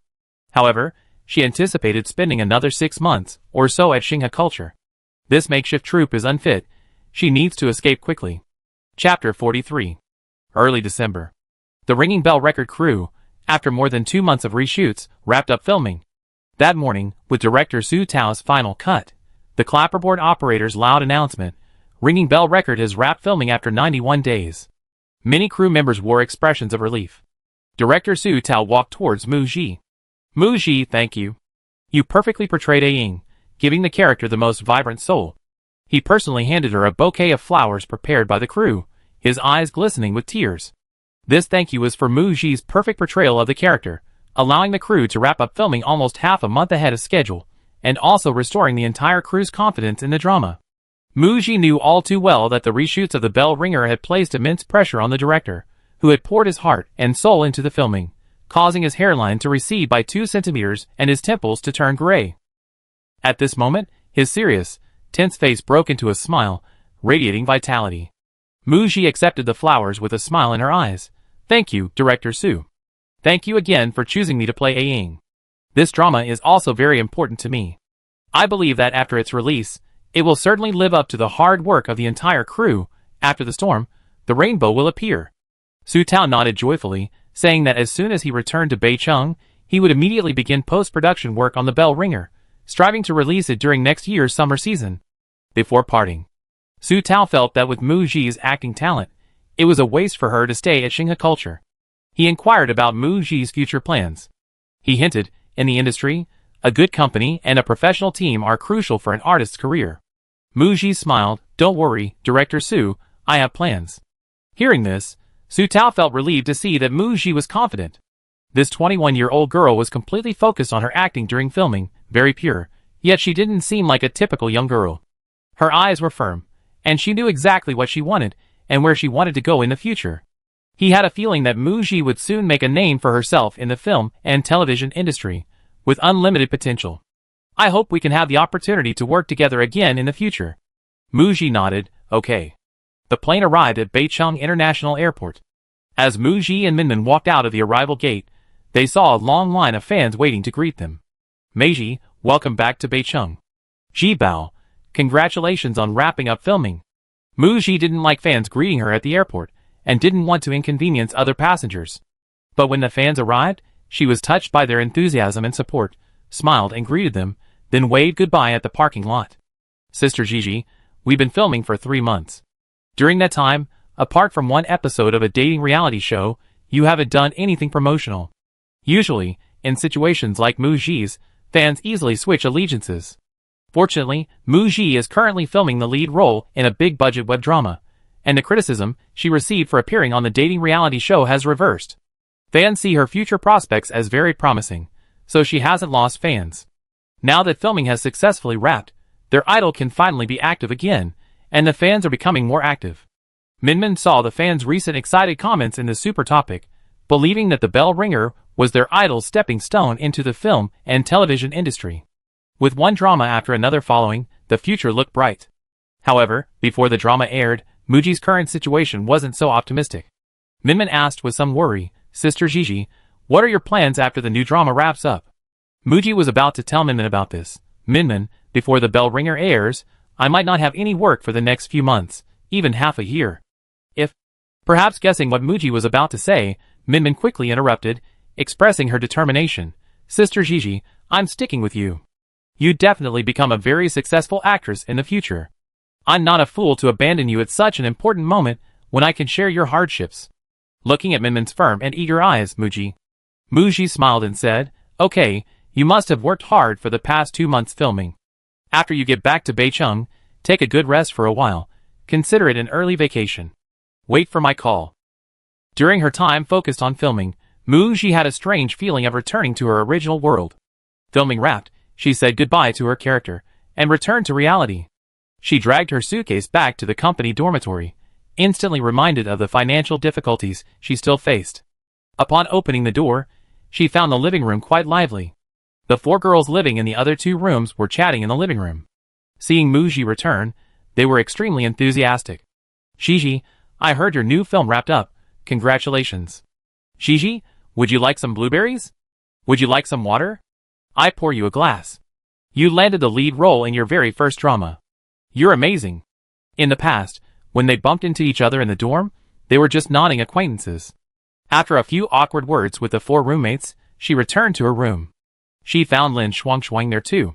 Lin Shuangshuang had a very small role as the 4th female lead in The Legend of the Flying Immortal, and filming had wrapped up more than 2 weeks ago. Compared to the friendliness of her 4 unfamiliar roommates in the living room, Lin Shuangshuang's expression was less than pleasant when she saw her roommate Mu Ji. She glanced at Mu Ji. Oh, the lead actress of a big production is back from filming. She had heard the commotion in the living room from her room and felt quite disdainful of the 4 roommates' fawning attitude towards Mu Ji.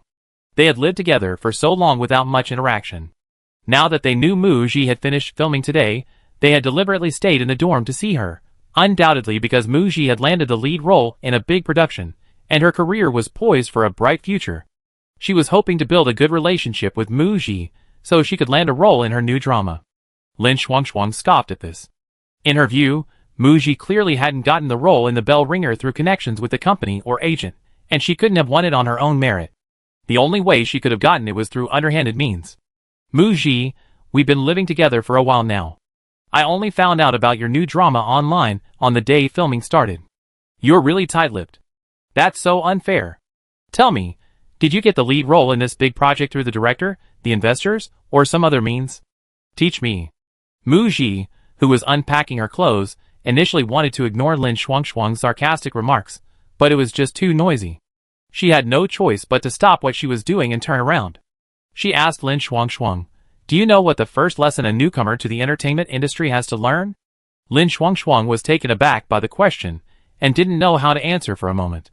Mu Ji continued, don't easily offend people. You always talk about your formal training, but in reality, you're just one of many newcomers with formal training. Besides that, what other advantages do you have? Are your acting skills competitive? You have no backing, and after filming one movie, you think you latched onto someone's coattails, rushing in front of me and yelling. It's stupid and ridiculous. Haven't you considered what you do if the person you're targeting develops better than the person you're latching onto? Lin Xuangshuang's words were sarcastic and pointed, partly out of jealousy, and partly because she definitely had someone backing her. That person was most likely Lin Xian. She filmed The Legend of the Flying Immortal with Lin Xuangshuang, so they had some interaction. It seems the first thing to do after returning to Beicheng is to find a place to move out of the company dormitory. It's too noisy here. The day after returning to Beicheng after filming wrapped, Agent Shang Jian notified Mu Ji to report to Xinghe Culture. As soon as she entered the director's office, Shang Jian was on the phone. He looked extremely annoyed, glanced at Mu Ji, and pointed to the sofa, indicating to sit there and wait. Mu Ji sat down, not because she was intentionally eavesdropping. Shang Jian was quite agitated, speaking loudly on the phone. There are things to do at the company. I can't stay on set every day. Find the director to resolve this. She guessed he was talking to Lin Xian on the phone. It's highly likely that Lin Xian encountered some problems while filming, and her agent is hoping to come to the set to help resolve them. Perhaps she's had another conflict with Lu Yi. Why another? Since filming began for The Legend of the Flying Immortal, there have been countless leaks. Mu Ji saw a marketing account claim that Lin Xian and Lu Yi each brought their own screenwriters to the set, and both were trying to outdo each other by adding scenes for their characters. Pages were flying around on set every day. The two have also been subtly attacking each other on Weibo, and their fans have been fighting several times. Director Wu Su was so angry he almost went on strike. Only then did things calm down. It seems the online conflict has subsided, but the offline infighting on set continues.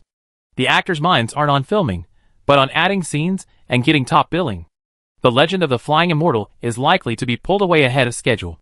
After finishing the call, Shang Jian walked over with a somewhat grim expression. After sitting down he said, "I called you here today to discuss your upcoming work arrangements." "Oh." Mu Ji listened attentively. Let's see what kind of arrangements Shang Jian has. But Shang Jian immediately started talking about variety shows again. Your previous appearance on Heartbeat Lovers was very accurate in your evaluations of the male guests. The show received a good response afterward. Netizens felt that you were a pleasant person to watch as a dating mentor in the studio, quiet, insightful about men, and able to deliver effective emotional value content. There's a lot of demand for you to appear on dating shows again. This time, we received invitations from 5 dating shows. Before recording Heartbeat Lovers, Mu Ji had researched the dating shows offered by various platforms. Each platform launches several dating shows a year, focusing on dating among ordinary people of different ages. With so many shows, it's clear that dating shows for ordinary people are quite profitable for the platforms. Shang Jian pulled out a document from a stack of papers on the table. He pushed it in front of Mu Ji. Of the 5 dating reality shows you've been invited to, one is a celebrity dating observation program produced by Jinmeng platform. Don't worry, you won't actually pair up on the show. The relationship between you and your male co-star is just for the sake of the show, a way to create a romantic pairing. You like acting, right?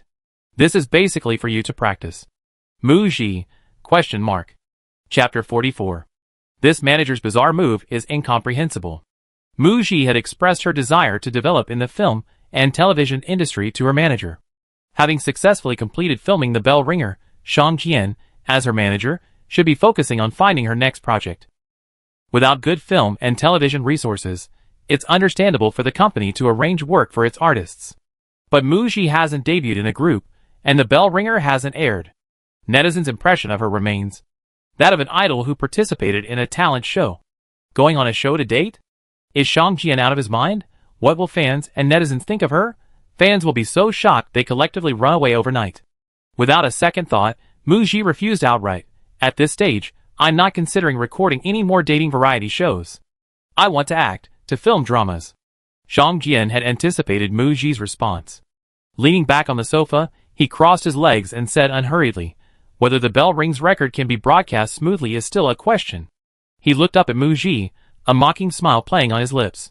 You look down on the resources the company provides, yet you're already thinking about playing the lead role right from the start. He tapped the table a few times, somewhat impatiently reminding her, currently, not to mention a representative work, you don't even have a single project. Your standards are so high, I'm afraid I don't have a script that will satisfy you. You young girls, your ambitions are sky high. So many people in the entertainment industry are fighting tooth and nail for a single role. It's not as simple as you think, you have to work your way up.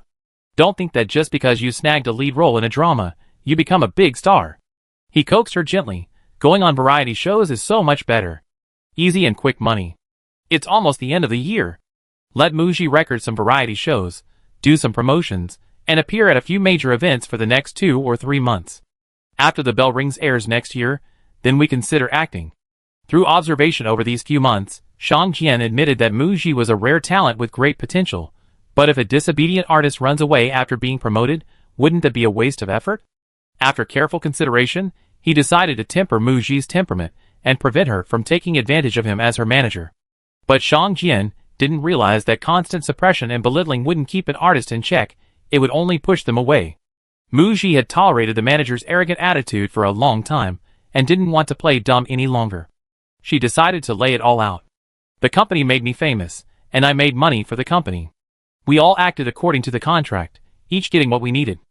As an agent, your responsibility is to plan an artist's career based on their abilities and strengths. As a newcomer, I landed a leading role in an overseas production through my own ability and luck, and the filming went smoothly. Don't I have any potential to develop in acting? And what about you, my agent? Shang Jian was stunned, not expecting his artist to dare contradict him like that. He didn't have time to reply, listening to Muji continue.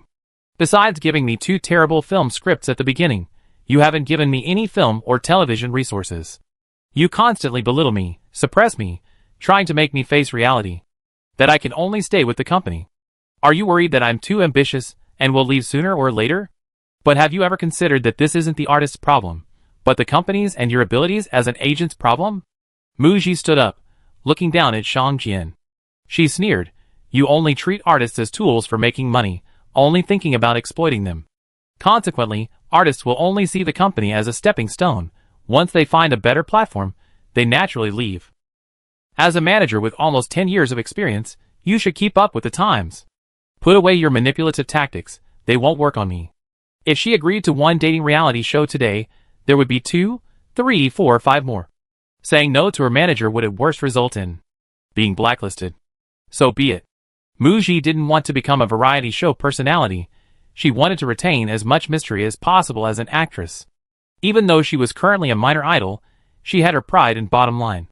Having thoroughly rebuked her manager, she didn't look at the expression on Shang Jian's face, and walked out of the office without looking back. After leaving the Xinghe Culture Building, Muji planned to contact a real estate agent to look at apartments. Upon unlocking her phone, she saw a new message pop up in the Botanical Garden of Beautiful Girls group chat.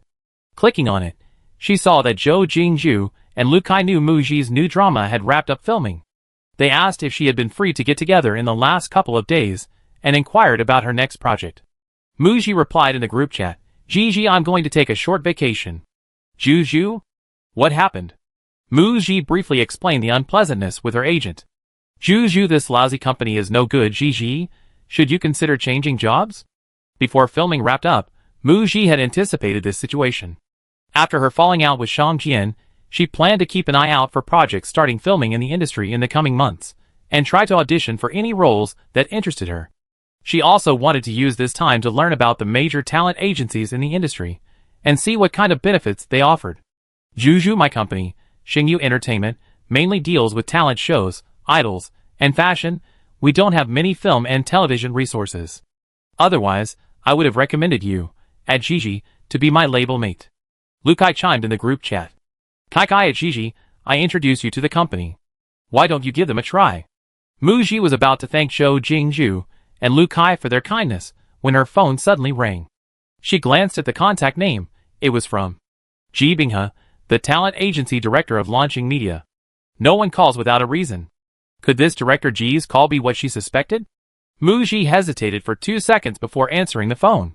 The voice of Ji Binghe came from the other end of the phone, asking Muji very directly, Muji, are you free to meet at noon today? Muji, Director Ji, I'm free. Where would we meet? Ji Binghe gave the name of a private restaurant. Do you need me to send a car to pick you up? No need, I take a taxi. After hanging up, Muji glanced at the time.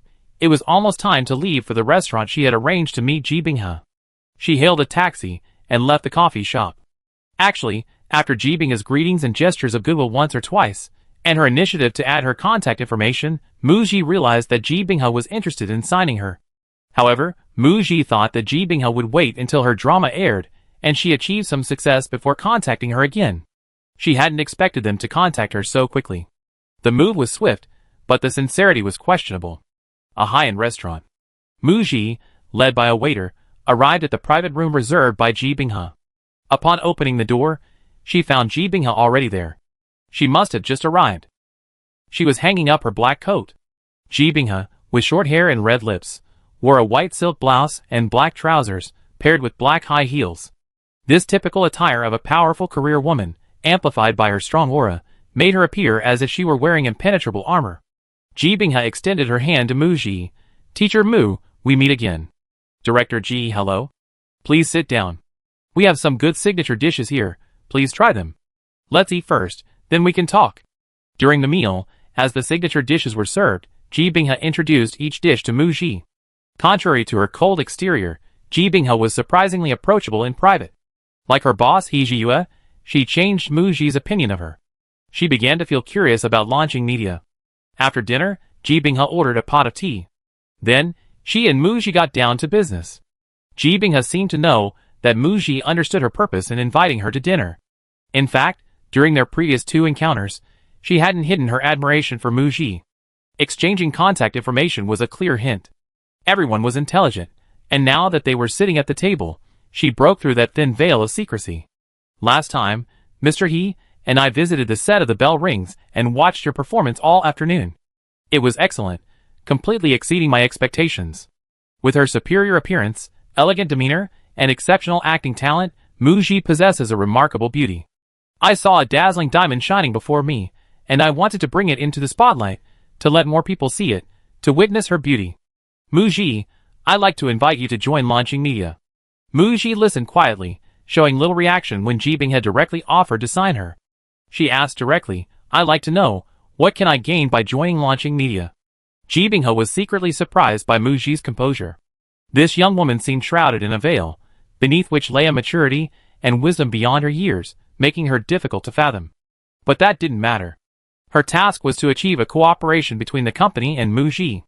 Although Launching Media is a new company, all the artists signed under our management, except for Xia Xinyan, whom you also know, are actors. We have the capability to secure suitable and satisfactory film and television resources for our artists. Launching Media will pay your breach of contract penalty. These words touched upon Mu Ji's biggest concern: film and television resources. Ji Binghe had come prepared for today's dinner. She took 2 documents out of her bag. "This is a gift from Launching Media, a TV series and a movie, both with leading roles. You can choose one to act in. I'm confident I can make you the next Lu Rui." Mu Ji simply smiled. She knew that in Ji Binghe's eyes, she was currently just a talented newcomer actress. To think that she could become the next best actress was already a remarkable career plan for her. Mu Ji took the documents from Ji Binghe, glanced at them, and saw they were scripts. She looked up at Ji Binghe and said, "Director Ji, thank you for your appreciation. Changing jobs and signing with a new company is a big deal. I need time to read the script. Can I take these 2 documents back and read them? We can discuss it further after I finish reading the script." "Okay, I look forward to your reply." Launching Media. After meeting with Mu Ji, Ji Binghe went straight to the general manager's office upon returning to the company. She reported the situation to the boss, He Jiyue. Chapter 45. He Jiyue, how did the conversation go? Ji Binghe, I discovered that Mu Ji, this young girl, is quite extraordinary. She shared her impressions of her conversation with Mu Ji. I felt like I was sitting across from a mature artist. She seemed to have anticipated everything I said, and throughout the entire conversation, she didn't show a trace of nervousness, anticipation, smugness, worry, doubt, or unease. She was very composed and calm, saying she talked to me again after reading the script. He Jiyue twirled a pen in his fingertip, stopping his small gesture after Ji Binghe finished speaking. He raised an eyebrow and asked, "How confident are you in convincing her next time we meet?" I was originally 90% confident, but now, it's hard to say. I don't think she'd be interested in the signing gift that Launching Media prepared for Mu Ji. He Jiyue smiled slightly. It's alright. If she doesn't like the first gift Launching prepared, then the resources arranged by Xinghe Culture will likely be even less appealing to her. Then Mu Ji won't join the production team before The Bell Rings airs. We still have a few months. Okay, I'm very curious about how ambitious this young lady is. The next day, Ji Binghe received a call from Mu Ji. This marked their second conversation. I finished reading the script. After meeting with Ji Binghe yesterday, Muji found a quiet, deserted coffee shop and spent the afternoon reading the script before returning to her dorm. The meeting gift prepared by Launching Media was a choice between two options. It was on a completely different level compared to the materials her agent, Shang Jian, had previously arranged for her. For an artist of her caliber, this is quite a sincere offer. I'm well aware of my current status and lack of acting experience. These two projects are excellent opportunities for a newcomer like me. But honestly, the scripts and roles aren't very appealing to me. The first is an S-level ancient costume fantasy web series on the OWL platform, a female-centric script that offers a lot of room for the actress to showcase her talent. However, the script and the female lead's character are unoriginal, and the production team is mediocre. Furthermore, Muji had just finished filming an ancient costume fantasy drama, The Bell Ringer, and she didn't want to spend 4 or 5 months filming another project where the quality was clearly questionable and wouldn't benefit her. And the second film script? I'm working with big-name actors. For Muji, a newcomer, this is a great opportunity to enter the film industry. Many actresses have been acting for years without ever getting a chance to appear in a film. Muji didn't feel sorry, stating bluntly, playing a rebellious, foolish daughter in a star-studded police thriller, constantly causing trouble to get her father's attention, only to have the male lead sacrifice himself to save her after she's been kidnapped, leaving her to weep bitterly at her father's grave. To me, this character lacks any growth arc. She seems like a purely functional character existing only to advance the plot. She gently shook her head. I have no interest in taking the role. She said to Ji Binghe, Director Ji, you might think I'm arrogant, but if this is a signing gift from Launching Media, it's not enough for me. Fortunately, she had prepared herself mentally. Otherwise, Ji Binghe would lose all composure in front of Muji. After listening to Muji's explanation, Ji Binghe remained silent for a moment, then spoke, I apologize. Perhaps my assessment of you was somewhat inaccurate. I'd like to know what you're hoping for, what your requirements are for the film and television resources you like to obtain. She had just been arrogant, looking down on the film and television materials from Launching Media. A typical agent would have already turned away, muttered you don't know what's good for you, and left. Muji was slightly surprised by Ji Binghe's friendly attitude. She wasn't condescending, but actively communicating and exchanging ideas with the artist, sincerely seeking the possibility of cooperation. You can think of me as a mature actor. I love acting and hope to bring good works and roles to the audience. I value the script, followed by the director, actors, and production team. I don't necessarily need to play the lead. I'm open to supporting roles, and even villains, as long as the script and role interest me. Ji Binghe thought to herself. Good film and television projects usually have top actors choosing first. Although Launching Media has some resources in film and television, their reach is still limited. Muji was naturally very aware of this. I know that with my status, I'm not qualified to compete for resources with my seniors, but within my options, I don't need the company to secure resources for me, I just need them to help me get an audition opportunity. She made it clear that she wouldn't compromise on her roles. The second conversation failed to reach an agreement. Ji Binghe returned and reported to her boss. He shrugged, as expected, we didn't get the resources we wanted. He then recounted his second conversation with Muji to his boss. After listening, He Jiyue asked Ji Binghe, Director Ji, what do you think? Ji Binghe, I saw Muji act on set. Her explosive performance that afternoon was truly phenomenal. Add to that her appearance, demeanor, and eloquence, and her stunning comeback in the talent show. Everything tells me this newcomer's arrogance is justified. What else can we say? We do our best to meet her demands and sign her. He Jiyue nodded in satisfaction. I trust Director Ji's judgment. I have Lukila prepare a list of projects that will start filming within 6 months. Once the materials are ready, we have a meeting to discuss which projects we can try to secure. A week later. Muji and Ji Binghe's third conversation. Ji Binghe brought the second signing gift she had prepared. Ji Binghe handed the documents to Muji, saying, take a look. Are you interested in the story and characters? Muji took the documents and opened them, reading them immediately.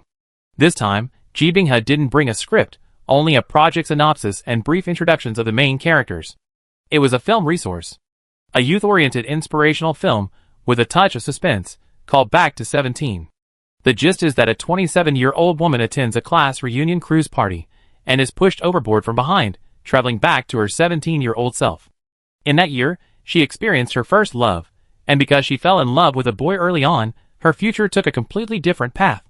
Given a second chance at life, She is determined to change her destiny and find the culprit among her classmates who pushed her overboard. After Muji finished reading the materials, Jibing had introduced Back to 17 is the final installment of the 4-part youth series produced by Guanyin Media. The first film did well at the box office and received positive reviews. The second and third films did okay at the box office, but received very poor reviews. The producers hope this film can salvage the reputation and pave the way for the next film in the series. It's directed by a new director whose resume includes several short films, one of which won an award, and he's worked as an assistant on a film by a well-known director. That concludes the basic information about the film. She added that if Muji is interested in the film, Launching Media can provide an audition opportunity. Chapter 46. Regarding the audition, Muji was given a heads up. Auditions sometimes involve more than just acting skills. There's also the negotiation between investors and the director's considerations for the role. I've done some research on this film project. The director, as a newcomer to filmmaking, is very motivated to make this a success. For the lead role, he values the actress's suitability for the character, acting skills. This was from their last meeting. Muji's refusal to play a rebellious young girl could easily be interpreted as she doesn't like playing young girls. But Jibing had grasped Muji's key point. I know you want to act in an interesting script, an interesting role. Back to 17 has a good story, and the lead role suits you well. Let me be frank, this film is the best resource Launching Media can secure for you among projects starting filming within the last 6 months. The female lead travels from 27 to 17, and 21-year-old Muji plays a 17-year-old high school student. The image is perfect, and her mature soul and psychological age are also fitting. It truly is a role tailor-made for Muji. Jibing's last sentence was very true. The competition for roles in the 25 to 30 age range is fiercest. Back to 17, due to age restrictions, is a pie for young actresses, giving newcomer Muji a chance to compete. After reading the synopsis and character descriptions, I'm interested. I want to audition. Director G, we can move on to the next step of discussing the cooperation. I'd like to meet with the owner of Launching Media to discuss the contract details in person. The contract is halfway done. Jibing's face lit up. Okay, I arranged the time. She admired Muji's decisive and efficient style. Once satisfied with the resources, she readily proposed discussing the contract, very straightforwardly. She also possessed a calm and collected demeanor. She was somewhat looking forward to discussing the contract details, wondering what kind of demands Muji would make. It would be interesting to see how the boss would respond. Before going to Launching Media to discuss the contract, Muji met with an agent from Yima Media. Last time, Lukai mentioned in the group chat that she would recommend Muji to sign with her company. Muji hadn't taken it seriously at the time. 2 days ago, she received a call from Lukai, saying that an agent surnamed Chai from Yima Media wanted to meet with Muji to discuss the cooperation. Muji thanked Lukai for her kindness and, wanting to compare the contract offers from other companies, agreed to meet with this agent, Chai. The meeting place was a creative restaurant chosen by Chai. Muji arrived 10 minutes early. After waiting 20 minutes, Agent Chai finally arrived. He plopped down and immediately started ordering a huge table full of dishes. As soon as the food arrived, he exclaimed, "Eat, eat," and began to devour it. Muji was puzzled. She had looked up this agent, Chai, from Yima Media. He wasn't even in the top 10 of the industry's agent rankings. He was ranked 3rd within Yima Media, and one of the artists he managed was a 4th-tier actress. This first meeting, the other person's lateness, their behavior while ordering food, and their table manners, didn't leave a good first impression. Muji only ate a vegetable salad. The person opposite her devoured most of the food on their plate like a starving ghost. Burp. Chai Wu let out a burp, but stubbornly said, "The portions here are too small, I'm not full." However, he still put down his chopsticks. While wiping his mouth, he said to Muji, "Lukai told me about your situation. She thinks you're very talented, that you have a natural talent for acting, and that you have a bright future ahead of you. I came to see Miss Mu today because I also think highly of you. I believe you can play the lead role in The Bell Ringer. Your acting skills are definitely not a problem. But," he chuckled lightly, "the entertainment industry isn't lacking in talented newcomers. Every year, countless new students graduate from acting schools.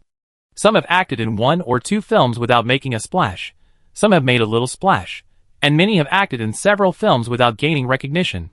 Making a name for yourself as an actor isn't easy." Muji didn't speak, listening quietly. Seeing her silence, Chai Wu then launched into a comprehensive analysis, pointing out her many shortcomings. Finally, he summarized, "There are many newcomers, like Mu Ji, in the industry. The competition is extremely fierce." Perhaps fearing he might be too critical, he ultimately expressed his appreciation for Mu Ji again, somewhat contradictorily, acknowledging that Mu Ji also had her merits. Mu Ji felt that this agent, Chai, was like a customer shopping in a mall, eyeing a piece of clothing they liked and intending to buy, but then, in order to get a discount, proceeding to pick and choose the clothes they had with dissatisfaction, wanting to buy goods at the lowest price.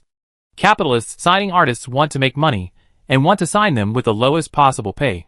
A classic case of wanting the horse to run fast, but not wanting it to eat grass. All crows are black.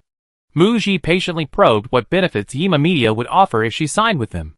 Chai Wu hinted at a profit-sharing arrangement, 30-70, with a minimum of an 8-year contract.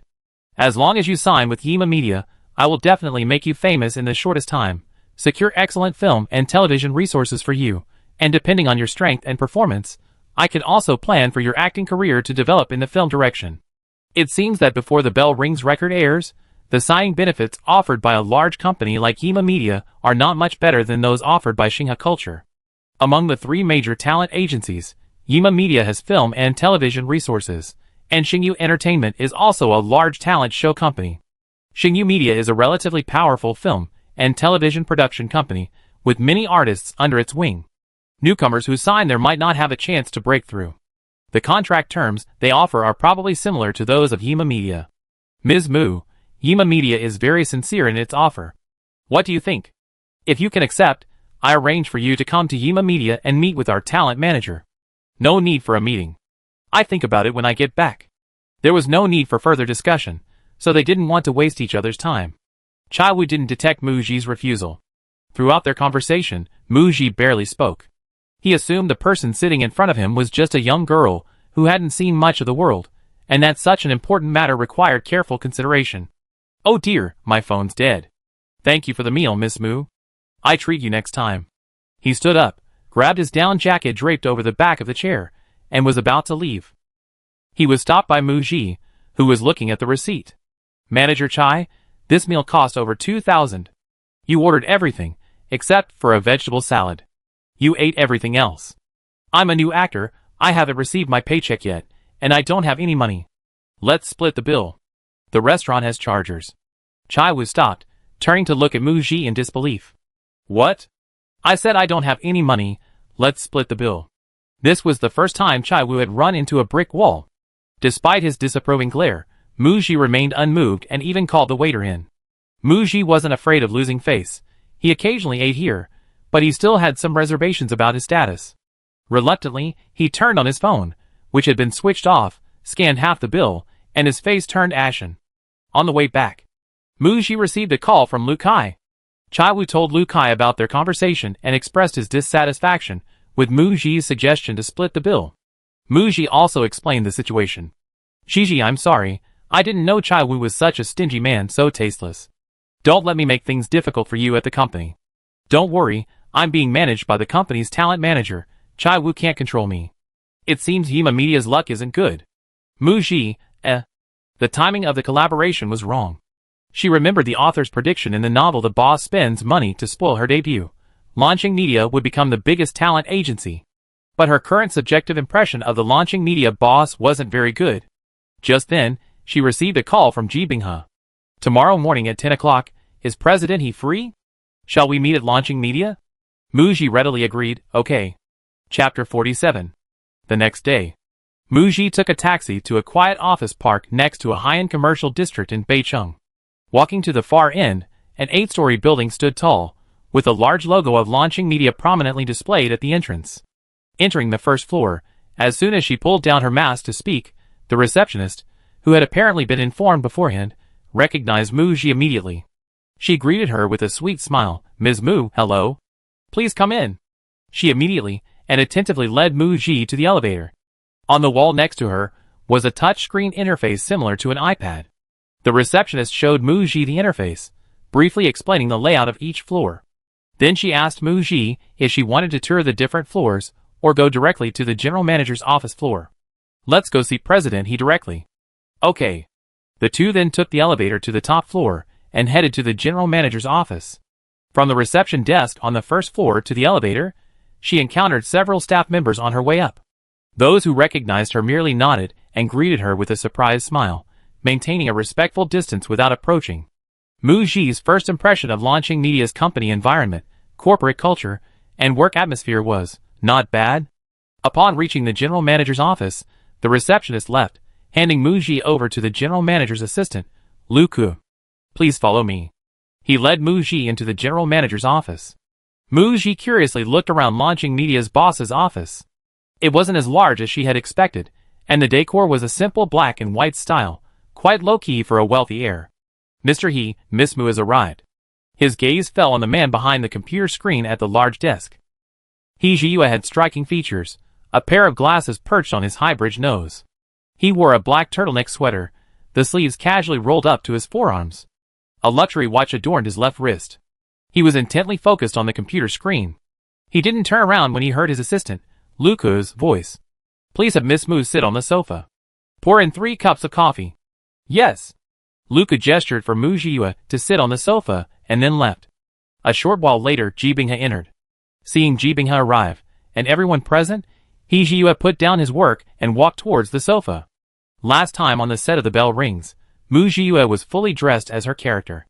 Today, coming to launching media to discuss cooperation, she wasn't dressed up at all, even appearing somewhat casual. In the dead of winter, Mu Ji wore her long hair loose, applied face cream and lipstick, and wore a white sweater, black trousers, black boots, and a long black down jacket. Due to her limited budget, the entire outfit cost less than 500 yuan, and upon closer inspection, the quality of the clothes wasn't great. However, on Mu Ji, it possessed a refined beauty, accentuated by her elegant demeanor. Ms. Mu Ji, I'm sorry to have kept you waiting. It's all right. While waiting, Mu Ji had been flipping through a magazine. Now, the boss and the talent manager from Launching Media had arrived. They closed the magazine and placed it on the coffee table. Watching He Jiyue sit down on the sofa opposite her, his glasses removed, his rolled-up sweater sleeves returned to their original position, his previously focused and aloof expression now softened into a faint smile. It was as if she were wearing a gentle mask. After several meetings with Ji Binghe, Mu Ji found Ji Binghe to be quite direct. He Jiyue's style was also very direct. Everyone sat down, and Luke brought in the coffee. He Jiyue cut to the chase, asking Mu Ji, Launching Media is very sincere in wanting to cooperate with Teacher Mu. What are your requirements for signing with Launching Media? We will do our best to meet them. She gestured for Luke to take notes. Mu Ji got straight to the point. First, I want the right to decide which roles I accept. He Jiyue thought for a few seconds and confirmed, at least one role a year, right? Even if her requirements for roles were high, maintaining a certain level of exposure in the industry required a certain level of work. 1 role a year was the minimum requirement for herself. Mu Ji readily nodded, okay. She then made her second request. The contract term is 5 years. He Jiyue hesitated for a moment, then nodded, okay. Third, my self-positioning is an actress. During filming, I hope to stay on set and focus on filming for any non-essential activities. I mainly participate in variety shows for the purpose of promoting my work. Regarding business collaborations, the team needs to conduct thorough background checks. I won't accept endorsements for money. I need to ensure the quality and market reputation of the brand's products. He Jiyue was slightly surprised and nodded, okay. Fourth, Director Ji told me that Launching Media will pay my breach of contract penalty. I have one more request. I need a lawyer to assist with my contract termination with Xinghe Culture. He Jiyue, no problem. Anything else? Mu Ji, one last thing. Her eyes were bright as she looked directly at He Jiyue sitting opposite her, very bluntly. I signed with Launching Media only to focus on my career and reject all unspoken rules, drinking parties, dinner parties, and tea parties. I hope the relationship between the boss and the artist is purely professional. He Jiyue, who was about to take a sip of her coffee, paused for a few seconds, puzzled. She looked up at Mu Ji, her expression a mixture of amusement and exasperation. Then she heard a soft chuckle. Looking around, she saw it was the manager of the talent agency. Ji Binghe, feeling the boss's intense gaze, coughed lightly, suppressing her laughter, though her voice still carried a faint hint of amusement. She assured Mu Ji, don't worry, Ms. Mu, our CEO, he is a very upright boss. Even if you sign with Launching Media and I manage you, I won't allow the boss to date my artists. He Jiyue, She silently put down her coffee. Ms. Mu, I can agree to all the conditions you mentioned. A shrewd businessman's glint flashed in her deep eyes. But I need to know, in return, what can Teacher Mu bring to launching media? Mu Ji's gaze was firm, her tone bold. Within the 5 years of the contract, launching media's initial investment in me will yield a 10-fold, even 20-fold, return. If I fail to deliver, I offer you a 10-year contract after 5 years. 9 out of 10 companies, I take one. He Jiyue and Ji Binghe exchanged a glance, both stunned by Mu Ji's boldness. Ji Binghe couldn't help but recall the scene when Xia Xinyan signed with Launching Media. Like most newcomers, she was in a relatively passive position, filled with anticipation for the future, her heart brimming with joy and trepidation at the signing. Mu Ji, a year younger than Xia Xinyan, had been the dominant party throughout, displaying remarkable assertiveness. He Jiyue glanced down at his watch, pondered for a moment, then lightly tapped the dial with his slender fingers. Looking up at Mu Ji, he readily agreed. Okay, deal. He instructed his assistant, Luke, draft the contract. Once Ms. Mu successfully terminates her contract with Xinghe Culture, we sign it immediately. He then looked at Ji Binghe. Ms. Mu's contract termination and audition arrangements will be handled by Director Ji. He left He Jiyue's office. Mu Ji followed Ji Binghe to the Director of Talent Management's office. Upon entering, Mu Ji hesitated slightly. She hadn't expected that Ji Binghe, who appeared glamorous and impeccably made up as a powerful woman, would have such a casual work environment. It was half the size of He Jiyue's office, and the desk was piled high with things, looking quite messy. The same was true for the coffee table near the sofa. Have a seat. Ji Binghe explained, it looks messy, but I know where every document is, it's organized even in the chaos. If the staff tidy it up for me, I lose track of everything. So let it stay messy. Mu Ji, Then, the two started discussing business. Ji Binghe called over a lawyer from the company's legal team, and first discussed the termination of the contract with Xinghe Culture with Mu Ji. If you don't want to deal with Xinghe Culture, you can entrust the entire process to a lawyer. No need, I personally request the company to terminate the contract first. Mu Ji hoped this matter could be resolved simply and quickly. If it came to going to court, the contract termination process would be very lengthy. After discussing the audition, Ji Binghe, being quite observant, noticed something. She asked, by the way, where are you staying now? Company dormitory. Do you have any requirements for the accommodation? I have someone arrange a new place for you. The company can pay the rent upfront, and then deduct it from your commission later. Okay, thank you. The housing issue was indeed something Mu Ji urgently needed to resolve. A few days ago, she had been looking for suitable housing. However, her payment for the ringing bell hadn't arrived on time. It wasn't that the production team hadn't settled the payment. Director Su Tao claimed it had been settled, and the payment was deposited into the company account. Xinghe Culture, or rather, her agent Shang Jian, was deliberately obstructing the payment. As a result, Mu Ji didn't have enough money on hand, and couldn't move out of the company dormitory for the time being. Since their falling out over the variety show appearance, Shang Jian had been refusing to give Mu Ji any work and withholding her payment, hoping to force this newcomer to admit her mistake and become obedient by freezing her out of the spotlight. However, half a month passed. Mu Ji came to Xinghe Culture to see him, saying she wanted to talk. Shang Jian made Mu Ji wait in the conference room for 2 hours before finally making time to see her. Upon entering and sitting down, he gave Mu Ji a disdainful look. Speak, what is it? He thought to himself. This ignorant little brat has finally come to apologize. But Mu Ji placed the prepared documents from her file folder in front of him. Mr. Shang, I'm here today to formally terminate my contract with Xinghe Culture. What did you say? I said, I want to terminate the contract. Shang Jian sprang up from his chair like a mantis shrimp. First, he was shocked, questioning whether Mu Ji's offer to terminate the contract was genuine or just a spur-of-the-moment statement made in anger after being sidelined. Seeing Mu Ji's serious expression, seemingly determined, his expression immediately shifted to one of utter astonishment and disbelief, inwardly mocking her. She really is ambitious. I was right to be wary of her. She's thinking of flying before her wings have even hardened. Shang Jian's facial expressions were incredibly complex. Pointing angrily at Mu Ji, he demanded, No wonder you dared to talk back to me, picking and choosing the variety show opportunities the company assigned, repeatedly refusing to cooperate. Looks like you already found another company, haven't you? Tell me, which company? Mu Ji chuckled. Director Shang, wasn't it you who kept belittling me, undermining my confidence, making it impossible for me to stay at Xinghe Culture? Now that I'm leaving, You can take this opportunity to get rid of this clueless newcomer.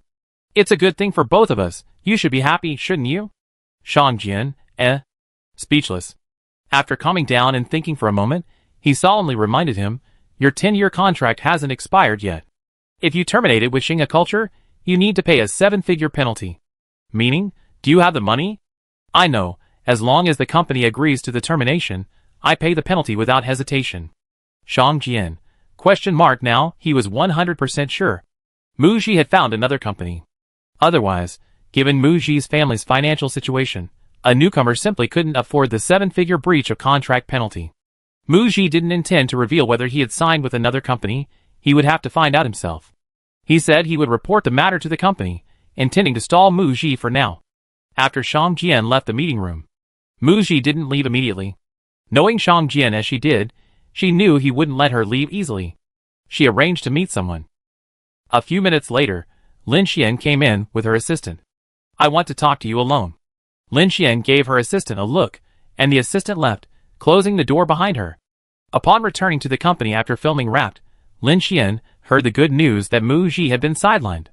Today, she received a message from Mu Ji wanting to talk to her, and the reason she agreed to come was to see Mu Ji make a fool of herself. She wanted to experience the thrill of Mu Ji begging her.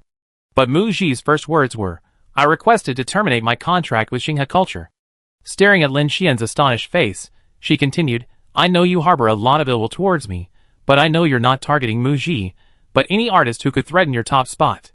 If I terminate my contract and leave Xinghe Culture, wouldn't that be a good thing for you? After finishing her conversation with Mu Ji, Lin Xian left the conference room. She headed towards the elevator, intending to go downstairs and leave. But after the elevator doors opened, she changed her mind and turned back towards the Director of Talent Management's office. She wouldn't be easily swayed by Mu Ji to interfere in Mu Ji's contract termination with the company, but she was still uneasy and wanted to test the waters with the manager Shang Jian. Upon knocking, Shang Jian entered, sitting on the sofa, smoking. Brother Jian, I saw you and Mu Ji talking in the conference room today. She probed, what did you talk about? Was she asking you to arrange resources for her? Upon hearing about Mu Ji, Shang Jian became angry and stubbed out his cigarette. That brat actually dared to mention terminating her contract with me. I known for a long time that she's an ungrateful wretch. It seemed Mu Ji's words were true. Lin Xian felt a surge of secret joy and followed up on Shang Jian's words. Since she's ungrateful, Brother Jian, will you agree to Mu Ji terminating her contract? Chapter 48. Shang Jian turned and glanced at Lin Xian, sneering, she wants to terminate her contract and leave. Not so easy. Lin Xian, feigning indifference, said, Mu Ji, a newcomer, dares to go against you, Brother Jian. She complains about every variety show and promotional offer, and now she's even asking to terminate her contract. There's no benefit for the company to keep her. Why not just accept this breach of contract fee? Humph, what do you know? Shang Jian's eyes sharpened, his face sly like an old fox. Don't worry about this breach of contract fee. I wait and see how well Mu Ji's The Bell Ringer does after it airs. She's the female lead in an S-level project that Su Tao is quite capable. If this drama is a hit, what's the breach of contract fee she has to pay? The agent actually had high hopes for The Bell Ringer being a hit. Lin Xian suppressed her shock. Confused, he asked urgently, but Mu Ji requested to terminate her contract. She must have already found another company. Now she's having such a falling out with the company and with you, Brother Jian. She's a newcomer, arrogant, and looks down on the company's resources. If the drama, The Bell Rings, really becomes a hit, she'd definitely not stay with the company anymore. Shang Jian told Mu Ji to calm down for a few months. His guess was, no other company would poach her until they saw the success of her new drama, even if someone tried to steal her away. The offers they made weren't much better than Xinghe Culture's. Mu Ji wouldn't have a good place to go. Who knew Mu Ji would find another company, and the company that tried to poach her even helped pay the breach of contract penalty. But it doesn't matter, as long as Xinghe Culture holds Mu Ji back and doesn't agree to terminate the contract. If we drag it out for a few months, and the web series starring Mu Ji really becomes a hit. For an actor, once they become popular, they have to seize the opportunity and strive to climb the ladder. Xinghe Culture is even less likely to let their artists leave. Then, the company can just stall.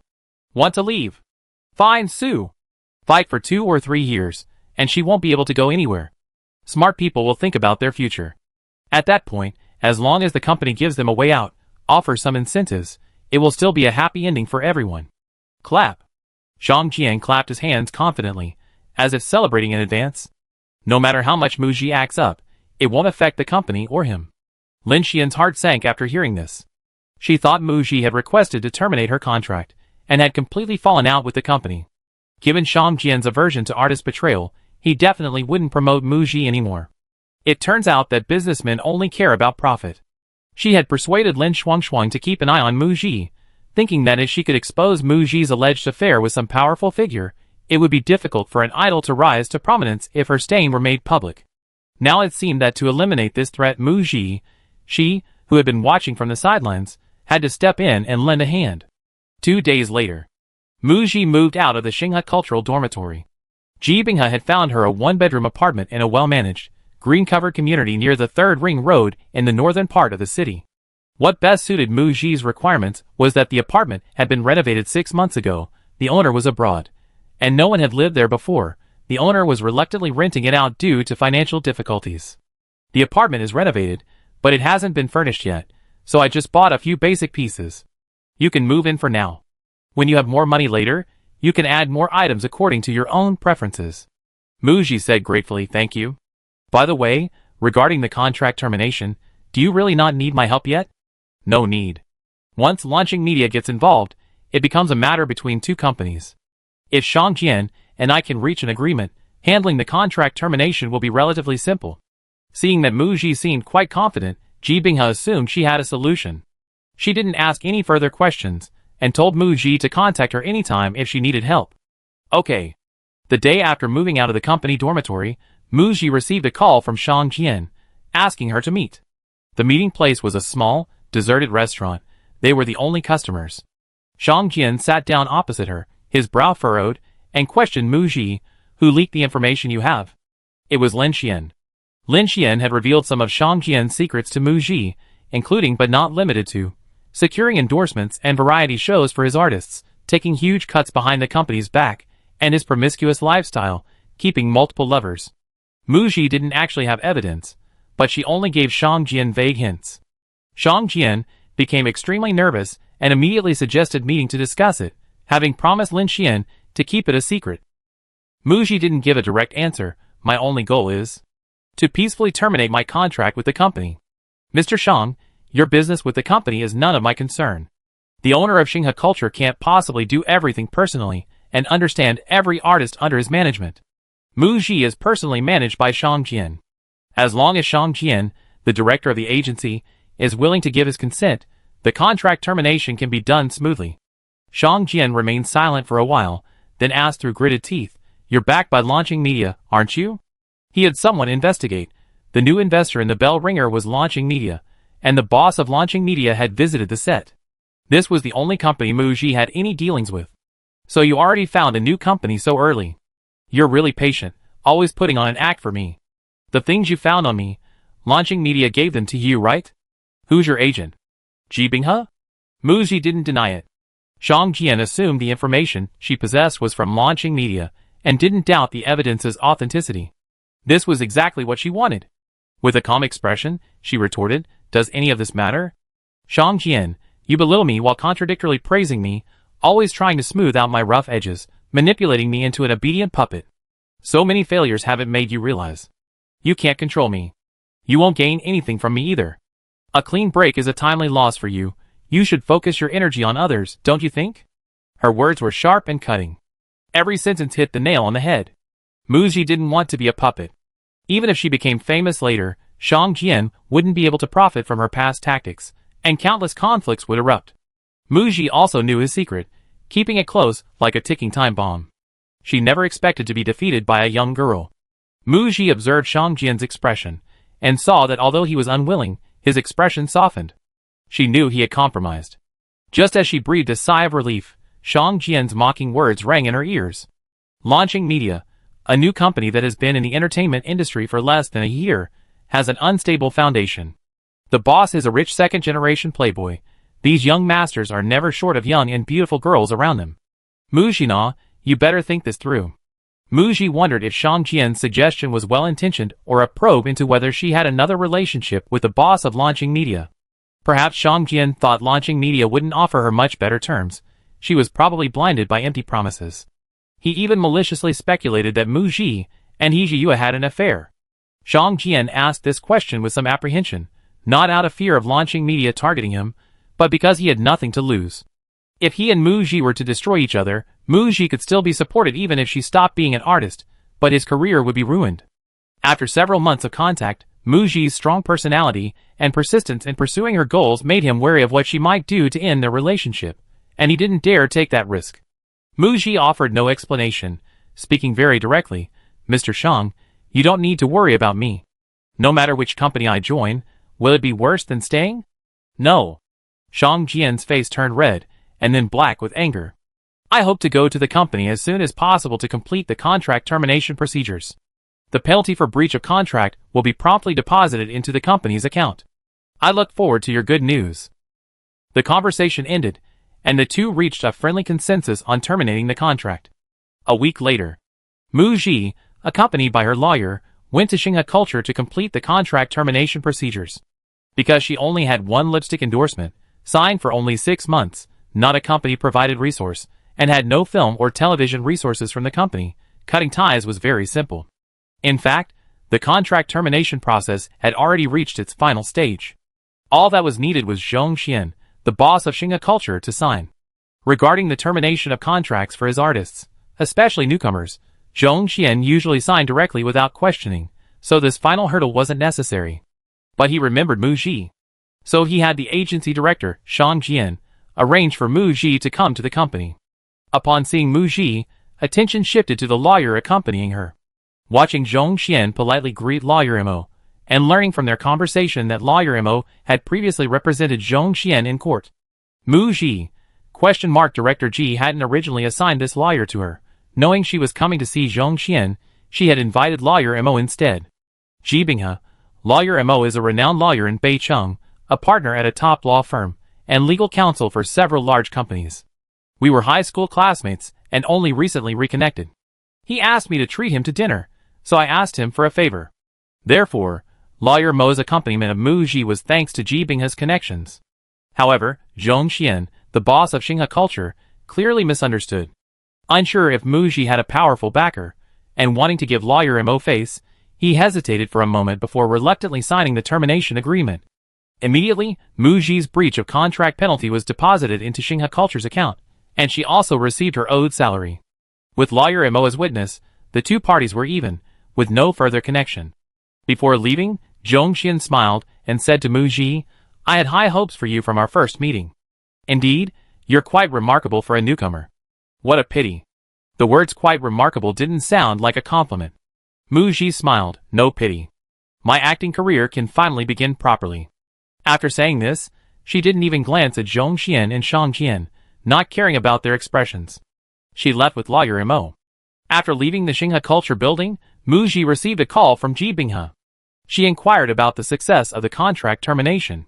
She was then informed, attend the audition for the film Back to 17 in 3 days. Chapter 49. The next day.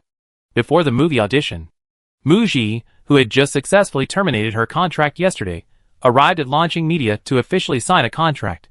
Inside the general manager's office, Mu Ji had already reviewed the electronic version of the contract several times. Upon receiving the paper contract, she still carefully flipped through it, confirming each clause to ensure it matched the electronic version. After confirming there were no problems, she paused for a few seconds at the signature area. Mu Ji signed her name. He Jiyue had his assistant, Luku, stamp the contract with Launching Media's official seal, making the contract effective immediately. He extended his hand to Mu Ji. "Welcome to Launching Media. It will be a pleasure to cooperate." "A pleasure to cooperate." After the signing ceremony, Mu Ji then went to Ji Binghe's office. "You just terminated your contract with Xinghe Culture, so it's not advisable to announce your signing with Launching Media immediately.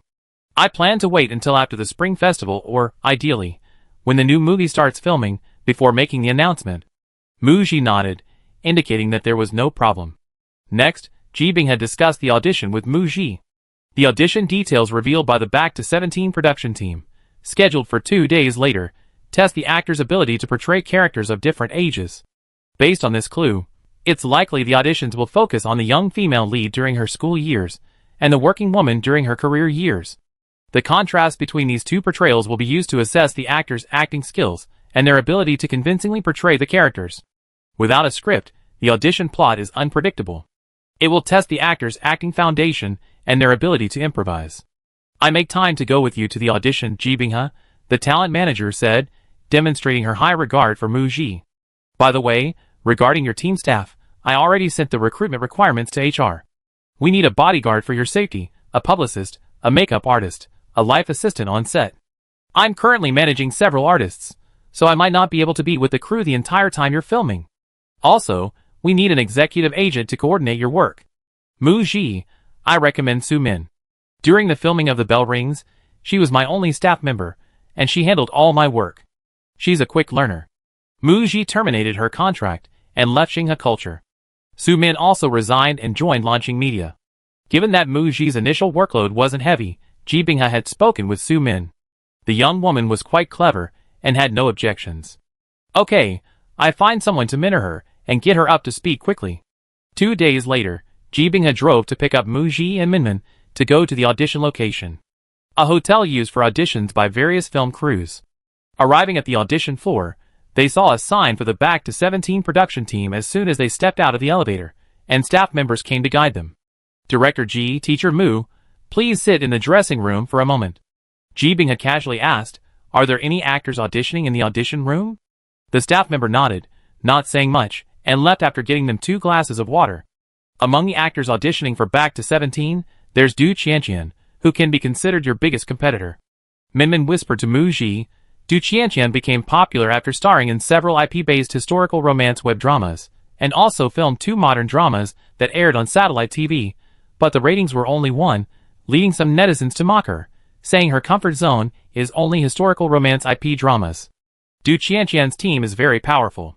She's been dubbed one of the new 4 little flowers by netizens, a title actually created by marketing accounts and press releases to hype her up and create the illusion that all 4 are at the same level. And it's actually worked. The new 4 Little Flowers label has become a reality. In reality, in fan circles, Du Qianqian has no awards, no box office success, and her viewership ratings never break 1. She has no real achievements, and without the historical drama IP, she might not even be able to carry a historical drama. Ji Binghe, Du Qianqian is a 3rd-tier actress. She has popularity, but her acting is just barely passing the mark for idol dramas. Her acting is inconsistent. "Shiji, I told you before that the director of the movie Back to 17 values acting skills, but if the acting skills of 2 actors are similar, then popularity and star power will become the deciding factors. You understand what I mean?" "I understand." Mu Ji understood Ji Binghe's meaning. If her audition performance wasn't good enough, she wouldn't get the role. Ji Binghe was putting pressure on Mu Ji, but also hoping she would be aware of the situation. Just as she finished explaining, the dressing room door opened. The assistant director came in and briefly explained the audition requirements to Mu Ji. There are 2 auditions. The first one is to play the 17-year-old female lead Zhou Qian. The stylist brought the costume, a school uniform, a light blue short-sleeved shirt with a collar, and black athletic pants with white stripes. After changing, the stylist simply tied Mu Ji's hair into a high ponytail. Because she was playing a high school student, she was only allowed to wear minimal makeup. 21-year-old Mu Ji had skin so flawless, you couldn't even see her pores. Before the audition, she expected makeup and styling. Mu Ji came without makeup. Since a natural look was required, she didn't need any. Led by the assistant director, she headed to the audition room, accompanied by her agent Ji Binghe. They arrived at the audition room. The door opened from the inside, and a woman with exquisite makeup, a low ponytail, wearing a red dress and high heels, walked out, followed by a man wearing glasses and a floral shirt. "Mr. Du, Stephen, long time no see." "Oh, Director Ji, I didn't expect to run into you here." Stephen noticed Mu Ji beside him, raising an eyebrow. "Wow, where did you find her? She's really pretty." Mu Ji felt 2 burning gazes scrutinizing her, one from the man praising her, Stephen, and the other from the Mr. Du her agent addressed her. "If I'm not mistaken, it should be Du Qianqian." "Hello, Teacher Du." Mu Ji smiled politely at her. "Hello." Du Qianqian gave a perfunctory smile. She had her agent get a list of artists auditioning for the role of Zhou Qian. When she saw the name Mu Ji, she didn't take this idol newbie seriously at all. Now that she met her in person, regardless of her acting skills, the school uniform she was wearing at her last audition, and the overwhelming sense of youthful energy she exuded. This wasn't something that could be won over by wearing a fake short haircut, putting on girlish makeup, and deliberately trying to look young for a role. A sense of crisis instantly welled up inside her. After watching Mu Ji and Ji Binghe enter the audition room, Du Qianqian said to her agent, Stephen, with a worried expression, Mu Ji was actually brought here by Ji Binghe. Brother Stephen, what are your chances of getting this role for me? Stephen was also surprised to see Ji Binghe here. Don't worry, I've taken care of everything. You're one of the 4 little actresses, your status and popularity are undeniable. Ji Binghe's agent is just a newcomer, how can she compare to you? Don't worry. Before you came out after your performance, the new director asked you something that implied he wanted you to play this role. Is that so? Du Qianqian had initially thought the role was hers, but for some reason, seeing Mu Ji made her feel uneasy. As soon as Mu Ji entered the audition room, there were 4 people sitting inside. The assistant director introduced them one by one. The director, producer, screenwriter, and a young actor, the male lead of Back to 17. After Ji Binghe entered, she made eye contact with the director, nodded in greeting, and then stood aside, knowing this was Mu Ji's turn. Mu Ji lingered on director Su Quan for a few seconds. He was a man who looked to be in his 30s, with shoulder-length hair, a slender face, and glasses. He had a rather intellectual air. Director Su Quan's first impression of Mu Ji was stunning. Wearing a school uniform, she looked like a 17 or 18-year-old high school student, yet her aura was mysterious, unlike that of a typical high school student. Without saying a word, she already perfectly embodied the female lead, Zhou Qian. Your name is Mu Ji? An idol who debuted through a talent show, why did you choose to enter the acting profession? Mu Ji's answer was straightforward and concise. I really enjoy acting, so I'm auditioning for Zhou Qian in Back to 17. It was clear Mu Ji didn't like to elaborate, so Su Quan didn't press further. They went straight to the audition. The first audition was simple. Mu Ji was given a piece of paper with a solution to a problem written on it. She was asked to stand in front of the camera recording the audition, read the solution aloud, and that was it. Mu Ji, that's it? Without asking further questions, she took the paper and stood in front of the camera. After a 3-second pause, she gave the camera an OK sign and began. For this first audition, Su Quan wanted to see how well the auditioning actors immersed themselves in the role, and how well they delivered their lines. Without seeing the script, Mu Ji, simply by reading a problem, grasped the essence of the character, and it was clear from her voice that her delivery of lines was strong. After Mu Ji finished reading, cut. Thank you for your performance. The second audition scene is about Zhou Qian, now a high school teacher, 10 years later. Assistant Director Yang will take you to the costume room shortly. Pick out an outfit to wear to your high school reunion. Su Quan paused here, gesturing to the young male actor beside him. For the second audition scene, teacher Song Yuan Yang will accompany you. Mu Ji nodded, indicating she understood, and followed the assistant director out. They arrived at the costume room. 2 rows of clothes racks hung with various garments, and next to them was a large shoe rack with high heels, flats, and canvas shoes. Mu Ji picked up a pair and looked at them. The production team had prepared several shoe sizes, very thoughtful and considerate. Ji Binghe crossed her arms and analyzed, so we see Du Qianqian. That outfit she's wearing is for a class reunion. She was a little confused. Director Su just revealed that this character is a teacher. 27-year-old Zhou Qian travels back to her 17-year-old self, wanting to change her life, which means her previous life wasn't good. At the high school reunion, everyone reminiscing about the past. Perhaps it's a painful memory for her, making her feel embarrassed. Du Qianqian's thought process is probably that Zhou Qian, having lived a second life, has successfully turned her life around.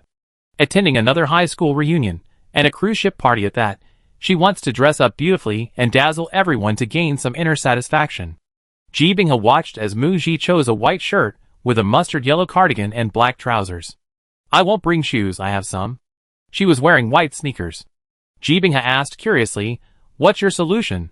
Mu Ji replied, I remember in the synopsis, Zhou Qian was attending a cruise party for her classmate reunion when she was pushed into the sea from behind and time traveled. She returns to her 17-year-old self and wants to find the murderer. The suspense will likely be saved for the end, so she's probably wary of boarding this cruise ship again. I find this outfit very comfortable, especially the shoes, they make me feel safe. The female lead becomes a high school teacher, hoping someone can lend a hand to her past self who went astray. Mu Ji believes that people who have been lost and found themselves again don't care about outward appearances. Of course, without a script, everyone can freely express their ideas. Everyone's solution can be different. The script is written by the screenwriter, which is essentially a very subjective plot design. The standard answer is with the director. It depends on how the director films it. After getting dressed, Muji went to the dressing room, tied her high ponytail into a bun, and applied lipstick. I walked towards the meeting room for the audition. Chapter 50. Director Su Quan looked at Muji, who had changed into her costume and walked in, somewhat taken aback. However, he didn't offer any comment on Muji's appearance. This is the script for the audition. Muji walked over and took a piece of paper from the director. The script read, Zhou Can, now 17 years old, attends her high school reunion 10 years later. She reunites with Qin Heng, her husband from her previous life, who is now only her first love and high school classmate. Their reunion comes after 7 years apart. The dialogue is only one line, long time no see. But this one line carries the female lead's feelings for the male lead across 2 lifetimes. It's both heavy and light. You have a total of 10 minutes, including the rehearsal time. Su Quan finished speaking to Muji, then turned to Song Yuanliang, gesturing for him to come forward and act with Muji. Hello. Hello, teacher Song. Before the second audition, Agent Ji Bing gave Muji a brief introduction to Song Yuanliang. 23 years old, a child star, a professionally trained actor, currently has 2 works aired, the male lead in a short online drama, and the third male lead in a police drama. An artist under Yima Media, his works have had some minor impact, but he's considered a relatively unknown actor. Muji's scene with Song Yuanliang was very simple. She stood still, and Song Yuanliang walked over step by step. When he reached her, he greeted her. She responded, and they shook hands. That was it. Perhaps in Song Yuanliang's eyes, this scene was too easy, too simple. After rehearsing the scene twice, Song Yuanliang said, That's about it. The main thing is that you need to grasp the character's emotions, and try to find the feeling of the character. His eyes betrayed a hint of impatience and disdain. Muji saw through it, but didn't say anything. Even without this co-star, she could perform the scene well, even with thin air. She didn't want to force him. She acted with Song Yuanliang for 2 minutes, then looked down at the exam questions on the paper, thinking for another 2 minutes. She went to the restroom for the remaining 6 minutes. She returned exactly 10 minutes later. The second audition was about to begin, and the 2 actors took their positions. With the director's command, action. The performance began. Su Quan stared at the camera, noticing that Muji had instantly gotten into character. Muji watched Song Yuanliang walk towards her, their eyes meeting briefly, a torrent of emotion surging within her, her eyes reddening. Zhou Can, it's been 7 whole years since we last met. A profound sense of melancholy lingered in their hearts. But for Zhou Can, today's reunion, though seemingly insignificant, was a choice she made to be reborn. Seeing the man she once loved with all her heart, to the point of losing herself, reminded her of her dark and hopeless past life. Now, she lived a free and happy life. Let the past fade away like a wisp of smoke. She would move forward resolutely. After a whirlwind of thoughts, Zhou Can smiled and extended her hand softly, greeting, Qin Heng, long time no see. Cut. Thank you both for your performances. The audition ended, and Song Yuanliang returned to his seat. Director Su Quan looked at Muji and asked her a question. If you were to play Zhou Can, to what extent would you put in the effort to ensure the character's completeness and brilliance? A moment of silence. Muji answered frankly, if I passed the audition, I like to read the script first. This meant she would decide whether to accept the role after reading the script. Everyone present paled upon hearing this. Director Su Quan was stunned. Before Muji, 2 other auditioning actors had been asked the same question. Their answers were largely the same, both displaying sincerity, such as promising to dedicate 1 or 2 months to studying the character, avoiding events during filming to focus on portraying the role well, and hinting that their teams would invest heavily in marketing and promotion. Unexpectedly, Muji said. She might not accept the role. She needed to see the script. A very unexpected answer, interesting. Ji Bing, huh? She's really bold. But Muji's expression was calm when she said this, without a trace of arrogance, giving the impression that this was indeed her consideration, and the script was very important to her. As a seasoned actress with several years of experience, Muji prioritizes the director and the script when it comes to filmmaking. The director of Back to 17 is a newcomer, and his skill level is unknown, making the script paramount. She only heard a synopsis and was interested, so she inquired. But without seeing the script, understanding the story and the characters, Talking about how to play the role well is just empty talk.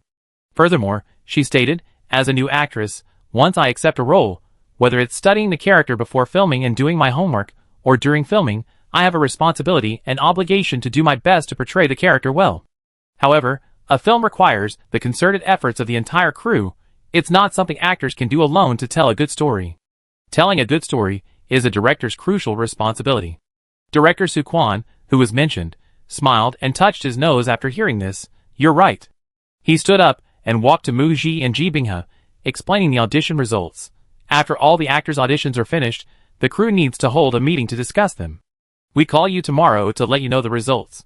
He shook hands with Moo Ji to express his gratitude for coming to audition.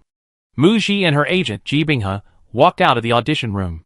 Min-min, who was anxiously waiting outside, quickly went up to her and asked with concern, Sister Gigi, how did the audition go? Ji Bing-ha also asked, Are you confident? Moo Ji, yes, but let's wait and see. After 2 auditions, the director, though outwardly composed, could sense from the way he looked at her and his subtle expressions that he was satisfied with her performance. However, observing the expressions of some of the judges, it seemed they already had their choices for the lead role. The audition results depended on the director's influence. In the audition room, a voting was underway. Soo Kwon, all the auditioning artists have performed. Everyone, please share your opinions. Which artist do you think has the best acting skills and is suitable to play Jo Kin? He first called on the screenwriter to answer. I vote for Moo Ji. She is Jo Kin at 17, and also Jo Kin at 27. This gave Moo Ji high praise. Producer, Du Qianqian. Yuan Yang, what about you? You acted with every actress who auditioned. Song Yuan Yang exchanged a glance with the producer and replied, I think Du Qianqian is the most suitable. She's a mature actress with rich acting experience, and we can quickly build chemistry as a pair. The last one to audition, Moo Ji. While her image is good and her performance on set is also good, she's still a newcomer. He made it sound plausible. Actually, Song Yuan Yang had his own ulterior motives for casting Du Qianqian. When he landed the male lead role in Back to 17, director Soo Kwon specifically explained the billing order. This film is told from the female lead's perspective, focusing on Jo Kin's growth after being reborn, and she has a significant role. It was clearly stated that whoever plays the female lead gets top billing. He admitted to being amazed by Moo Ji's acting skills, despite her newcomer status. But in this industry, is good acting really that important? Not at all. As long as the acting is good enough, status, popularity, and buzz can all take precedence over acting skills. He didn't want to be overshadowed by a newcomer, and was more looking forward to working with Du Qianqian, a third-tier actress. After listening, Soo Kwon also cast his vote. I vote for Moo Ji. It was a tie 2 votes to 2. Soo Kwon said he needed to speak with the producer privately, and the editor and Song Yuan Yang got up and left. Only the director and producer remained in the audition room. The producer was about to speak when Soo Kwon preemptively said, Brother Wang, you haven't forgotten the purpose of this audition, have you?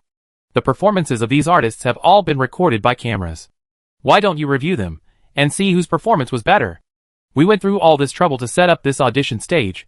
Were we just wasting our time?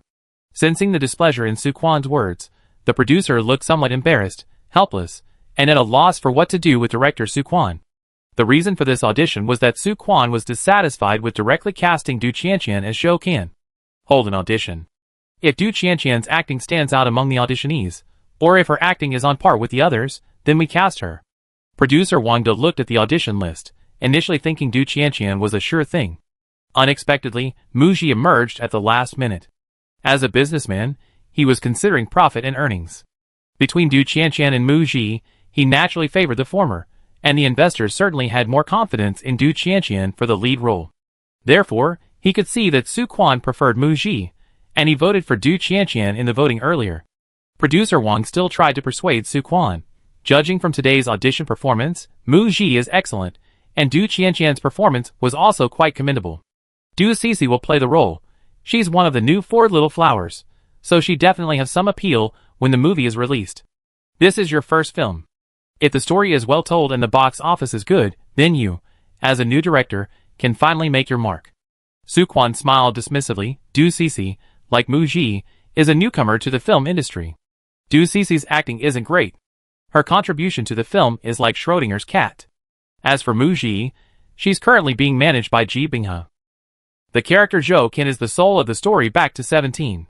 Screenwriter Lee, and I have the same opinion about the actors auditioning today. 17-year-old Zhou Qin and 27-year-old Zhou Qin are both Mu Ji. The majority of the plot involves Zhou Qin returning to his 17-year-old self, striving to get his life back on track, studying hard, taking the college entrance exam, and getting into his ideal university. He didn't mean any harm to the actress, but a woman in her 20s playing a 17-year-old girl, wearing a fake short haircut to look younger, her eyes not showing natural maturity, but rather naivety, deliberately creating an "I'm so girlish" atmosphere in her performance. Du Qianqian didn't understand, and was completely unsuitable for the role. Actually, actors are just one part of the film. Guangying Media's youth film series already has a very mature publicity and operation plan. Producer Wang knew that Su Quan had made his decision and couldn't be changed. New directors, besides having certain talent and being recognized, also need someone backing them up to get such a good project for their first film. Not everyone has this opportunity. Su Quan being able to direct the final installment of Guangying Media's youth series is naturally not simple. Okay, you're the director, you decide the actors. Seeing that the producer had compromised, Su Quan adjusted his glasses, and a pleased smile appeared on his lips. Thanks, Brother Wang.